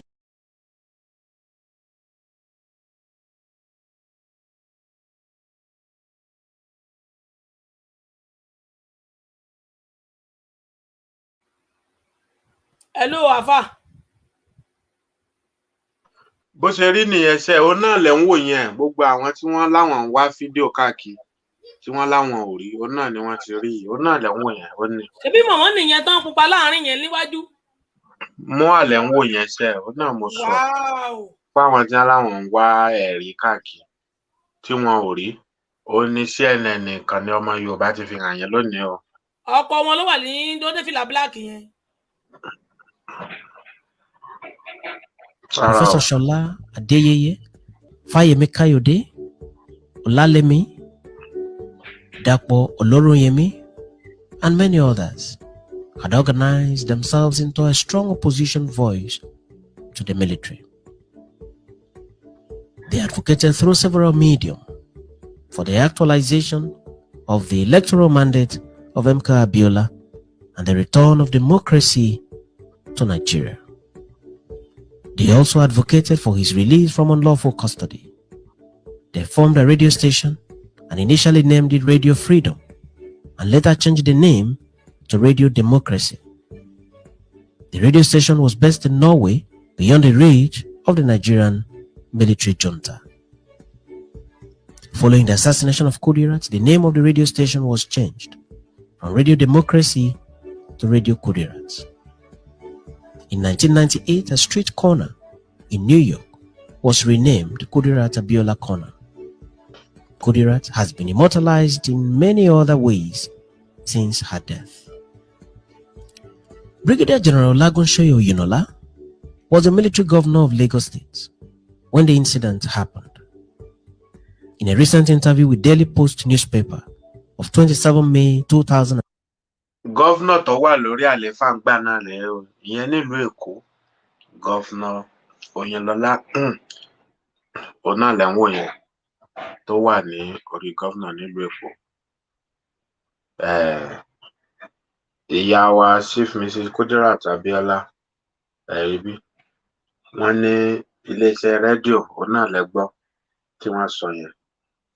Ọ̀rọ̀ kúnnú fídíò yìí òun ni mo fi dá ilé kí gbogbo wa ká gbọ́ lágbọ́yé. Radio Kudirat ìyẹn awakọ̀ kan tá a bá gbọ́ tàn yẹn á rí kó wà, àmọ́ wọ́n ti yí padà. Gẹ́gẹ́ bá burú wọn náà sì sọ pé wọ́n ní orúkọ street ní Amẹ́ríkà dìsín wọn ò yí yẹn padà, iléeṣẹ́ rédíò yẹn òun nìkan ni wọ́n yí padà. Aniko. 2017. Àfà Aniko. Gbogbo wa ń gbọ́ yín. Ẹ kúrọ̀lẹ́ o. Yes ma. Ẹ kú rògbòdìyàn náà. Ọlọ́run á ṣe dáadáa fún gbogbo wa nílẹ̀ Yorùbá. Ohun tí mo fẹ́ sọ lórí ọ̀rọ̀ ikú tó pa Alhaja Kudirat ní pé kí èèyàn tó swap ohun ìṣọ́ra yẹn kò yẹ kó rúgbè. Ó yẹ kí wọ́n pa spiritually ni àwọn ẹbí Alhaja Kudirat, ó yẹ kó pa spiritually ni. Torí tí bí ṣe ń gbọ́ lọ ó dàbí pé wọ́n charge ẹ̀, wọ́n dájọ́ kú fún, wọ́n tún wá ní ó appeal, bóyá wọ́n wá sílẹ̀ àárín yẹn ò yé mi. Ó dàbí wọ́n ní wọ́n á gẹ̀ ọ́. Tó bá yẹ pé wọ́n pa á fine, iṣẹ́ ọwọ́ ẹ̀ ló jèrè. Ṣé wá rí ti kájẹ́ wọrọ tí orí bàbá yẹn bá pé o lọ́wọ́lọ́wọ́ báyìí irú ọjọ́ èní gẹ́gẹ́ bíi pé a wò ó pé kò tọ́ sí ó dẹ̀ ti bọ́ síbẹ̀. Irú ọjọ́ èní irú airport wa yẹn ó yẹ kó change ẹ̀ kó sọ di Moshood Abiola Airport lẹ́ni kó jẹ́ kó gbé ṣọ́kà yẹn fún àwọn ọmọ àlè Fúlàní yẹn. Ìyẹn bẹ́ẹ̀. Ẹlẹ́ẹ̀kẹta ni pé ká máa gbàdúrà fún one way or the other, even though pé I support ẹ o, torí I've been following you since 2021. I'm just one of the silent watcher. Ní pé ká máa gbàdúrà fún pé kí nǹkan kan má ṣe, nítorí tí nǹkan bá ṣe pẹ́rẹ́ tó bá sick, idiot tó jẹ́ deputy yẹn òun ló máa take over o. From there wọ́n á dẹ̀ yànkì ẹ̀. Bàbá dẹ̀ ti yànkì ẹ̀ á padà sí square one nìyẹn. Gẹ́gẹ́ bí oní àríran kan ọdún gbogbo àwọn tó ń ríran lẹ́nujọ́ mẹ́ta yìí onírọ́ ti pọ̀ jù nínú wọn. Bọ̀ bàbá kan ní Àràbà lórí Àràbà yẹn gbọ́ mo ti bú ní àìmọye ìgbà pé alábòsí ni ẹ́. Nígbà tí wọ́n mú àwọn tí wọ́n mú nìbàdàn tó ti sáré fò bọ́ta wọ́n ti máa wọn kan o lára sí kinní kan mo ní you shut up, are you not a Yorùbá man? Ṣé àwọn tí wọ́n lọ sí radio station tí wọ́n gbẹ̀bọ̀ lọ ni tí wọ́n lọ pààyàn bẹ̀ ni? Ṣé bí nítorí àǹfààní pé àwọn èèyàn tí wọn ò ní opportunity àwọn ìyá wa tó ń tajà tí wọn ò ní access to the social media ni àwọn pípù yìí ṣe lọ? Ṣé wọ́n pààyàn ni? You better shut up kó dákẹ́ inú ẹ. The same thing pẹ̀lú Koiki náà mo send nasty message sí nígbà tóun náà tó comment lórí kíní torí mo save nọ́mbà ẹ̀ mo ní ó yẹ kójú ti gbogbo yín àìmọye àwọn èèyàn tí mo máa ń fún jẹ lórí social media tó bá ti comment wèrè lórí gbogbo ìgbésẹ̀ tí ìyá wa Onítìrí Abíọ́lá ń gbé. Now àdúrà tèmi wá ń gbà ní pé gẹ́gẹ́ bí kí padà sórí nǹkan tí àríwọ̀n yẹn sọ ní pé bàbá yẹn náà ó ń ṣiṣẹ́ nǹkan tó ṣẹlẹ̀ ní pé ó máa ṣe iṣẹ́ lórí Yorùbá nation. Spiritually èmi máa ń fòye gbé nǹkan kò sígbà tí mo support ẹ̀ láti bí ìsọ̀run yẹn because ọmọ Èkó ni èmi ọkọ mi náà ọmọ Èkó ọmọ ọba Èkó ni ọkọ mi so kò sígbà kan gbogbo history Tinubu ni ó mọ̀ ló ti ṣe audio in the past gẹ́gẹ́ bó ṣe jẹ́ pé wọ́n adopt ẹ̀ ni ibẹ̀ yẹn kọ́ là ń lọ lẹ́nìí. Now ní tí mo wá fẹ́ fàyọ pé gẹ́gẹ́ bí bàbá ríro yẹn ṣe ń sọ wípé tó bá dé stage kan àwọn people yìí wọ́n máa gbé ogun yẹn dẹ̀ ni ló máa gbé ìgbésẹ̀ tó máa fi di pé gbogbo ẹ̀ ló máa scatter. Ogun tó máa gbé ní pé gbogbo bó ṣe ń ṣe òun náà gbọ́ bó ṣe sọ wípé is a very clever politician. Yes, mo yẹ̀ṣẹ̀ gbà nísìnyí ni.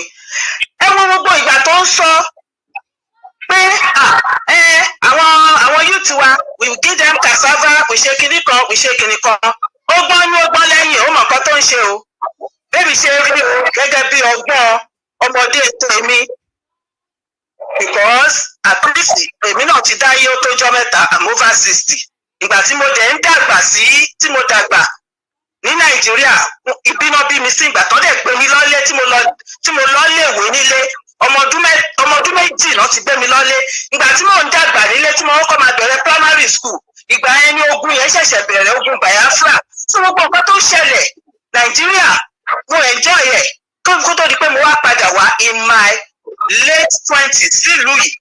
Now nǹkan tí mo wá fẹ́ fàyọ má ka gbogbo àsìkò ní pé bàbá yẹn ń sọ̀rọ̀ bàbá ríran yẹn lórí àdàbà ni mo ti gbọ́ wípé tó bá yá gbogbo nǹkan tó tí Tinubu bá ń ṣe wọn ò ní láìpẹ́ wọ́n á máa wá gbèrè ọ̀tẹ̀ lábẹ́lẹ̀ wọ́n á máa gbèrè ọ̀tẹ̀ wọ́n á máa pé nísìnyí gan wọ́n bá fẹ́ eyín tó ń bá fẹ́ kò dénú wọn because nǹkan tí wọn expect ló máa ṣe òun náà láti ń rí díẹ̀díẹ̀ yìí pé tó bá wá yá wọ́n wá come out tó bá wá come out yẹn wọ́n á ti máa fi náà mọ̀ òun á máa fẹ́ fi mọ́ra tó bá wá come out yẹn á kàn di pé òun náà kò ní lè gbà mọ́ òun náà kàn clear up ni pé kí ló dé gan ìgbádà ìgbòdò èmi náà ṣe ń fi òye gbé spiritually nǹkan tí èmi fẹ́ sọ nìyẹn ní àfikún ṣé wá rí àwọn èèyàn wa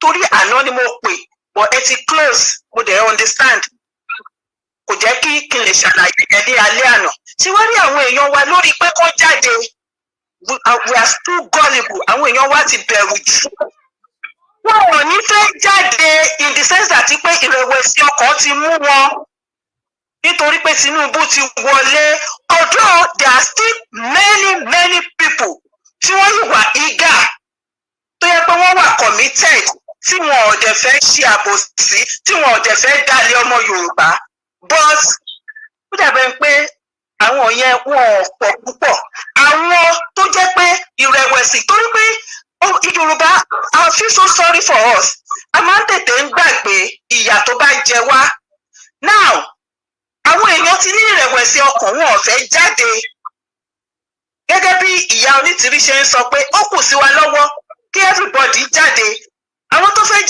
jáde but nígbà tí wọ́n bá rí a lot of majority gbogbo everybody ń sá pamọ́ ó ń bẹ̀rù so ẹ sàn ní pé àṣẹbí Tinubu ti wọlé gẹ́gẹ́ bí nǹkan tí mo dẹ̀ ti ń gbọ́ kó tó di pé wọ́n dìbò pé ẹ jẹ́ ká ní sùúrù náà tí Yorùbá bá débẹ̀ Yorùbá gbà fún wa they are such an ignorant and idiot for them to be thinking like that because tá a bá ń ju ọbẹ̀ sílẹ̀ ní ìgbà ibi pẹlẹbẹ náà ni but àdúrà dẹ̀ rí pé most of the callers náà máa ń sọ lórí talk show yìí ni pé kí Ọlọ́run kó fún ní ẹ̀mí ó dẹ̀ da èdè wọn rú gẹ́gẹ́ bí orin kan tí ṣe yẹ kó rí bẹ́ẹ̀ kọ́ wípé kàṣà máa kéṣù ṣe kinní kan kí wọn káwọn ìṣù tako sí káwa lè jẹ́ kọ́ lè máa jà káwa máa wòran something like that. So kò jẹ́ bó ṣe jẹ́ o. I'm very grateful pé inú mi dùn ẹ má jẹ́ sòyìnbó torí mo bá understand pé gbogbo àṣà wa la fẹ́ bá gbé lárugẹ lórí ìkànnì. Inú mi dùn pé mo ní opportunity láti pè wọlé for the first time. So kò jẹ́ bí ó ṣe jẹ́ o. Ẹ ṣé gan-an ni mọ́mì wa. Thank you ma. Adúpẹ́ lọ́wọ́ yín ma. So ti airport yẹn ó máa ṣe pàtàkì gan tí bàbá yẹn bá lè ní àròjinlẹ̀ kó change name of the Lagos airport sí Moshood Abiola àwárí rẹ̀ Ọbáfẹ́mi Awólọ́wọ̀ because no. Kán dẹ̀ tún ṣe rin gidi ètò wà lẹ́kọ̀ọ́ ni o kán tún ṣe rin gidi. Bẹ́ẹ̀ni kò jẹ́ bó ṣe jẹ́ o èèyàn mi ẹ ṣé mo dúpẹ́ o mo kí gbogbo ṣé o àti àfáà náà inú mi máa ń dùn sí bí àfáà ṣe máa ń sọ ọ̀rọ̀ ìjìnlẹ̀ àti ṣó yẹ kó rí bẹ́ẹ̀ náà inú mi dùn so àti gbogbo àwọn ṣé náà inú mi dùn Ọlọ́run á máa fún yín ní làákàyè ẹ ní ṣìsọ ẹ ní ṣìṣe gbogbo ìṣe yín ò ní máa ráyé inú so gbogbo àwọn ọ̀tẹ̀ náà ojú àti gbogbo wọn níkẹyìn jẹ́ bó ṣe jẹ́ o. àṣẹ Èdùmàrè mò ń bọ̀ Kọ́lá àṣẹ Olódùmarè bó ṣe rí gẹ́lẹ́ náà nìyẹn ẹ ṣé àdúpẹ́ gbogbo àwa tí à ń gbọ́ wa ẹ ṣé gan bó ṣe rí gẹ́lẹ́ náà nìyẹn ẹ rí bí kẹ́jẹ́ wọrọ ọmọ àlè ni lábẹ́ ọ̀gá rẹ̀ ṣebí n tó yẹ kó ṣe ara nǹkan tó yẹ kó fi lọ́lẹ̀ lónìí nìyẹn ṣebí n tí dèdèrìn tí wọ́n pè lẹ́bọra òwú ta ní kì í sọmọ Yorùbá tí wọ́n lọ́mọ Yorùbá ni kì í ṣe Yorùbá ní ìṣẹ́niwá ẹ̀sẹ̀ mọ̀ pé Yorùbá ni ṣebí n tí ò ṣe nìyẹn kò tiẹ̀ recognize family Abiola fún odidi ọdún 8 tí wọ́n tó jọ jẹ́ ọmọ ìlú kan náà Abẹ́òkúta tá a dẹ̀ sọ pé ìyá rẹ̀ lọ́mọ Abẹ́òkúta bàbá rẹ̀ sàbẹ́òkúta wọ́n ní irọ́ ni Abẹ́òkúta ni ó lọ́dún 8 kò ṣe bó ni Buhari ti rántí so òun náà ṣebí n tó yẹ kó fi lọ́lẹ̀ nìyẹn sìn tó bá jẹ́ kórí ẹ̀ pé tó sì ní àwọn good adviser gidi lẹ́gbẹ̀ẹ́ tó dẹ̀ mọ̀ pé ọ̀gá mi tó mú mi wọnú òṣèlú tí mo tẹ̀lé òun lẹni yìí n tó yẹ kó ṣe lónìí nìyẹn so bí àárín yẹn ṣe jẹ́ nù kí Olódùmarè kó ṣàánú wa ìgbà tí wọ́n dìbò ìyẹn June 12, 1993 òun ni a sí tá a fi sọ wípé 30 years ní ọdún tá a wà yìí òun la sí o tó tá a fi ń pè ní 30 years.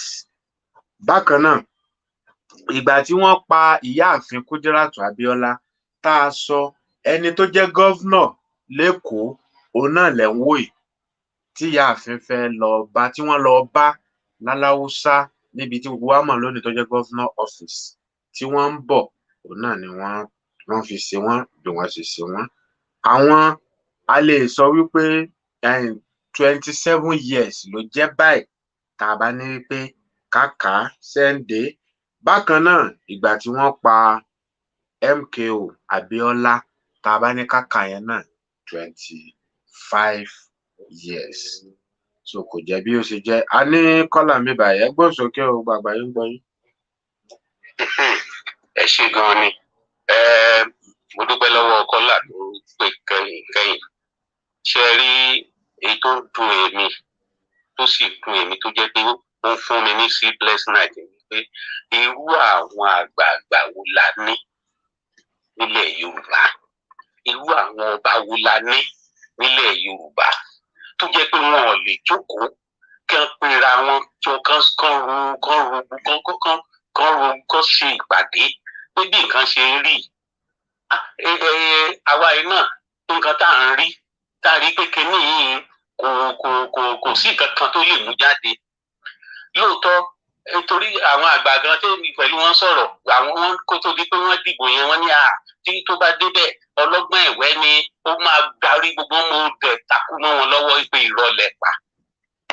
ṣé ẹ rí mo mọ̀ pé lọ́gbọ́n ẹ̀wẹ́ ó dẹ̀ ní kinní òkè báwo ló ṣe fẹ́ òun nìkan ṣe fẹ́ rìn láàárín àwọn gbogbo ọmọ yẹn.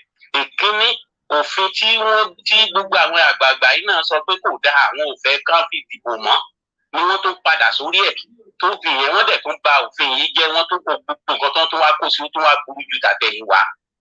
ṣé òun nǹkan lè dá òfin yẹn yí padà? kò lè dá òfin yẹn yí padà torí gbogbo nǹkan tí wọ́n ti gbẹ́sẹ̀ lé ṣé dìkírì ló fẹ́ lò ní nígbà tí kì í ṣe ológun la ṣe ìṣèjọba ológun ṣé dìkírì ló fẹ́ lò tó fẹ́ fi yí gbogbo ẹ̀ padà? kò yé mi. bó bá dẹ̀ jẹ́ pé ó gbé lọ sí house tó ní kí wọ́n wá dìbò fún ibo òyìnbó ṣe fẹ́ lọ. Kano tó jẹ́ pé òun àti Lagos náà jọ ní 20 local government Kano ti di 71 báyìí torí pé wọ́n yọ Jigawa ó ti di 71 Èkó wà ní 20 ẹ wo fígọ̀ èèyàn tó máa wà ní position yẹn láti pé wọ́n fẹ́ dìbò 20 to 71 ṣé ó jọra wọn? gbogbo nǹkan tó dẹ̀ ń ṣẹlẹ̀ pátápátá gbogbo ẹ̀ là ń rí tí ò dẹ̀ tí ó yẹ kó rí bẹ́ẹ̀ àdẹ́ tó bá dẹ̀ káàtì ẹ̀ pé ó wá rí nǹkan kan ṣe.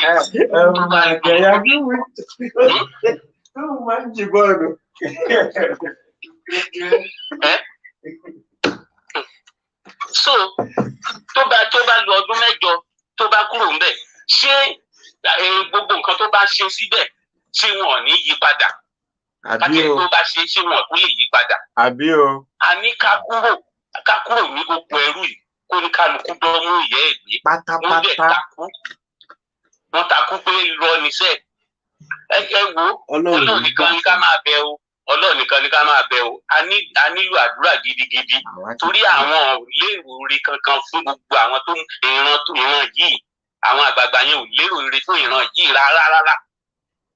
wọ́n adẹ̀sọ ṣáwọn náà bímọ tí ó dẹ̀ báwọn ọmọ tí wọ́n bá tiẹ̀ wà lẹ́yìn odi àwọn tó wà lé ńkọ́ ṣé kìí ṣe ìran wa ni.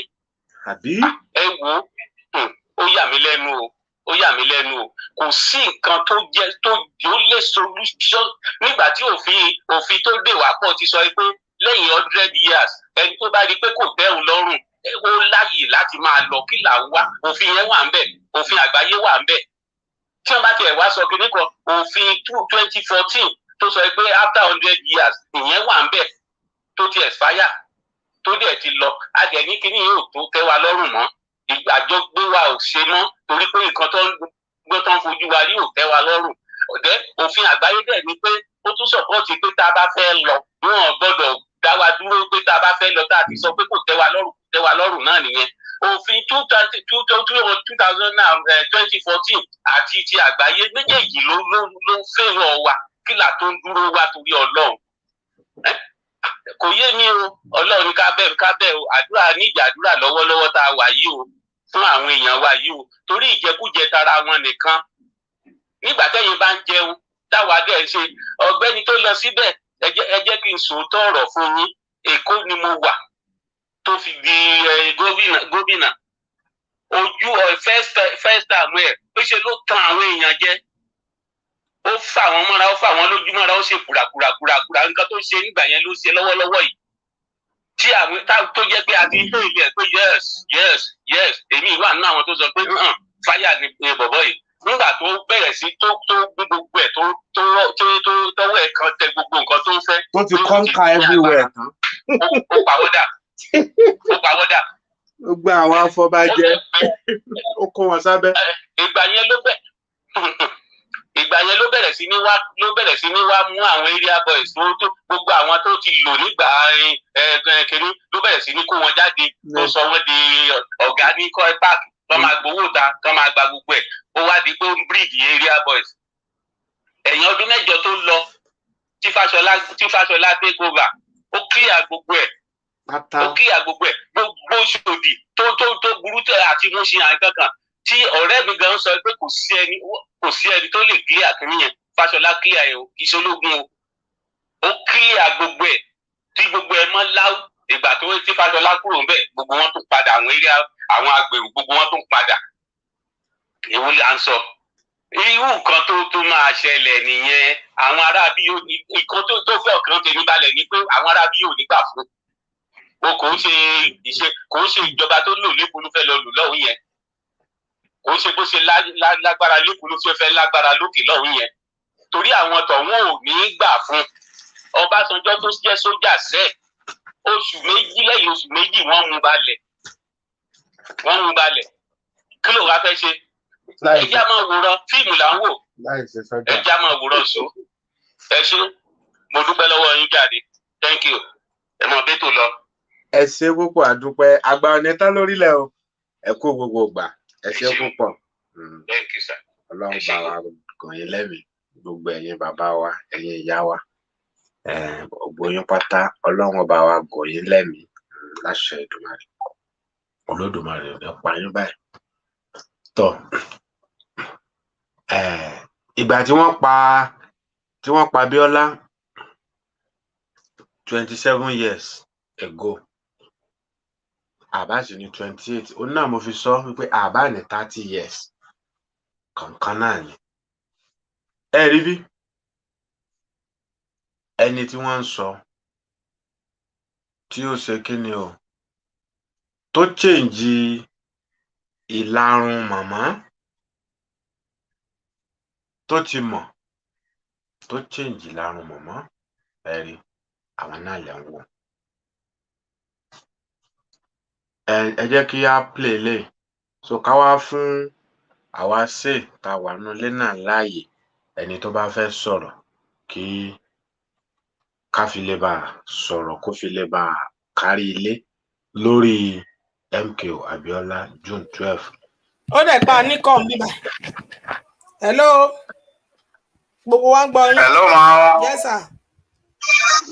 ẹ kú ètò. yes sir ètò nìyẹn gbogbo wa ń gbọ́ yín sir. Ọlọ́run á fún wa ṣe o ilẹ̀ Yorùbá máa gbòmìnira lágbára títóbi Ọlọ́run. ẹ mọ̀ jẹ́ ẹjọ́ lórí ètò yìí ẹjọ́ ẹ mọ̀ jẹ́ ká máa sọ̀rọ̀ síwájú ká tó máa sọ̀rọ̀ lọ sẹ́yìn. ohun tó mi rí lórí ọ̀rọ̀ yìí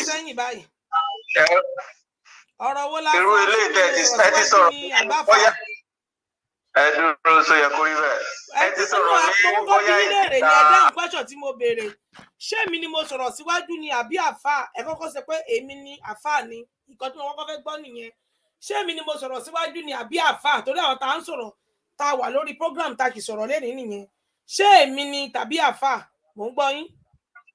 àti ìṣetán láti gba òmìnira. ẹ sọ̀rọ̀ ẹ máa lọ mo máa kọ́ tì yín n ti rí pé táàsì nìyí tẹ́ bá tí ì ṣetán èyí lẹ̀ tí ì ṣetán àwọn tó ti ṣetán ẹ fi wọ́n sílẹ̀ question tí mo béèrè simple question ni ẹni ẹ tí ì ṣetán láti gbòmìnira ìyẹn lọ́dọ̀ ti yín àfáà ẹ máa sọ̀rọ̀ yín lọ by hanging. ló pè wọlé tẹ́lẹ̀ The convictions were challenged to the Court of Appeal, and in the judgment of the appellate court, the convictions were set aside for reason that at the trial court there was no evidence beyond reasonable doubt to have warranted the conviction of the persons in issue. Under the Nigerian legal system, the prosecution is expected to prove the allegation of commission of crime against an accused person beyond reasonable doubt. The judgments were further appealed to the Supreme Court by the government of Lagos State, but the Supreme Court also acquitted and discharged the duo in its judgment. It is worthy of note that the murder of Kudirat Abiola also featured prominently at the Truth and Reconciliation Panel, otherwise known as Oputa Panel, which was set up by the administration of Olusegun Obasanjo with Justice Chukwudufe Oputa as the chairman of the commission. At the Oputa panel, Al-Mustafa, for instance, narrated that he knew nothing about the assassination of Kudirat Abiola and that he did not at any time authorize Sergeant Rogers or anyone else to shoot and kill Kudirat Abiola. He pleaded his innocence and added that his trial was malicious and made on pure suspicion and nothing else. To date, no one can be said to have been found guilty of the assassination of Kudirat Abiola. Her assassination remains unraveled till date, just like the assassination of the likes of Marshal Harry, Bola Ige, Senior Advocate of Nigeria, Pa Alfred Riwane, Delegiwa, and many others. Before her death, some pro-democracy activists such as Wole Soyinka, Bola Ahmed Tinubu, Professor Shola Adeyeye, Fayemi Kayode, Olalemi, Dapo Oloroyemi, and many others had organized themselves into a strong opposition voice to the military. They advocated through several mediums for the actualization of the electoral mandate of MK Abiola and the return of democracy to Nigeria. They also advocated for his release from unlawful custody. They formed a radio station and initially named it Radio Freedom and later changed the name to Radio Democracy. The radio station was based in Norway, beyond the reach of the Nigerian military junta.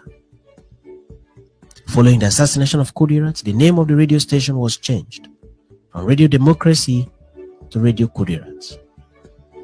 In 1998, a street corner in New York was renamed Kudirat Abiola Corner. Kudirat has been immortalized in many other ways since her death. Brigadier General Olagunshoye Oyinola was the military governor of Lagos State when the incident happened.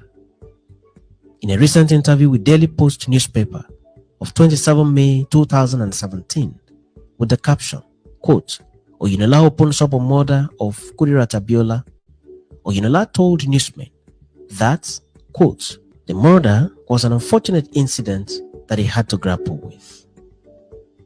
In his words, unquote, I was opening the reconstructed Sura Market on Lagos Island. That was on June 4, 1996. When I got a call from the current Oba of Lagos, Rewan Akiolu, who was a commissioner of police somewhere in the country then. He called me and said, unquote, His Excellency, have you heard that Kudirat Abiola has been shot? I quickly rounded off the market event and headed for Ikeja. I called Ogundimu, the Commissioner for Health, and he confirmed it. He said he was there at the hospital battling to see if they could save her life. It was Ogundimu who later gave me the news of her death, unquote. Oyinola went on to say, unquote, mischief makers then took over. The next thing they said was that she was coming from my office in Ikeja and that after she left, I sent assassins after her. But I thank God, when eventually the person who shot her, Sergeant Rogers, was arrested, and in the course of the trial, he told the story of how he did it. Oyinola's name did not feature once. Providence also made President Olusegun Obasanjo to institute the Oputa panel, and at the panel, nobody mentioned my name. You can imagine that kind of thing. I, who had never slapped my wife, so how would I have instigated people to take guns and pursue a woman? Those were the kinds of intrigues I faced in Lagos. It was something else, unquote. Kudirat's assassination remains an unresolved puzzle till today in Nigeria. Kudirat was born in Zaria in the northern region of Nigeria in 1951. She was the second woman to have married MK Abiola, but as reported by Wikipedia, at the time of her death, Kudirat was Abiola's senior wife. Kudirat was 44 years old at the time of her death. She had 7 biological children, several stepchildren, and a host of other persons. One of her children is the rights activist Hafsat Abiola Castello. Hafsat is the founder of the Kudirat Initiative for Democracy, KIND. Kudirat was also survived by her husband. The husband died in mysterious circumstances in 1998 while still in the custody of the military. Kudirat was buried in Lagos State Nigeria. Kudirat was assassinated several years back, but her memory shall remain green in the hearts of millions of Nigerian citizens across Nigeria and several countries of the world for many more years to come. Thanks for watching this edition of Back in History, and do remember to subscribe to the channel for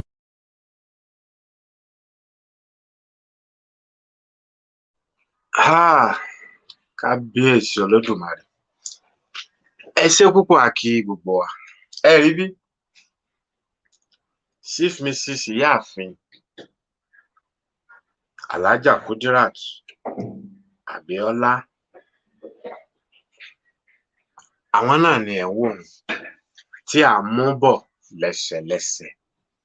Obìnrin takuntakun, obìnrin wàwà wówó, obìnrin gàgàgúgú, obìnrin tó ju igba ọkùnrin lọ. Ọkùnrin ni a lè pe màmá yìí. Màmá yìí ṣe obìnrin, ọkùnrin ni.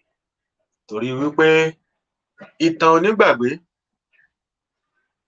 wọ́n ó sì máa rántí wọn bí wọ́n ṣe dúró ti ọkọ wọn ní ìgbà ìṣòro, nígbà tí ayé sọ pé ó ti tán, tí wọ́n sì dúró tí gbogbo àgbáyé sì mọ̀ wọ́n pé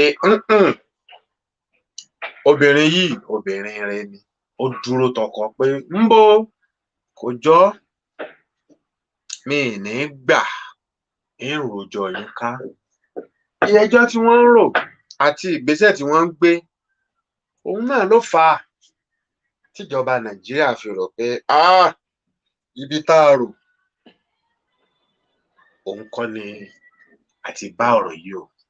Obìnrin yìí ti ń rò wá kájù, ó ti ń rò wá, ó ń fún wa lórúkọ burúkú káàkiri àgbáńlá ayé. Ẹ jẹ́ ká wá bá a ṣe máa yẹgi mọ́ lẹ́sẹ̀. Òun náà ni o. Wọ́n gbìyànjú ẹ̀, Ọlọ́run dẹ̀ fún wọn ṣe láti pàṣẹ àwọn ènìyàn Yorùbá. Àwọn àgbààgbà wa lọ́kùnrin lóbìnrin, wọ́n gbowó, wọ́n gba ipò, wọ́n sì gba dúkìá àti ọkọ àtaya. Ẹ rí bí wọ́n rẹ́yìn wọn o, tí kò sì yẹ kó rí bẹ́ẹ̀. Bí ìyẹn ṣe jẹ́ nù. Kí a tó wá pe àwa ṣe la ní àwa táwa ní studio la ní àkókò tó kù báyìí, kí ẹnìkọ̀ọ̀kan wa náà kí a máa dá sí.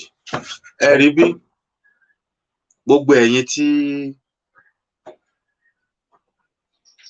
ẹ ń gbé ọ̀rọ̀ tí mo sọ ní ọjọ́ mẹ́ta sẹ́yìn, tẹ́ ń gbé káàkiri, tẹ́ fi ń ṣètò, tẹ́ ń sọ kótókótó lé lórí, ẹ mà lọ́pọlọ o. Ẹ ní ọpọlọ rárá àti rárá. Ẹ lọ́pọlọ. Àtọmọdé inú yín àti àgbà inú yín, àtọkùnrin inú yín àtobìnrin inú yín, ẹ tún kọ̀ tí eléyìí náà kẹ́ gbé lọ fún wọn. Ẹ tún fi eléyìí náà ṣètò, tí wọ́n bá bí yín ire, tẹ́ ẹ bá tó bẹ́ẹ̀, ẹ fi ṣètò. Àmọ́ ẹ ní lè ṣe é torí wípé ìdí ọ̀tẹ̀ láti máa ń bárò yín. Lọ́kùnrin yín, lóbìnrin yín, lọ́mọdé lágbà, àtàfáà inú yín o, àti pásítọ̀ inú yín, àti wòlíì inú yín, àti babaláwo inú yín, orí yín ó ti gbálẹ̀. Ẹ̀gbọ́n òpònú ni yín, afọ́fun gbému, dàdà ń díndín, dọ̀gẹ̀dẹ̀ lúná, dìndìnrín ń dín róbó, ó ní yín. Torí yín bá pé, tẹ́ ẹ sì tún ń lo làákàyè, àmọ́ gbà tí orí yín ò tiẹ̀ pé, bó lẹ ṣe fẹ́ lo làákàyè? Orin àáfàá mi nù. Ẹ jẹ́ kó rí yín ó pé o, nígbà tẹ́ ẹ ò kí ń lo làákàyè. Ẹ jẹ́ kó rí yín ó pé nígbà tẹ́ ẹ kì í lo làákàyè. Gbogbo ẹ̀yin tẹ́ ń sọ̀sọkúsọ sọ̀rọ̀ tí mo sọ ní ìjẹta, ẹ jórí yín ó pé, ẹ sì tún ní làákàyè ni. Ẹ rí orí, ẹ jẹ́ kó rí yín ó pé o, nígbà tó jẹ́ pé ẹ ní làákàyè. gbogbo ẹ̀yin tẹ́ ń sọsọkúsọ sọ̀rọ̀ tí mo sọ ní ìjẹta jórí yín ó pè nígbà tẹ́ ní làákàyè. Facebook, YouTube, release my program. I have copyright for this song. Yeah, I have copyright. It's my song. I compose it right now. Rí bí tí orí yín bá pé tẹ́ ẹ sì tún ní làákàyè tó jẹ́ pé ìfun yín ò tilẹ̀ pọ̀ mọ́ra wọn tí ìfun yín ò jàn pọ̀ tó jẹ́ pé orílẹ̀ yín ń rò ẹ̀yin ẹ̀rù ọpọlọ àtẹ̀yin tẹ́ ń sọ̀sọ̀kúsọ àtẹ̀yin tẹ́ ń pè àtẹ̀yin tẹ́ ń fi voice note òṣì tẹ́ ń ṣe tẹ́ ń sẹ́ǹdì rí bí ní làákàyè ni òpònú ni yín ni ti rí ni wípé ìgbà ìkorò wà ìgbà àdùn wà ó mà ṣe fún yín o rí pé méjì lọ́lọ́run dá gbogbo nǹkan ni ọdọkùnrin ọdọbìnrin ó dá ilẹ̀ ó sì tún dá òkè ṣé kò yẹ kẹ́ ẹ ti mọ̀ pé gbogbo nǹkan bákan méjì ni ẹ ṣe àpònú báyìí. Àwọn tí wọ́n kú sílé Sunday Kútọnu Sunday Ìgbòho ìyẹn Àdògán àti Àfáà òkú wọn dà sẹ́ẹ̀rì gbàdò ní olónìí ẹ̀yin ọ̀dẹ̀ ẹ̀yin súpo ẹ̀yin afọ́fun gbémú ẹ̀yin dèdèrìn. Àárín wọn ti dàrú àṣàṣì ti àdúrà tá à ń gbà ló ṣe o dèdèrìn mọ́ níyìn ẹ̀yin òpònú ẹ ponú ẹ fọ́fun gbémú dèdèrìn níyìn àṣàṣì wo ló mú ta ni pé kí ni ó mà ṣe o sí ọ kẹlẹbẹ ṣerú yín irú yín àtàfáànú yín àti pásítọ̀ nú yín àti babaláwo nú yín òpònú àti pòfẹ́sọ̀ nú yín dèdèrìn dínróbó ẹ̀yin ọ̀dẹ̀ ẹ̀yin afọ́fun gbému tẹ́ ẹ̀ mọ nǹkan kan torí yín ò pé tẹ́ ẹ sùn tẹ́ ẹ kọrí ibìkan náà.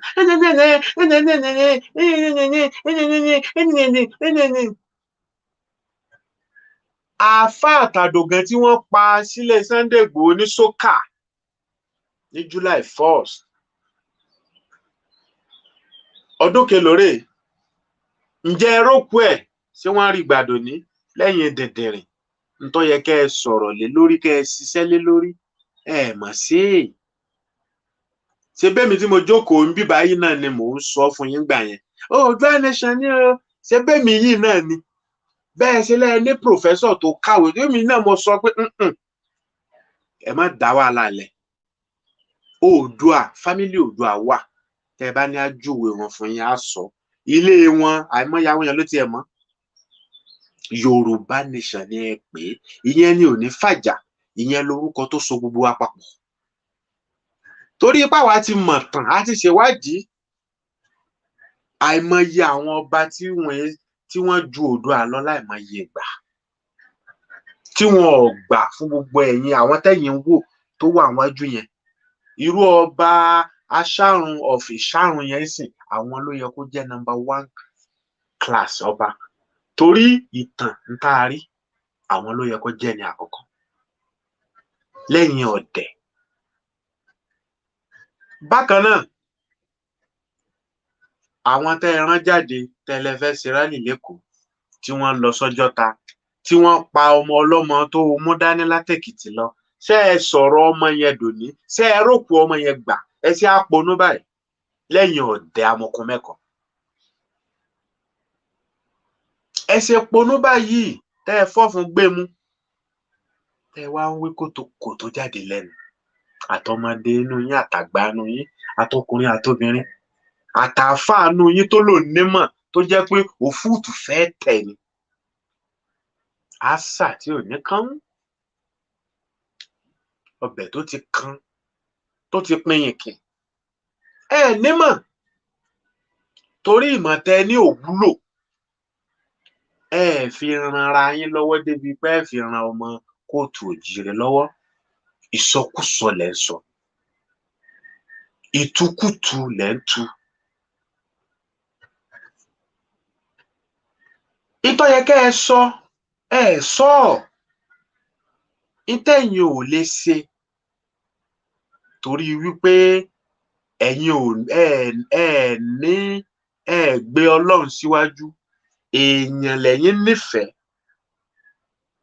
kì í ṣe tẹ́ni yẹn ń ṣe gangan èèyàn popularity lẹ́yìn ń wá kí wọ́n mọ̀ mí mọ́ kí wọ́n rí mi pẹ̀lú ẹ̀ àkémi náà sá belong kí lọ́kàn mi pẹ̀lú mo fẹ́ belong kí lọ́kàn mi pẹ̀lú wípé mo fẹ́ kí wọ́n rí mi pẹ̀lú èèyàn kan kí lọ́kàn mi pẹ̀lú pé mo fẹ́ ya fọ́tò pẹ̀lú èèyàn kan àní kílẹ̀ bàbá mi ó dúró kó gba omi ìdẹ̀ra kó lọ́ mọ́jà rí nira ká gba ìdẹ̀ra ká bẹ̀rẹ̀ ìjọba àwarawa káwọn èèyàn ó sùn kí wọ́n ó sùn dáadáa kí wọ́n ó jí kó ní kálukú ó gba ibi iṣẹ́ ẹ̀ lọ ká má rí ọmọ kékeré ṣé kí n fi fídíò rẹ̀ hàn yín lọ́mọ kékeré àló mú yàn cross títì àwọn ẹgbẹ́ bàbá rẹ̀ ẹgbẹ́ ìyá rẹ̀ ó mú wọn á fà wọn lọ́wọ́ dání báyìí á dẹ̀ mú wọn cross títì á sọ pé ẹlòmíì máa ń fún lówó kò ní béèrè owó àmọ́ ẹlòmíì torí rẹ̀ bá pé yóò ní ọmọ kékeré ọmọ ọdún 9 sọmọ ọdún 10 lọmọ yẹn ọkùnrin ni màá fi fídíò rẹ̀ hàn wá ká máa rí á mú wọn lọ́wọ́ báyìí á dẹ̀ mú wọn kọjá títì ẹlòmíì á fún lówó ẹlòmíì ò ní fún lówó kí ló fà tó fi ń ṣe bẹ́ẹ̀ ṣé bí ebi ni mélòó la fẹ́ ká rí yẹn àwa ń sọ̀rọ̀ nǹkan tó ń lọ lọ́wọ́lọ́wọ́ ẹ wá gbé ẹ ń sọ̀sọ̀kúsọ káàkiri ẹ wá ń pariwo àní wọn dàrú o àṣàṣì ni o àtẹ̀yìn dẹ̀dẹ̀rin náà ńgbọ́ jẹ́ pópónú kan náà jọ gbogbo yín ńgbọ́ jẹ́ pọ́lọ́tẹ̀ kan náà jọ gbogbo yín nígbà jẹ́ wípé ojú kan gbogbo yín tọ̀ sí àtẹ̀yìn táwọn owó náà pé ó yẹ kó rí yín ó pé ó yẹ kẹ́ ẹ gbé ọ̀rọ̀ yẹn yẹ̀wò kẹ́ ẹ gbé yẹ̀wò la fi sọ ẹ̀yin náà tún ń sọ̀sọ̀kúsọ ọ̀rọ̀ táwa bá sọ ẹ̀rí wà ńlẹ̀ gbogbo ọ̀rọ̀ tí mo sọ pátá ẹ ń bá ní òrí bẹ́ẹ̀ tó bá fẹ́ ká dìbéètì kó pè mí kí n wá máa mú àwọn ẹ̀rí yẹn wá níbi tá a ti wí fídíò ni kì í ṣe ọ́díò tẹ́ẹ̀fì máa mọ̀ pé mo mọ tí mò ń sọ mo sì mọ tí mò ń ṣe ẹ̀yin ló ponú ayérádà akẹ́dánidání dọ̀gẹ̀dẹ̀ lúná dèdèrìn dérógbó àwọn òyìnbó rí gbà àdógán àtàfà tí wọ́n pa àwọn ẹni ẹlẹ́ni ṣe é rògbò wọn gbà bèlè ẹ wàá rí àwọn ọmọ tí wọ́n pa lọ́jọ́ ta ṣe é rògbò yẹn náà gbà dòní àbáwọn tí wọ́n tì mọ́lé tí wọ́n béèlì ara wọn la fẹ́ sọ tó pọ̀ yanturu so mo kàn ní kí n rọra sọ yẹn ni kẹ́ ẹ lè mọ̀ pé ajúra wa lọ o ti jàkadì ká fìjàkadì sí ká tó yọ kù ajúra wa lọ bẹ́ẹ̀ ni a sì mọ̀rọ̀ sọ jura wa lọ a sì mọ̀rọ̀ gbé kalẹ̀ jura wa lọ ìbéèrè ni gbogbo tí mo béèrè ń pátá àìsí pariwo mọ onígẹ̀gẹ̀ wípé kó gbétọ̀ fún rẹ̀ mi ó ṣèwọ̀ ìwọ òrìṣà mo wí mo tó ti wí tẹ́lẹ̀ iná into wí mi lọ́pọ̀ yanturu láṣẹ Ìdùmarè torí pé àìpa ohun agogo lẹ́nu lẹ́yìn dèdèrìn àtẹ̀yìn apá kejì náà tó yẹ kẹ́ ẹ forí gbé ẹ̀yin náà tó sọkúsọ wọn ò sọ bẹ́ẹ̀ kí mẹ́rin jáde ẹ̀rí yapa ńlẹ̀ lẹ́yìn dèdèrìn wọ́n ṣe kínní ni ẹlòmíì wọ́n ní Fúlàní ni mí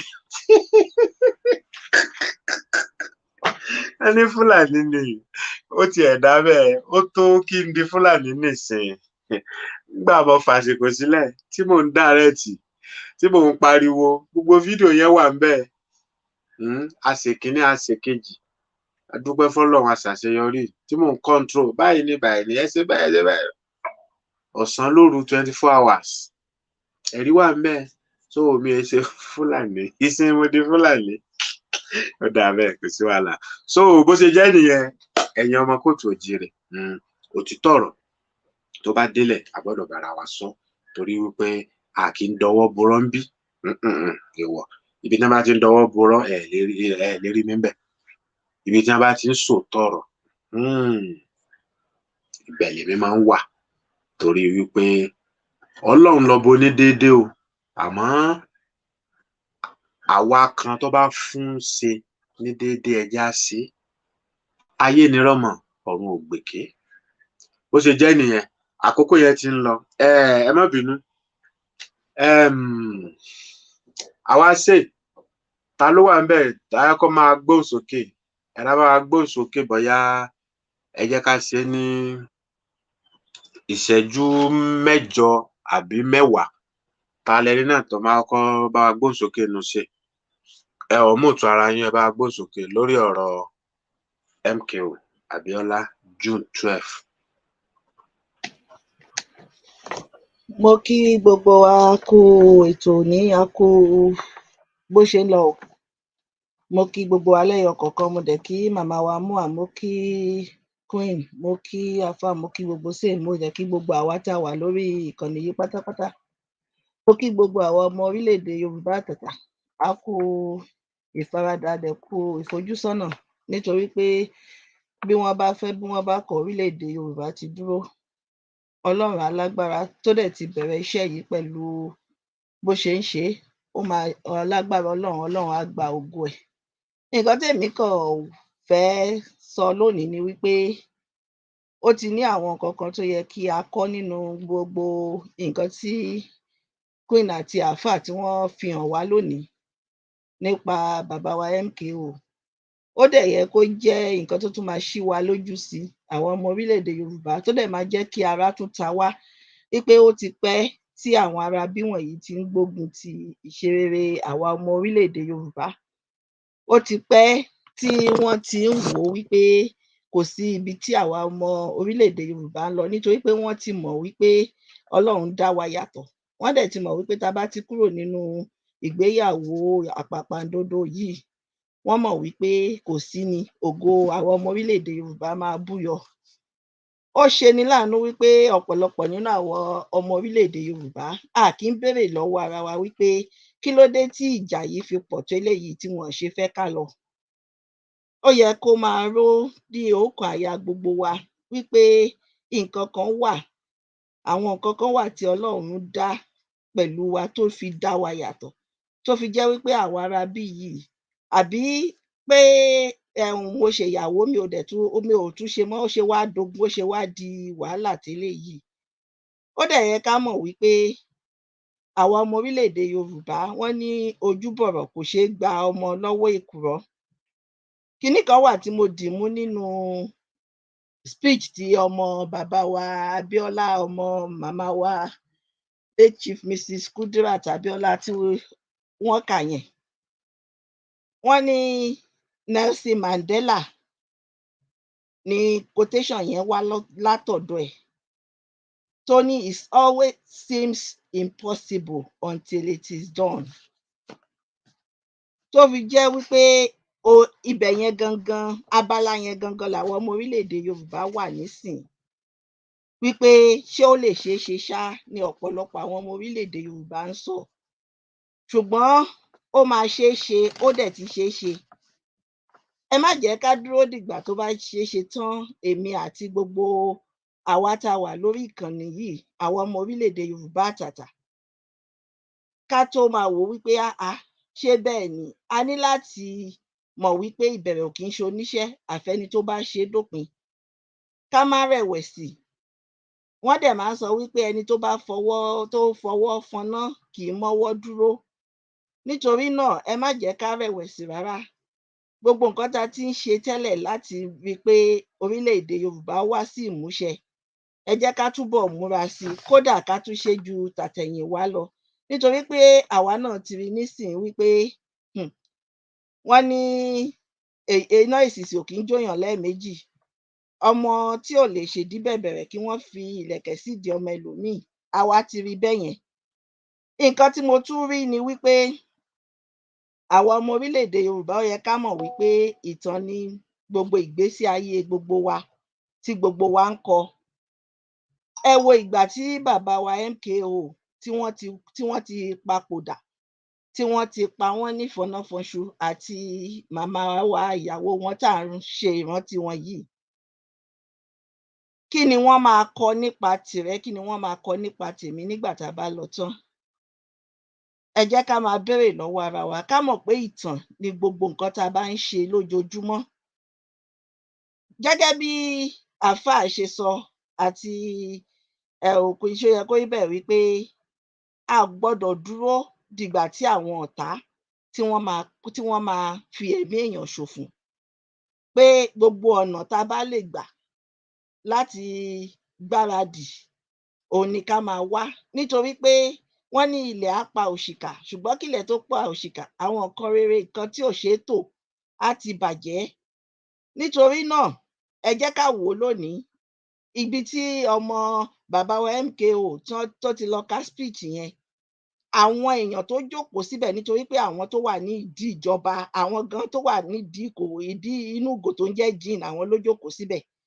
Gbogbo wọn pátápátá, ọ̀pọ̀ nínú wọn wọ́n mọ bí iṣu ṣe kún, bí ọ̀bẹ ṣe pá ní ọ̀dọ̀ tá a bá ń sọ̀rọ̀ bàbá MKO àti ìyàwó wọn yìí. Òun ló fi yẹ ká mọ̀ wípé ìkà ti wà nínú àwọn ará bí wọ̀nyí ọjọ́ ti pẹ́.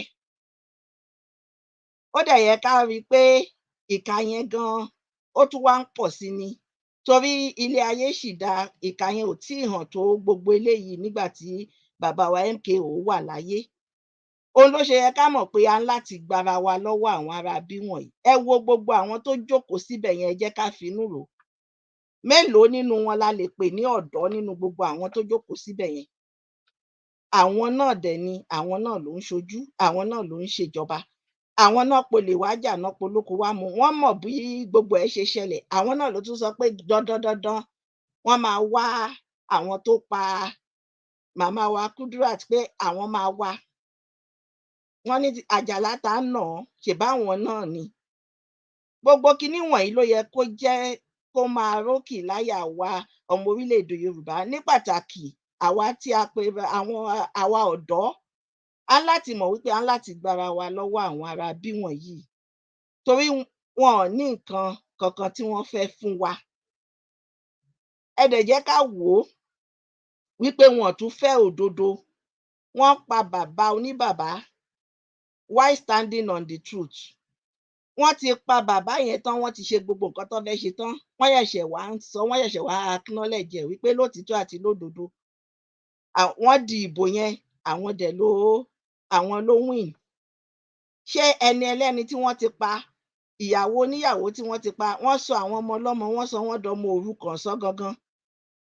Ká dúpẹ́ wípé àwọn ọmọ wọ̀nyẹn, bàbá wọn ti ṣiṣẹ́ sílẹ̀ fún wọn, ìyá wọn ti ṣiṣẹ́ sílẹ̀ fún wọn. Tó bá ṣẹlẹ̀ sí àwọn ọmọ míì, ògo wọn tán nìyẹn.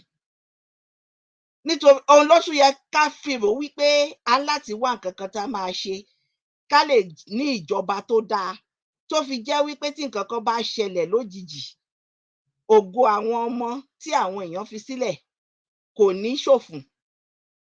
Torí pé ẹ jẹ́ ká wò ó pé àwọn ọmọ míì wà tó jẹ́ wípé àwọn ẹlòmíì wà tó jẹ́ pé bàbá àti ìyá wọn wọ́n kú lọ́jọ́ kan náà, bóyá nínú ìjàmbá mọ́tò àbí nǹkan kan, tó dẹ̀ jẹ́ wípé kò sí ẹni tó lè tọ́jú àwọn ọmọ yẹn mọ́. Gbogbo kinní wọ̀nyí ló yẹ kí a máa figure out gbogbo nǹkan tá a bá ń kọ́, ní gbogbo nǹkan tí wọ́n bá ń fi hàn wá yìí. Wọ́n ní tí ọmọdé bá ṣubú á bojú wo wájú, tágbà bá ṣubú á wẹ̀yìn. Ẹ jẹ́ ká wo àwọn nǹkan tí àwọn àgbà tí wọ́n wà ńbẹ̀ tẹ́lẹ̀, àtàwọn tó tún ṣì wà ńbẹ̀ nísìnyí, ká wo ibi tí wọ́n ti kọsẹ̀. Káwa fúnra wa wo àwọn ibi tá a ti máa ṣe àtúnṣe. Ká dẹ̀ jẹ́ káwọn ará bí wọ̀nyí mọ̀ wípé ọpọ́n ti sún, bèbí ti ṣẹ́jú. Òun lọ́lọ́run ṣe fún wa ní àyè láti rí gbogbo àṣírí tá à ń rí yìí. Òun lọ́lọ́run ṣe fún wa ní àyè tó fún wa ní ẹnu, ní pàtàkì àwa tá a wà ní diaspora, láti sọ ọ̀rọ̀ jáde wípé àwọn ìjọba wọ̀nyí, eléyìí tí wọ́n ṣe fún wa ó ti tó gẹ́, enough is enough. Ká dẹ̀ wá tún máa dúpẹ́ lọ́wọ́ Ọlọ́run wípé Ọlọ́run tún gbé ìyá wa Chief Mrs. Modúpẹ́ọlá Onítìrí Abíọ́lá dìde. Tó bá jẹ́ pé kò sí nǹkan tí màmá wa gbé dání, ìpéjọpọ̀ eléyìí mi rò pé ó máa wáyé, torí àákàn máa wò náà ni. Ọlọ́run Olódùmarè ọwọ́ ẹ̀ la wà ní gbogbo wa máa pariwo. ẹ̀yin ọmọ orílẹ̀-èdè Yorùbá, àwa ọmọ orílẹ̀-èdè Yorùbá, torí èmi náà wà lára wọn, ẹ jẹ́ ká máa ronú, wọ́n ní ká máa rorí, nítorí pé tá a bá ń ronú kò lè gbé wa débì kankan. Ẹ jẹ́ ká máa ronú wípé kí ni àwọn nǹkan tá a lè ṣe lójoojúmọ́ tá a bá ti ń rí gbogbo àwọn nǹkan tí wọ́n ń gbé wá sórí ìkànnì tí à ń wò yìí, ká dẹ̀ máa kọ́ ọgbọ́n níbẹ̀, ká máa mú àwọn nǹkan tá a bá lè mú láti ṣe àtúnṣe sí ìgbésí ayé tiwa, sí ìgbésí ayé àwọn ọmọ tá a bí, sí ìgbésí ayé àwọn ọmọ tó ń bọ̀, sí ìgbésí ayé àwọn ìrandíran orílẹ̀-èdè Yorùbá. Nítorí pé gbogbo nǹkan tá à ń ṣe yìí kì í ṣe ọ̀rọ̀ òní, kì í ṣe ọ̀rọ̀ òní nìkan, kì í ṣe ọ̀rọ̀ ọ̀la nìkan, ṣùgbọ́n ìrandíran, generation to generation. Ọlọ́run Olódùmarè òun nìkan lọ́ba tó ń ṣe gbogbo nǹkan o. Nítorí pé tá a bá wo gbogbo ẹ̀, àwọn ará bí wọ̀nyí wọ́n dàbí ẹni tó lágbára ju àwa lọ, ṣùgbọ́n kò sí agbára tó tó agbára Ọlọ́run. Tá a bá dẹ̀ wò ó nísìnyí, Yorùbá sí Yorùbá, àwa gangan lọ̀tá ara wa. Gbogbo kinní wọ̀nyí kò dẹ̀ Ọlọ́run mọ̀ sí gbogbo ẹ̀. Lọ́lọ́run ṣe sọ wípé nínú ọ̀rọ̀ ẹ̀ pé members of one's household, àwọn gangan ni ọ̀tá èèyàn. Bí kulé ò bá pààyàn tòde ò lè pààyàn ní Yorùbá wí. Nítorí náà ẹ jẹ́ kí á wo bá a ṣe máa kó gbogbo àwọn kàńdá tó wà nínú ìrẹsì wa yìí kúrò, kí wọ́n lè jẹ́ káráyé gbé, kí wọ́n lè jẹ́ kí àwọn arúgbó wa kí wọ́n gbé ìgbé ayé tí ó yẹ kí wọ́n gbé, tí wọ́n ń fi ewu orí tí wọ́n fi ń ṣe wàhálà. Bẹ́ẹ̀ ni mọ́mì wa, ẹ ṣe ẹ jẹ́ kí a fẹ́ lómi láàyè tí wọn ò bá wá tábà wá rí èèyàn tó fẹ́ gbóhùn sókè, ẹ máa tẹ̀síwájú. Ta ló tún wà ní stúdíò tí ó fẹ́ gbóhùn sókè? Ẹ ò mú tu ara yín o.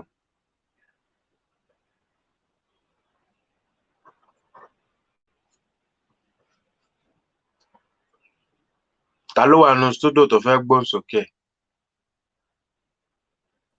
Salaam alaikum. Ìyá ò sí mbẹ̀ àbí? Just first rock sẹ́yìn náà ẹ̀ síbẹ̀. Salaam alaikum. Ṣé kí wọ́n mọ bọ́rọ̀ lọ́ngbà náà? Ẹ gbọ́ mi ni.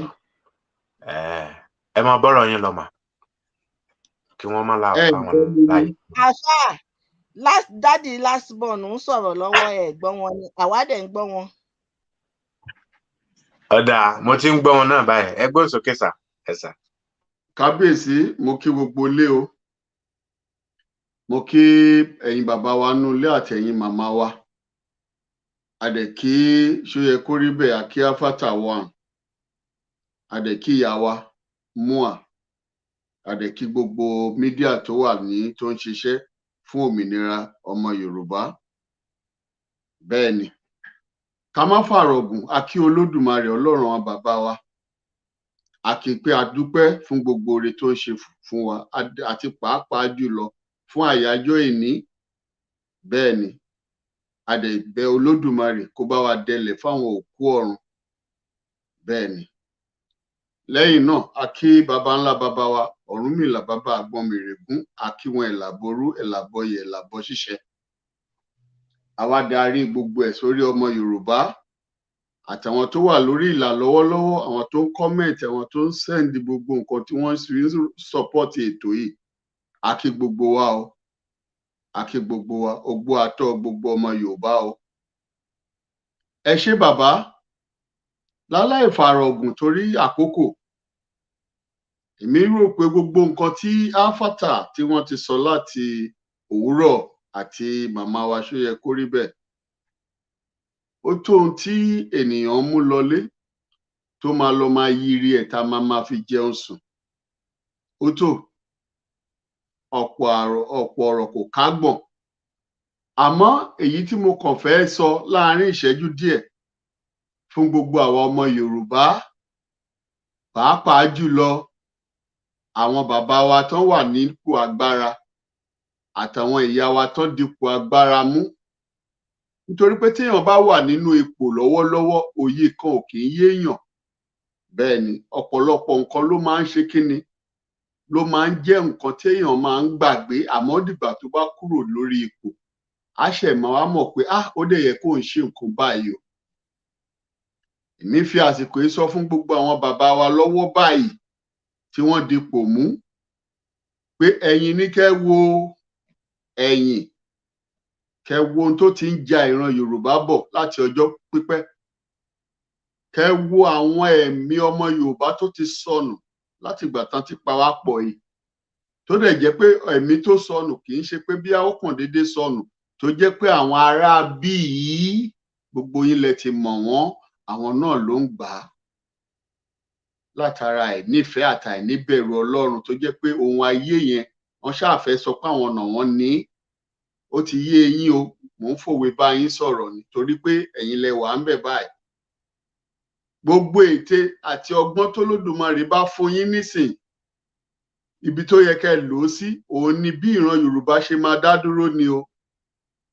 Ẹ má tún wò ó pé tẹ bá ṣe eléyìí pé tẹ bá tún kúrò ń bẹ̀ kò tún sọ opportunity mọ́ o. Ohun táwa máa sọ fún ẹ̀yin aláṣẹ wa nìyẹn. Gbogbo ète yín, torí pé mo rí pé ète tẹ́ ẹ ń lò látijọ́ pé ẹ fẹ́ bọ́ síbẹ̀, ẹ ti bọ́ síbẹ̀ o. Kò tún wá sí ànádá pé kò wá rí bẹ́ẹ̀ mọ́ àbó rí bẹ́ẹ̀. Ète yẹn wà lọ́wọ́ yín o láti kó ìran yín kúrò nínú àjàkálẹ̀ ikú àti àrùn tí wọ́n fi ń pa wọ́n láti ọjọ́ pípẹ́ wá. Tí a bá wo àwọn ìran wa tí wọ́n ti pa, àwọn bàbá, àwọn màmá, di títí tá a wà yìí, ó yẹ kí ìran Yorùbá ká sunkún ní ọjọ́ ìní ni. Ọjọ́ ìní ò ń ṣe ọjọ́ tí a máa jẹun, ọjọ́ ìní ò ń ṣe ọjọ́ tí a máa sọ pé à ń búra wa. Ẹkún ló yẹ ká máa sun nínú ìran Yorùbá. Ẹni tọ́mọ bá ti kú lọ́wọ́ ẹ̀rí ló máa mọ iyì pé èèyàn kú nídìílé èèyàn. Ká mọ̀ wá sọ pé àwọn prominent ọmọ Yorùbá tó jẹ́ pé òpó kan náà jẹ́ nínú ìran wa. Gbogbo èyí tá à ń ṣe látijọ́ yìí, gbogbo àwọn tó ń wò wá bí ẹni pé àníṣẹ́, ẹ mọ̀ pé àníṣẹ́, a ní ohun tó tún jíṣẹ́ lọ, bí kò ṣe pé ìyà tó ń jẹ ìran wa òun ló ń gbé wa ṣe gbogbo nǹkan tá à ń ṣe. Àwọn ọmọ wa fi ìṣẹ́jú kan mo fi bẹ̀ gbogbo ìran Yorùbá, gbogbo apáta, ẹ jẹ́ ká lọ sọ aṣọ wa, ká dì í, ká wá kíyèsára. Ọ̀nà dà ká mórílé ibi tó yẹ ká mórílé. Àwọn ará bíi kò ń ṣẹni tá a bá gbé o, wọ́n ń ṣẹni téèyàn bá sùn, wọ́n ń ṣẹni téèyàn fọmọ fún, nítorí wípé ejò ni wọ́n. Kò dẹ̀ sígbà tán fojú re wò wá rí. Gbogbo nǹkan tó ń ṣẹlẹ̀, tẹ́ bá rántí ọ̀rọ̀ Mẹ̀láfíà máa tó lọ tú àṣírí wọn lọ́jọ́ kìíní àná, gbogbo nǹkan tí wọ́n fẹ́ carry out, gbogbo information wọn tó jáde, ẹ rò pé bí wọ́n ti dákẹ́ síbẹ̀ ni? Wọn ò dákẹ́ o, wọ́n dì í mú báyìí, wọ́n ti dì í mú, wọ́n á tún lọ dúró síbẹ̀. Mọ̀gbà tán ti ní wa sínú ni. Bẹ́ẹ̀ náà ń takò wá títí di léni táwa yìí. Ẹ̀ẹ̀méjì náà ti fogun jà wá. Bẹ́ẹ̀ ni, ẹ̀ẹ̀méjì náà ti fogun gidi jà wá. Wọ́n dẹ̀ ṣe rẹ́dì pé wọ́n rẹ́dì láti ṣe nǹkan tó fẹ́ ṣe fún wa. So tó bá wá wù wá, ọyọ kan ta ní lọ́wọ́ ń sìn, gbogbo ẹ̀yin aláṣẹ tẹjọ́ ọmọ Yorùbá, tó bá wù yín kẹ́ jẹun gbàgbé o. Tó bá ti wù yín kó jẹ́ pé bírèkì àti lọ́ọ̀ṣì tẹ lọ ń jẹ yẹn kẹ́ fi jẹ́ gbàgbé, kẹ́ má rántí láti kó ìran yín kúrò nínú oko ẹrú yìí. Ọ̀rọ̀ tèmi fẹ́ sọ nìyẹn. Mo kí gbogbo ilé o, mo kẹ́yìn bàbá wa, mo kẹ́yìn ìyá wa, mo kí múà, ẹ má jáwọ́, Olódùmarè á máa tì yín lẹ́yìn. Àánú Olódùmarè àti ààbò Olódùmarè lórí á máa dáàbò yín múà, á dá gbogbo àwa tó kù náà tójú wà lára wa. Gbogbo ọmọ Yorùbá pátápátá tó bìlíìfù nínú òmìnira ẹ̀, ààbò Ọlọ́run á dàbò wá o. Ànírógun ikú òjijì mọ́ lórí ìran Yorùbá. Bó ṣe máa rí nìyẹn. Gbogbo àwọn tó Olódùmarè dẹ̀ fẹ́ lò fún ìgbédìde ìran Yorùbá níbikíbi tí ẹ bá wà, ààbò Ọlọ́run á lọ bá yín. Àmín àṣẹ. Mo kí yín o. Èmi ọmọ yín náà ní last born. Ó dàbọ̀. Ẹ ṣé bàbá.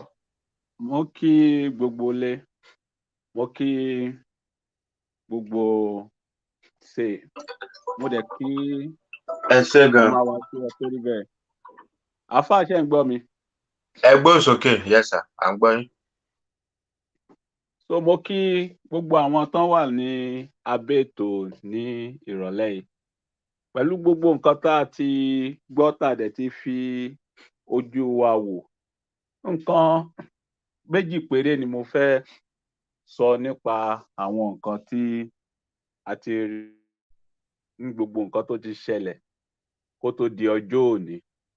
Àkọ́kọ́ nínú nǹkan tí mo fẹ́ sọ ni pé nígbà táwọn kọ́là ń kọ̀, mo take note ìyá wa kan pè tó ń sọ nípa pé àwọn sọ ìwé ìrìnnà àwọn nù, which is ticket. Wípé ṣùgbọ́n àwọn decide wípé àwọn pinnu láti lọ láti fi kówó jọ. Kí gbogbo àwọn ọmọ Yorùbá kó máa gbọ́ lọ́jọ́ tòní. Irú situation wo ló lè bá wa ní ọjọ́ tòní ní orílẹ̀-èdè Nàìjíríà tó jẹ́ pé bóyá ẹnìkan kan nínú wa wà nírú ipò tí ìyá wa yìí wà tó sọ ìwé ìrìnnà nù àbí tíkẹ́ẹ̀tì tó sọnù, tó wá lè pinnu lọ́kàn rẹ̀ pé jẹ́ kí n sáré lọ wá iṣẹ́ kan ṣe o, tó dẹ̀ máa rí iṣẹ́ náà. Ṣó possible mọ́ láyé ìsìn tá a wà?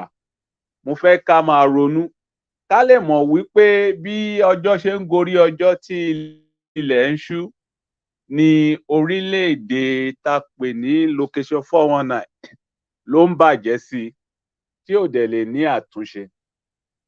Ẹlẹ́ẹ̀kejì, èyí tí mo fẹ́ kí gbogbo wa mọ̀ tó jẹ́ pé mo wò tó jẹ́ nǹkan ní ńlá nínú gbogbo orílẹ̀-èdè Áfíríkà, èyí tó dẹ̀ ń fi ìyà jẹ wá, ó ń fi ìyà náà jẹ wá púpọ̀ púpọ̀.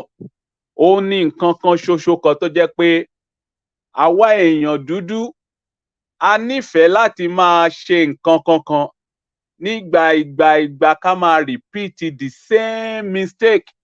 Nǹkan tó ń ṣẹlẹ̀ sí wa, ìṣòro kan tá a ní tó tóbi jù tó dẹ̀ lágbára ni, tó jẹ́ pé kò sí ní láìfù àwọn aláwọ̀ funfun.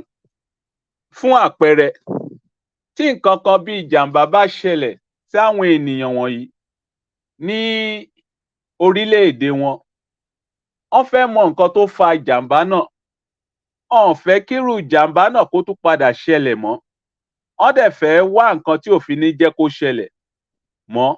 Gbogbo nǹkan yìí náà máa ń take note, náà dẹ̀ máa ń tètè wá àtúnṣe sí. Ṣùgbọ́n àwa Áfíríkà a fẹ́ràn ká máa repeat the same mistake.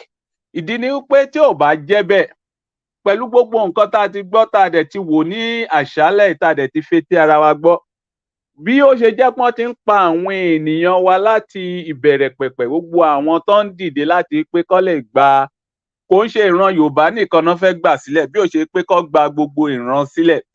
Tí gbogbo àwọn ènìyàn wọ̀nyí bó sì ṣe ń dìde tó ń pa wọ́n lẹ́yọ kọ̀ọ̀kan. Ṣùgbọ́n kàkà kí a fi ronú, ká dẹ̀ fi dìde pé ẹ jẹ́ ká ṣe nǹkan yìí ní ọ̀tọ̀. Bóyá tá a bá ṣe ní àrà ọ̀tọ̀, a máa rí rìsọ́ọ̀tì míì tó máa jẹ́ àrà ọ̀tọ̀.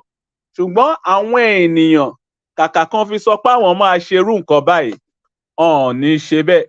Kò ń ṣe ìdí tí mo yẹ sọ pé the same thing yìí ó ń repeat ara ẹ̀ nínú ìjọ àwọn tá a pè lẹ́lẹ́sìn. The same mistake àwọn náà máa ń ṣe débi pé nǹkan ṣoṣo kan wọ́n máa repeat ẹ̀. Wọ́n lè máa fail lórí ẹ̀ o, ṣùgbọ́n wọn ò ní wò pé ọ̀nà wo la tún lè padà gbà tí kinní ìta fi jẹ́ nǹkan tó máa ní àṣeyọrí. So ẹ̀bẹ̀ tí mo fẹ́ bẹ̀ gbogbo àwọn ọmọ Yorùbá àti gbogbo àwọn tó ń gbọ́ wa ní àṣálẹ̀ ni wípé ẹ jẹ́ ká tètè ronú wa pé ọ̀nà wo la padà lè gbà tó dẹ̀ jẹ́ pé a ti rí ọ̀nà, ṣùgbọ́n báwo la ṣe fẹ́ jáde pátápátá. Bó tilẹ̀ jẹ́ pé ìyá wa Múà wọ́n ti gbìyànjú, wọ́n dẹ̀ ti ṣe akitiyan, ṣùgbọ́n ẹ jẹ́ ká tètè máa ronú pé a gbọ́dọ̀ máa ṣe the same thing nǹkan tí à ń ṣe tá a dẹ̀ ń fèlì lórí ẹ̀, ká dẹ̀ continue ká máa hun rí mọ́. Tá a bá wò ọdún 8 Buhari, tá a bá yọ kúrò nínú ọdún oníkálùkù wa, a máa mọ ibi tá a kù sí lọ́jọ́ tòní. Ọdún 8 Bàbá Jagaban tá a fẹ́ máa fi ṣeré yìí, tá a bá tún yọ kúrò nínú ọdún orí ẹ̀ àwọn tó ń gbọ́ mi ní àṣálẹ̀, a máa rí wípé díẹ̀ ọdún mélòó gan la fẹ́ lò nílé ayé tá a fi wá fi gbogbo ọjọ́ ayé wa tó fi jẹ́ pé ẹrú la fi ń ṣe. Nítorí náà mo dánu dúró díẹ̀. Ẹ ṣé gan, àfà.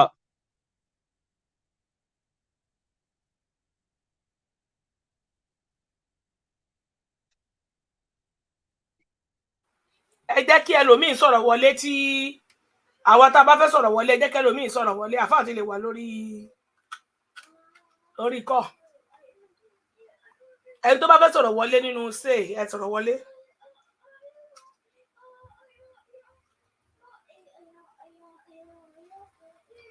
ṣé kò sẹ́ni bọ̀ tó fẹ́ sọ̀rọ̀ wọlé mọ́ tí ò bá sí ẹ jẹ́ kí sáré sọ ẹ jẹ́ kí èmi náà sọ̀rọ̀ wọlé ẹ bá wa tẹ share button tí gbogbo wa bá ń gbọ́ ní yékéyéké. A kú àjọ̀dún ṣé àjọ̀dún ni kí n pè é àbí ìrántí akọni èèyàn rẹ bàbá wa àti mọ̀mọ́ wa Mr. MK Báṣọ̀run ilẹ̀ Yorùbá Balógun ṣé Balógun náà Ààrẹ Ọ̀nà Kakanfò Abíọ́lá ọ̀run rere o Ọlọ́run adẹ̀lẹ̀ rere fún ẹni rere bẹ́ẹ̀ náà ni mọ̀mọ́ wa Kudirat aya bàbá wa Abíọ́lá wọ́n sọ nínú ìtàn wọn ní at age of 21 years làwọn ti marry Ọlọ́run dẹ̀ fi ọmọ 7 ó fi ṣèkẹ́ wọn ikú ò ní pa kankan nù wọn wọ́n dirun wọ́n digba gbogbo nǹkan tí bàbá wọn àti ìyá wọn tí wọ́n lè ṣe lórí ilẹ̀ alàyè ọ̀run á mú wọn délé á mú wọn ṣe gbogbo nǹkan tó ṣòro gbogbo àkàsọ̀ tí bàbá wọn gùn tó le tí wọ́n lè débẹ̀ àwọn ọmọ wọn á gùn lágùn rẹ̀ wọ́n á gùn pẹ̀lú ìrọ̀rùn ni wọ́n á fi gùn kò ní ní wọ́n lára lágbára Ọlọ́run gbogbo ibi tí àwọn ọmọ wa Kudirat tí àwọn náà bá wà lágbára Ọlọ́run gbogbo iṣẹ́ rere ìyá wọn á ṣe lórí ilẹ̀ alàyè ní agbára Ọlọ́run ní dẹ̀mí tí wọ́n náà légbodò lágbára Ọlọ́run gbogbo nǹkan táwọn náà bá ń dáwọ́lé á máa easy fún wọn ni láti ṣe lágbára Ọlọ́run ojúkójú òdẹ níwò wọ́n àmọrírì yín àmísì yín alọ́fún yín ṣùgbọ́n kí ni Ọlọ́run lọ́fún yín jù kí Ọlọ́run bá wa tẹ́yìn sí afẹ́fẹ́ rere ní orí ọ̀rọ̀ tí a gbé wá fún wa ní èní ìyẹn ni the story of June 12 so wọ́n ti fi sọrí bàbá wa pé sórí wọn ni àwọn ní ọjọ́ yẹn June 12 ọdọọdún làwọn máa ṣèrántí yín o every June of 12 làwọn máa ṣe kí ni làwọn máa ṣèrántí yín ní agbára Ọlọ́run nípa ti kí ni mo tún fẹ́ sọ̀rọ̀ sí lórí ó dẹ̀ pé mo ti rí mọ̀mọ́ wa kan náà tí wọ́n sẹ́ndì 5,000 naira tí wọ́n ní fún mọ̀mọ́ wa ìyá Kogi ẹ ṣeun mo dúpẹ́ mọ́mì àdúpẹ́ lọ́wọ́ yín o gbogbo ẹ̀yin tí ẹ bá fẹ́ fún ìyá wa Kogi anything ẹ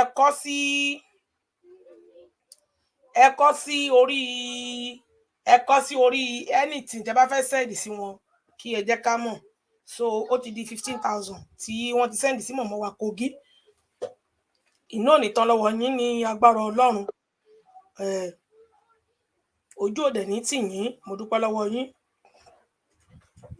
mo dúpẹ́ pé òkun ẹ̀dẹ̀ má jẹ́ ká gbàgbé àwọn èèyàn wa tí wọ́n rìlíìsì ní Ìbàdàn ẹjọ́ ó bébé kò bébé kò tó kan ló ń sọ̀yàn dáhùn ìwọ̀nba kan tí a bá ní agbára ẹ jẹ́ ká fi ṣọwọ́ sí wọn kéde kọ́ sí orí docket yálà ìmìlẹ̀ sẹ́ndì docket wọn sí ni àbí àfà docket ẹ bá ti sẹ́ndì ẹ sẹ́ndì ẹ̀ sí mi kéde sẹ́ndì náà sí àfà kó jẹ́ ọ̀nà méjì tí ẹ máa sẹ́ndì ẹ̀ sí èyí tẹ́ bá sẹ́ndì sáfà ẹ make sure pé jù sẹ́mi náà kéde sọ kẹ́kọ̀ọ́ nǹkan tẹ́ fẹ́ fi ṣe kẹ́ sẹ́ndì ẹ̀ sí èyí tẹ́ bá sẹ́ndì sẹ́mi náà ẹ jù sáfà kó jẹ́ ọ̀nà méjì kó wà lọ́wọ́ mi as a proof kó wà lọ́wọ́ àfà náà as a proof tọ́nà bá rí ẹ jẹ́ kí èèyàn náà rí ẹ bó ṣe rí nìyẹn mi ò ní kankan tí mò ń gbé bò mi ò ní kọ̀rọ̀ mi ò ní gbangba Ọlọ́run má fọ̀nà àtijọ́ àti mumi síbi tó wá bó ṣe rí nìyẹn so mo dúpẹ́ lọ́wọ́ Ọlọ́run nísìnyí báyìí ní 12 ń sìn tá a ti close YouTube àti monetization ni owó monetization ló ń wá tó fi ń pariwo tó fi wà lórí Facebook àti owó monetization tí YouTube jẹ́ pé iṣẹ́ tí mo ṣe ni àágùn mi ni gbogbo ẹ̀ ni mo ti o àti monetization mo ti àti sticker mo ti èní ní 12 so kí Ọlọ́run san mí ní ẹ̀san ìwà mi kó rí fún mi gẹ́gẹ́ bí èrò ọkàn mi ṣùgbọ́n ìwọ tó bá wá dúró tó bá sọ wípé nítorí kíní kan ni mo fi ń ṣe ìwọ náà kọ́kọ́ wò ó ọ̀nà méjì ni kò fi ṣírò ẹ̀ sí wọ́n ní tí ogun bá dóore orí máa ń yàtọ̀kùn téèyàn bá ń ṣe nǹkan téèyàn bá rí ìrànlọ́wọ́ níbẹ̀ téèyàn rí ìdùnnú níbi téèyàn bá ti ń ṣe nǹkan orí ènìyàn máa yá ara ènìyàn máa yá gágá ẹni tí ò ṣe tó ṣó yẹ kó rí bẹ́ẹ̀ wọ́n ra gbogbo nǹkan fún gbogbo nǹkan tí wọ́n fẹ́ ni wọ́n ń ṣe fún wọn ṣùgbọ́n ẹni tó bá wá ń forí ṣe tó ń fọ̀rùn ṣe tẹ tó wá sọ wípé níbi àágùn rẹ̀ tó ti ń tó yẹ pé àágùn mi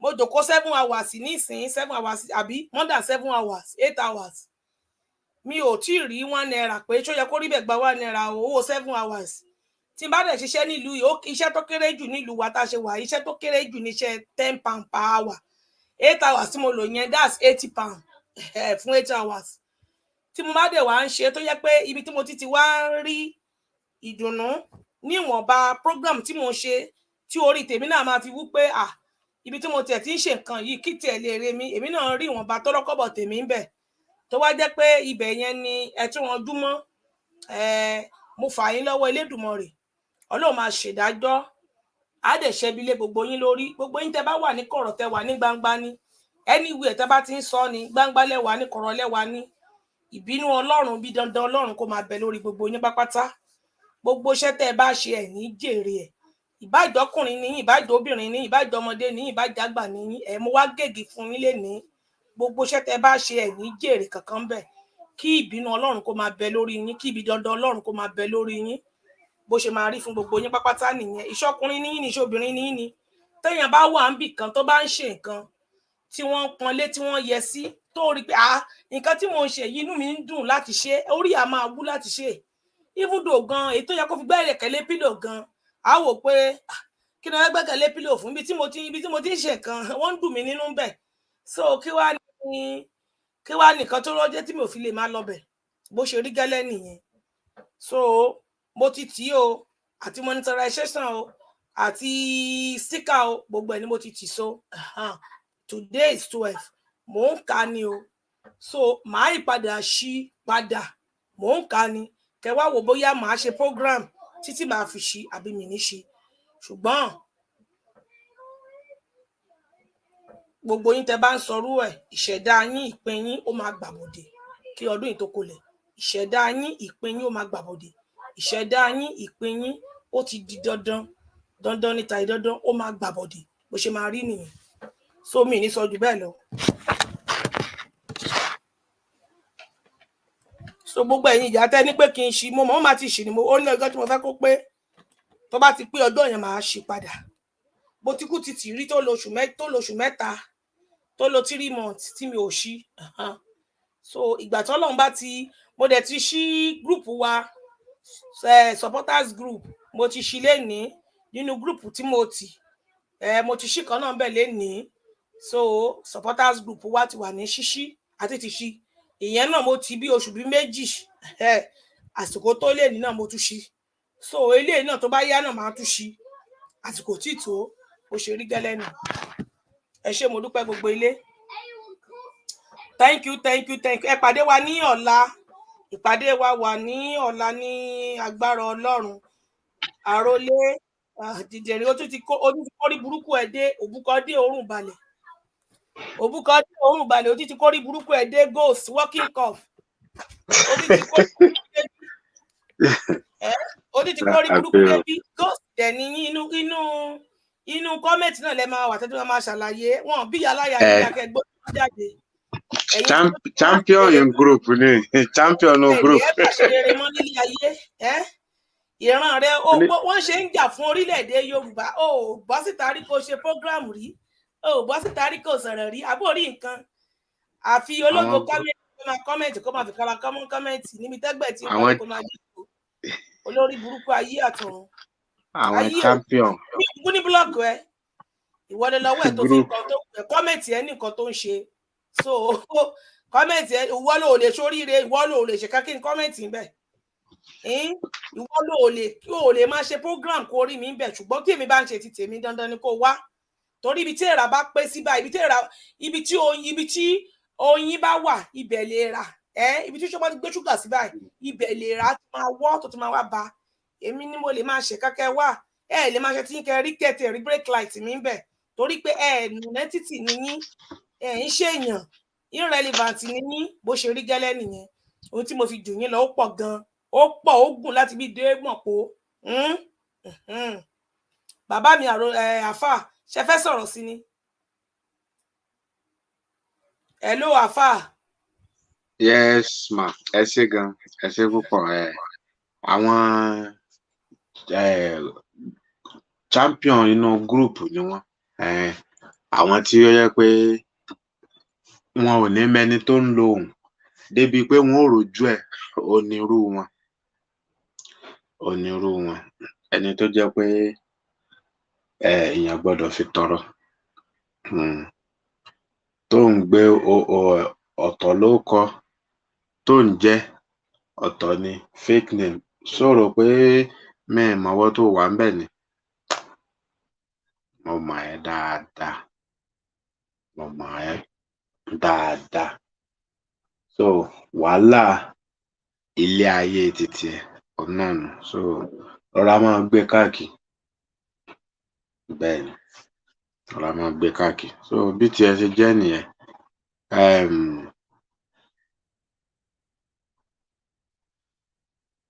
A kí gbogbo wa láṣẹ Olódùmarè. Á tẹ̀síwájú ìyẹn ní ọ̀la pẹ̀lú ọ̀rọ̀ nípa June 12 eléyìí tí à ń bá lọ, tí ó jẹ́ tí a bẹ̀rẹ̀ rẹ̀. Ìyẹn lónìí tóní sì jẹ́ àyájọ́ ọjọ́ tó nítumọ̀ gidi tí a lè gbàgbé ní ilẹ̀ Yorùbá.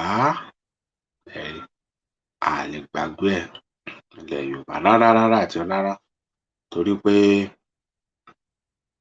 àwọn nǹkan tó ṣẹlẹ̀ nítorí June 12 yìí mú dání ó jẹ́ àwọn nǹkan tó jẹ́ mélè gbàgbé. Òun làwọn nǹkan náà nǹkan tá a lè gbàgbé ni. Ẹ̀mí sùn. Àwọn míì gan wà gan tá àti ẹ̀ mọ orúkọ wọn. Ẹ rí bí? A mọ̀ wọ́n débi wípé a mọ orúkọ wọn àbí a mọ ibi tí wọ́n ti wá.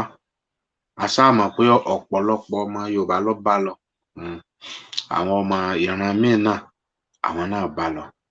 Àmọ́ ọ̀pọ̀lọpọ̀ ọmọ Yorùbá òun ló ṣe kíni o, òun ló bá lọ lórí June 12. Àìmọye ẹ̀mí ló sùn o. Ẹ̀mí tó sùn ó pọ̀ gan, ó pọ̀ gidigidi gan ni. Ẹ rí bí? So eléyìí báyìí sìn tí mo fẹ́ fi hàn wá ẹ̀ táwọn wò yìí. Ẹ ti rí kí lẹ rí ń bẹ̀ o. Mo mọ̀ọ́mọ̀ share wá ń sìn ni o, kẹ́ ẹ lè mọ̀ pé àwa ti wà lẹ́nu kinní yìí tipẹ́. Ṣé ẹ ti rí? Ọdún 2 sẹ́yìn òun ni mo gbé wá. Bẹ́ẹ̀ ni, òun ni Oníkóyìn ti olè ń wò tí wọ́n ti gbé wá. Ọdún kí ni mo pè o? Ọdún 2 sẹ́yìn ni mo ṣe lé. Kẹ́ ẹ lè mọ̀ pé ẹ rí bí? A ti wà ń bẹ̀ tipẹ́ o. A ti wà ń bẹ̀ tipẹ́ tá a ti ń ṣe kíni? Tá a ti ń bá a bọ̀ wá. Tó jẹ́ pé irú yín yìí tẹ́ ń sọ kòtòkòtò yìí, ẹ̀ ń bá wá láyà rẹ̀ nínú yín náà lè gbé jáde o. Ó lè fi hàn. Ṣé ẹ ti rí? Ṣé ẹ ti rí pé kì í ṣe photoshopping? Kì í dẹ̀ ṣe wọ́n ní wọ́n pé olè ń wò tí mo fi hàn yẹn. 2001 òun ni eléyìí tí mo ṣe léyìí. April 20, 2021. Ẹ ṣí sígbà tá a wà yìí, eléyìí tẹ́ ń wò yìí. So a play rẹ̀ fún wa ní ọ̀la láṣẹ Olódùmarè. Ẹ gbọ́. Àfà ẹ̀yin ọ̀rọ̀ tẹ́ ń sọ 2001 lẹ play fídíò mọ̀mọ́, lẹ play fídíò wọn ní orí ìkànnì yín. Ẹ̀yàn kí wọ́n lè mọ nǹkan tẹ́ ń try àti sọ. Bẹ́ẹ̀ ni, bó ṣe rí gẹ́lẹ́ nìyẹn.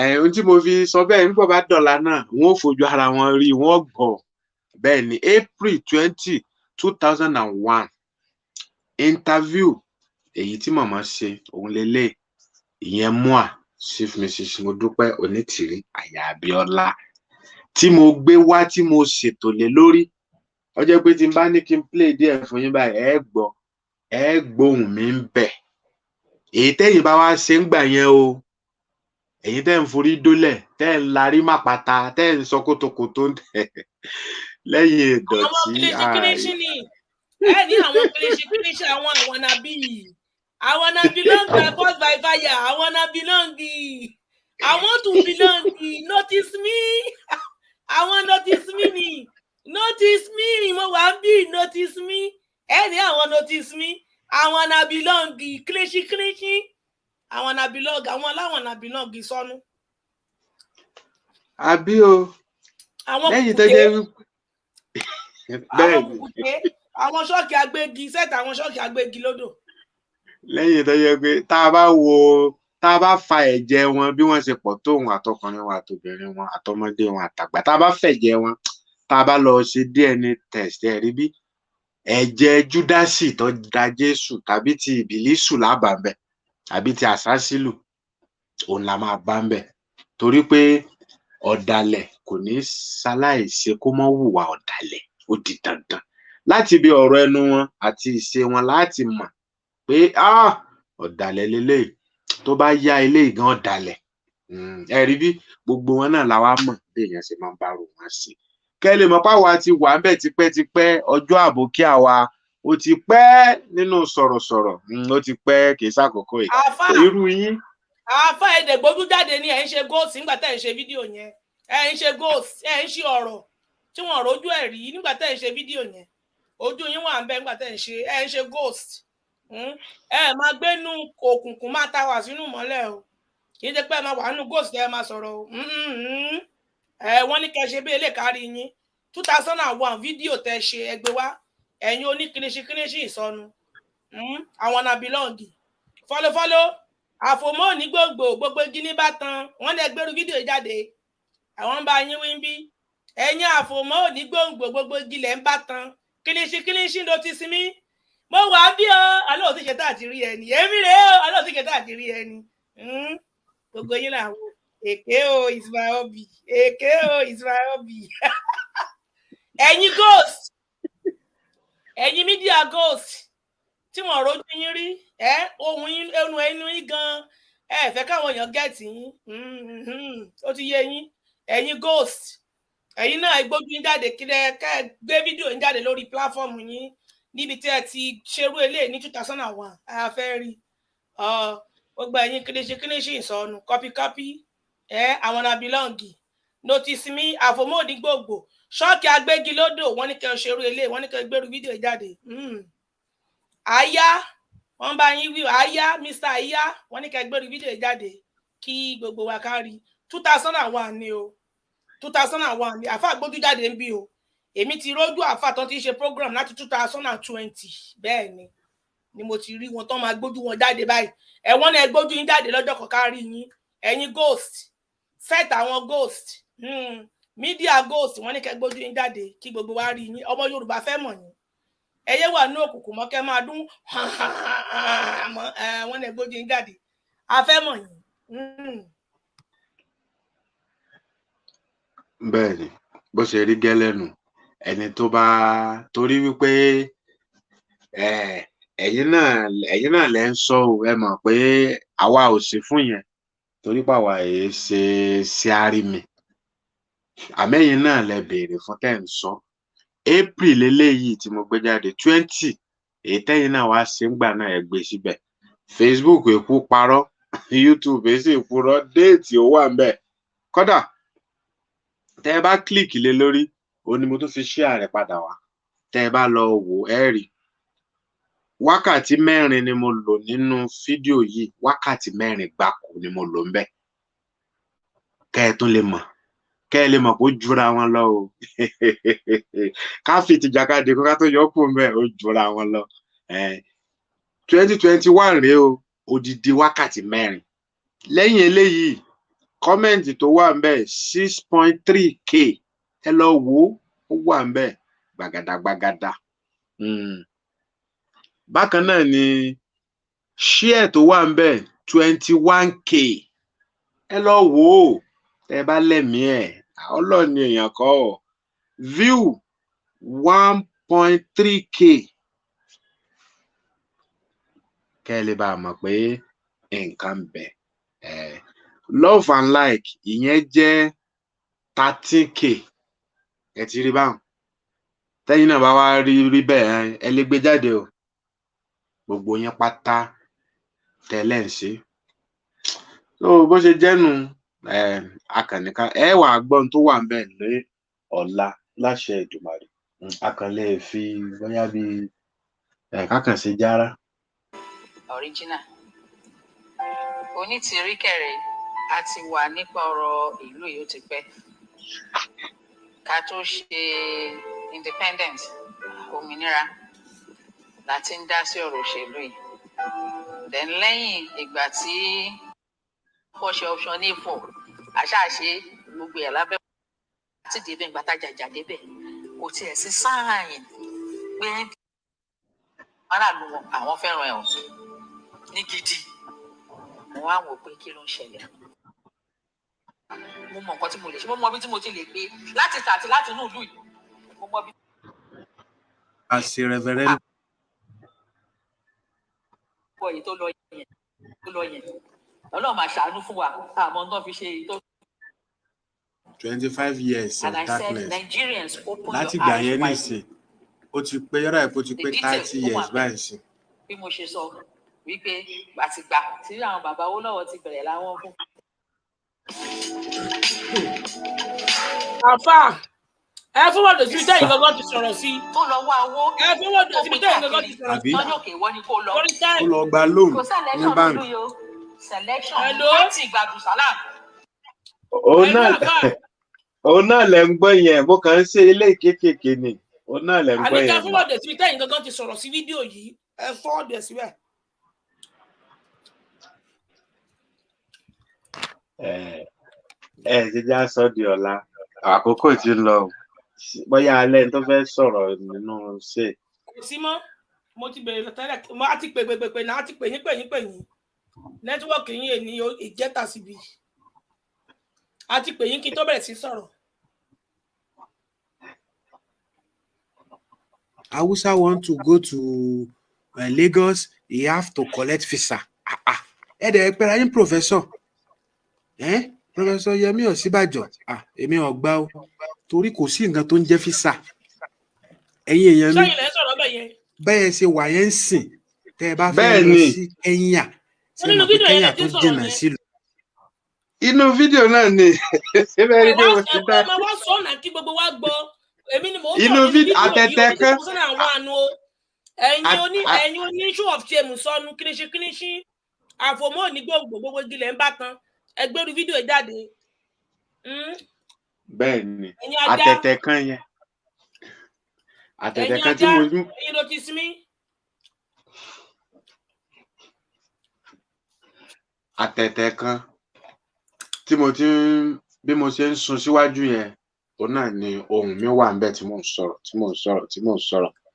ẹ̀yin ajá mọ̀mọ́ ẹgbẹ́rú fídíò jáde kárí. ẹ̀yin ajá bingo mọ̀mọ́ ẹgbẹ́rú fídíò jáde kẹ́ṣú ẹ̀ lórí fídíò yín ní 2001 níbi tẹ́ ti promote mọ̀mọ́ yìí kí gbogbo wa rí kẹ́ẹ̀dẹ̀ san iye viewers yín kẹ́ẹ̀sẹ̀ iye ẹni tó wò yín afẹ́mi iye ẹni tó wò yín bẹ́ẹ̀ ẹ̀yin àfòmọ́ ní gbogbo gilẹ̀ ń bá tan ẹ fírú fídíò yín wọ̀n ẹ̀yin oníkíníṣí ìsọnù ẹgbẹ́rú fídíò jáde àwọn nàbí Mr. àwọn nàbí by force by fire àwọn nàbí lọ́ọ̀gì ẹ jẹ́ ká orí fídíò yìí ẹ̀wá náà ẹ gbé jáde ò proof lélẹ́yìí o ẹ jẹ́ ká rí o ẹ̀yin ajá mọ̀mọ́ ẹ̀yin bingo.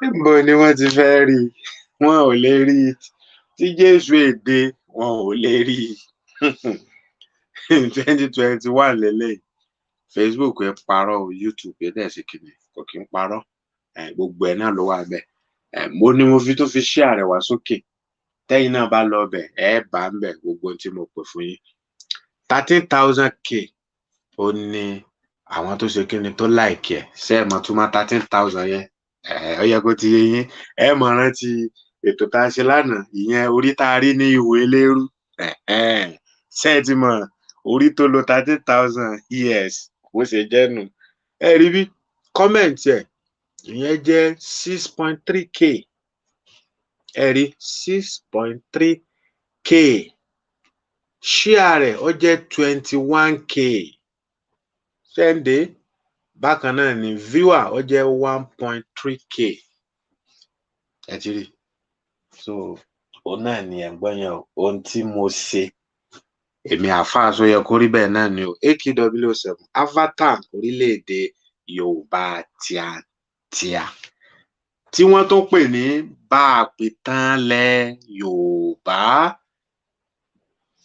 lára àwọn iṣẹ́ tí mo ṣe ní 2021 April 20 ìlú Nàìjíríà tí bá fẹ́ lọ sí Kenya 20,000 òun ló máa kọ́ sí yín lọ sí Kenya tíkẹ́ẹ̀tì lásán lẹ máa gbà ní flight ẹ lọ ẹ ní gba visa Africa South Africa kò ní ìdí visa nígbà yẹn ni o wọ́n ẹ̀tàn pípọ̀ yìí ń parọ́ báyìí ni mo ṣe léyìí o àwa náà àwa máa bẹ̀rù ẹ̀rù wo là ń bà